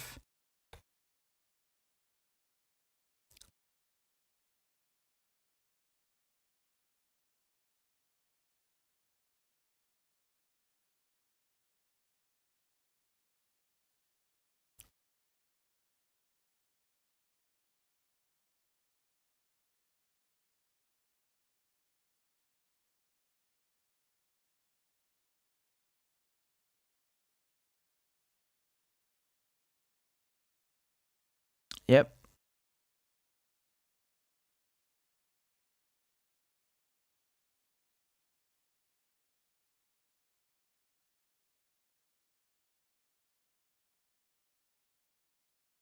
Now, really, man, Gaddafi's a hero. Like for a lot of Africans and Arabs, they revere him. And again, you can't say that the guy's perfect because there are a lot of things that we need to go through.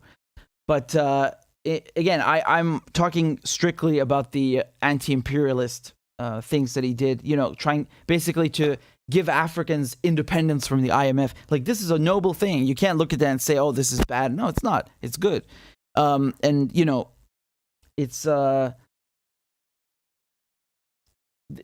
when you undermine the West by, for example, rejecting the IMF, or, you know, you basically question or doubt, or you know, you reject Western approaches, then they start coming out with all these attacks like, oh, you're this and that, you're a Russian, you're a dictator, whatever crap they have. And, you know, even if it's true, they don't say it before, because they don't care. They just want you to cooperate, right? So, you know, with Saddam Hussein, when they gave him those weapons, you know, to fight Iran, you think they didn't know he's a dictator? Of course they fucking knew. They didn't care. But afterwards, you know, when it suited their foreign policy to get rid of him, oh, all of a sudden, oh my God, he's a dictator. He did this and that.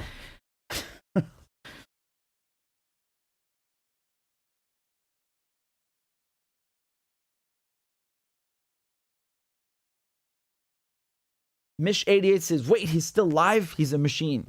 Goddamn right. Gunny says, yalla yalla water. ما عندي ماي بس عندي كولا. ACA says, did Richard take breaks for food or otherwise?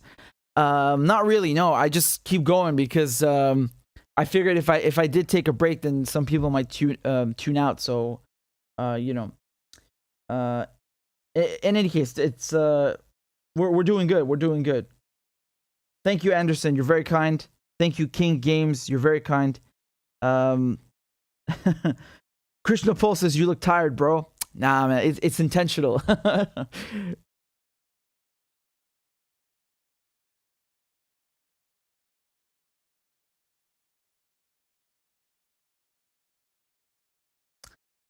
Thank you, MD. Matura says, Richard eats Biden memes for dinner. You found out my secret.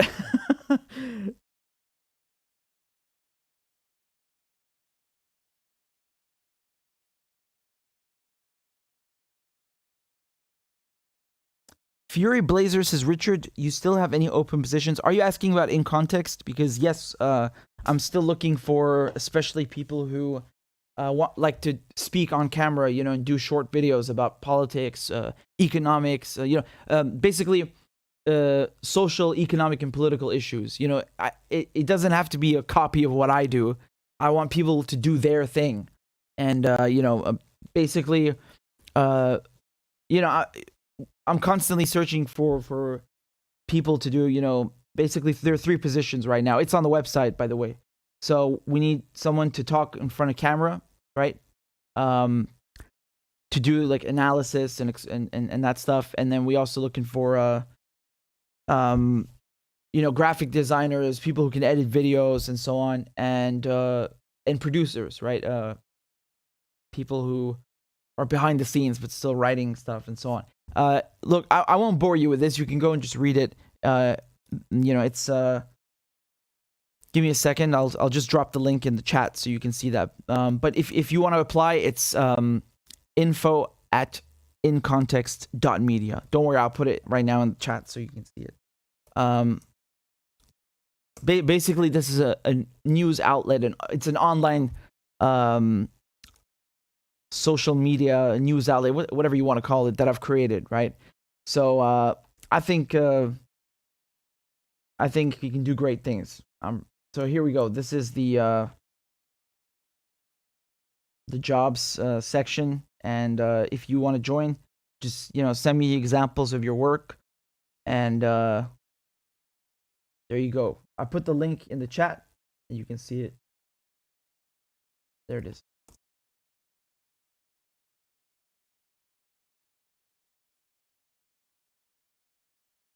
Oh, here it is. It's on the screen. You can see it maybe there. Yeah. So these are the 3 positions, but especially right now, I'm looking for, you know, people that want to do on-camera videos. So, you know, you're a talented English native speaker with a passion for storytelling. You know how to draw viewers in, inform them about current affairs. And when you click on apply now, you'll see all of the details, like the responsibilities, the requirements, like very, very, you know, detailed and clear and concise. So you know exactly what it is. And yeah. In any case, please apply. You know, if you think you've got what it takes, please send me examples of your work. And, you know, I'm going through all the applications. So that's a lengthy process because there's a lot of them. But yeah, in any case. Nutella says, Richard, can you explain why Turkey has invaded Syria again? Well, I'll tell you why, because they've been trying to do this for a couple of years now. You know, they basically said in 2019 already that they want to create this safe zone, this buffer. And the excuse they give is they want to protect their southern border. Now, you know, this sounds funny to me because Turkey is the one that allowed terrorists, foreign fighters to come into Syria. So if anyone needs to be protecting their borders, it's Syria, not Turkey. No one is attacking Turkey. Turkey is pretending that it's being attacked by the Kurds, like the YPG or the SDF.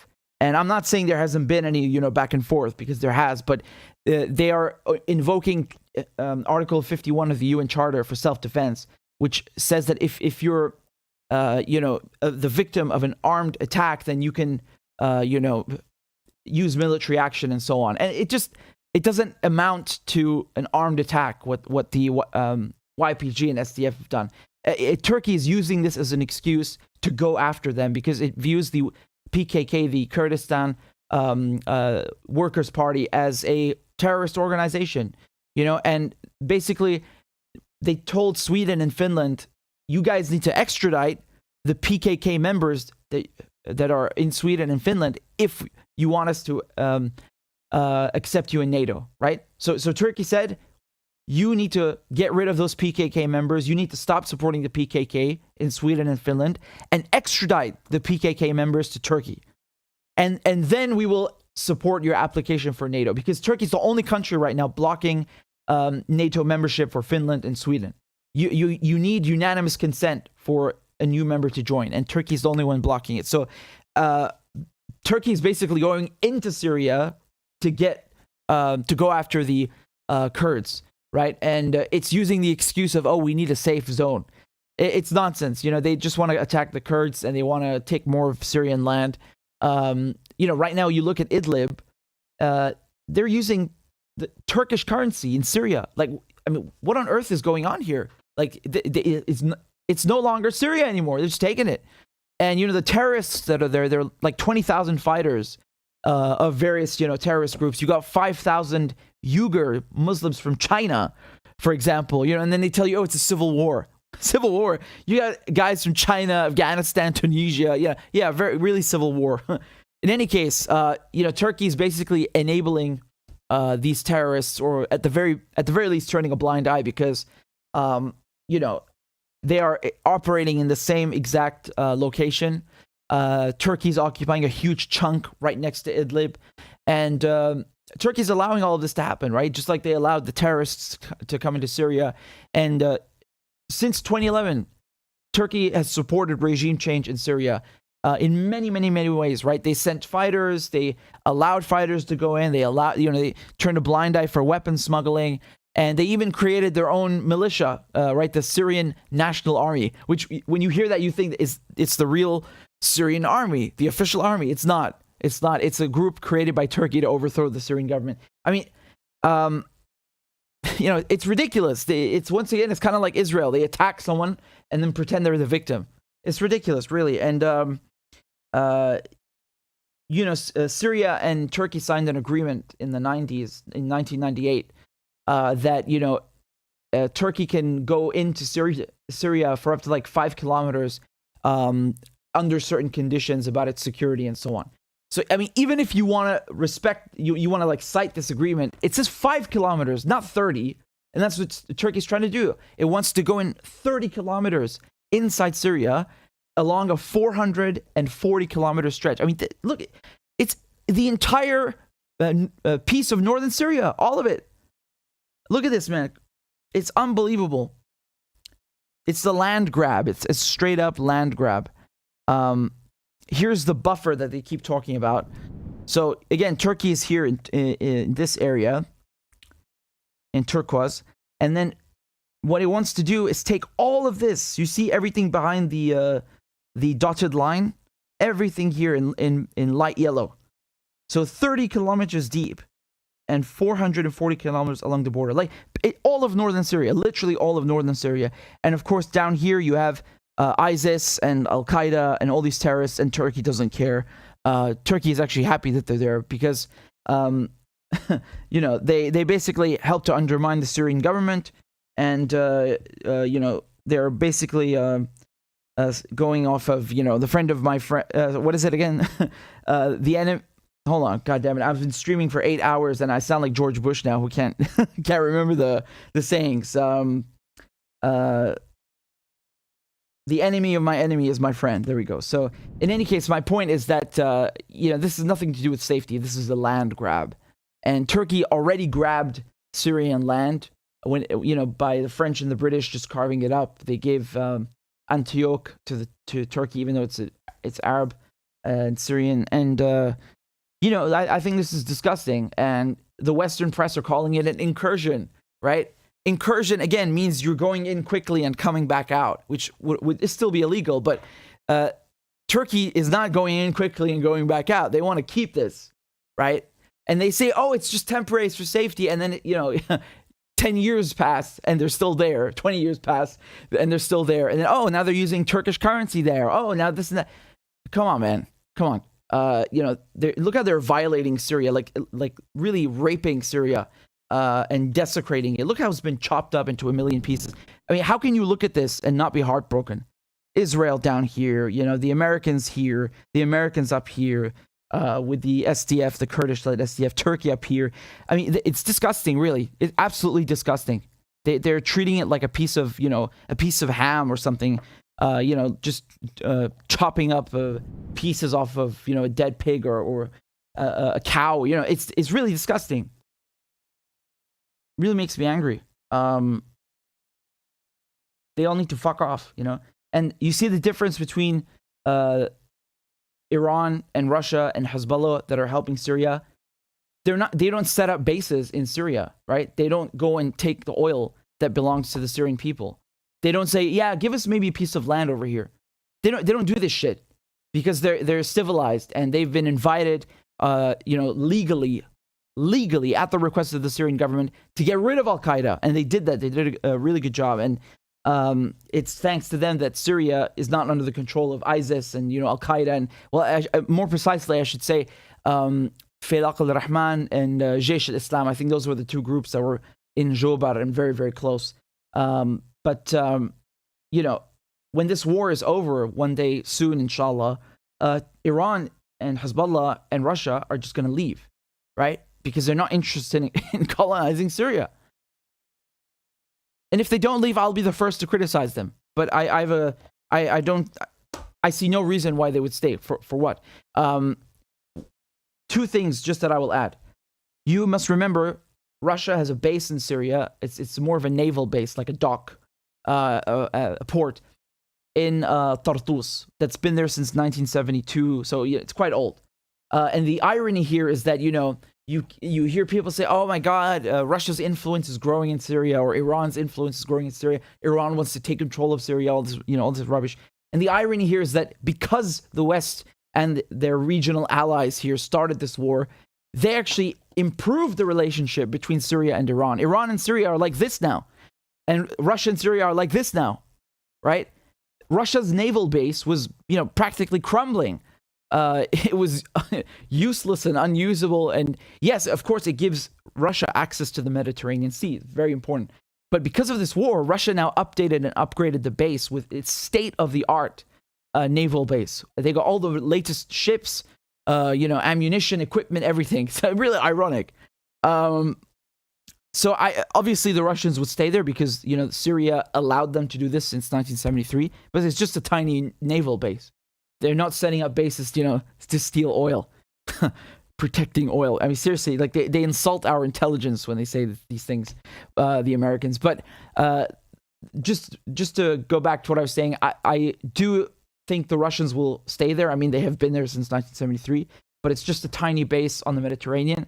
And I can't imagine Hezbollah staying as well down here, near the Golden Heights.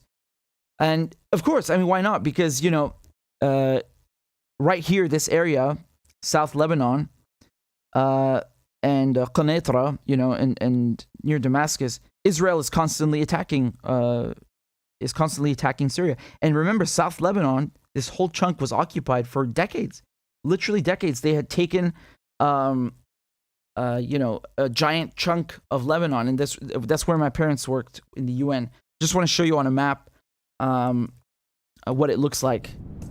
So I can imagine that Hezbollah might stay somewhere there. Just give me a second to quick history lesson. Yeah. So look what happened, man. This map is from what year? Doesn't say.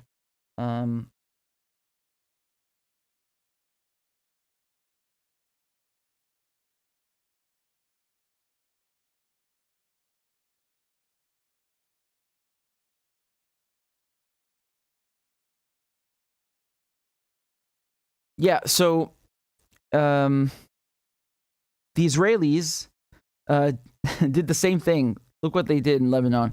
They said it's a security zone. It's the same shit that Turkey's doing. It's a safe zone. Yeah, you're funny. And then they stay there for decades. So they occupied Lebanon here for decades, and the only reason that they were kicked out is because of Hezbollah. That is the truth. And it's not the Lebanese army, it's not the UN that solved it, it's Hezbollah. They kicked out the Israeli invader and freed all of Lebanon here. Now, of course, there's Sheba farms, but that's another issue. Let's leave that for now. So my point is that I can imagine some Hezbollah staying in Syria in the south, near Qanitra, just for security reasons, because Syria is still occupied, so it needs help. And but again, even if they stayed, they're not occupiers. When you invite a friend to your house, they're not invading your fucking house. Like, what? How can you compare that to someone that breaks in and steals all your food? Like that's completely different, right? But you have people that literally they honestly believe that Iran is occupying Syria. I'm not joking. They say, "Oh, the Iranian occupier, the Russian occupier." What the hell are you on about? Russia doesn't give a shit about occupying Syria. They're not interested in that. That's not their foreign policy. Same thing with Iran. That's not their foreign policy. You're trying to equate these countries with what you're used to from the West. See? They conditioned you into thinking this is normal. It's not normal behavior. So, again, I can imagine Hezbollah staying, again, here in Syria. So ignore this. This is freed already. Don't worry. So, yeah, this is what Israel was occupying in South Lebanon. Hezbollah freed it. But Syria, here, the Golden Heights, they are still under Israeli occupation. So I think you might find some Hezbollah down here in Syria, near Qanitra, maybe even Iranian fighters as well, just to keep guard, Because Israel is launching airstrikes from here basically every week. We talked about the latest one. They killed 3 Syrian soldiers. They bombed the international airport. They bombed, the airport that I've used a million times. They're savages, really. They have no respect. Imagine if Syria bombed the airport and Ben Gurion airport. They would fucking explode. Their heads would explode. They would launch a war in 1 second. Double standards. They're pure bullies, really bullies. No respect. No respect for anyone. Anyway, hold on, let me close this out. So yeah, I hope that answers your question. Purple says, Richard, we love you. Please get some sleep. I will. You're very kind. I'm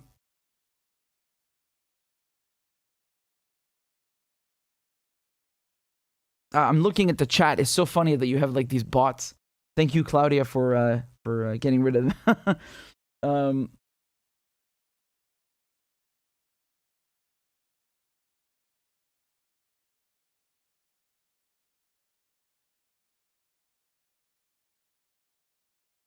Yeah, Mohsen says Turkey is in Libya, Azerbaijan, Ukraine, Syria, Iraq.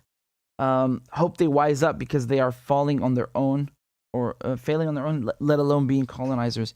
Yeah, I mean, this is why people, they say, half jokingly, that, Erdogan is trying to be like a sultan and revive the Ottoman Empire, basically. I don't know if that's true. I think it's a joke. But, if you look at his actions, you could suspect that that's true. I don't know. But regardless what the reason is, it's, Syria, he's no right to be there.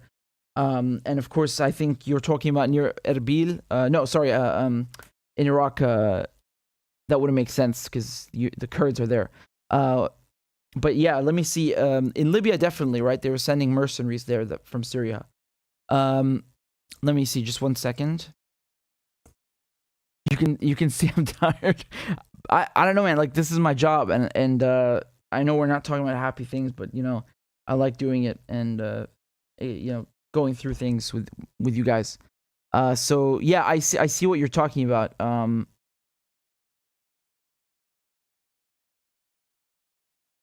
Yeah, so April, this is 28th of April. So, what is that, like not even a month ago, 3 weeks ago, Turkey launched a military operation in the Kurdish region of northern Iraq.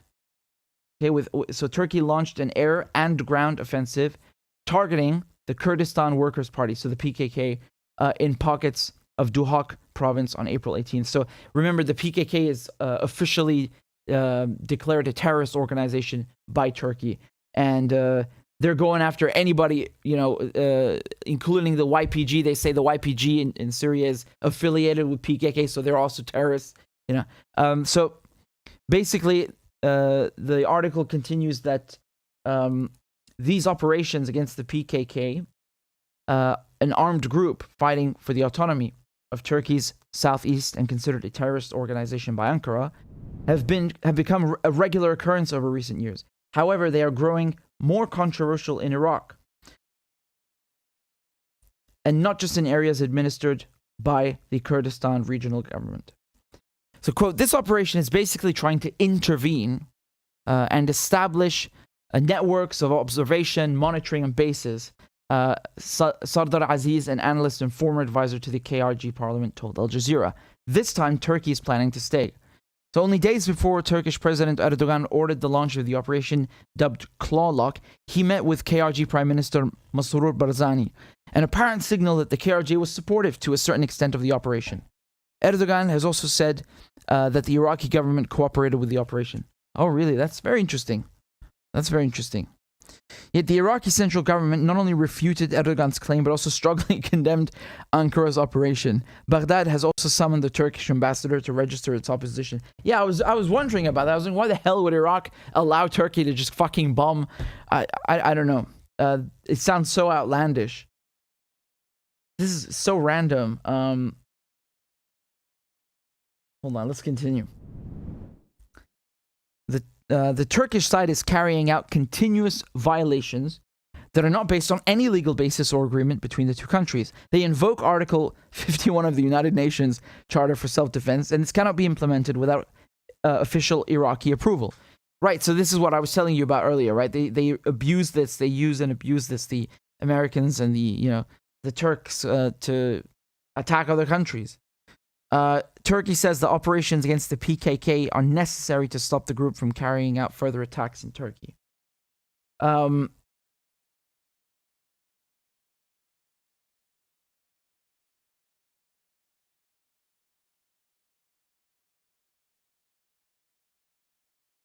I mean, this going back to your comment, yeah, Turkey is obviously in Iraq, and they're obviously in Libya, and they're obviously in Syria, and yeah, Azerbaijan and Cyprus, and I mean, you tell me what that looks like to you on a map.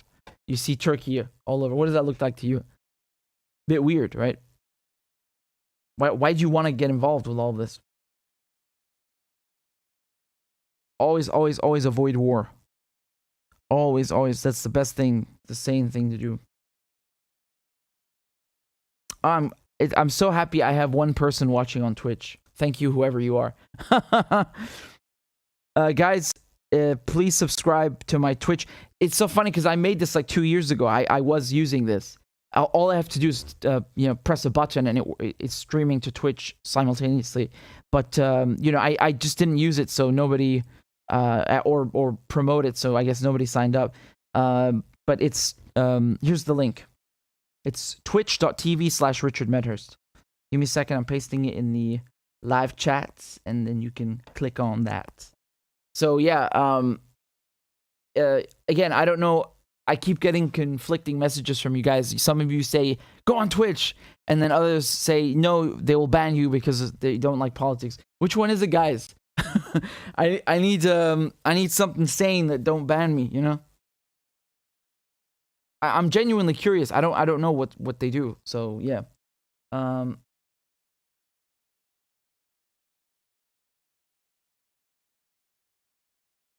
Hall says, this guy's a machine. You know it. Goddamn right. The anti-imperialist machine. Cortez says, we need an alternative to YouTube. Well, listen, you guys encouraged me, you pushed me, you urged me to get on Rockfin and Odyssey and Rumble. Can I live stream there? I don't know how to set any of this up at all. And I don't have time. Like, man, I'm fucking drowning in work, you know? I just want to do what I'm doing right now, sitting here and going through all of this shit. Like, that's my job. I'm not saying I'm technically illiterate. No, on the contrary, like, I'm actually very tech savvy. It's just I have no clue how it works. Now the comments you guys are saying,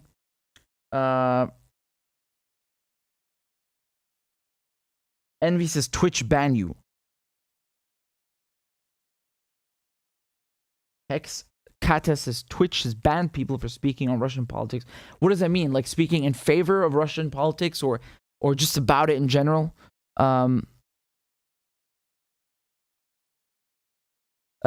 Matthew says Rumble live streams. Really?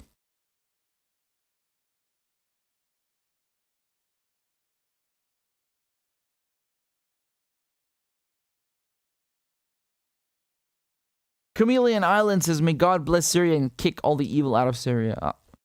Amen. Amen.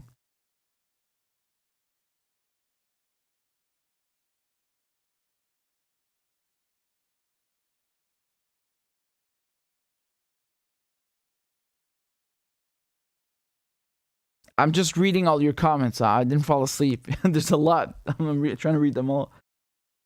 One of you saying, nah, they ban people for talking about Russia.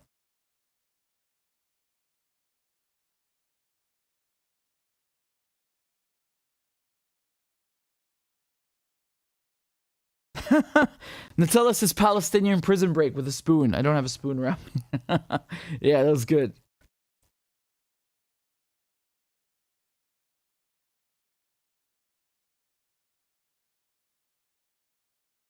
DR7.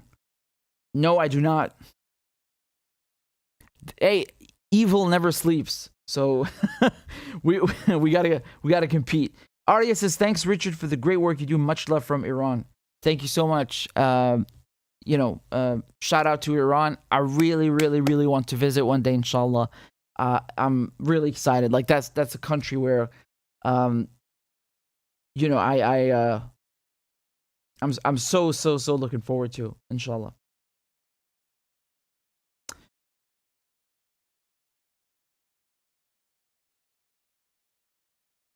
Thank you, Muhammad Hassan. You're very kind. I appreciate your comment. Thank you very much.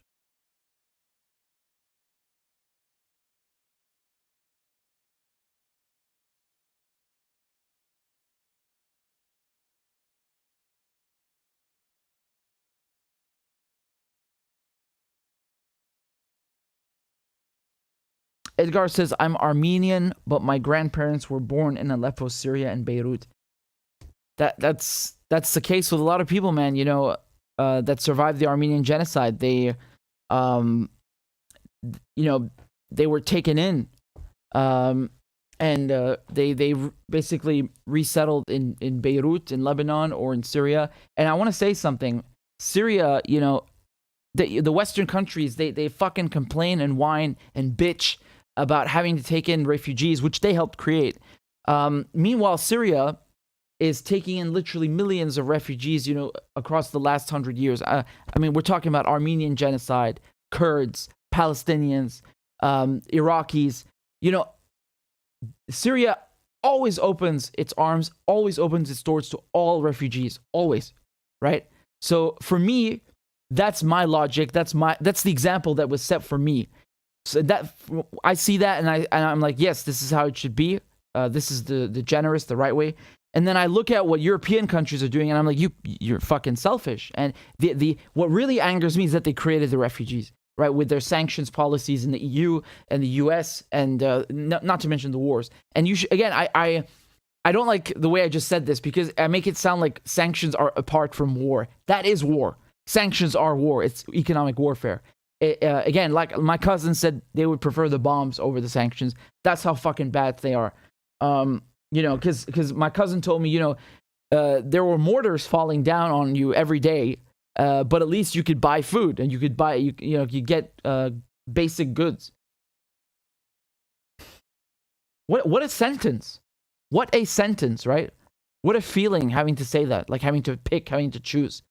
Disgusting, right? Like, I just want to ask you something. What the fuck do my cousins and my family in Syria have to do with Bashar al-Assad?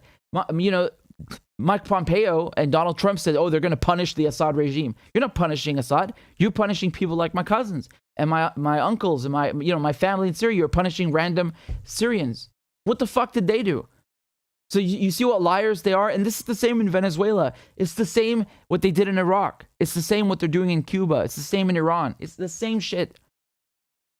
They're really evil, man. And they know exactly what's going on. They know exactly what is happening. They're not stupid. They're just lying about what they're doing, so you don't know. So people don't find out. It's disgusting.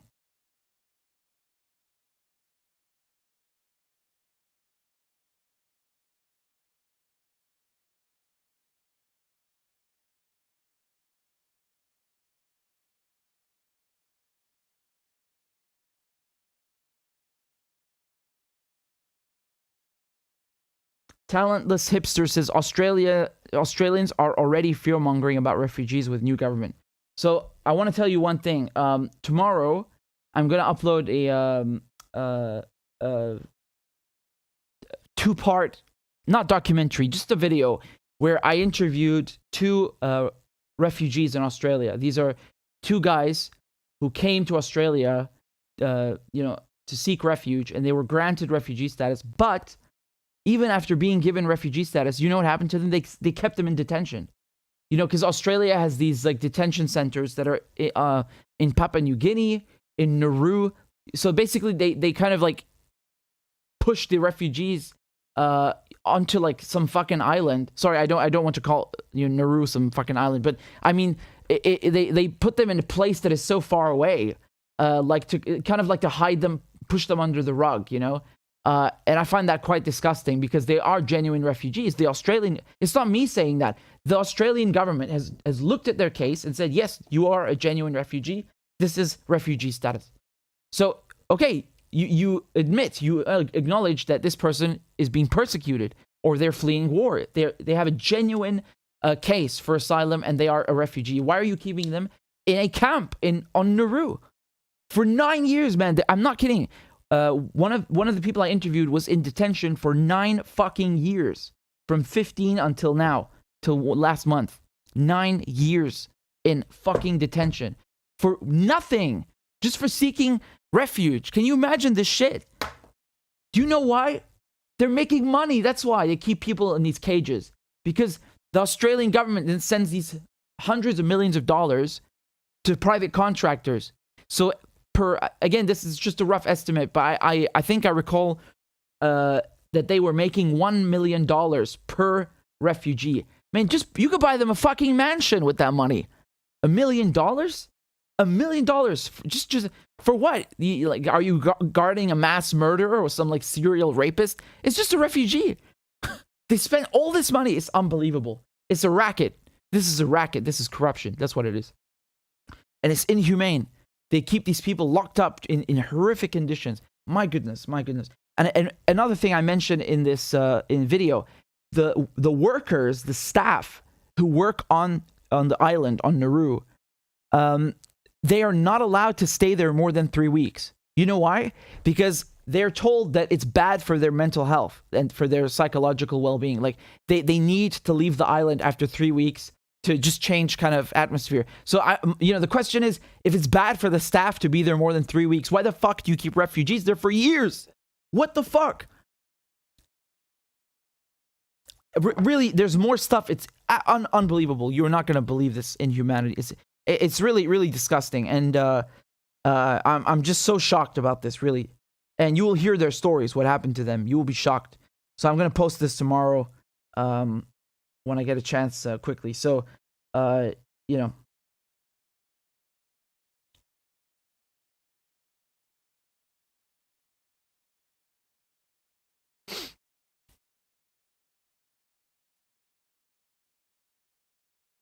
Yeah, Jerry, you know what's funny to me?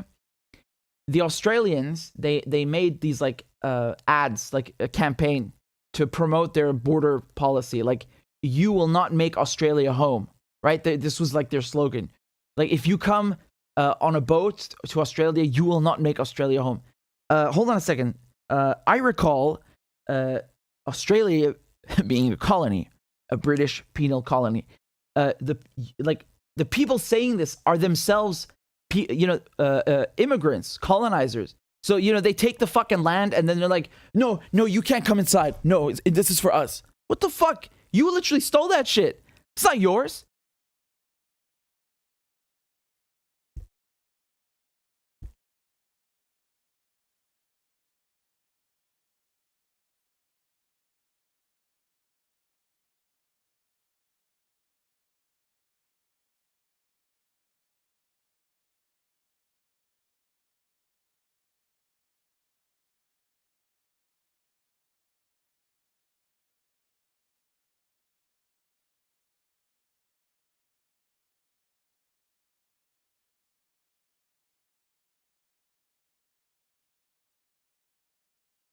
And it's the same with the U.S. The United States was the North American continent was colonized by Europeans. They took this land that was not theirs and they murdered the natives. They committed genocide against them, drove them out, stole their land, killed them. It's disgusting. And then you have people like Kamala Harris or Blinken or Biden who are literally all immigrants. They are immigrants.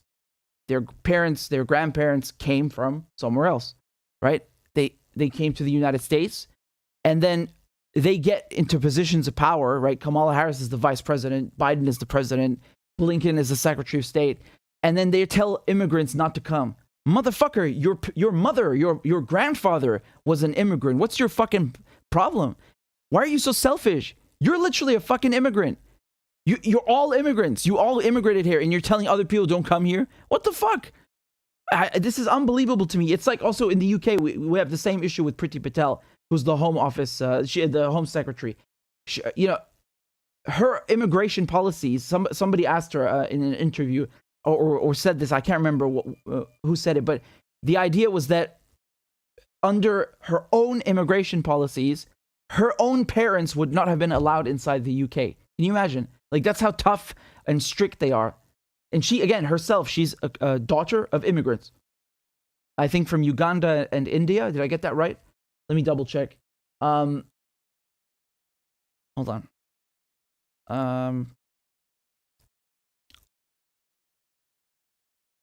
mean, it doesn't matter, but my point still stands, right?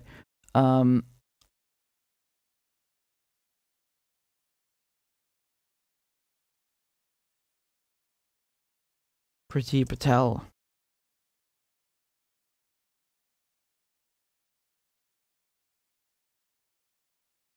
Yeah, her paternal. Yeah.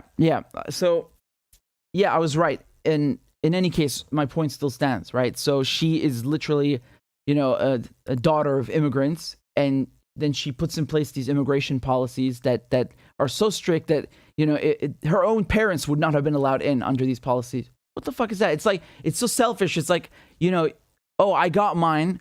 Now screw you, go away. I don't like that. I think that's not fair. I don't like that.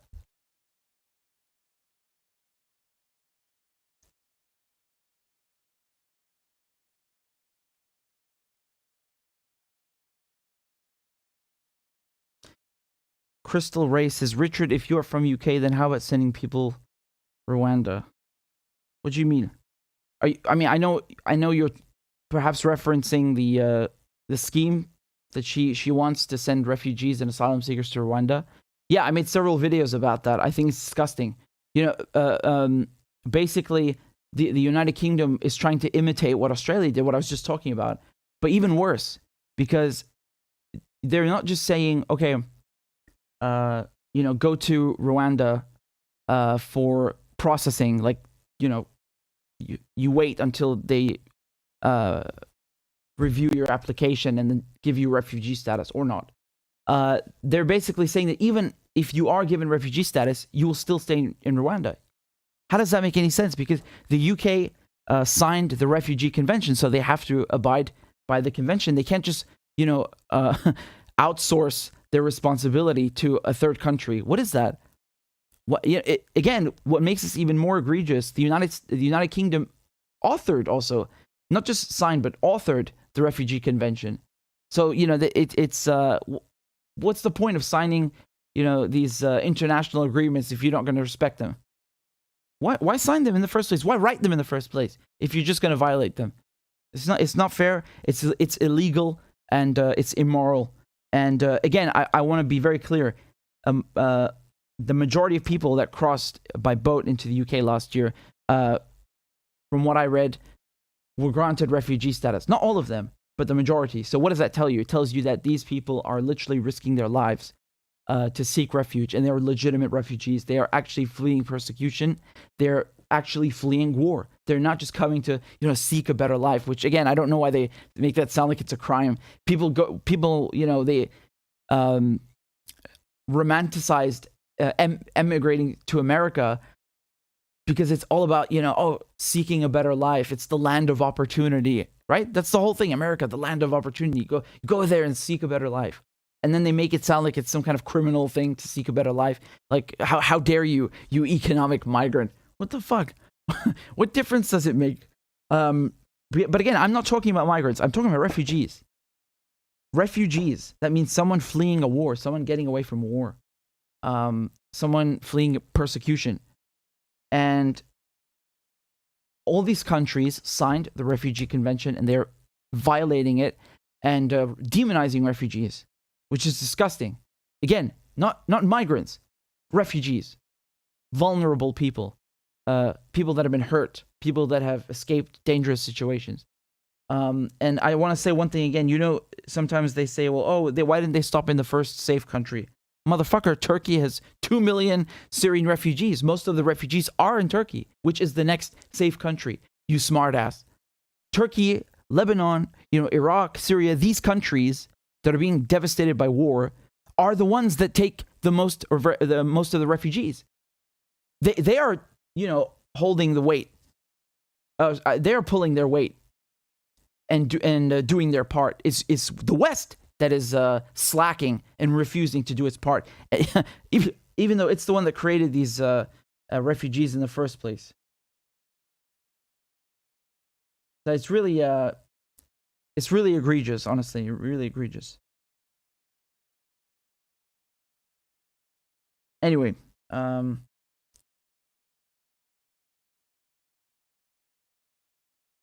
we'll see what happens. I will upload the refugee. I don't want to call it a documentary, but it was, you know, 2 interviews with some commentary, and I'll upload it tomorrow so you can see. You can hear their stories. I actually interviewed one of them while he was in detention, right? So, yeah. By the way, you know what's crazy? The British, the Home Office, got a former Australian politician who oversaw this whole scheme of, you know, offshore detention centers to come to the UK and promote this scheme about sending refugees to Rwanda. God, like you couldn't make this up, right? It's like so dystopian. It's like, oh, we demonized and treated refugees like criminals in Australia. Let's get the guy who was in charge of that, not in charge of that, but involved in it, to come here and promote our scheme to send refugees from the UK to Rwanda. My goodness. They have no sympathy, no humanity. It's really, really bad, you know? We need people with a bit more of compassion and less...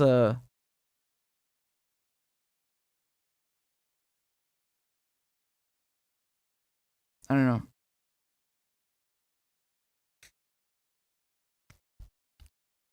Yes, sons and daughters of immigrants demonizing refugees. It's horrible, horrible.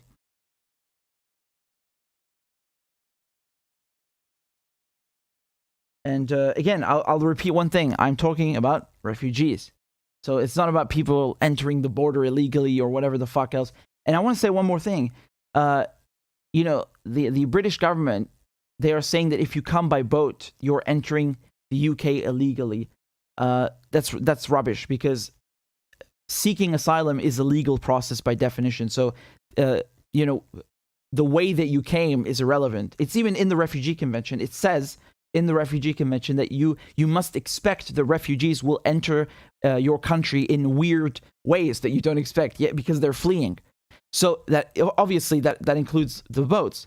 And the other thing that you must understand, that in order to start a refugee application, you have to be on UK soil. So how the fuck else are you supposed to do this? You can't go to a British embassy in France, in Paris, and make an application. You must be in England. So they tell you got to be in England to make the application. And when you get to England, they say, oh, you entered illegally. What the fuck? This is on purpose. You know, the British government could create a quote-unquote safe and legal route, meaning they could create, for example, a scheme where you know, refugees are given asylum seekers are given a temporary visa to come to the UK to make the application, and you know, if they're granted refugee status, they stay. So that way they're entering the country, you know, with a flight or whatever it is, and it's no problem. But they refuse to do that. And then they demonize refugees for coming by boat. So basically, they are responsible for people drowning, because they could easily create the scheme where you have a temporary asylum seeker visa, right? So it only lasts for a determinate amount of time until they review your application, or even just that you make it and then you have to leave. For example, I don't know. There are many possibilities, and they refuse to do this. So they are being hypocrites. And on purpose risking people's lives. Literally, people have drowned because of this. Just because they're too lazy, they don't want to make a safe and legal route. It's disgusting. Really disgusting. You don't have this thing in Syria. You don't hear stories like this in Syria. There's no such thing like this. You know, you're a refugee. You just come in. That's it. And you know, that's why you have Palestinians in Syria, you got Armenians in Syria, you got Kurds in Syria, you got so many you know, ethnic and religious groups, so many. It's like a mosaic. You know, I love it. And that is what makes Syria special. Actually, that's exactly why Syria is special, because I find that it's a true melting pot. You know. Anyway. Wow, I think we've been going on for 9 hours. I need to plug the show, guys. So if you like the 9-hour streams, please consider supporting the show. Here's a super chat from Jazz. It says, I already slept, did cocaine, and woke up. Podcast still going strong. You know it. Thank you for the super chat, and I'm glad you're here, Jazz. And I'm just gonna put up the Patreon. How many are we right now? I gotta count it. We're something good. I know that. 916 or something like that.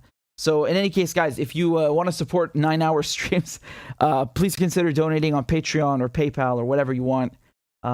Here's the one for Patreon.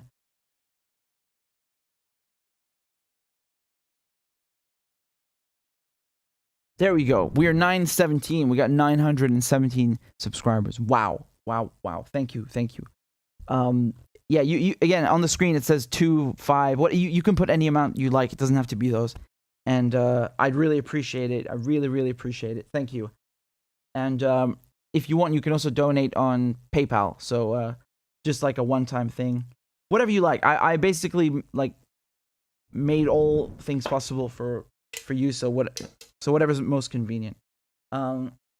There's the Venmo, the CashApp, the PayPal, and so on.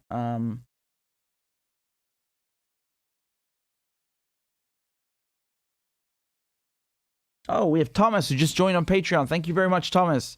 That's wonderful. I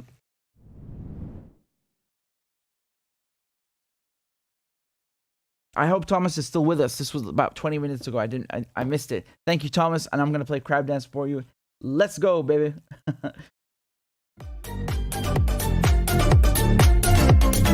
Clap for that, you stupid bastard.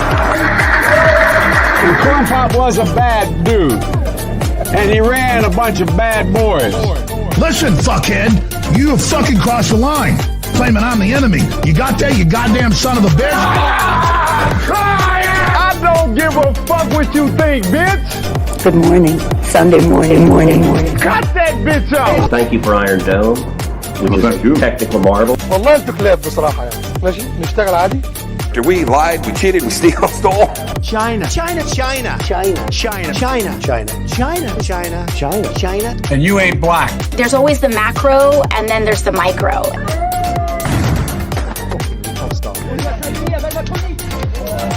Do not come.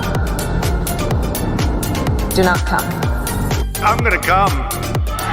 You talking to me?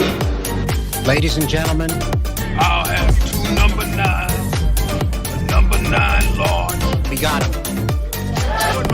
I know it's not. I've fallen and I can't get up. Disinformation's origins are slightly less atrocious. Why you texting? Why? You're getting nervous, man.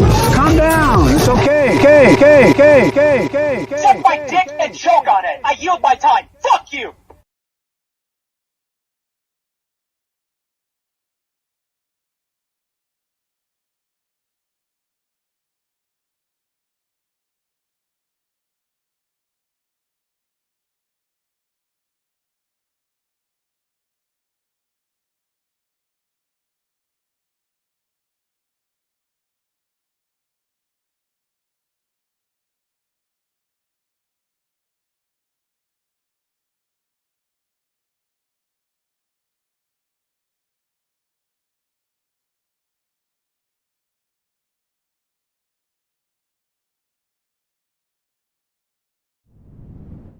Wonderful.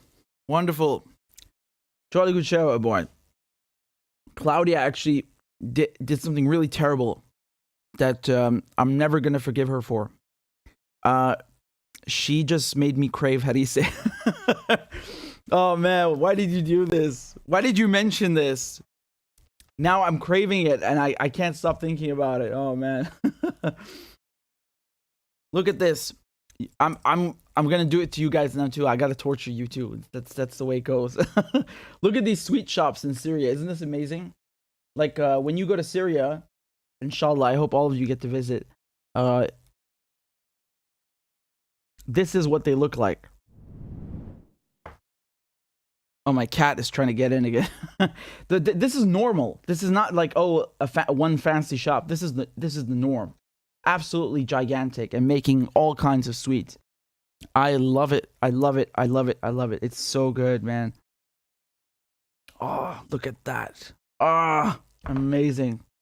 We love pistachios in Syria, as you can tell. Actually, the word pistachio in Arabic is Fisto Halab. Halab is Aleppo, which is Syria's largest city and the industrial heart of Syria, but not the capital, right? Damascus is the capital, but Aleppo is the largest city, and Fisto is like a nut. So Aleppo nut, right? The best nut in the world is named after a Syrian city. It's just the way it goes, man. But seriously, I mean, look how much we use. It's just ridiculous. It's really a lot. It's really, really, really a lot. Hold on, let me show you this guy over here. Wow. Like, this is normal. Seriously, this is normal. And, you know, it makes me kind of sad because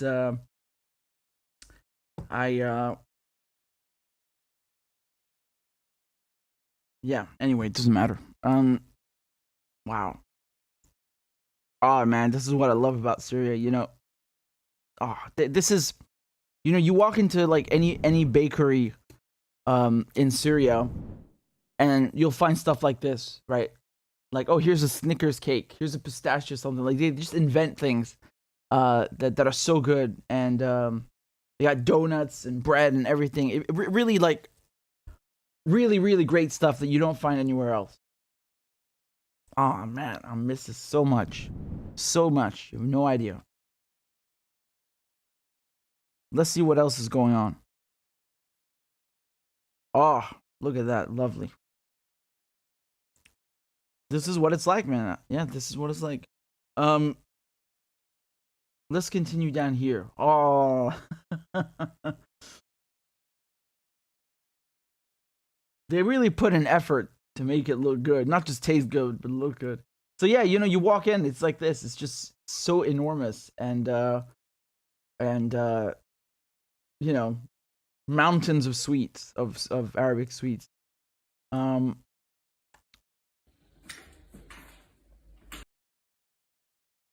Wow.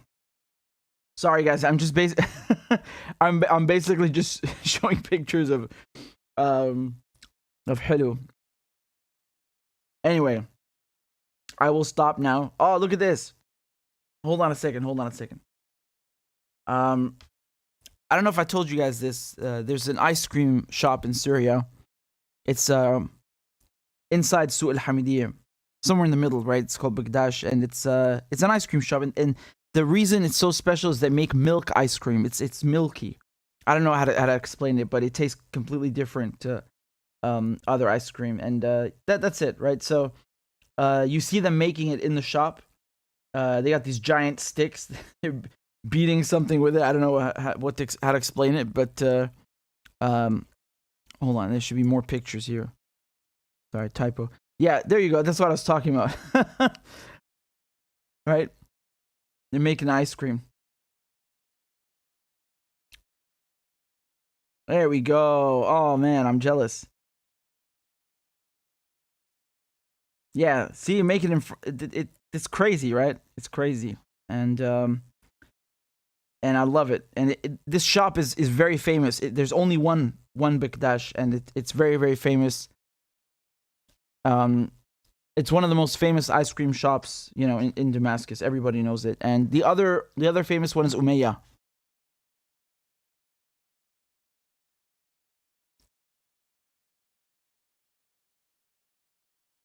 Oh man, it's great.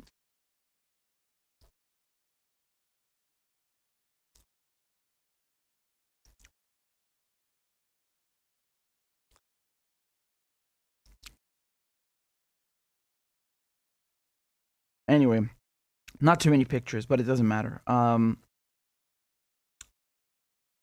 have the memories. Yeah, that's Bagdash. Anyway.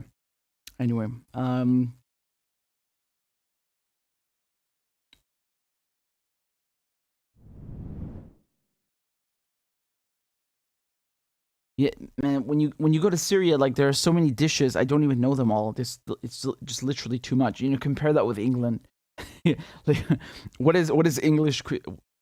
What even is English cuisine? Like, it doesn't exist. That's you know, it sounds like an oxymoron or something. Yeah, fish and chips and Yorkshire pudding and sausage rolls. Wow, it's not too fancy, is it? Anyway, guys.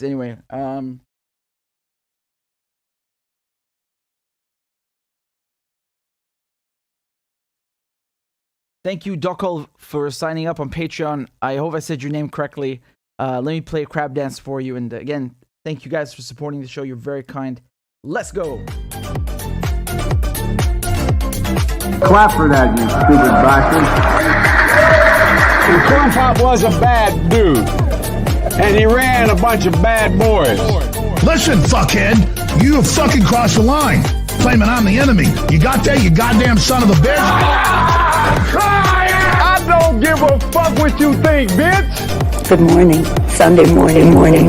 Cut that bitch off. Thank you for Iron Dome, which is a technical marvel. والله انتوا كلاب بصراحه يعني ماشي نشتغل عادي. We lied, we cheated, we stole. China.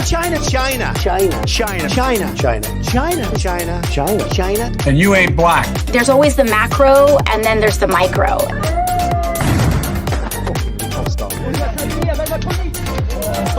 Do not come. Do not come. I'm gonna come. You talking to me? Ladies and gentlemen, I'll have 2 number 9s. Number 9 large. we got him. I know it's not.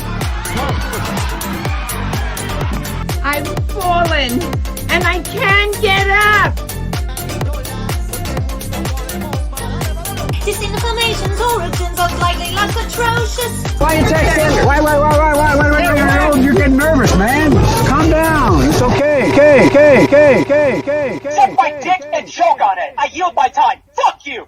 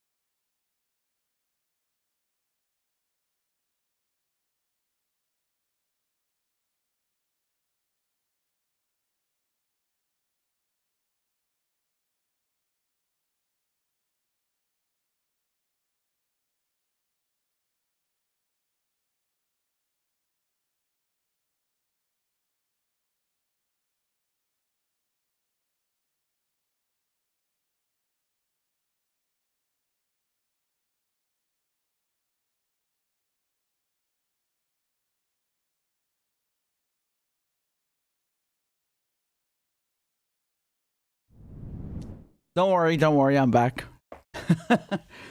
Just need to go to the kitchen and get some water. So I got some messages, and I just wanted to say thank you for your lovely donation. Thank you very much to Shaista. You're very kind. I appreciate it very much.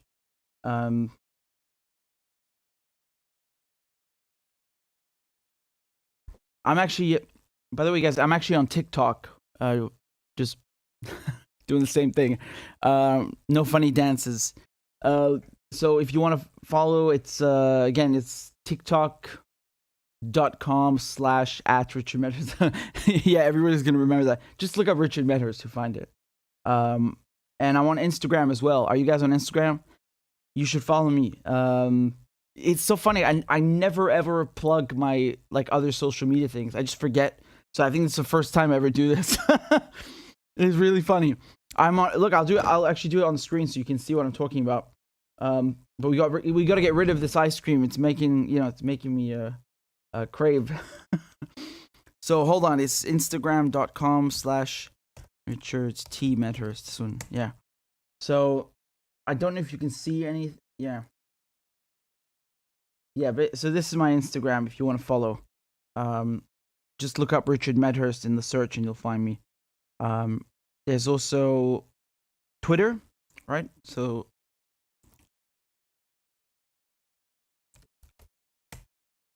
oh wait, that's I wanted this handle. I have no idea who had it before. It's Richie Medhurst, right? So oh no, there we go. This is my Twitter if you want to follow. And what else do we have? There's Facebook as well. Everybody like is on a different platform, so I'm there too.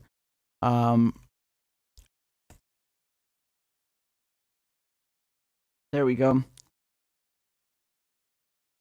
And TikTok. So whatever you want, I'm on there. And please follow me.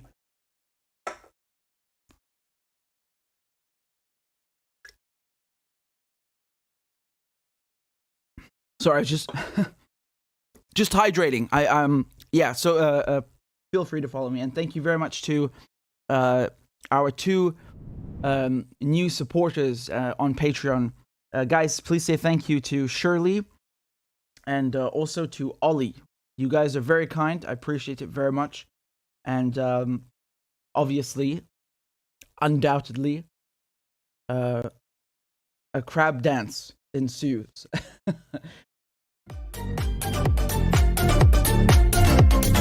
Clap for that, you stupid bastard.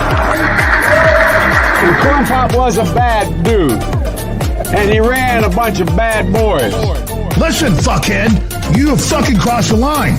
Claiming I'm the enemy. You got that, you goddamn son of a bitch?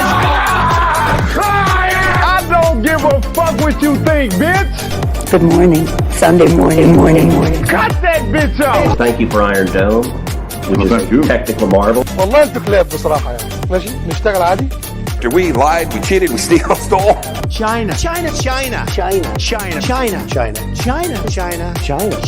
And you ain't black. There's always the macro and then there's the micro.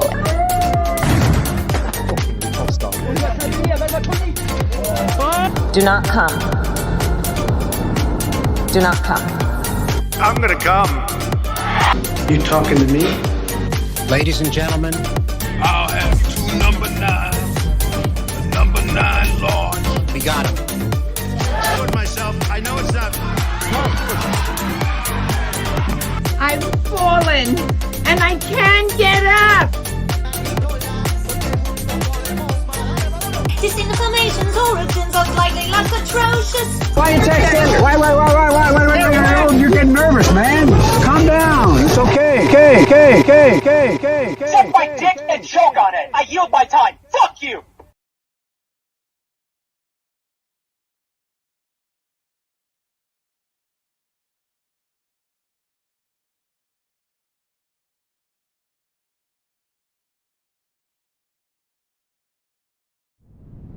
There we go. Thank you very much, Ollie and Shirley. You're very kind. Thank you so much. Oh yeah, and there's the Twitch. Sorry, I'm trying to just remember everything to plug it, because I always forget. And there's also the merch, right? So Mona helped me make all these T-shirts, which I think you'll find quite funny. And it's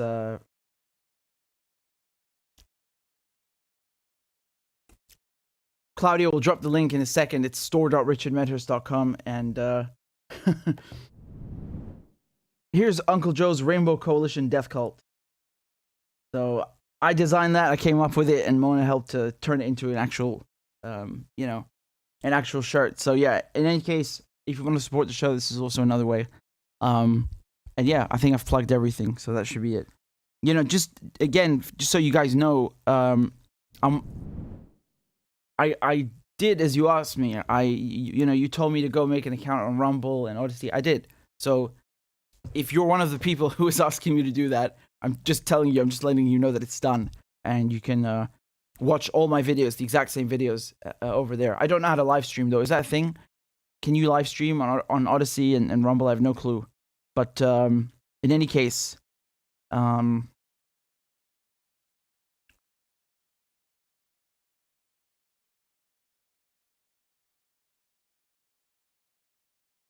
just reading your comments.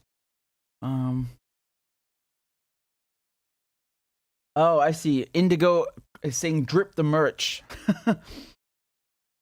Lolly is saying, do you have mugs? I swear to God, I was just watching that comment, like, what the fuck is a mug? What is she talking about? And then I realized you're talking about the merch. Yes, there are mugs. I was like, is that slang for something? A mug? So yeah, there's definitely a mug for Uncle Joe's Rainbow Coalition Death Cult. Actually, I think I want one too now. I have some new ones coming, some new ideas coming that I think you'll enjoy. Me and Mona are cooking something up. But yeah, there are mugs. Everything is down here, and I have this one, the long tee. You guys know it, right? You've seen me wear it many times. And it's so funny because I was trying to get the hoodie, and I literally couldn't buy my own hoodie because you took everything out of stock. Like it was sold out. I mean, that's great, but also like, hey, I want a hoodie, man.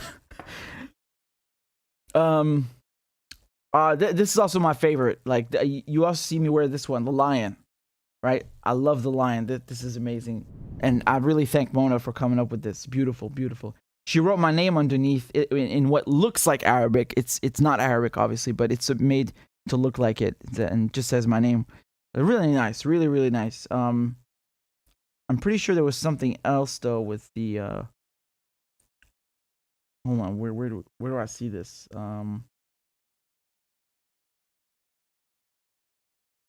Yeah. Crab dance. Oh yeah, this one. This is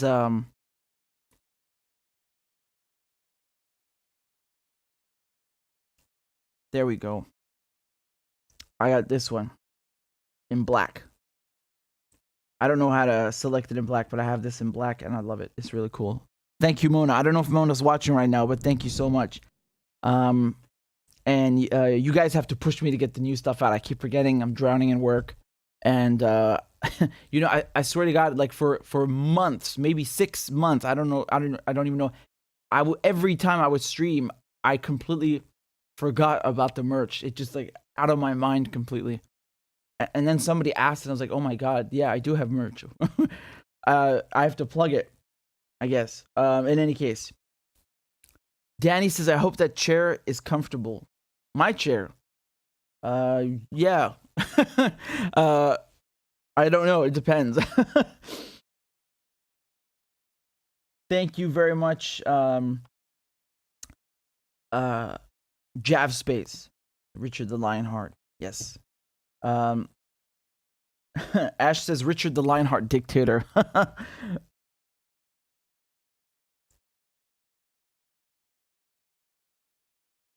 Thank you, Kinda Weiss. You're very kind. Yeah, you guys are asking if I saw the George Bush prank call. Yeah, we watched it. We watched it a few hours ago. Whenever that was.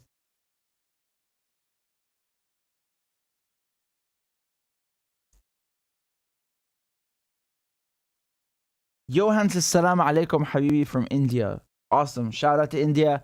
I hope I get to visit one day.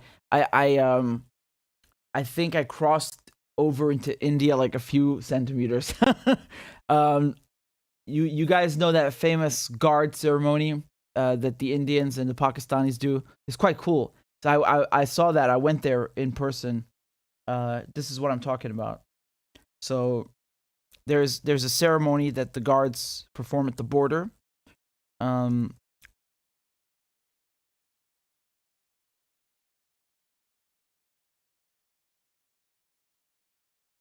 on.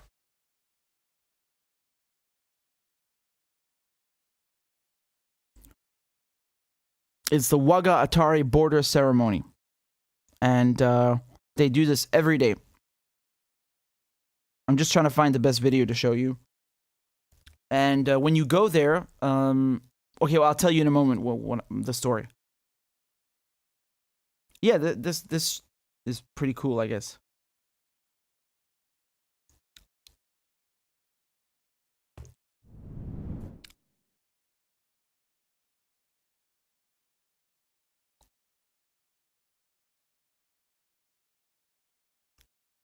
Nice.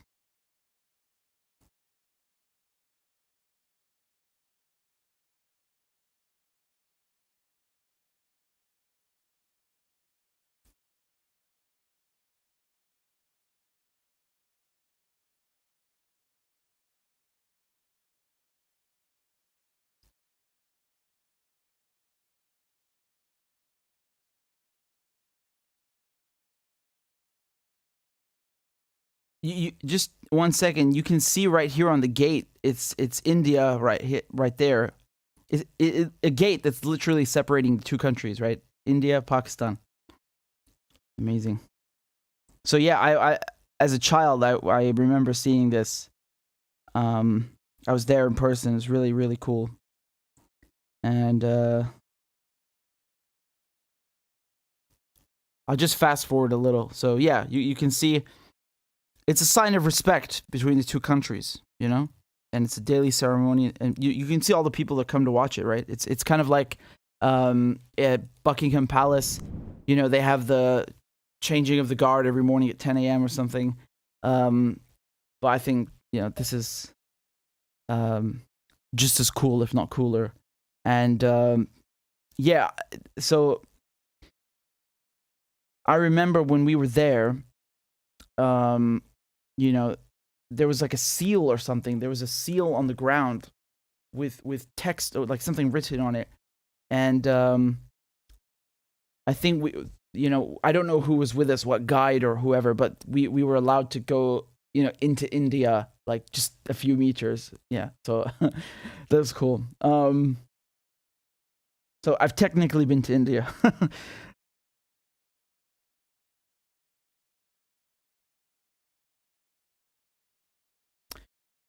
Let me see if I can find the seal anywhere. All right, never mind. It's okay.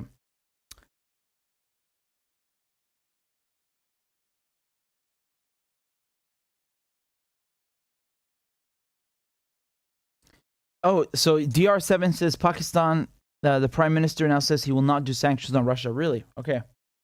Because I was wondering what their policies are going to be, you know, towards Russia. That was also a huge question. Let me check that out 1 second. The segments just keep on coming, baby. You guys got me out here working 10-hour shifts. How dare you, man? All right, hold on a second.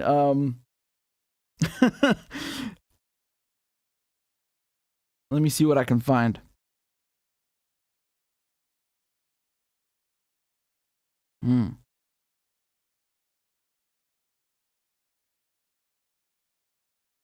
I don't see anything. Well,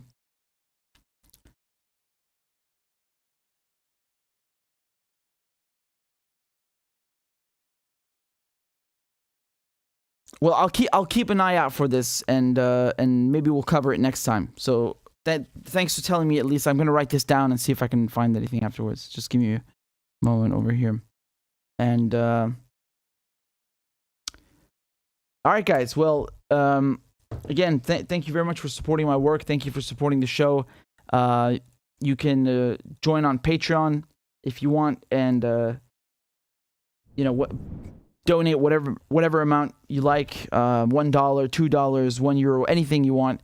And of course, on PayPal, there's also the option to send a one-time donation. So in any case, thank you so much, and I appreciate all of your kind words and tuning in and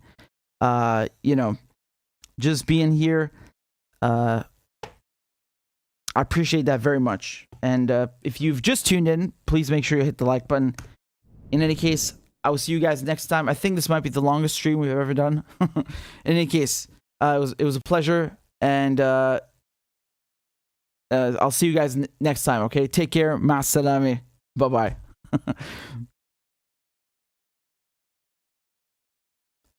I am once again asking for your financial support.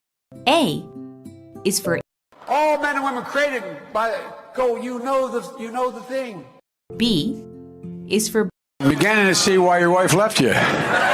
C is for Corn Pop was a bad dude, and he ran a bunch of bad boys. D is for Don't worry, I'm so serious. Children, I love to hear them. E is for An excuse to walk by the dealer and say, no, I'm not going to be a mule. I got something to do. I got to go do boom, boom, boom.